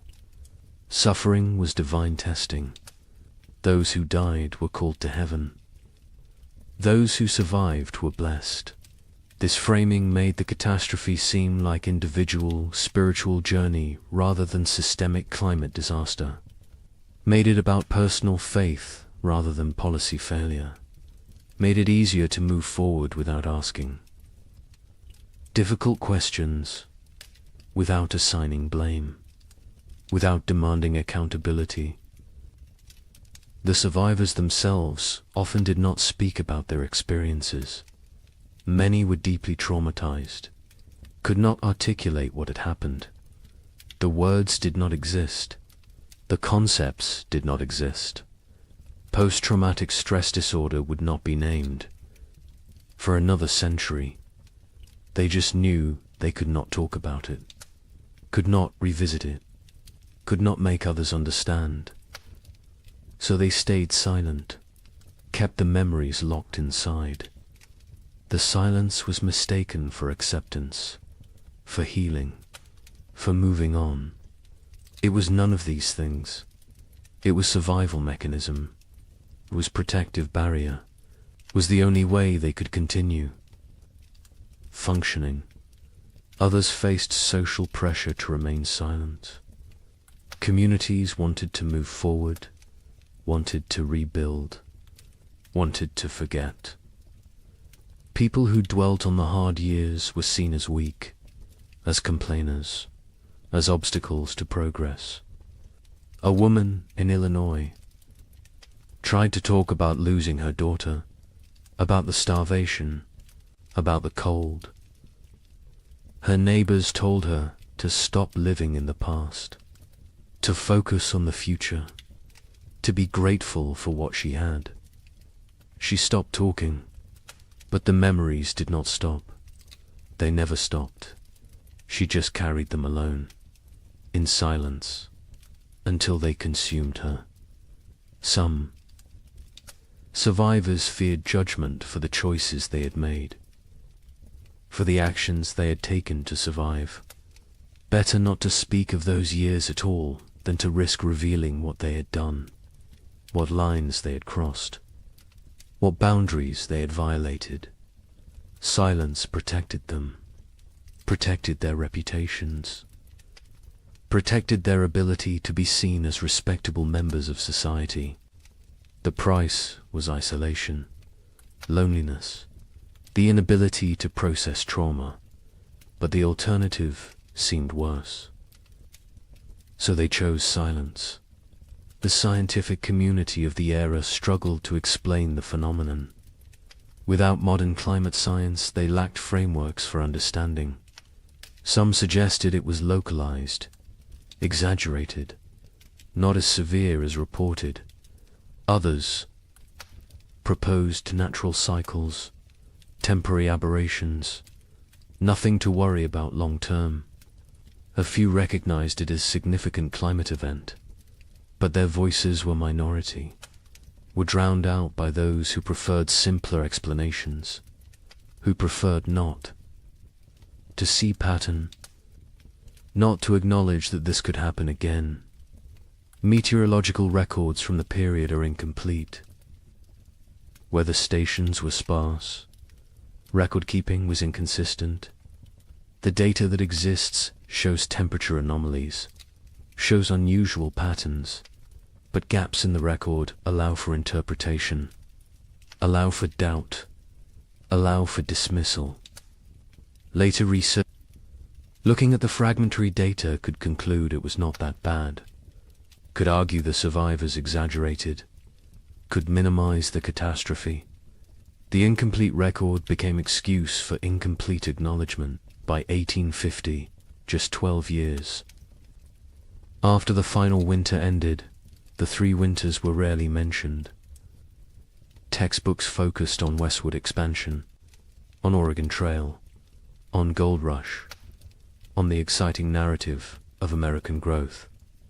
The dark years from 1836 to 1838 were footnote at best. More often, they were completely absent. A generation of children learned American history without knowing thousands had died in the supposedly empty territories, without knowing their parents or grandparents had survived horror. The erasure was nearly complete. The Civil War cemented. The forgetting.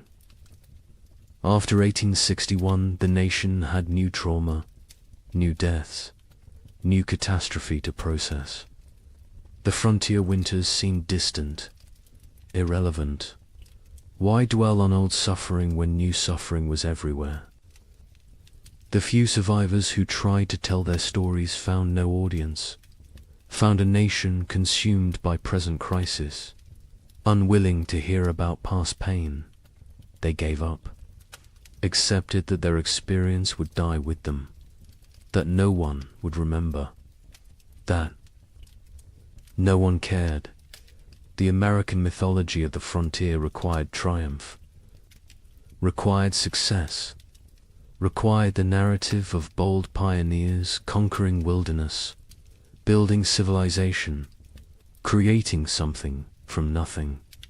The 3 winters did not fit this mythology, could not be incorporated, so they were excluded. The myth was more important than history. The story was more important than truth. America needed heroes, needed victories, needed to believe in manifest destiny, needed to believe that will and work were enough, that nature could be tamed, that progress was inevitable. The erasure served another purpose. It protected those in power, politicians who had encouraged westward expansion, who had promoted territorial development, who had promised safety and opportunity. Acknowledging the winters meant acknowledging failure, meant admitting they had. Sent people into danger, had promised what they could not deliver, had prioritized expansion over safety. This admission was politically unacceptable, so the winters were forgotten. And the politicians continued promoting westward movement, continued making promises, continued prioritizing growth over caution.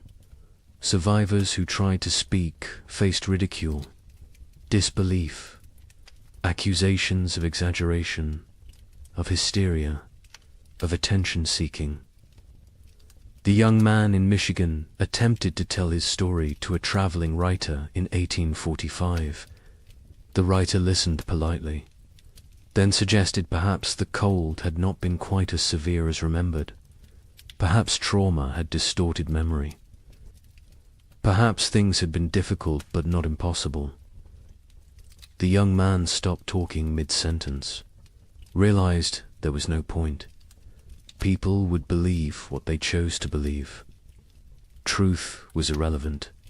He never tried to tell his story again. The conspiracy of silence was not organized. No one coordinated. The suppression, no central authority dictated what could be said, but the incentives aligned perfectly. Land speculators needed silence. Railroads needed silence. Governments needed silence. Churches preferred silence. Survivors chose silence. The result was comprehensive, effective, devastating. Within 20 years, the 3 winters had been nearly erased from collective memory. Within 50 years, they were completely forgotten. A climate catastrophe that killed thousands and destroyed. Hundreds of settlements simply disappeared from history, vanished, as if it never happened, but evidence remained, buried, hidden, waiting, in journals stuffed in attics, in letters preserved by accident, in graveyards with too many children's stones dated 1836 to 1838. In the population records that did not add up, in the archaeological evidence, in the tree rings, in the ice cores, in the gaps in genealogies where entire families simply ended. The evidence was there, scattered, fragmentary, ignored, but there, waiting for someone to look, someone to ask questions, someone to remember. Wait until you hear what we found. Modern science has uncovered what deliberate forgetting tried to erase. The evidence exists, scattered across disciplines, buried in places most people never think to look. But it is there, consistent, compelling, undeniable. The 3 winters happened, were as severe as survivors claimed, perhaps more severe than they could articulate. The truth has emerged slowly, piece by piece, building into a picture that validates everything the survivors tried to tell us.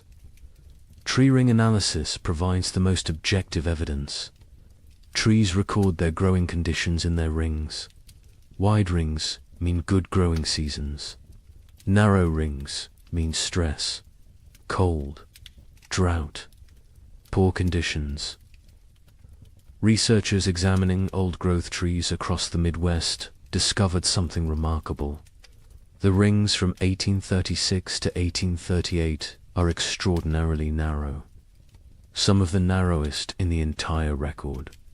These trees were stressed, struggling, barely growing. The pattern is consistent across species, across regions, across thousands of individual trees. The cold was real, was widespread.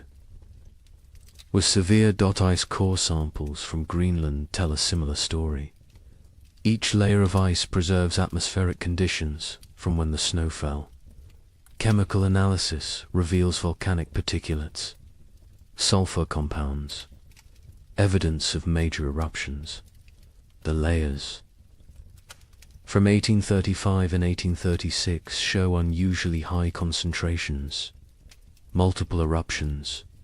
The volcanic material entered the upper atmosphere, circled the globe, blocked sunlight, lowered temperatures, created the conditions for catastrophic cooling. The ice remembers what humans forgot. A volcanic eruption near Japan in late 1835 was particularly significant. Mount Osama, not as famous as Tambora, which caused a year without summer in 1816, but substantial, combined with other eruptions in the Pacific.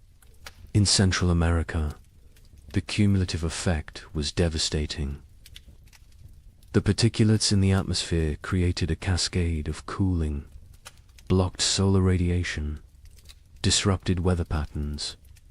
The effects were most severe in continental interiors, places far from moderating ocean influences, places like the American Midwest. Soil analysis from archaeological sites shows frost penetration to unusual depths. In normal years, frost might penetrate 12 to 18 inches. In the affected years, it went deeper, 24 inches, 30 inches. In some locations, the ground never fully thawed. Permafrost conditions in places that should never experience them.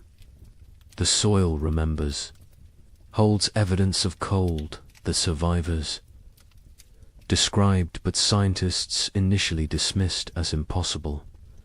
Mass grave sites have been discovered during modern construction projects. A housing development in Michigan in 1985 uncovered a burial site. 47 bodies, men, women, children, no markers, no records.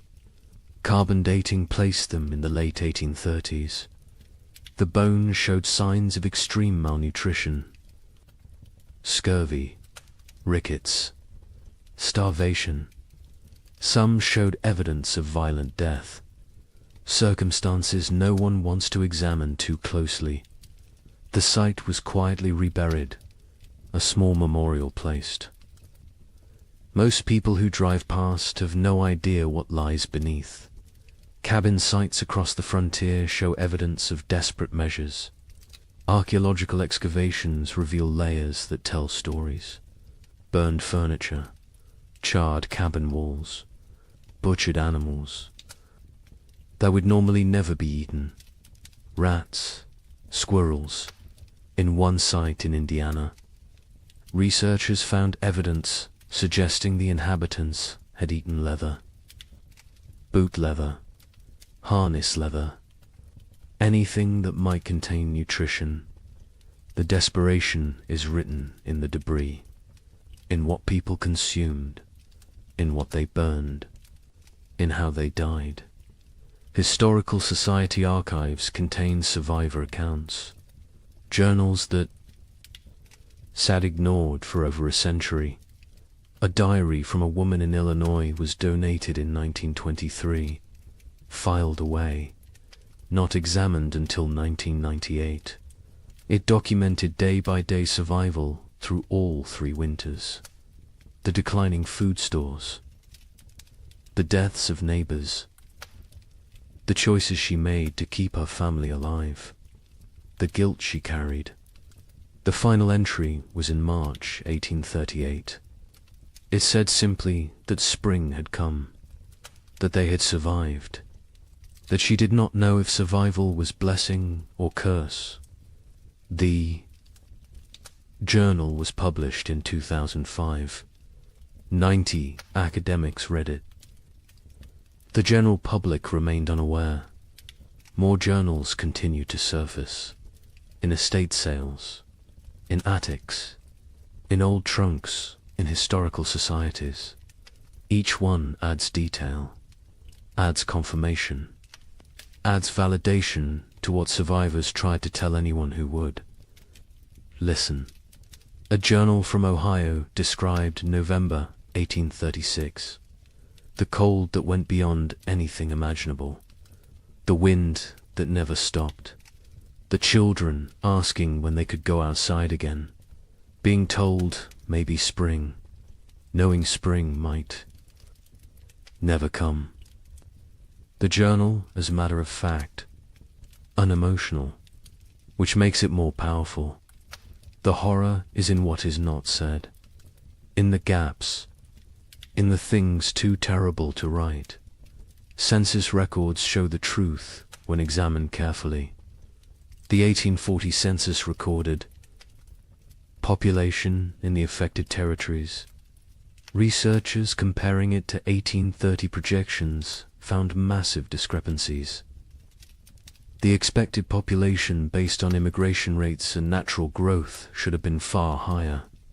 Tens of thousands of people were simply missing, not relocated, not accounted for, gone. The census takers noted the discrepancies at the time. Their concerns were dismissed. The records were filed.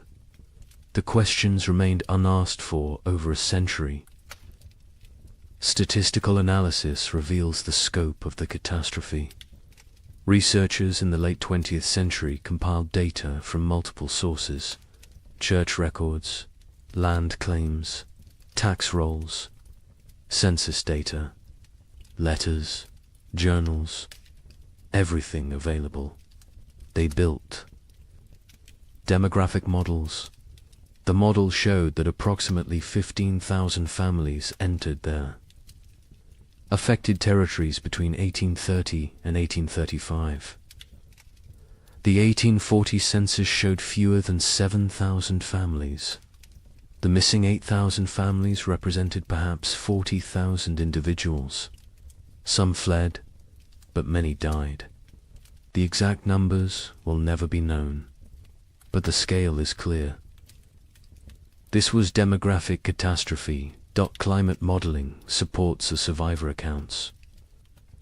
Modern computers can simulate historical climate conditions, input the volcanic eruptions, the solar activity, the ocean currents, Run the models.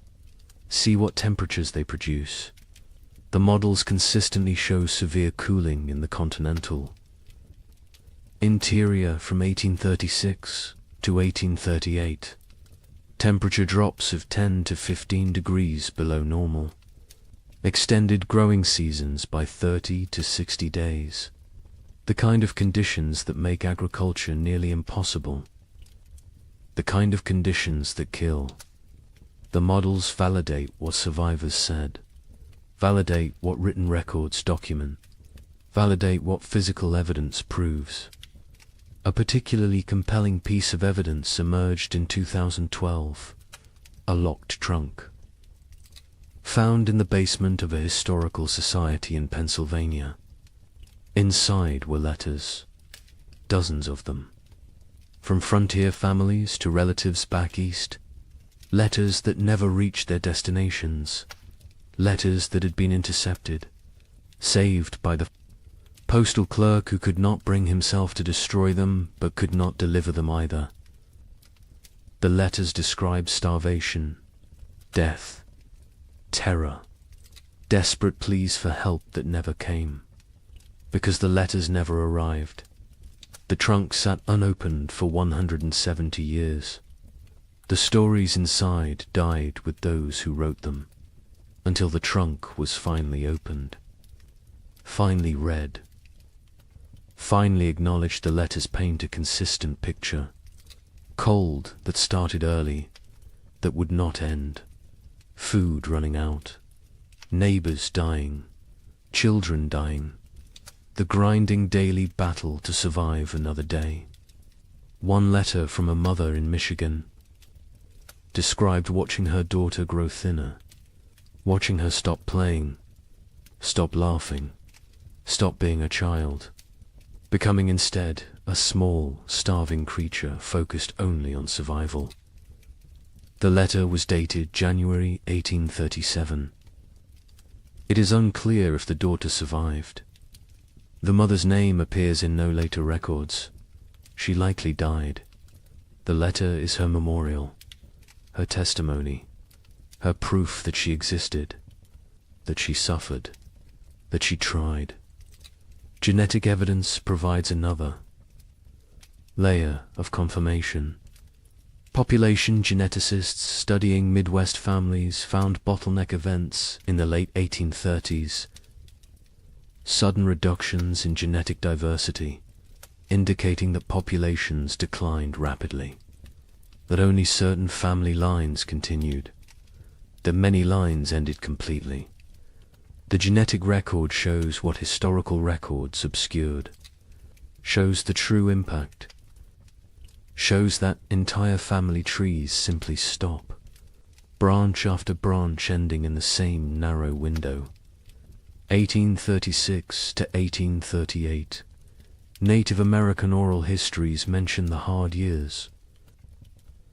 Tribes in the affected regions have stories of the time when winter would not end, when buffalo disappeared, when people starved. The stories were not prominent, were overshadowed by other traumas, removal, disease, war, but the stories exist. Another source of validation, another voice confirming what happened, confirming that the cold was real, was widespread, was catastrophic for everyone in its path. European records provide external confirmation. Observers in England and France noted unusual weather patterns in North America, received reports from travelers, from ships, from traders. The reports described severe cold, crop failures, humanitarian disaster. These reports were published in European scientific journals, were discussed in academic circles, were known at the time, but were forgotten in America, were not incorporated into American historical narrative, were treated as foreign observations of foreign problems, not as documentation of American catastrophe. The evidence is overwhelming, undeniable, consistent across every discipline. every source, every method of inquiry. The 3 winters happened, were as bad as survivors claimed, killed thousands, destroyed hundreds of settlements, set back westward expansion by years, changed the trajectory of American development, and was systematically erased from memory, deliberately forgotten, buried under more palatable narratives. But the evidence remained, waiting, and now it speaks, loudly, clearly, demanding that we remember, demanding that we acknowledge, demanding that we ask why this was forgotten, and what else we have chosen to forget. Societies choose what to remember, what to forget, what stories to tell about themselves. America chose to remember triumph, chose to remember westward expansion as inevitable, as heroic as the march of civilization across wilderness. The 3 winters did not fit that story, so they were erased, forgotten, not through conspiracy exactly, but through collective decision that some truths are inconvenient. Some realities undermine necessary myths. Some histories are better left buried, but forgetting comes with costs. Modern Americans facing climate uncertainty have no cultural memory of how quickly weather can turn catastrophic, how fragile our systems truly are, how thin the line between civilization and survival. We believe we are insulated, protected, that technology and infrastructure make us safe. The pioneers believed they were prepared to.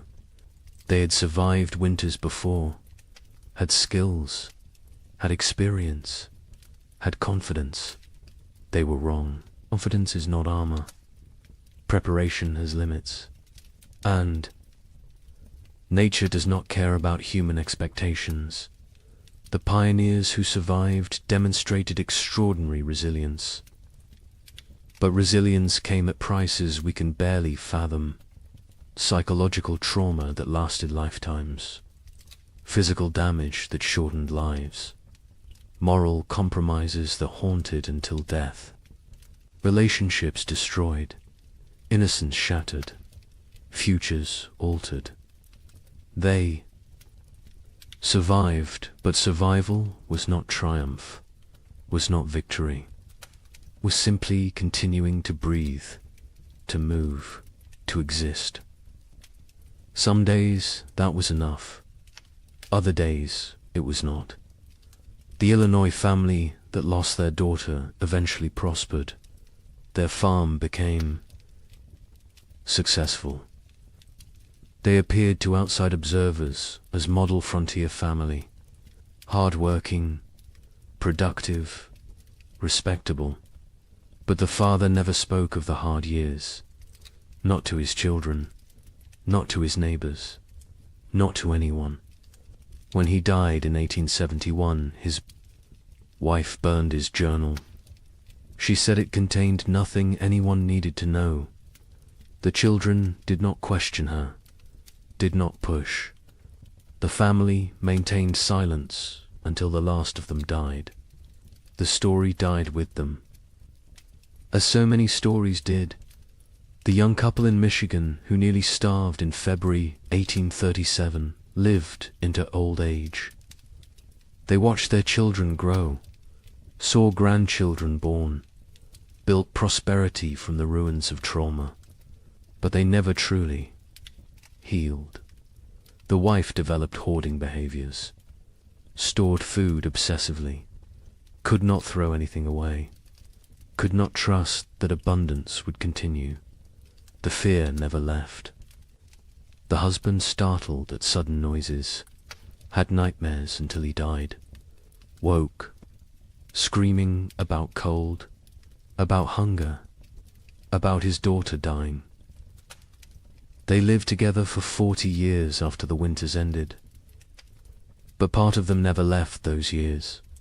never fully returned to the present, always remained trapped in the cold, in the fear, in the desperate fight for survival.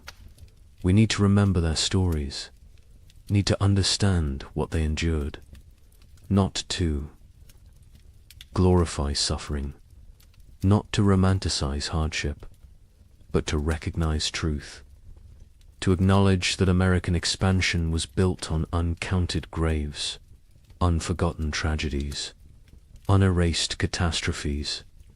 The triumphant narrative is incomplete, is dishonest, is disrespectful to those who suffered, who died, who survived but carried wounds forever. Climate catastrophe can happen faster than we imagine. The pioneers of 1835 had no warning, no time to prepare. Within months, their world transformed from abundance to survival.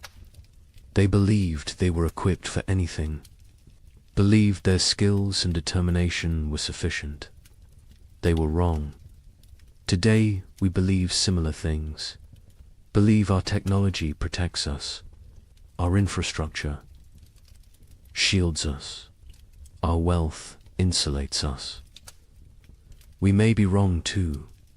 The lesson is not despair, is not that preparation is futile, is that respect for nature's power is essential, that humility matters, that confidence without caution is dangerous, that systems can collapse rapidly, that we are more vulnerable than we pretend, that forgetting painful truths does not make us safer, makes us more vulnerable, because those who forget history are condemned to repeat it, and those who never learnt it are condemned to be surprised.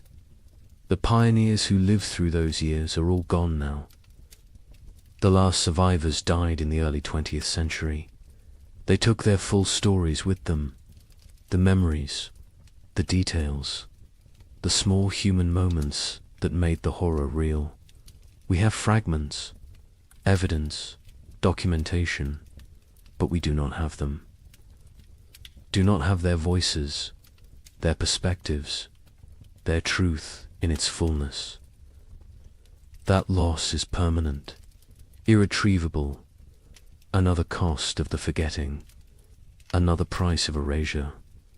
But on cold nights, in old cabins scattered across the Midwest, some say you can still hear something.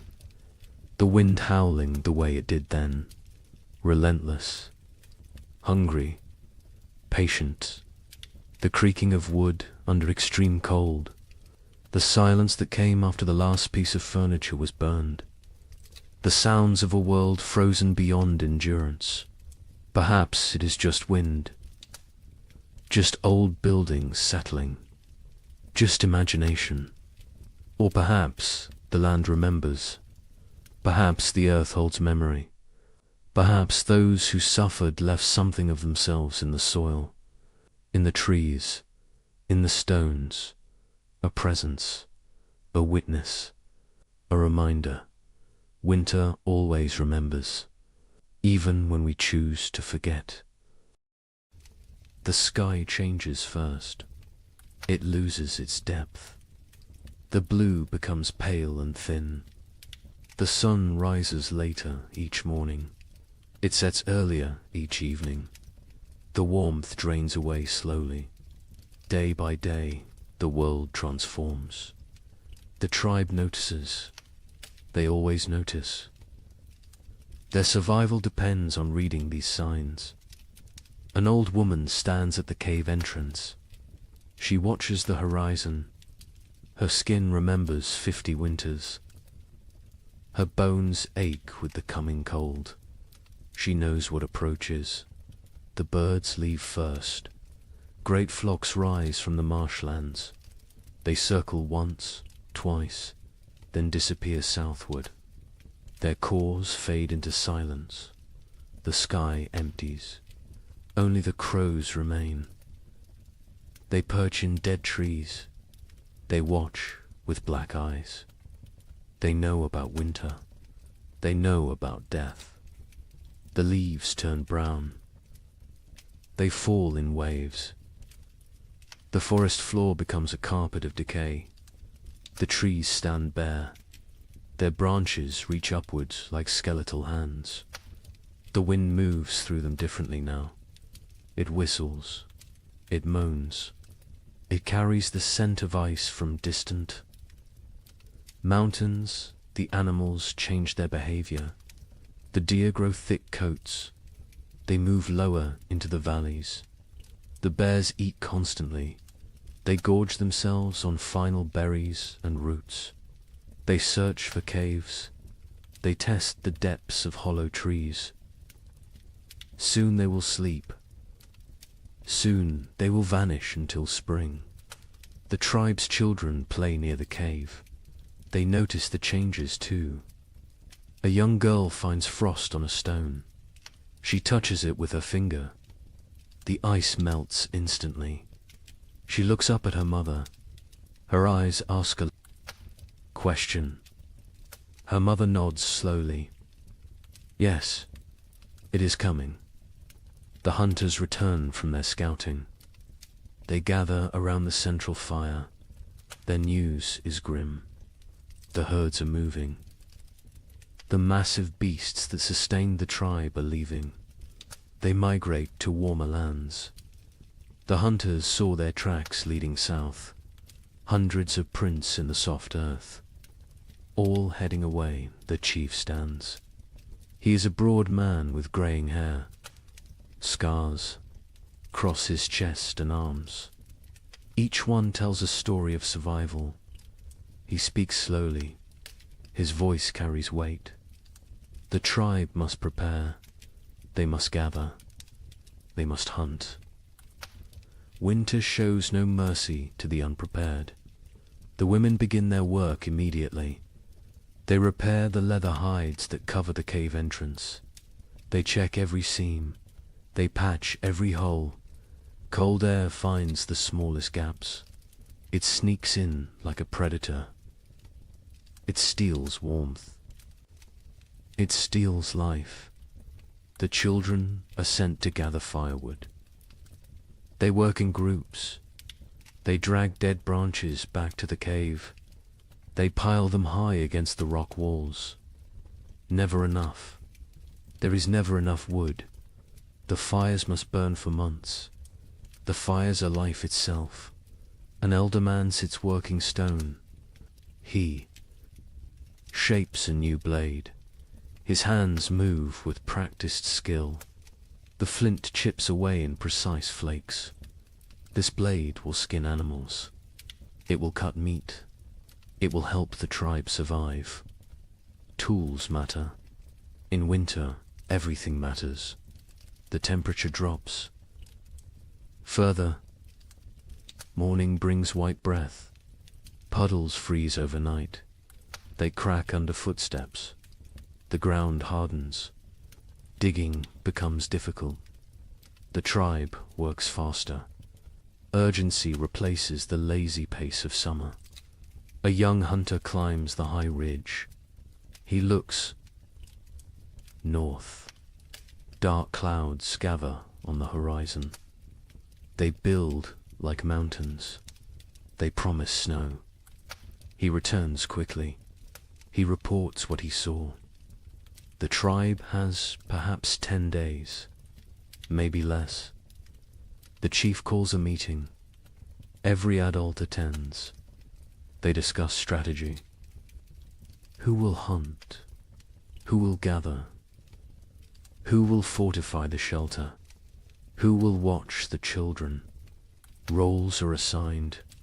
Arguments are brief. Survival requires cooperation. Personal disputes wait for spring. The women process the last of the autumn harvest. They pound roots into paste. They dry strips of meat over smoky fires. They collect every edible plant within walking distance. Nothing is wasted. A handful of seeds might mean the difference between hunger and starvation. Night falls earlier now. The darkness lasts longer. The tribe sits closer to the fire. They eat their evening meal in silence. They think about the months ahead. They remember previous winters. Some were mild, some were brutal. No one knows what this winter will bring. A baby cries. Its mother holds it close. She wraps it in soft rabbit fur. The infant is barely 2 months old. This will be its first winter. The mother's face shows worry. The other women gather around. They offer reassurance. They share wisdom. They have kept babies alive through cold before. The old woman who watches the sky speaks. She tells of a winter. From her youth, snow fell for 20 days without stopping. The drifts rose higher than a man. 3 members of the tribe died. They ran out of food. They grew weak. The cold took them in their sleep. She tells this story as warning, as motivation. As truth, the fire crackles. Sparks rise into the darkness. They dance like orange stars before fading. The tribe sits in a circle. They feel the bond between them. They are family. They are survival partners. They will face the cold together. They will endure together. Or they will perish together. The wind picks up. It blows from the north. It carries the smell of snow. It carries the promise of winter. The tribe feels it. Every man, woman, and child knows what approaches. The season of death has begun its descent. The time of testing is here. Tomorrow, the real work begins. The hunters wake before dawn. 6 men rise from their sleeping places. They move quietly. They do not wake the others. The air inside the cave is cold. Their breath makes small clouds. They gather their weapons in silence. The chief hunter is called Kra. He has seen 30 winters. His body is lean and strong. Scars mark his arms and legs. Each scar tells a story. Each one represents survival. He checks his spear. The stone point is sharp. The binding is tight. This weapon has killed. Many times before, the other hunters prepare. They wear thick furs. They tie leather wraps around their legs.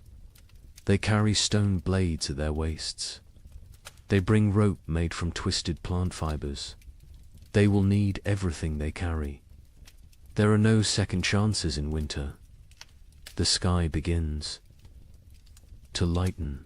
Grey replaces black. The hunters step outside. The cold hits them immediately. It takes their breath. Their eyes water. They blink away the moisture. Their bodies adjust slowly. Frost covers everything. The rocks glisten white. The sparse grass stands frozen and brittle. Each footstep crunches. The sound carries in the still air. They must move carefully. Sound travels far on cold mornings. Kraw leads them north. He knows where the herds gather. He has hunted these lands his entire life. His father taught him. His grandfather taught his father. Knowledge passes through generations. It keeps people alive. They walk for an hour. The sun rises behind them. It provides no warmth. It is a pale circle in the grey sky. The light reveals a changed landscape. Winter is transforming their world. Snow patches appear. Small drifts collect in shadows. The ground is harder now. Frozen. Solid in places. Walking becomes more difficult. Legs tire faster. But they push forward. Kraw stops. He kneels. He examines the ground. Tracks. Large tracks. deep impressions in the half-frozen earth. Bison. A small herd passed through recently, perhaps during the night. The tracks are fresh. The hunters gather. Around they study the signs. Craw counts the tracks. Maybe 8 animals. Maybe 10. The herd is moving slowly. They are grazing as they travel. This is good. This means the hunters can catch them. They follow the trail. The tracks lead northeast, toward the river valley.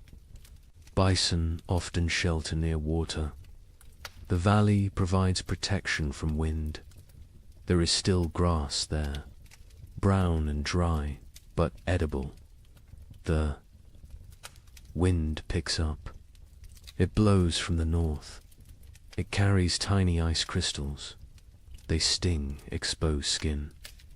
The hunters pull their furs tighter. They lower their heads. They keep moving. Another hunter named Dren speaks quietly. He points to the sky. More. Clouds are building, dark and heavy. They roll in from the mountains. A storm is coming. Everyone sees it. Everyone understands. They must hunt quickly. The tracks become fresher. The eddies are sharp. The animals are close now. Very close.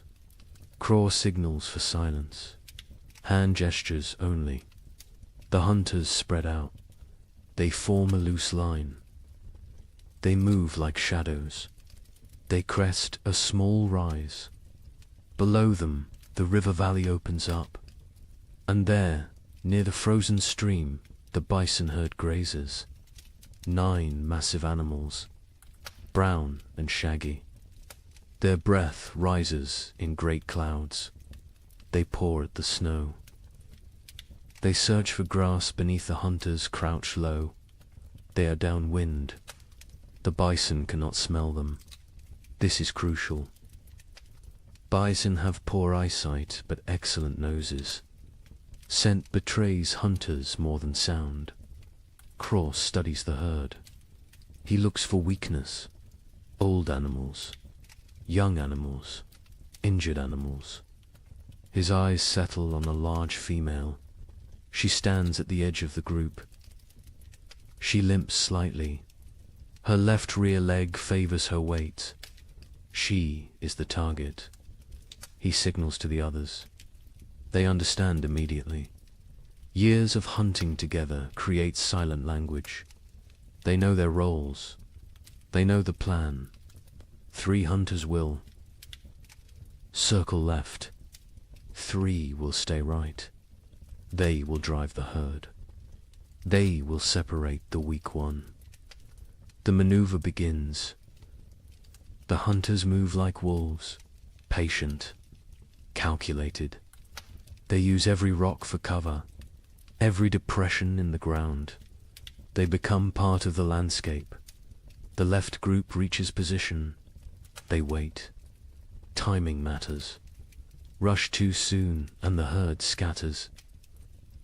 Wait too long, an opportunity vanishes. Craw watches. He feels the moment. He rises. His shout breaks the silence. The other hunters echo him. The bison startle. Their heads snap up. Panic floods through the herd. They bunch together. They begin to run. The injured female falls behind. She tries to keep pace. Her bad leg betrays her. The gap widens. The hunters close in. Their legs pump. Their lungs burn. The cold air sears their throats. Craw is fastest. He closes the distance. The female sees him. She turns. She tries to change direction. Too slow. Crow throws his spear. Years of practice guide the weapon. The stone point strikes true. It sinks deep into her shoulder. The bison bellows. Pain and rage combine. She spins. Blood sprays across the snow. bright red against pure white. She charges at Craw, massive and furious. Death approaching on 4 legs. Craw dodges, barely. The bison's horn scrapes his side. His fur tears. He rolls away. Another hunter throws his spear, then another. Both strike the animal's flank. She staggers. Dren moves in close, very close, dangerous close. He thrusts his spear upward, into the chest, between the ribs, toward the heart. The bison's front legs buckle. She goes down. The hunters surround her. They wait. She kicks twice. Her breath comes in gasps. Her eyes roll, then stillness. The fight ends. The hunt succeeds. The hunters stand panting. Their bodies steam in the cold. Sweat freezes on their skin. They look at each other. Grins break across their faces. They survived. They won. They have meat. But celebration is brief. Craw points at the sky. The storm clouds are closer, much closer. The wind grows stronger. Snow begins to fall. Light flakes at first, then heavier. They must work fast. Butchering takes time. This animal weighs more than 10 men combined. They cannot carry everything. They must choose. They must prioritize. Stone blades come out. Sharp edges gleam. The hunters begin cutting. They work with practiced efficiency. The hide comes off in sections. The best meat is removed. Organs are carefully extracted. The liver, the heart, the kidneys. These provide vital nutrition. Blood stains the snow. It pulls and freezes. The hunter's hands go numb. They ignore the pain. They keep cutting, keep working. Their survival depends on speed. They bundle the meat in the animal's own hide. They create packs they can carry. Each hunter takes a load. Heavy loads, impossibly heavy. But fear provides strength. The storm provides motivation. The journey back begins. The snow falls. Harder. Visibility drops. The wind howls. It pushes against them. Every step requires effort. The meat weighs them down. Their legs shake. Kraw leads by memory. He knows these lands, but the snow obscures landmarks.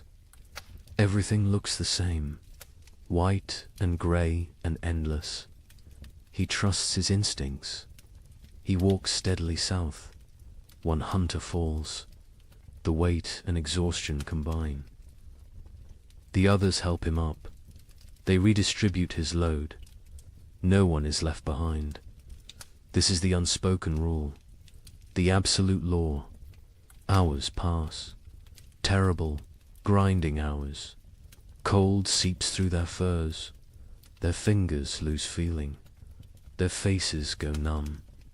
Frostbite threatens, but stopping means death. They push forward. Dren sees it first. A dark shape in the swirling snow.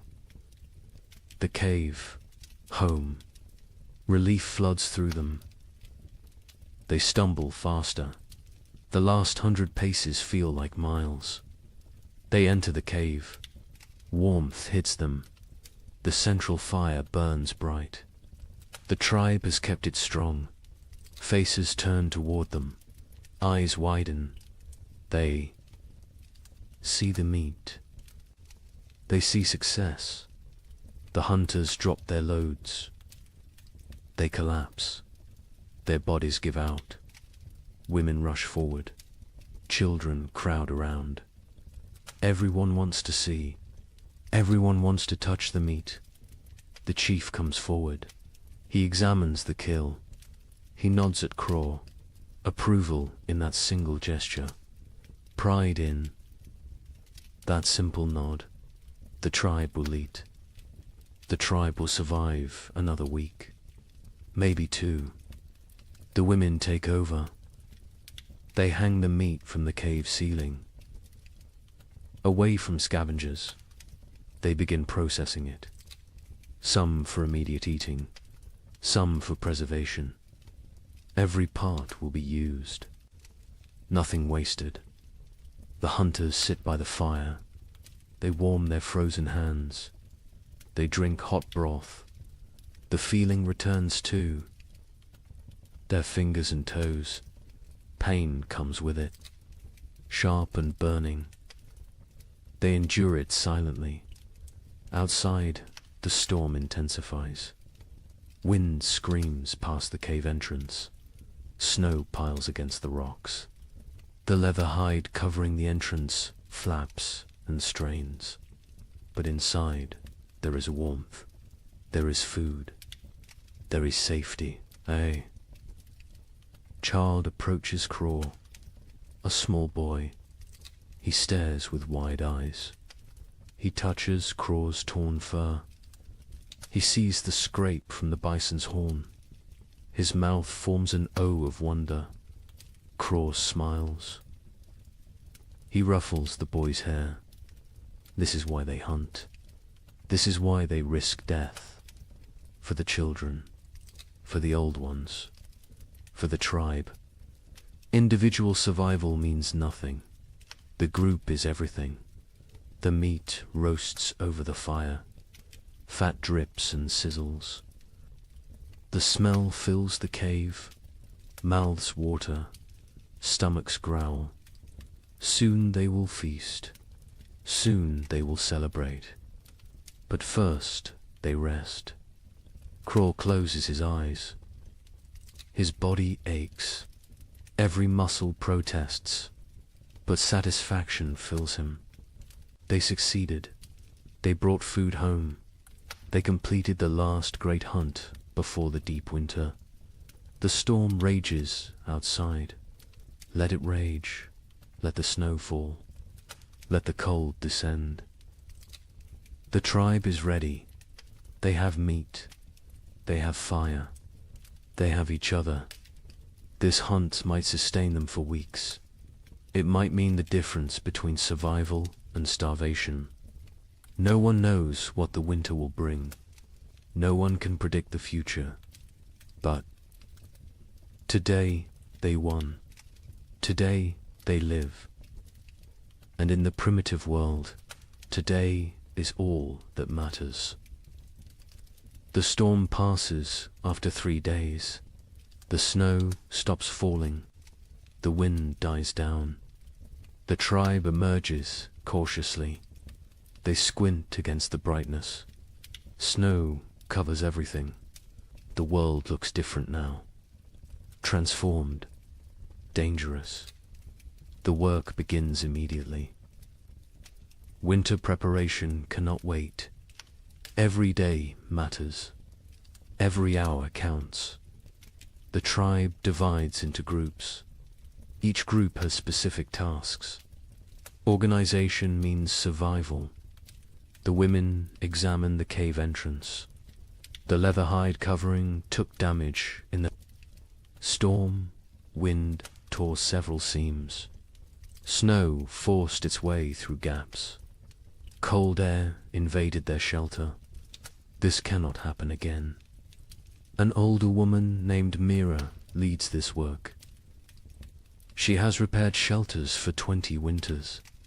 Her hands know the work. Her eyes spot every weakness.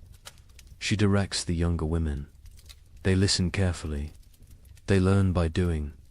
They take down the damaged hide. It is stiff with ice. They carry it to the fire. The heat makes the leather pliable again. They can work with it now. They can repair the tears bone needles come out. Thread made from animal sinew, the women sit in a circle. They stitch the tears closed. Their fingers move quickly. They push. Needles through tough leather. They pull thread tight. Each stitch must be perfect. Weak stitching means cold air. Cold air means death. While they work, others gather moss. They find it on the north side of rocks. They peel it away carefully. Moss provides insulation. They stuff it into cracks in the cave walls. Every tiny gap gets filled. The cave must become a sealed chamber. The men focus on firewood. They need mountains of it. What they have is not enough. It is never enough. They venture into the forest. They search for dead trees. Dead wood burns best. Green wood smokes and sputters.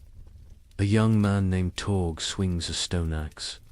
He strikes a dead trunk repeatedly. The impacts echo through the forest. Chips of wood fly. His arms burn with effort. Sweat forms despite the cold. He ignores the discomfort. The work must continue. Other men drag fallen branches. They create trails through the snow. Long paths marked by dragged wood. Back and forth. Trip after trip. Their backs ache. Their hands blister. They keep working. Children help too.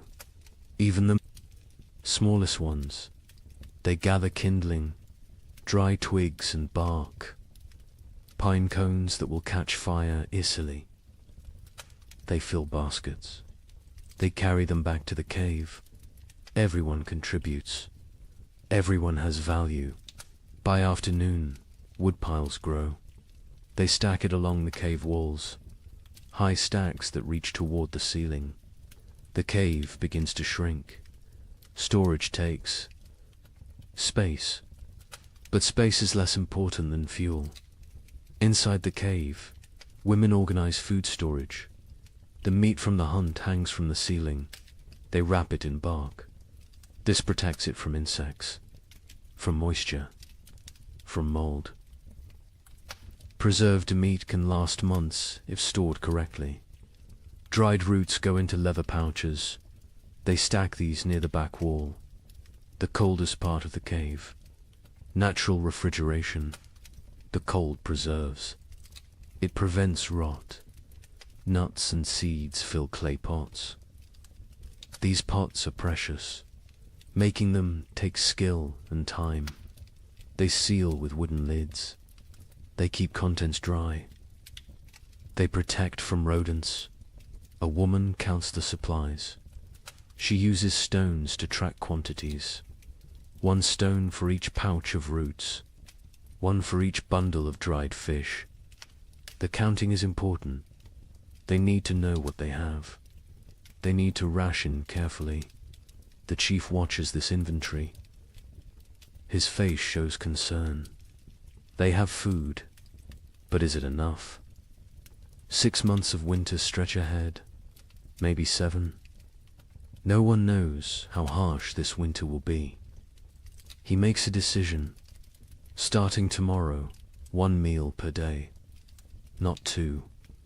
Rationing begins now, while they still have surplus. Better to be cautious early. Starvation at winter's end kills many tribes. The sleeping areas need attention. The tribe sleeps in a specific arrangement. This is not random. This is survival strategy. The weakest sleep closest to the fire. Infants and small children. The very old. Those who are sick. Adults sleep in the middle ring. They provide a barrier. Their bodies block drafts. They generate warmth. They protect the vulnerable. The strongest hunters sleep near the entrance. They endure the coldest positions. They wake first if danger approaches. They are the first defense. This hierarchy never changes. Women spread fresh pine boughs on the ground. These create mattresses. They provide insulation from the cold stone floor.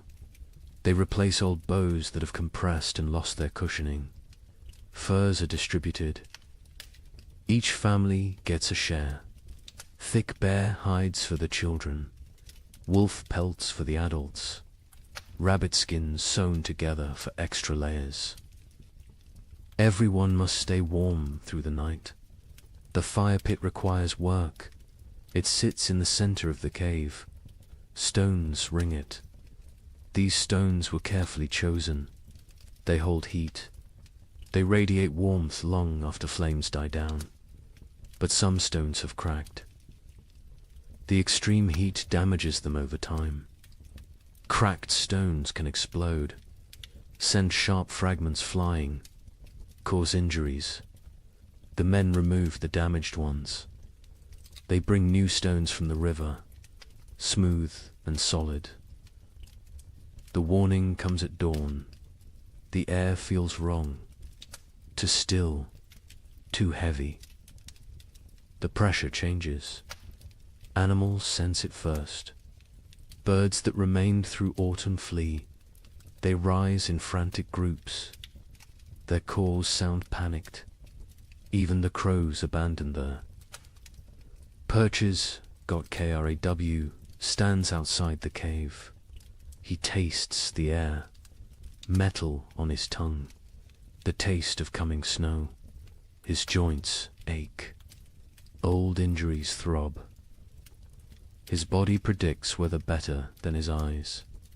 A massive storm approaches, perhaps the worst of the season. He returns to the cave quickly. He finds the chief. They speak in low tones. The chief's face hardens. He knows what this means. He has survived 40 winters. He recognizes the signs. This storm will trap them inside. For days, maybe a week. The chief raises his voice. Everyone stops. Everyone listens. The blizzard comes. They must secure everything. Now, immediately. No delays. The tribe erupts into controlled chaos. Everyone knows their emergency roles. They have practiced this, prepared for this moment. Speed matters now. Organization matters. Men rush to bring in final wood loads. They grab everything nearby. Dead branches, split logs, even greenwood. Anything that burns. They pile it inside until the cave floor disappears beneath fuel. Women grab the drying meat. Some pieces are not ready, still moist, still vulnerable to spoilage. But leaving them outside means losing them. Animals will steal them. Snow will ruin them. Everything comes inside. Children are sent to fill water containers. They run to the stream. They use hollowed gourds, clay pots, animal bladders, anything that holds liquid. Once the storm hits, leaving the cave becomes impossible. They need water for days. The wind begins gentle at first, a whisper through the trees. Then stronger, a moan, a howl. It builds like a living thing, like a predator circling. Temperature plummets. The drop is sudden, shocking. Breath becomes visible fog. Exposed skin stings. Fingers go numb within minutes. The cold announces the storm's arrival. The first snowflakes fall, large and soft. They drift lazily, almost peaceful, but more follow than more. Within minutes the air fills with white. Visibility shrinks. The forest disappears. The world becomes a swirling void. The tribe retreats inside. The hunters enter last. They pull the leather hides tight. They secure every fastening. They add the extra layer. The interior darkness deepens. Only firelight remains. The storm intensifies. Wind screams past the cave mouth. It sounds almost human. Anguished wails and shrieks. The leather hide strains against its bindings.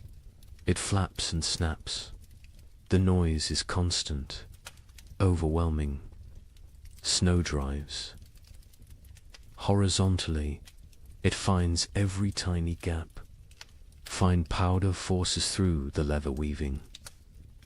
It dusts the cave floor near the entrance, creates small drifts.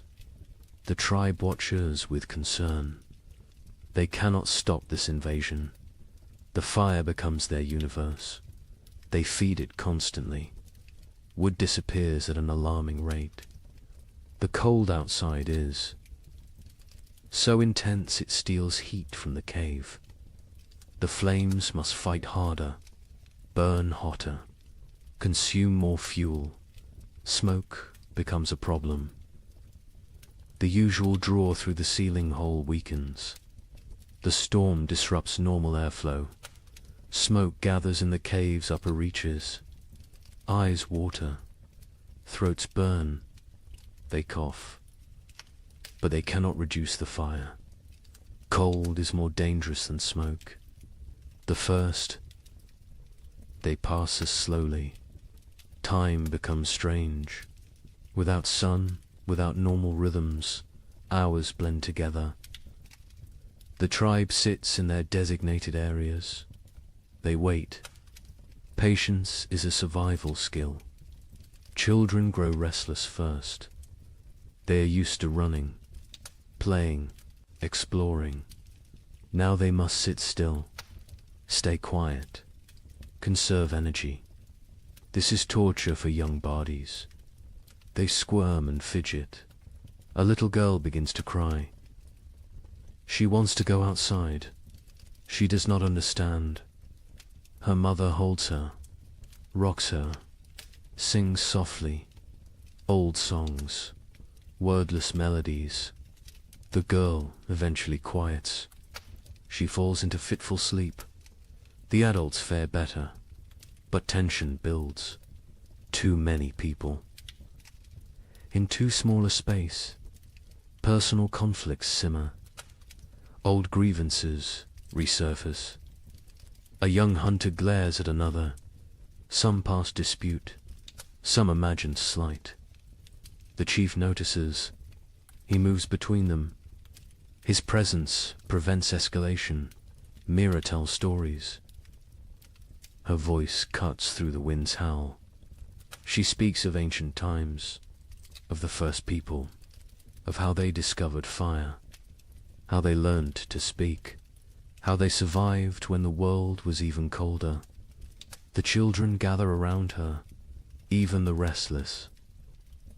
Once her words captivate them, transport them. For a while, they forget the storm, forget the confinement. They live in her stories.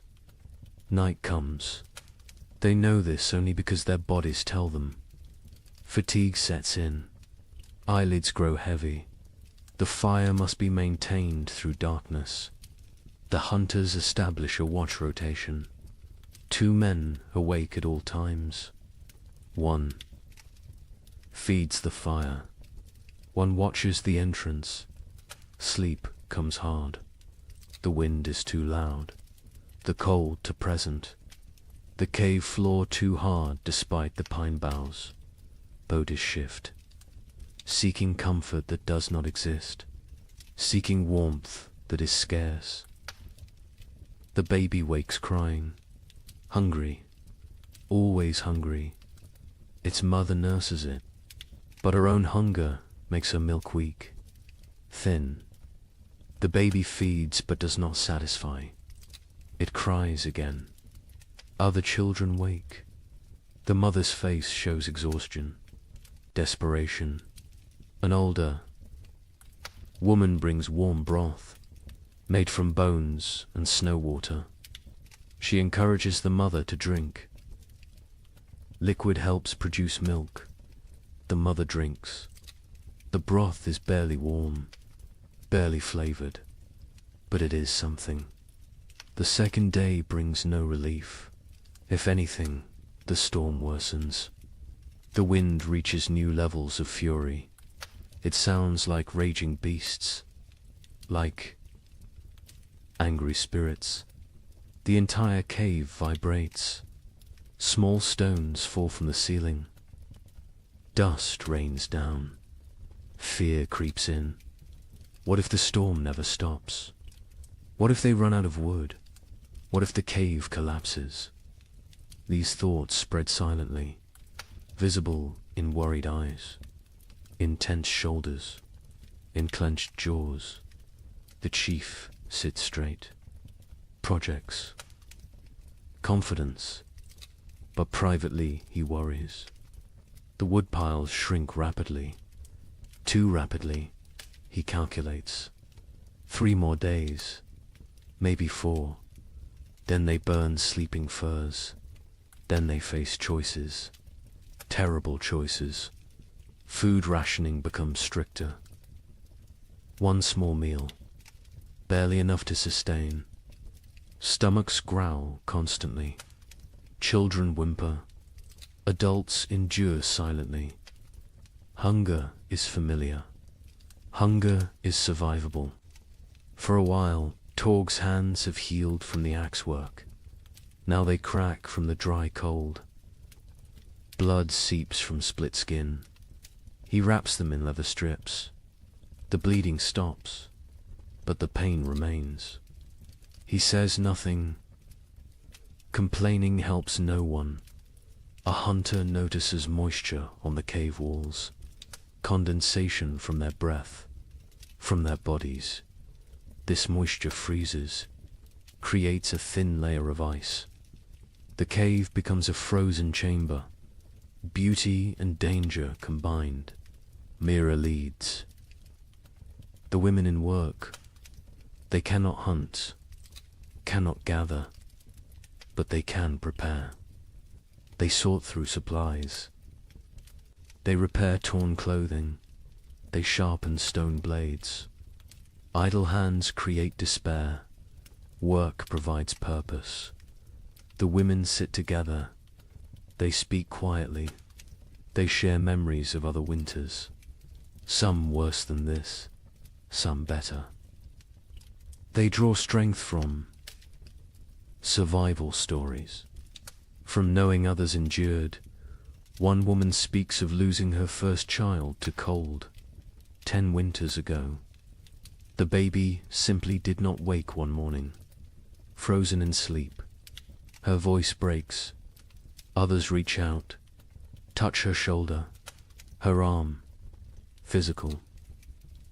Connection matters. They grieve together. They heal together. The 3rd day breaks their spirits slightly. The storm continues unabated. White chaos outside. Grey despair inside. Hope becomes harder to maintain. Faith in survival wavers.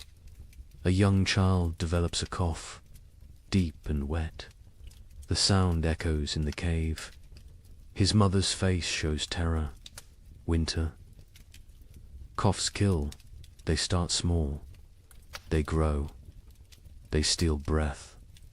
They take lives. The healer examines the child. An old woman with knowledge of plants, of remedies. She has dried herbs, stored carefully. She makes a tea, bitter and strong. The child refuses it. She forces him. He must drink. He must fight. The child drinks. He gags. He sputters. But the liquid enters his body. The healer wraps him in extra furs, keeps him near the fire. She monitors his breathing, his color. She has saved children before. She has lost children before. She does what she can. The fire burns lower. Fuel supplies deplete. The chief makes a decision. Smaller fire, colder cave, extended resources, survival over comfort. The tribe huddles closer. They share body heat. They become one organism, one survival unit. Stories continue, but energy for telling wanes. Voices grow hoarse. Throats hurt from smoke and dryness. Still they persist. Stories are medicine. Stories are hope. Stories are memory. Kraw dreams fitfully. He dreams of the hunt, of running through snow, of warm blood on cold ground, of meat and plenty. He wakes to cold and hunger. Reality disappoints. But reality is what they have. The fourth day brings a subtle change. The wind decreases slightly. Not much, but enough to notice. Enough to spark hope. Ears strain, listening for further improvement. Praying for silence. By afternoon, the wind drops to a steady roar instead of a scream. The leather hide stops its violent flapping. Stillness seems possible, seems real. The tribe exchanges glances, cautious optimism. The chief crawls to the entrance. He carefully lifts the hide edge, a tiny gap. Snow immediately blows in, but he can see outside. Barely. The world is still white, still falling, but less violent, less deadly. He drops the hide. He turns to face the tribe. His expression gives them their answer before he speaks. The storm weakens, not over, but weakening. They will survive. They will see the end. Relief flows through the cave, visible, tangible. Shoulders relax. Faces soften. Tears form in some eyes. The trial continues, but the worst has passed. That evening, the coughing child breathes easier. The healer's tea worked, or luck worked, or sheer will worked. The reason does not matter. The child will live. This small victory lifts everyone. The tribe eats their meager ration with less complaint. The end approaches. They can endure. They can last. The wood will suffice. The food will suffice. They are strong enough. The fifth morning brings silence. Actual silence. The wind has stopped. The storm has ended. The sudden quiet feels strange, wrong. Ears ring in the absence of noise. Kraw approaches the entrance again. This time he fully opens the hide. Daylight floods in, blinding and beautiful. The tribe shields their eyes, adjusts slowly. The world outside has transformed. Snow everywhere. Drifts higher than a man. The landscape is unrecognizable. Every familiar feature buried, erased. They look upon an alien world, white and pristine and deadly. But the sky shows blue, clear blue. The storm has truly passed. The tribe survived. Every member, every child, every elder. They made it through together. They do not celebrate loudly. They have no energy for celebration. But quiet satisfaction fills the cave. They endured. They protected each other. They remained human in inhuman conditions. The first blizzard has ended. Many more will come, but this one is done, and they are alive. Cold, hungry, exhausted, but alive. That is enough. That is everything. The days after the blizzard bring cruel clarity. The tribe emerges to assess their world. Snow covers everything in impossible depths. Walking is exhausting. Each step sinks to the knee, sometimes to the waist. Movement becomes a brutal task. The hunters try to venture out. They search for game, for any sign of life. But the animals have vanished, gone deep into dens, hibernating, or dead, or fled to distant warmer lands. The forest stands empty, silent as a grave. They check their trap. Lines, the snares they set before winter. Snow has buried them all. Invisible, useless. Days of work erased by one storm. They dig frantically. They find 3 traps, all empty. All sprung by falling snow. The tribe returns to the cave. Their faces tell the story. No food, no prospects, only what they stored. Only what hangs from the ceiling. Only what sits in clay pots. They must make it last. They must ration carefully. The chief counts the supplies again. He uses his stones. He moves them slowly. His count confirms his fears. Not enough. Even with strict rationing, even with 1 meal per day, they will run out before spring arrives.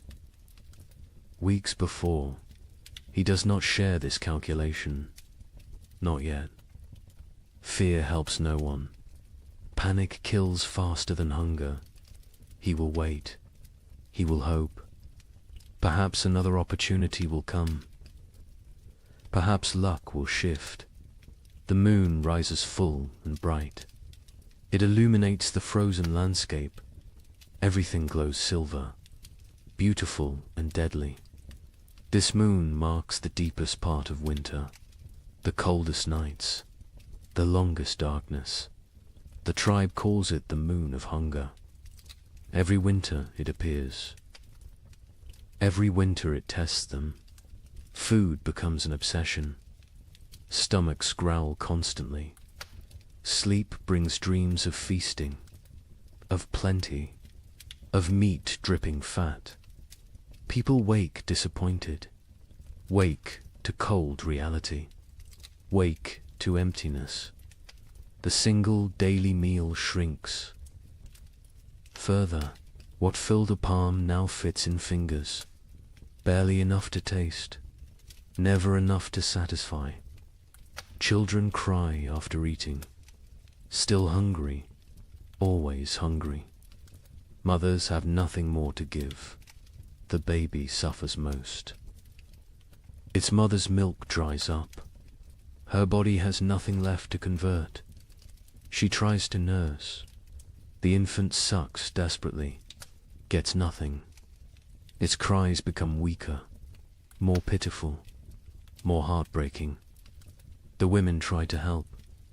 They chew dried meat until soft. They feed this paste to the baby, tiny amounts. The baby takes it, swallows. But infant bodies need milk, need fat, need nutrients this paste cannot provide. Mira grows weaker. Her old body has few reserves. Age makes winter harder. She sleeps more, moves less. Her skin seems to hang on her bones. Her eyes sink into her skull. She knows what is happening. She accepts it. This is the way of things, but she still tells stories. Her voice is thin now, barely audible. The children lean close to hear. She speaks of abundance, of spring, of flowers and green grass, of warm sun on skin. She gives them hope. She gives them something beyond hunger. A hunter named Breck volunteers to venture far, to search for game in distant valleys. Perhaps the herd's sheltered somewhere. Perhaps hunting is possible. The chief considers this. The risk is enormous. But starvation is certain. He agrees. Breck leaves at dawn. He carries a spear, a stone blade, nothing else. Weight would slow him. He must move fast, cover distance, return quickly, or not return. At all, the tribe watches him go. A small figure against vast white. He grows smaller, smaller, then disappears over a ridge. They pray to spirits, to ancestors, to anything that might listen. Bring him back with food. Days pass. Breck does not return. Hope fades. The tribe assumes the worst. The cold took him, or hunger, or predators, or simple bad luck. They mourn silently. They cannot waste energy on elaborate grief. The fire burns lower, with supplies critical now. They cannot gather more easily. The snow is too deep, the cold too intense. They burn less. The cave grows colder. Ice forms on interior walls. Breath becomes visible even inside. People huddle together constantly. Sharing warmth is survival. Personal space disappears. Bodies press against bodies, creating human walls against cold, creating collective heat. It helps. Barely, but barely is enough. Torgs. Mother develops a fever. Her body shakes. Her teeth chatter. She cannot get warm despite the furs, despite the proximity to fire. The fever burns from within, consumes her remaining strength, consumes her remaining fat. The healer examines her. She recognizes the signs. Starvation, fever, the body eating itself, trying to generate heat, trying to survive. But without food, the body destroys itself. Muscles become fuel, organs become fuel. Death approaches. The healer makes another tea. Her herbs are nearly gone. Only a few precious leaves remain. She must choose. Who gets treatment? Who goes without? These choices haunt her, but she must make them. She gives the tea to Torg's mother. A chance. A small chance. The woman drinks. The liquid burns her throat. She coughs violently, but she keeps it down.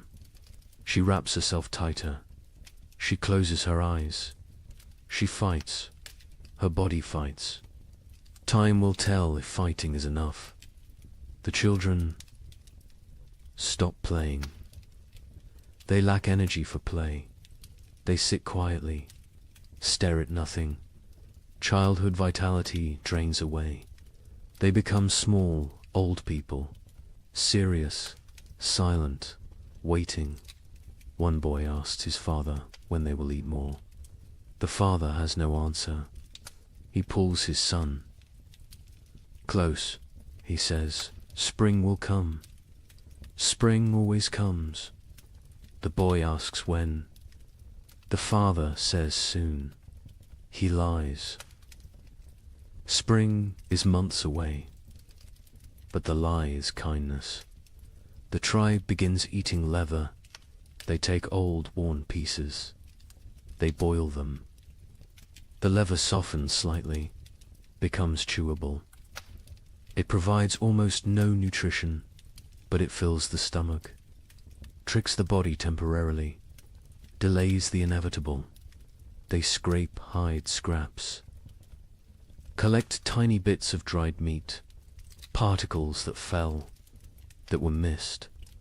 They gathered these with desperate care. Every crumb matters. Every fragment could mean another day. The chief notices people eyeing the stored seed. Small amounts save for spring planting. Eating that seed means no crops next year. Means starvation then instead of now. But now is very real, very present, very tempting. He moves the seed, hides it in a far corner, tells only 2 trusted hunters. They will guard it. Die before allowing it to be eaten. Future survival demands this sacrifice. Present suffering must be endured. On the 7th day of the moon of hunger, the baby dies. It simply stops breathing during the night. Its mother wakes to cold stillness. She does not scream. She has no energy for screaming. She holds the small body, rocks it, as if warmth could return life. The women come. They gently take the infant. They wrap it in soft rabbit fur. They place it near the cave entrance. The frozen section, it will keep there.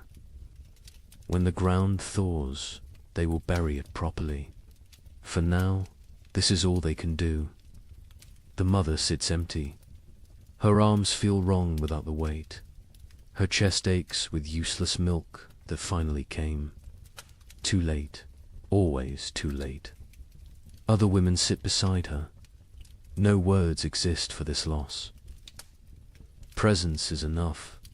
Mira's breathing becomes labored, wet and rattling. She lies on her furs. She does not complain, does not demand attention.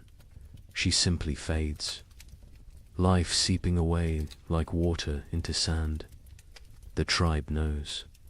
They have seen this before. Young. Ones are brought to her, one by one. She touches their faces, whispers blessings, passes final wisdom. Her hand trembles with the effort, but she completes this duty, this last gift to the future. That night, Mira stops breathing, peacefully, in sleep. Her face relaxes, tension disappears. She looks younger suddenly. The years fall away. She returns to some earlier self. The tribe covers her with respect, with gratitude. She gave them everything, even her final breath. 2 deaths in one day. The tribe feels the weight. They are fewer now, weaker now, more vulnerable now. But they must continue, must endure, must survive for those who did not. The 8th day brings a miracle. A shout from outside. The hunters rush to the entrance. They peer out. A figure approaches, limping, struggling, but alive. Breck has returned. He collapses at the cave entrance. His lips are blue, his face is white. Frostbite blackens his fingers, his toes, but he smiles. He gestures weakly behind him. There, in the snow, a shape dot the hunters rush out. They find his kill, a mountain goat, not large, but fresh, real, actual meat. Breck tracked it for days, followed it to high cliffs, killed it with a desperate throw, then dragged it back. Somehow, against all odds, they bring the goat inside. They bring Breck inside. The tribe crowds around.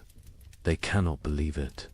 Food, real food, hope made flesh. Tears flow freely. Relief, gratitude, joy. The women butcher immediately. They work with trembling hands. Blood flows. Precious blood. They catch it. Blood soup will feed many. Nothing wastes. Nothing spares. They roast small pieces. The smell fills the cave, mouths water, stomachs cramp with anticipation. The wait is agony, but the meat must cook. Raw meat brings sickness. Patience is required. Finally, the meat is ready. The chief distributes it. Tiny portions, barely a bite each. But that bite is everything. Rich, warm, nourishing. People chew slowly, savor every second. Some cry while eating. Breck receives his portion, receives gratitude, receives respect. He risked everything. He saved them, not permanently. This meat will last only days, but days matter. Days a lifetime when death looms close. The healer tends his frostbite. His blackened fingers will probably fall off. His toes are lost. He will be crippled, but he will live. He made the trade willingly, his pain for their survival. No one will forget this sacrifice. Torg's mother survives. The tea worked, or her will worked, or the tiny bit of meat worked. Perhaps all three. She is still weak, still fragile, but alive, improving. The fever breaks. She sleeps naturally. Healing sleep. The tribe settles that night with fuller bellies. Not full, but fuller. The difference is profound. Mood lifts. Energy returns slightly. Conversation resumes. Small jokes are made. Laughter sounds strange, foreign, but welcome. The moon of hunger continues. It will continue for weeks more. They are not saved, but they are not finished. They endure. They adapt. They survive. More storms will come. More hunger will come. More death might come. But tonight, they have meat. They have hope. They have each other. The fire burns a bit brighter. Wood is still rationed. But they allow a slightly larger flame. Warmth spreads. Bodies relax marginally. Sleep will come easier tonight. Outside, the moon hangs cold and distant, indifferent to human suffering, indifferent to human triumph. It simply shines, marking time, marking the season. The moon of hunger watches all, judges none. The tribe learned to gain what they already knew. Survival requires sacrifice, requires courage, requires the few to risk for the many. Breck proved this. Mira proved this. The baby's mother proved this. They carried these lessons. They teach these lessons. They live these lessons. This is how humans persist. This is how they conquer impossible odds. Not through strength alone, but through sacrifice, through love, through unwillingness to surrender. The moon of hunger is not over, but they will face it together. They will face it standing. They will face it human. And that makes all the difference. They step onto the plain. The wind hits immediately. Ferocious, brutal. It steals breath. It pushes them backward. They lean into it. They fight for every step. Progress becomes measured in body lengths, not miles. The cold is different here. Worse, it penetrates every layer, finds every gap in clothing, numbs exposed skin within seconds. Their eyes water, the tears freeze on their cheeks. Ice crystals form on their wrappings. They walk in a tight group, close together, sharing body heat, creating a mobile shelter. the strongest on the outside, taking the worst of the wind, rotating positions regularly, sharing the burden, sharing the pain. Hours pass. Time loses meaning. There is only the next step, the next breath, the next moment of survival. Nothing beyond that, nothing behind that. Just the eternal present of suffering. Sira stumbles. She catches herself. But barely. Her legs shake. Exhaustion shows. Others are the same. Everyone reaches their limits, but limits must be exceeded, must be pushed beyond reason. Survival demands the impossible. They come to a frozen river. Ice covers it completely. Thick. Ice. Strong ice. Probably safe. Probably. But ice is treacherous. Currents flow underneath. Weak spots form. One wrong step means freezing water, means death. Crawl tests the edge. He stamps hard. The ice holds. He ventures further, still solid. He waves the others forward.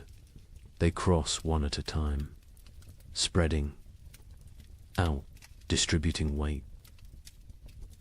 Every step careful, every movement calculated. Halfway across, the ice groans. A deep, ominous sound. Everyone freezes. They wait. The groaning continues, but no cracking, no breaking. They breathe again. They continue, faster now. Urgency overcoming caution. They reach the far side. Relief is brief. More walking awaits. More suffering. The plain continues endlessly. Horizon meets horizon in white emptiness. No landmarks, no reference points. Only Craw's memory guides them. Only faith in his knowledge. Afternoon brings no warmth. The sun is visible but distant, cold. Its light provides no comfort, no heat, just illumination of their misery. Of the vast emptiness surrounding them, Ren falls. He does not get up immediately. Others stop. They help him, pull him upright. His face is white, his lips blue. Hypothermia begins. They force him to walk. Movement generates heat. Stopping means dying. He walks, stumbling, barely conscious. But walking, they find a small depression, a slight dip in the endless plain. It blocks some wind, not much, but some, enough. They stop briefly. They need rest, need water, need to check their bodies. They huddle together. They share warmth. They drink from water skins. The water is partially frozen. They break ice with their teeth. The cold liquid burns going down. But hydration matters. Dehydration kills in cold. Silently, quickly, Sarah checks everyone's extremities. Fingers, toes, noses, ears. Looking for white patches, for frozen flesh. She finds some on Ren. His fingers are too pale. She rubs them vigorously, trying to restore circulation, trying to save his digits. Pain shoots through Ren's hands as feeling returns. He gasps, bites down. The pain is good. Pain means life, means the tissue still functions. He flexes his fingers. They move, stiff but mobile. He survives this test. They rest for half an hour, no longer. Their bodies cool quickly without movement. Already the cold seeps deeper. They must continue. Must reach the valley before nightfall. Darkness on the plain means death. Certain death. The afternoon trek is harder. Fatigue accumulates. Muscles refuse commands. Minds grow foggy. This is dangerous. Clear thinking preserves life. Confusion kills. They focus on simple goals. Next 100 steps. Then next 100. Then next, they see shapes ahead. Dark forms against white. Rocks. Trees. Hope. Surges, but distance deceives. The shapes are far. So far. What looked like minutes away takes hours to reach. The plain plays tricks, tests sanity. Finally, they arrive. Not trees, just large boulders. But boulders provide shelter. Wind breaks around them, creates calm pockets. They can rest here. They can survive the night here. Relief is overwhelming. They collapse against the rocks. Their bodies give out. They have nothing left. They walked for 14 hours, maybe 15, through impossible conditions. They should be proud, but they are too tired for pride, too exhausted for emotion. They must make fire, must create warmth, but they have no wood. The plain offers nothing, just snow and rock and ice. Craw searches desperately. He finds dried grass, small amounts poking through snow. He gathers every strand, every piece. They pile the grass. They work their firestones, striking, sparking, again and again. Their frozen fingers fumble, drop the stones, retrieve them, try again. Finally, a spark catches. Tiny flame, fragile, growing dot, they feed it carefully. Grass burns fast, too fast.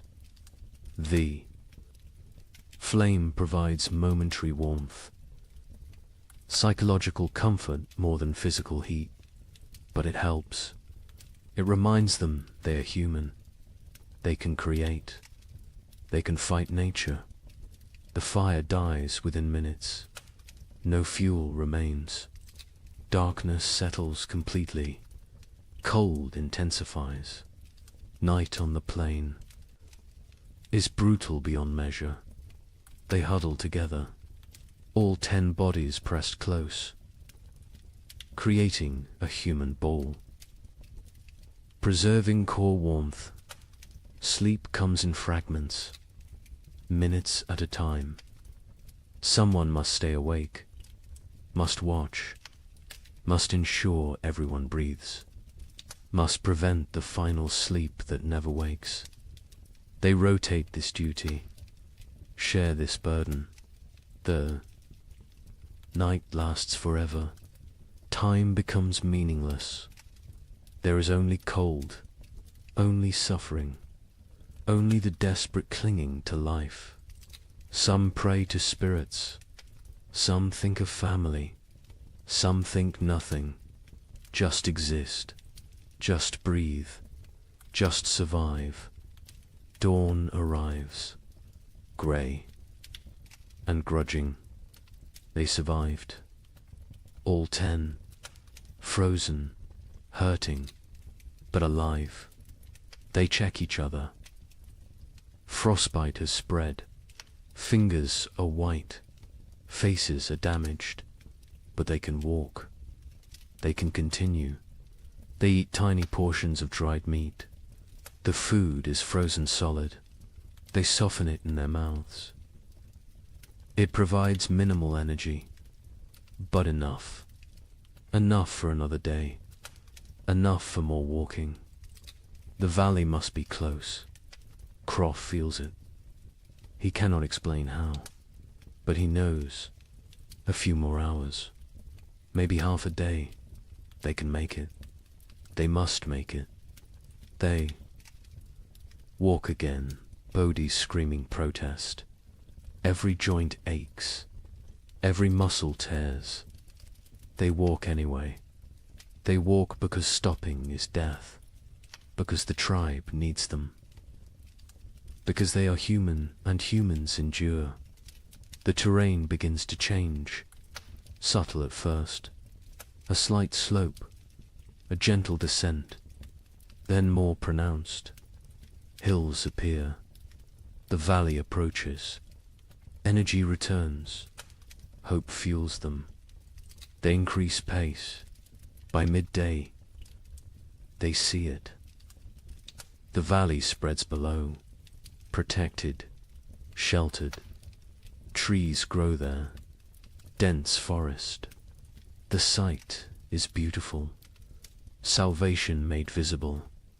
They almost run, almost forget their exhaustion. They enter the valley, wind stops, silence surrounds them. The temperature feels warmer immediately, still cold, still winter, but survivable, bearable. They made it. Against impossible odds, against nature's fury, they made it. Now they must find food, must justify the journey, must save the tribe. The trek was only half the battle. The real test begins now. The valley delivers on its promise. The hunters find game within hours, deer sheltering in thick forest. A small herd, 5 animals, healthy and fat. They have survived winter well, protected by the valley's embrace. The hunt is successful. 2 deer fall, 2 coordinated spears. The hunters work efficiently. They butcher, they preserve, they prepare for the return journey. Success tastes sweet, sweeter than the meat itself. They saved the tribe. They accomplished the impossible. The journey back takes 4 days. They carry heavy loads, meat wrapped in hide, dragging it through snow. The weight slows them, but spirits are high, high enough to overcome exhaustion, high enough to push through pain. The tribe spots them from a distance, 10 figures approaching, all walking, all alive, and carrying something, carrying hope. The cave erupts in celebration, crying, shouting. Relief pours out. They feast that night, controlled feasting, rationed celebration, but feast nonetheless. Meat fills bellies, strength returns to limbs, color returns to faces.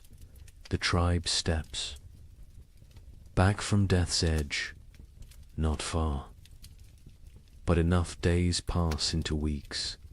The meat lasts longer than expected. Careful rationing, careful preservation. The tribe survives, continues, endures. Then something changes, subtle at first, easy to miss, but Craw notices. He always notices. The air feels different, less sharp, less cutting. The quality of cold has shifted. He mentions it to the chief. The chief feels it too. Something is coming, something changing. They watch, they wait, they observe. The days grow longer, minutes at a time, barely noticeable, but cumulative. Dawn arrives earlier. Dusk comes later. Light increases. Darkness retreats. The balance shifts. The sun rises higher in the sky. Its arc changes. It climbs further before descending. Its light hits at different angles, penetrates deeper into the cave. These are signs. Ancient signs, remembered signs. One morning, water drips. A single drop from the cave roof, then another.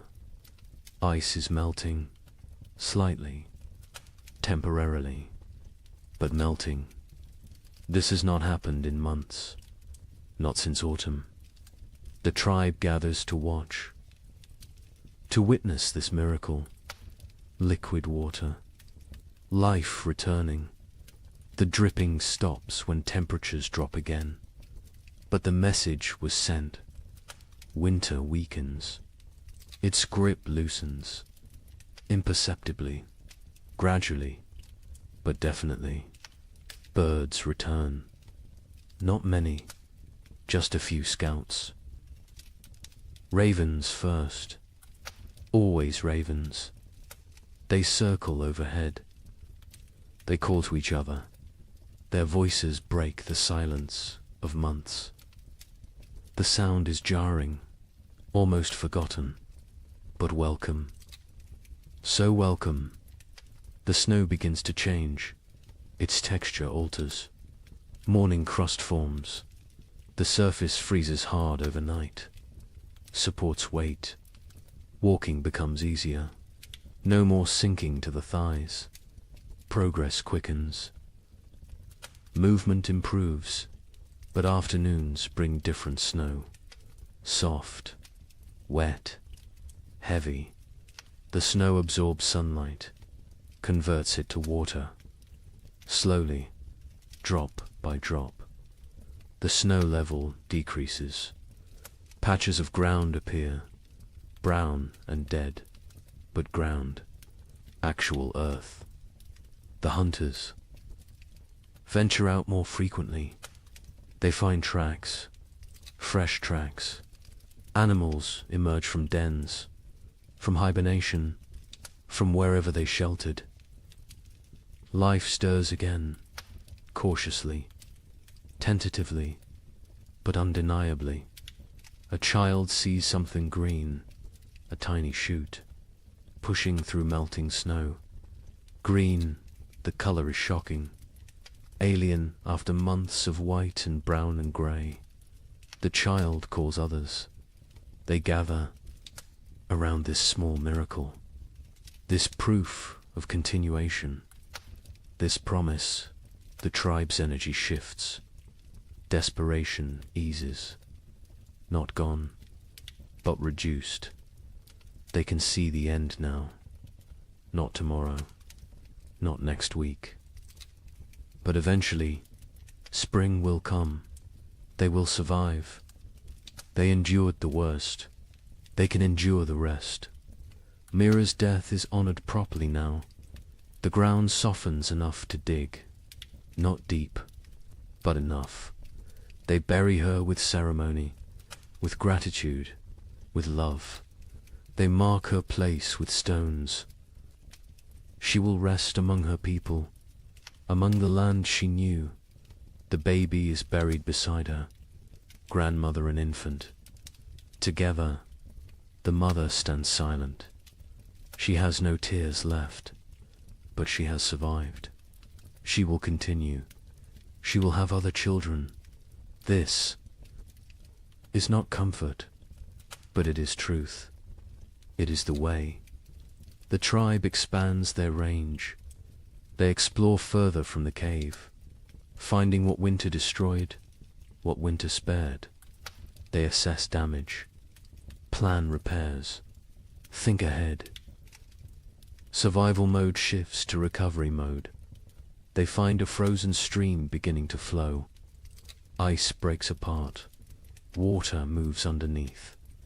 Clear, cold, but flowing. They drink fresh water, not melted snow, not stale. Fresh the taste is incredible. Pure, clean. Alive.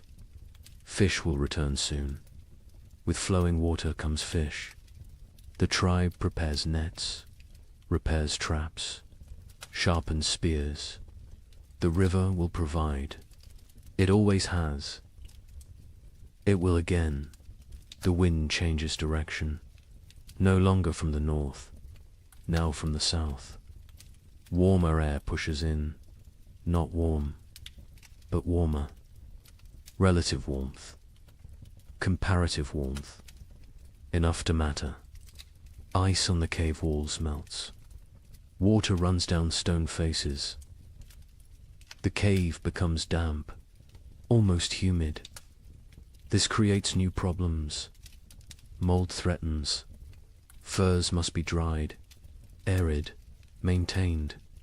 But these are problems of living, not problems of dying. The tribe welcomes them. Sero spots deer tracks. Many tracks. A large herd pass nearby, moving north, following some ancient instinct. Following the thaw, the hunters follow. They track for miles. They find the herd. The hunt succeeds again. 3 deer this time. The tribe has surplus. Actual. Surplus. They smoke meat. They preserve it. But they also eat fully. They allow themselves satisfaction.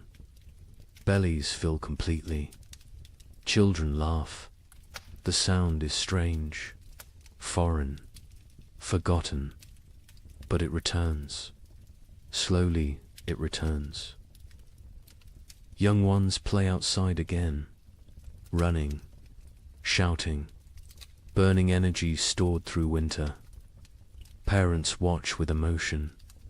These children survived. Against odds, against nature, they live. They thrive. They play. Breck's frostbite healed as well as possible.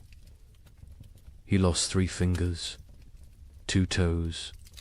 He walks with a limp. His hands cannot grip spear properly. But he lives. He survived his sacrifice. The tribe honors him daily, through respect, through care. Through memory, he teaches young hunters. Passes knowledge, cannot hunt himself, but can create hunters. This is valuable. This is contribution. This is purpose. He has worth beyond physical ability. The tribe ensures he knows this. Torg's mother recovered fully. The fever broke. Strength returned. She works alongside other women. She processes new hides. She gathers early plants. She lives. Her son watches her with gratitude, with relief, with love. The nights grow shorter. Darkness retreats further. The tribe sleeps less, needs less sleep. Energy returns with light, with warmth, with hope. They begin projects, repairs, improvements, planning for next winter. Learning from this one, they discuss what worked, what failed, how to improve. Knowledge is survival. Experience is wisdom. They will not forget this winter, will not forget its lessons, will not forget its cost. 2 died, Mira and the baby. 2 out of many. This is success. Grim success. But success nonetheless. Other winters killed more, much more. This winter was survived. This winter was conquered. The chief ageth visibly. The stress wore him. Carved lines deeper. Grayed his hair further. But he stands straight. He led well. He made hard choices. He saved the tribe. Leadership exacted its price. He paid willingly. Cross joins ache more. The track damaged him. Pushed. His aging body beyond limits. He knows his hunting days near their end. Soon he will teach only, lead only. hunt vicariously through younger men. This is natural. This is right. This is the cycle, but not yet. This spring he will hunt. This summer he will provide. He has a few good seasons left. He will use them fully, will extract every last contribution. This is his way. This has always been his way. The tribe ventures to high ground. They look north, the direction of the killing cold, the direction of death. Snow still covers distant mountains. Ice still gleams on peaks. Winter remains there, will remain for months. But here, in the valley, in their home, spring approaches, green spreads, slowly, gradually, but visibly. Grass emerges, leaves bud, flowers prepare to bloom. Color returns to the world. The monochrome existence ends. Life reasserts itself. Birds return in waves, small ones first, then larger. They sing, they call, they mate, they build nests. They choose to live here, choose to raise young here. The tribe takes this as blessing, as approval, as sin. Children collect eggs, carefully, leaving some, taking some. The birds can spare them. The birds will lay more. This is balance. This is sustainable. This is how it works. A bear emerges, thin, hungry, dangerous. It approaches the cave. The hunters drive it away. They cannot kill it. Too dangerous, too large.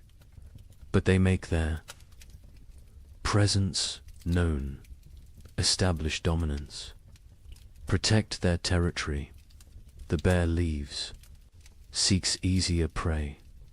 The tribe remains vigilant. More bears will come, more predators. Spring brings life, but also competition, also danger, different danger than winter, but real. They prepare defenses, reinforce barriers, sharpen weapons. Spring is not safety. Spring is different challenge. Different tests, but they survived winter. They can handle spring. The elderly who remained in the cave through the trek are recovering. They endured. They kept fire burning. They maintained hope.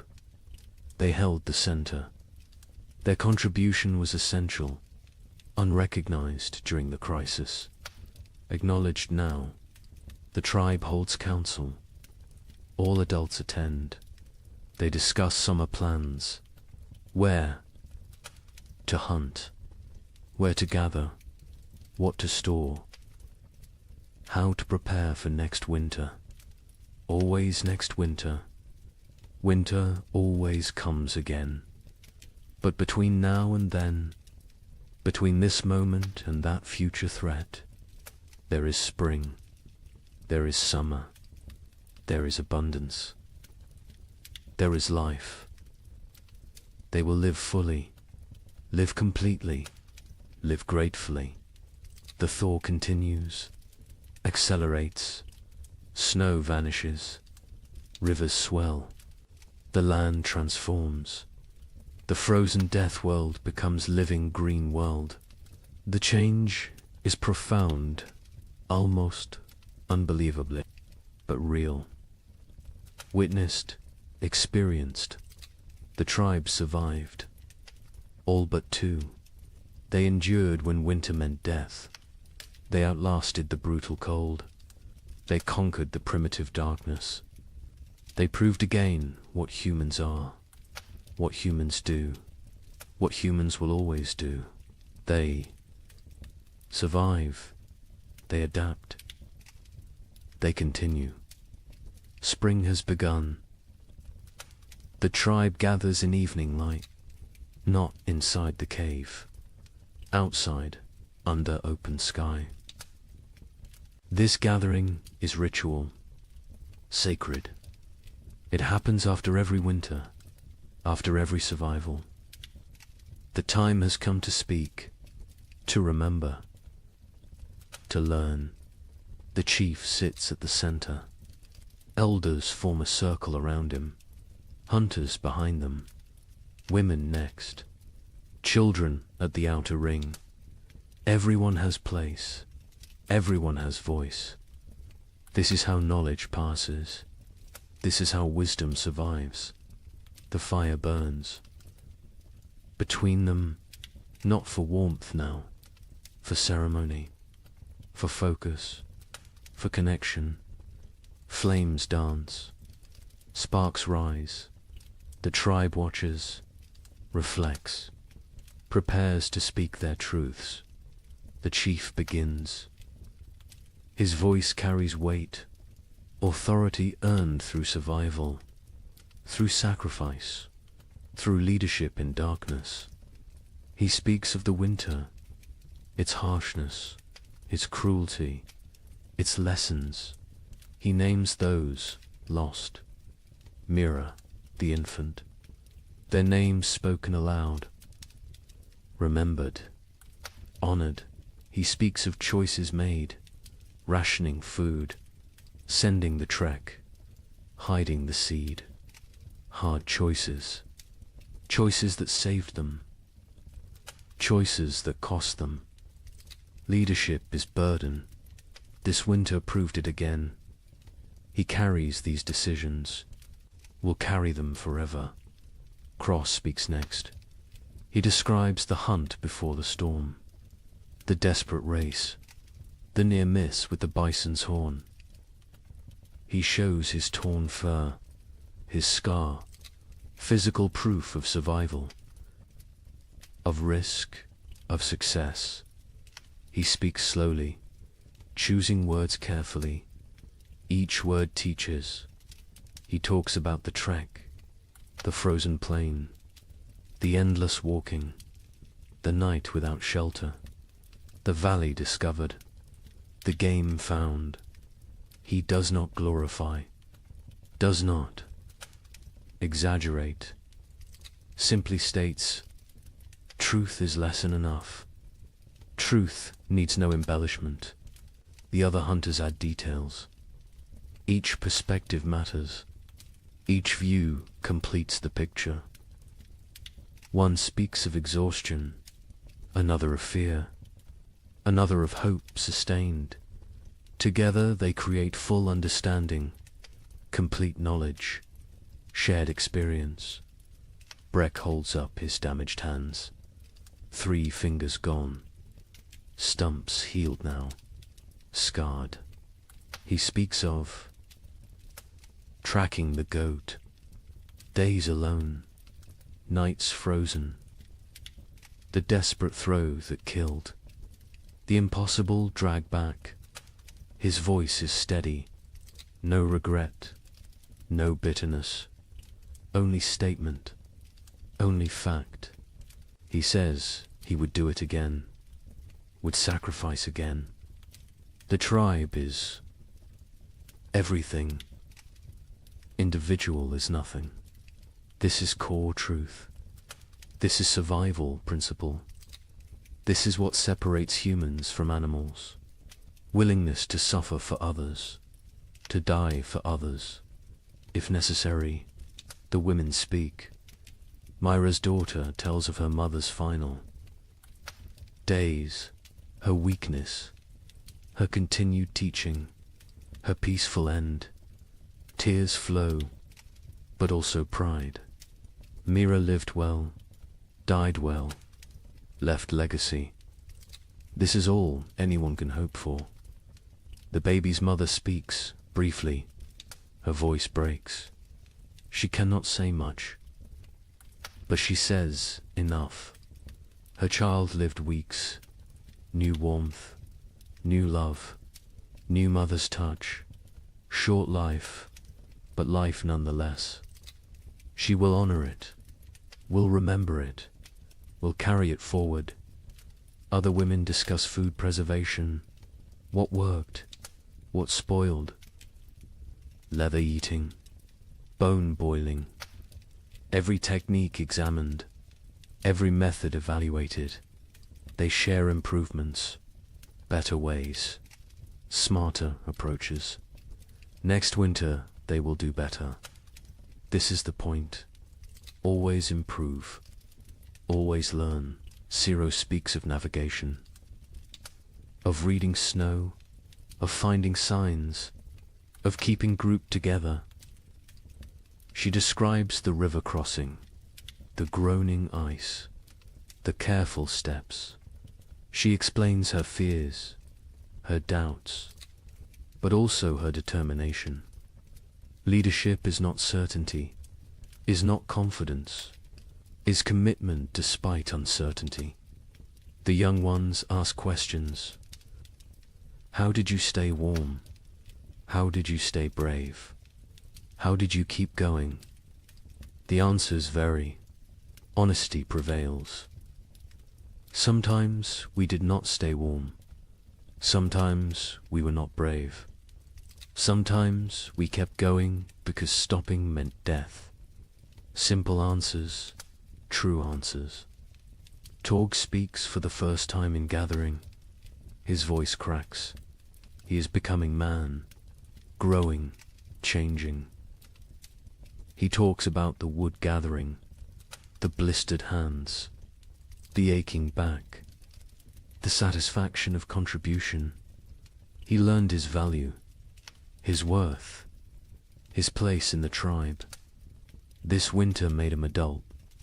His mother adds her story. The fever, the weakness, the tea that saved her.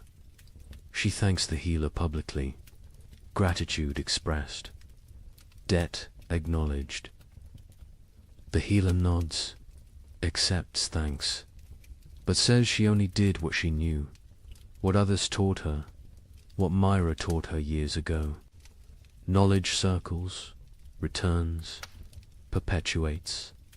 The healer discusses her herbs, what she used, what she saved, what she needs to gather.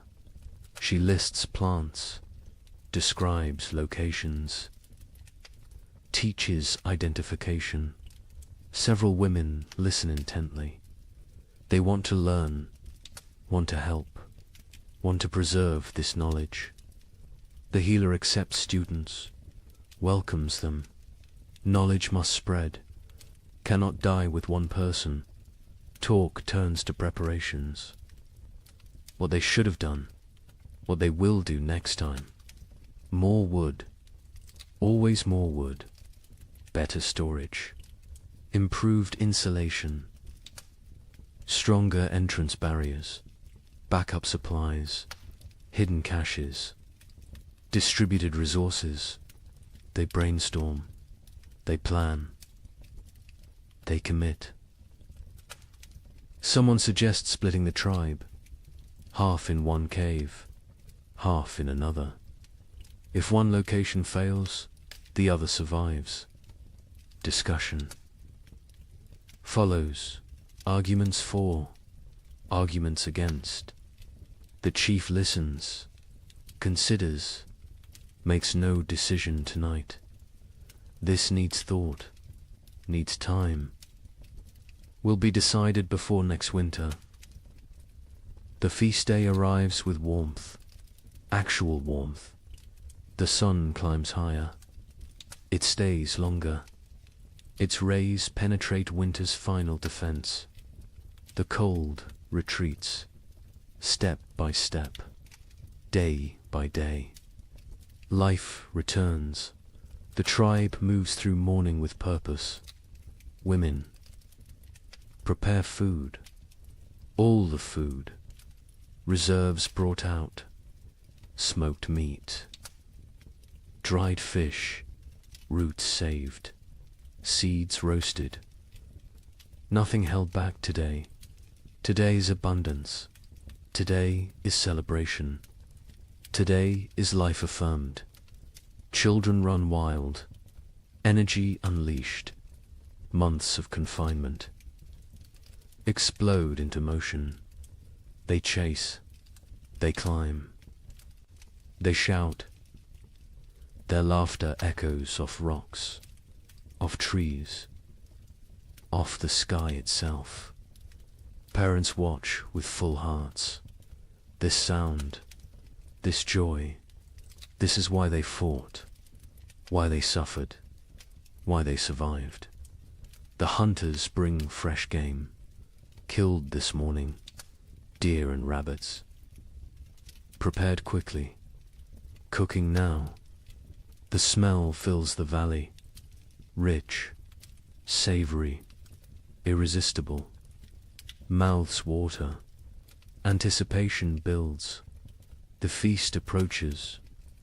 By midday, everything is ready. Food covers flat rocks, arranged, displayed. More food than seen in months, more than anyone remembers. It looks impossible, looks like dream, but it is real, earned, deserved. The chief stands. He raises his hands, silence falls, even children quiet. He speaks briefly, thanks the spirits, thanks the ancestors, thanks the tribe. Each person contributed, each person matters, each person survives because all survived. This is truth. This is their way. Then he gestures. Begin, eat, celebrate, live. The tribe descends on food with controlled urgency, not greed, not desperation, but hunger, real hunger. Months of deprivation cannot be ignored. They fill their hands, fill their mouths, fill their bellies. The taste is incredible. After bland rations, after leather, after nothing. This food is ecstasy, simple food, basic food. But to them it is feast worthy of gods. They eat slowly, savoring, appreciating, grateful for every bite. Children eat until they cannot move, then play, then eat more. Their bodies demand fuel, demand rebuilding, demand growth delayed by winter. Parents smile, let them eat, let them grow, let them live. Adults pace themselves. Years teach moderation, but they eat fully, satisfied fully, for the first time in forever. Bellies are tight, bodies are warm, hearts are full. This moment is perfect. This moment is earned. This moment is theirs. As afternoon settles, the tribe relaxes into contentment. Some sleep, some talk, some simply exist, peacefully, completely, without fear, without hunger, without cold. Present moment contains everything needed. Stories begin again. Different stories now, lighter stories, funny memories, embarrassing moments, gentle teasing. Laughter comes easily. Naturally, the tribe remembers how to be happy, how to be human beyond survival, how to live rather than merely exist. Brexits. With young hunters, he demonstrates techniques despite damaged hands, shows them tracking signs, explains animal behavior, shares decades of knowledge. His hunting days may be over, but his contribution continues. Different form, same value, same importance. The healer sits with her new students. They examine plants, learn properties, memorize uses. She teaches patiently, thoroughly. She knows she grows old. She must pass knowledge before she cannot, before it dies with her. The young women listen intently. They understand the gift. They accept the responsibility. Sira walks the valley's edge, exploring, mapping, planning. Her mind is always forward, always preparing. She finds new water sources, better hunting grounds, strategic locations. Information is survival. Knowledge is power. She gathers both constantly. Craw sits alone briefly, watching his tribe, his family.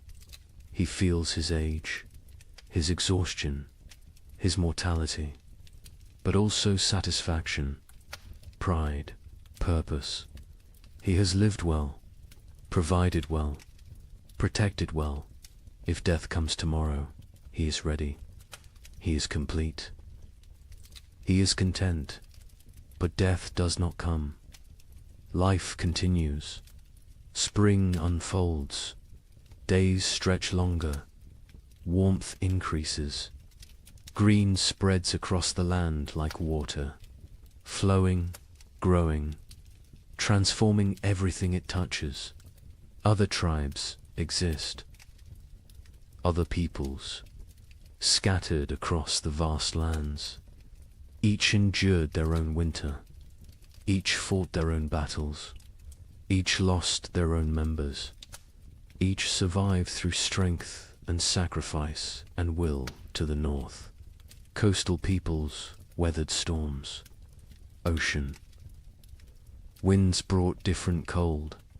Wet cold. Penetrating cold. They huddled in driftwood shelters. Ate fish when they could. Kelp when they must. They survived. Barely, but survived to the south. Dozer peoples faced different trial. Cold nights, scorching days, extreme swings, no middle ground. They sheltered in caves, conserved water, endured. They know survival has many faces. Cold is only one. Each environment tests differently. Each demands different strengths. Mountain peoples lived with the snow, always. Surrounded, buried, isolated. They knew winter intimately, understood its moods, its dangers, its rare gifts. They moved with the seasons, migrated, adapted, survived through flexibility. Through knowledge, through respect for nature's power, plains peoples tracked the herds, followed them south, followed them to survival. They lived nomadic, always moving, always hunting, always one step ahead of starvation. Their winter was journey, was constant motion, was different struggle, same stakes, all these peoples, all these tribes, all these humans, connected by nothing except species, except determination, except refusal to surrender. They do not know each other, will never meet, will never share stories, but they share experience, share struggle, share humanity. Winter tested all. Cold respected none. It killed without preference, without mercy, without meaning. It simply was nature being nature, indifferent, eternal, unstoppable. But humans stopped it anyway. Not the winter itself, but its victory, its completeness, its total dominion. Humans survived through intelligence, through cooperation, through sheer stubborn will, They survive because they are human, because that is what humans do. The sun sets slowly, painting the sky orange, pink, purple, gold, colors absent all winter, colors forgotten, colors that seem unreal. The tribe watches silent, appreciative. Beauty matters, even to primitive peoples, especially to them. Beauty is life beyond survival. Beauty is hope made visible. The fire is lit, not necessity now. Tradition, comfort, connection. They gather around it.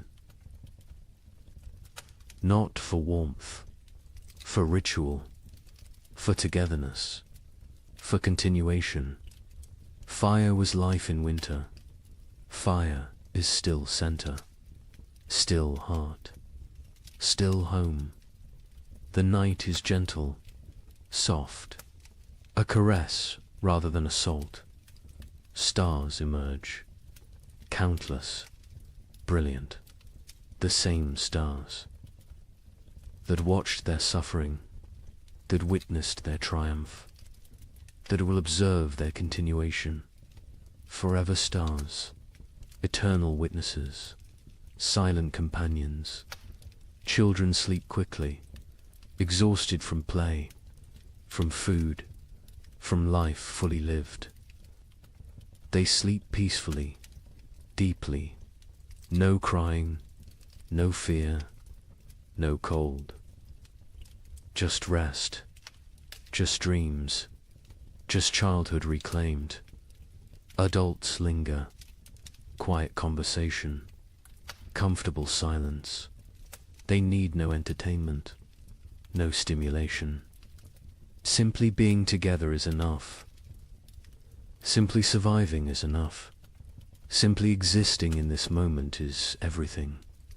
One by one they drift to sleep, bodies relaxed, minds peaceful. The tribe sleeps well, under stars, under sky, under the protection of their own strength, their own unity, their own humanity. The night deepens, the fire burns low, embers glow, red, orange, fading. The valley is silent, peaceful, safe.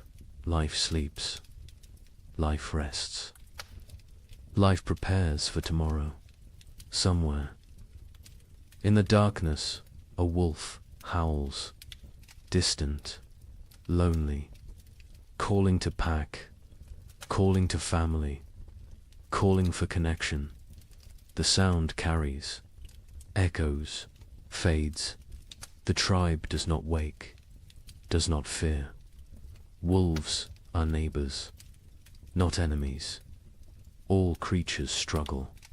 All creatures survive. All creatures seek pack, seek family, seek belonging. The echo continues. Not just wolf, but all sounds, all voices, all stories. They echo through time, through generations, through eternity. This tribe will fade. These people will die. But their echo continues. Their legacy persists. Their survival matters. Because they are not the end. They are the beginning, the foundation, the root. From them come others, many others, countless others. Every human alive carries their echo, their determination, their refusal to quit. These primitive peoples, these ancient survivors, these frozen warriors, they are ancestors to everyone, to all of humanity. Their winter is our winter. Their struggle is our struggle. Their survival is why we exist. The night holds all of this, all of history, all of future, all of possibility. It holds the sleeping tribe, the dying fire, the silent stars. It holds everything that was, everything that is, everything that will be. And in the morning, they will wake, they will continue, they will live another day, then another, until winter comes again. And they will face it, and they will endure, because that is what they do, what they have always done, what they will always do. They are human. They survive. The night knows this. The stars know this. The earth knows this. And now you know this. To dot rest now. Sleep now. Dream of warm fires. Of full bellies. Of tribes that endure. Of humans who refuse to quit. Of ancestors who gave us everything, including survival itself. The echoes continue, forever, always, in the night.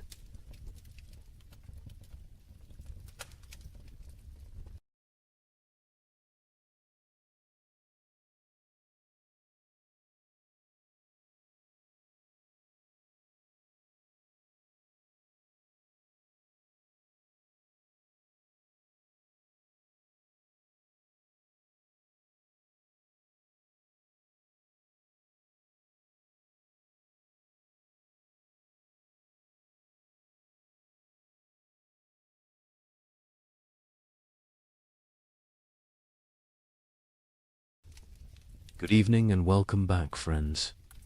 Tonight we're diving into the fascinating world of the Roman Empire. As always, let me know where in the world you're listening from. Get cozy, settle in, and let's begin. The torches burned low against the marble walls of the Colosseum, their flames bending and snapping in the night wind. Smoke curled upward, painting the corridors in shifting shadows that seemed alive. Somewhere deep within those walls, cages rattled. The guttural growl of a lion broke the silence, followed by the shrill cry of a panther pacing its enclosure. The air was thick with the scent of straw, iron, and blood. Men shuffled forward, not as spectators, but as the hidden workforce behind the spectacle animal keepers, trainers, guards, and gladiators themselves, step echoing with the knowledge that dawn might never come for them. Imagine it, the roar of 50,000 Romans thundering like a storm overhead. Yet before the games even began, death was already at work in the corridors below. Lions lunged against their bars, their claws scraping sparks across iron.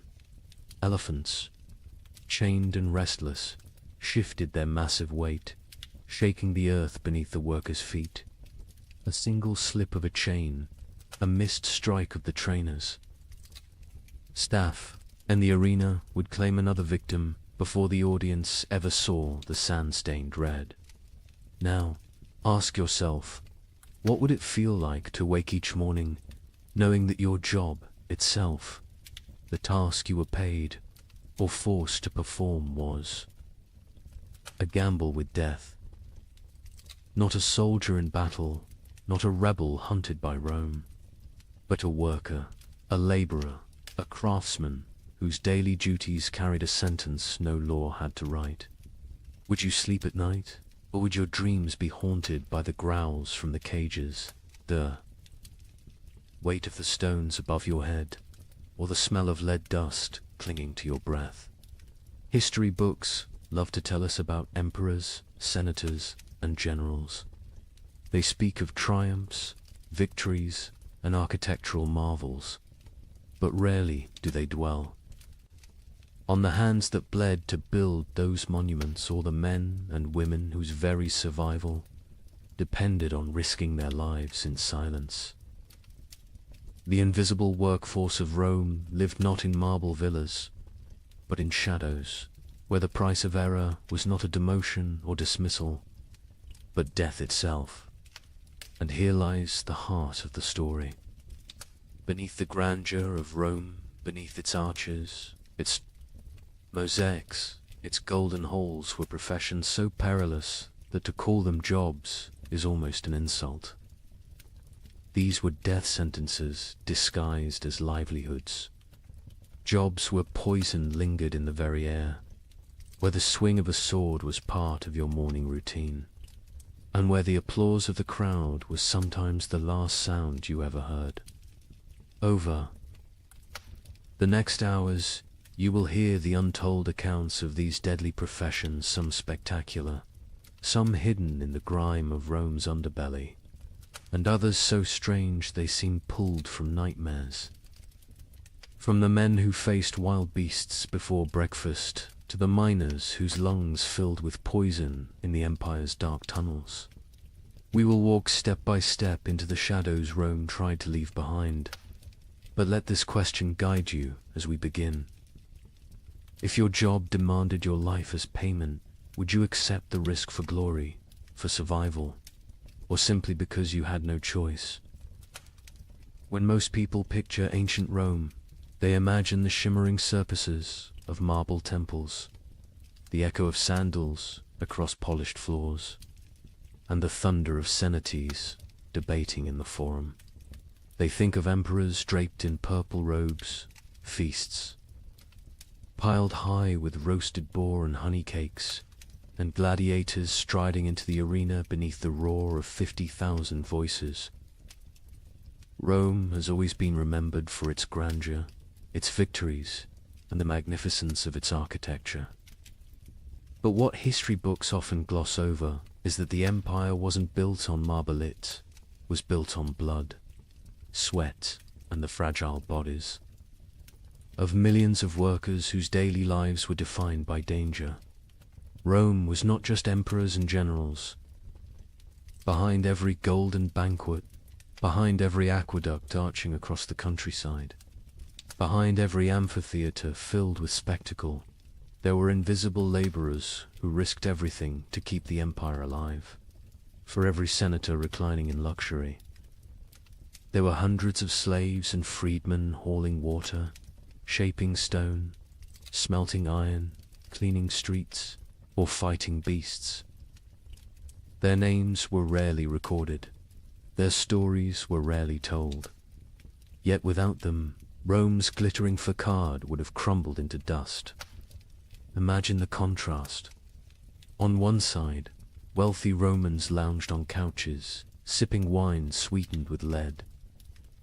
Syrup, their servants, fanning them with peacock feathers while musicians played. On the other side, just beyond the villa walls, workers baked under the Mediterranean sun on dangerous scaffolds, hauling blocks of stone that could crush them in an instant. Inside, the laughter of banquets rang against walls lined with mosaics. Outside, miners descended into narrow shafts where air was poised with dust and metal fumes. Knowing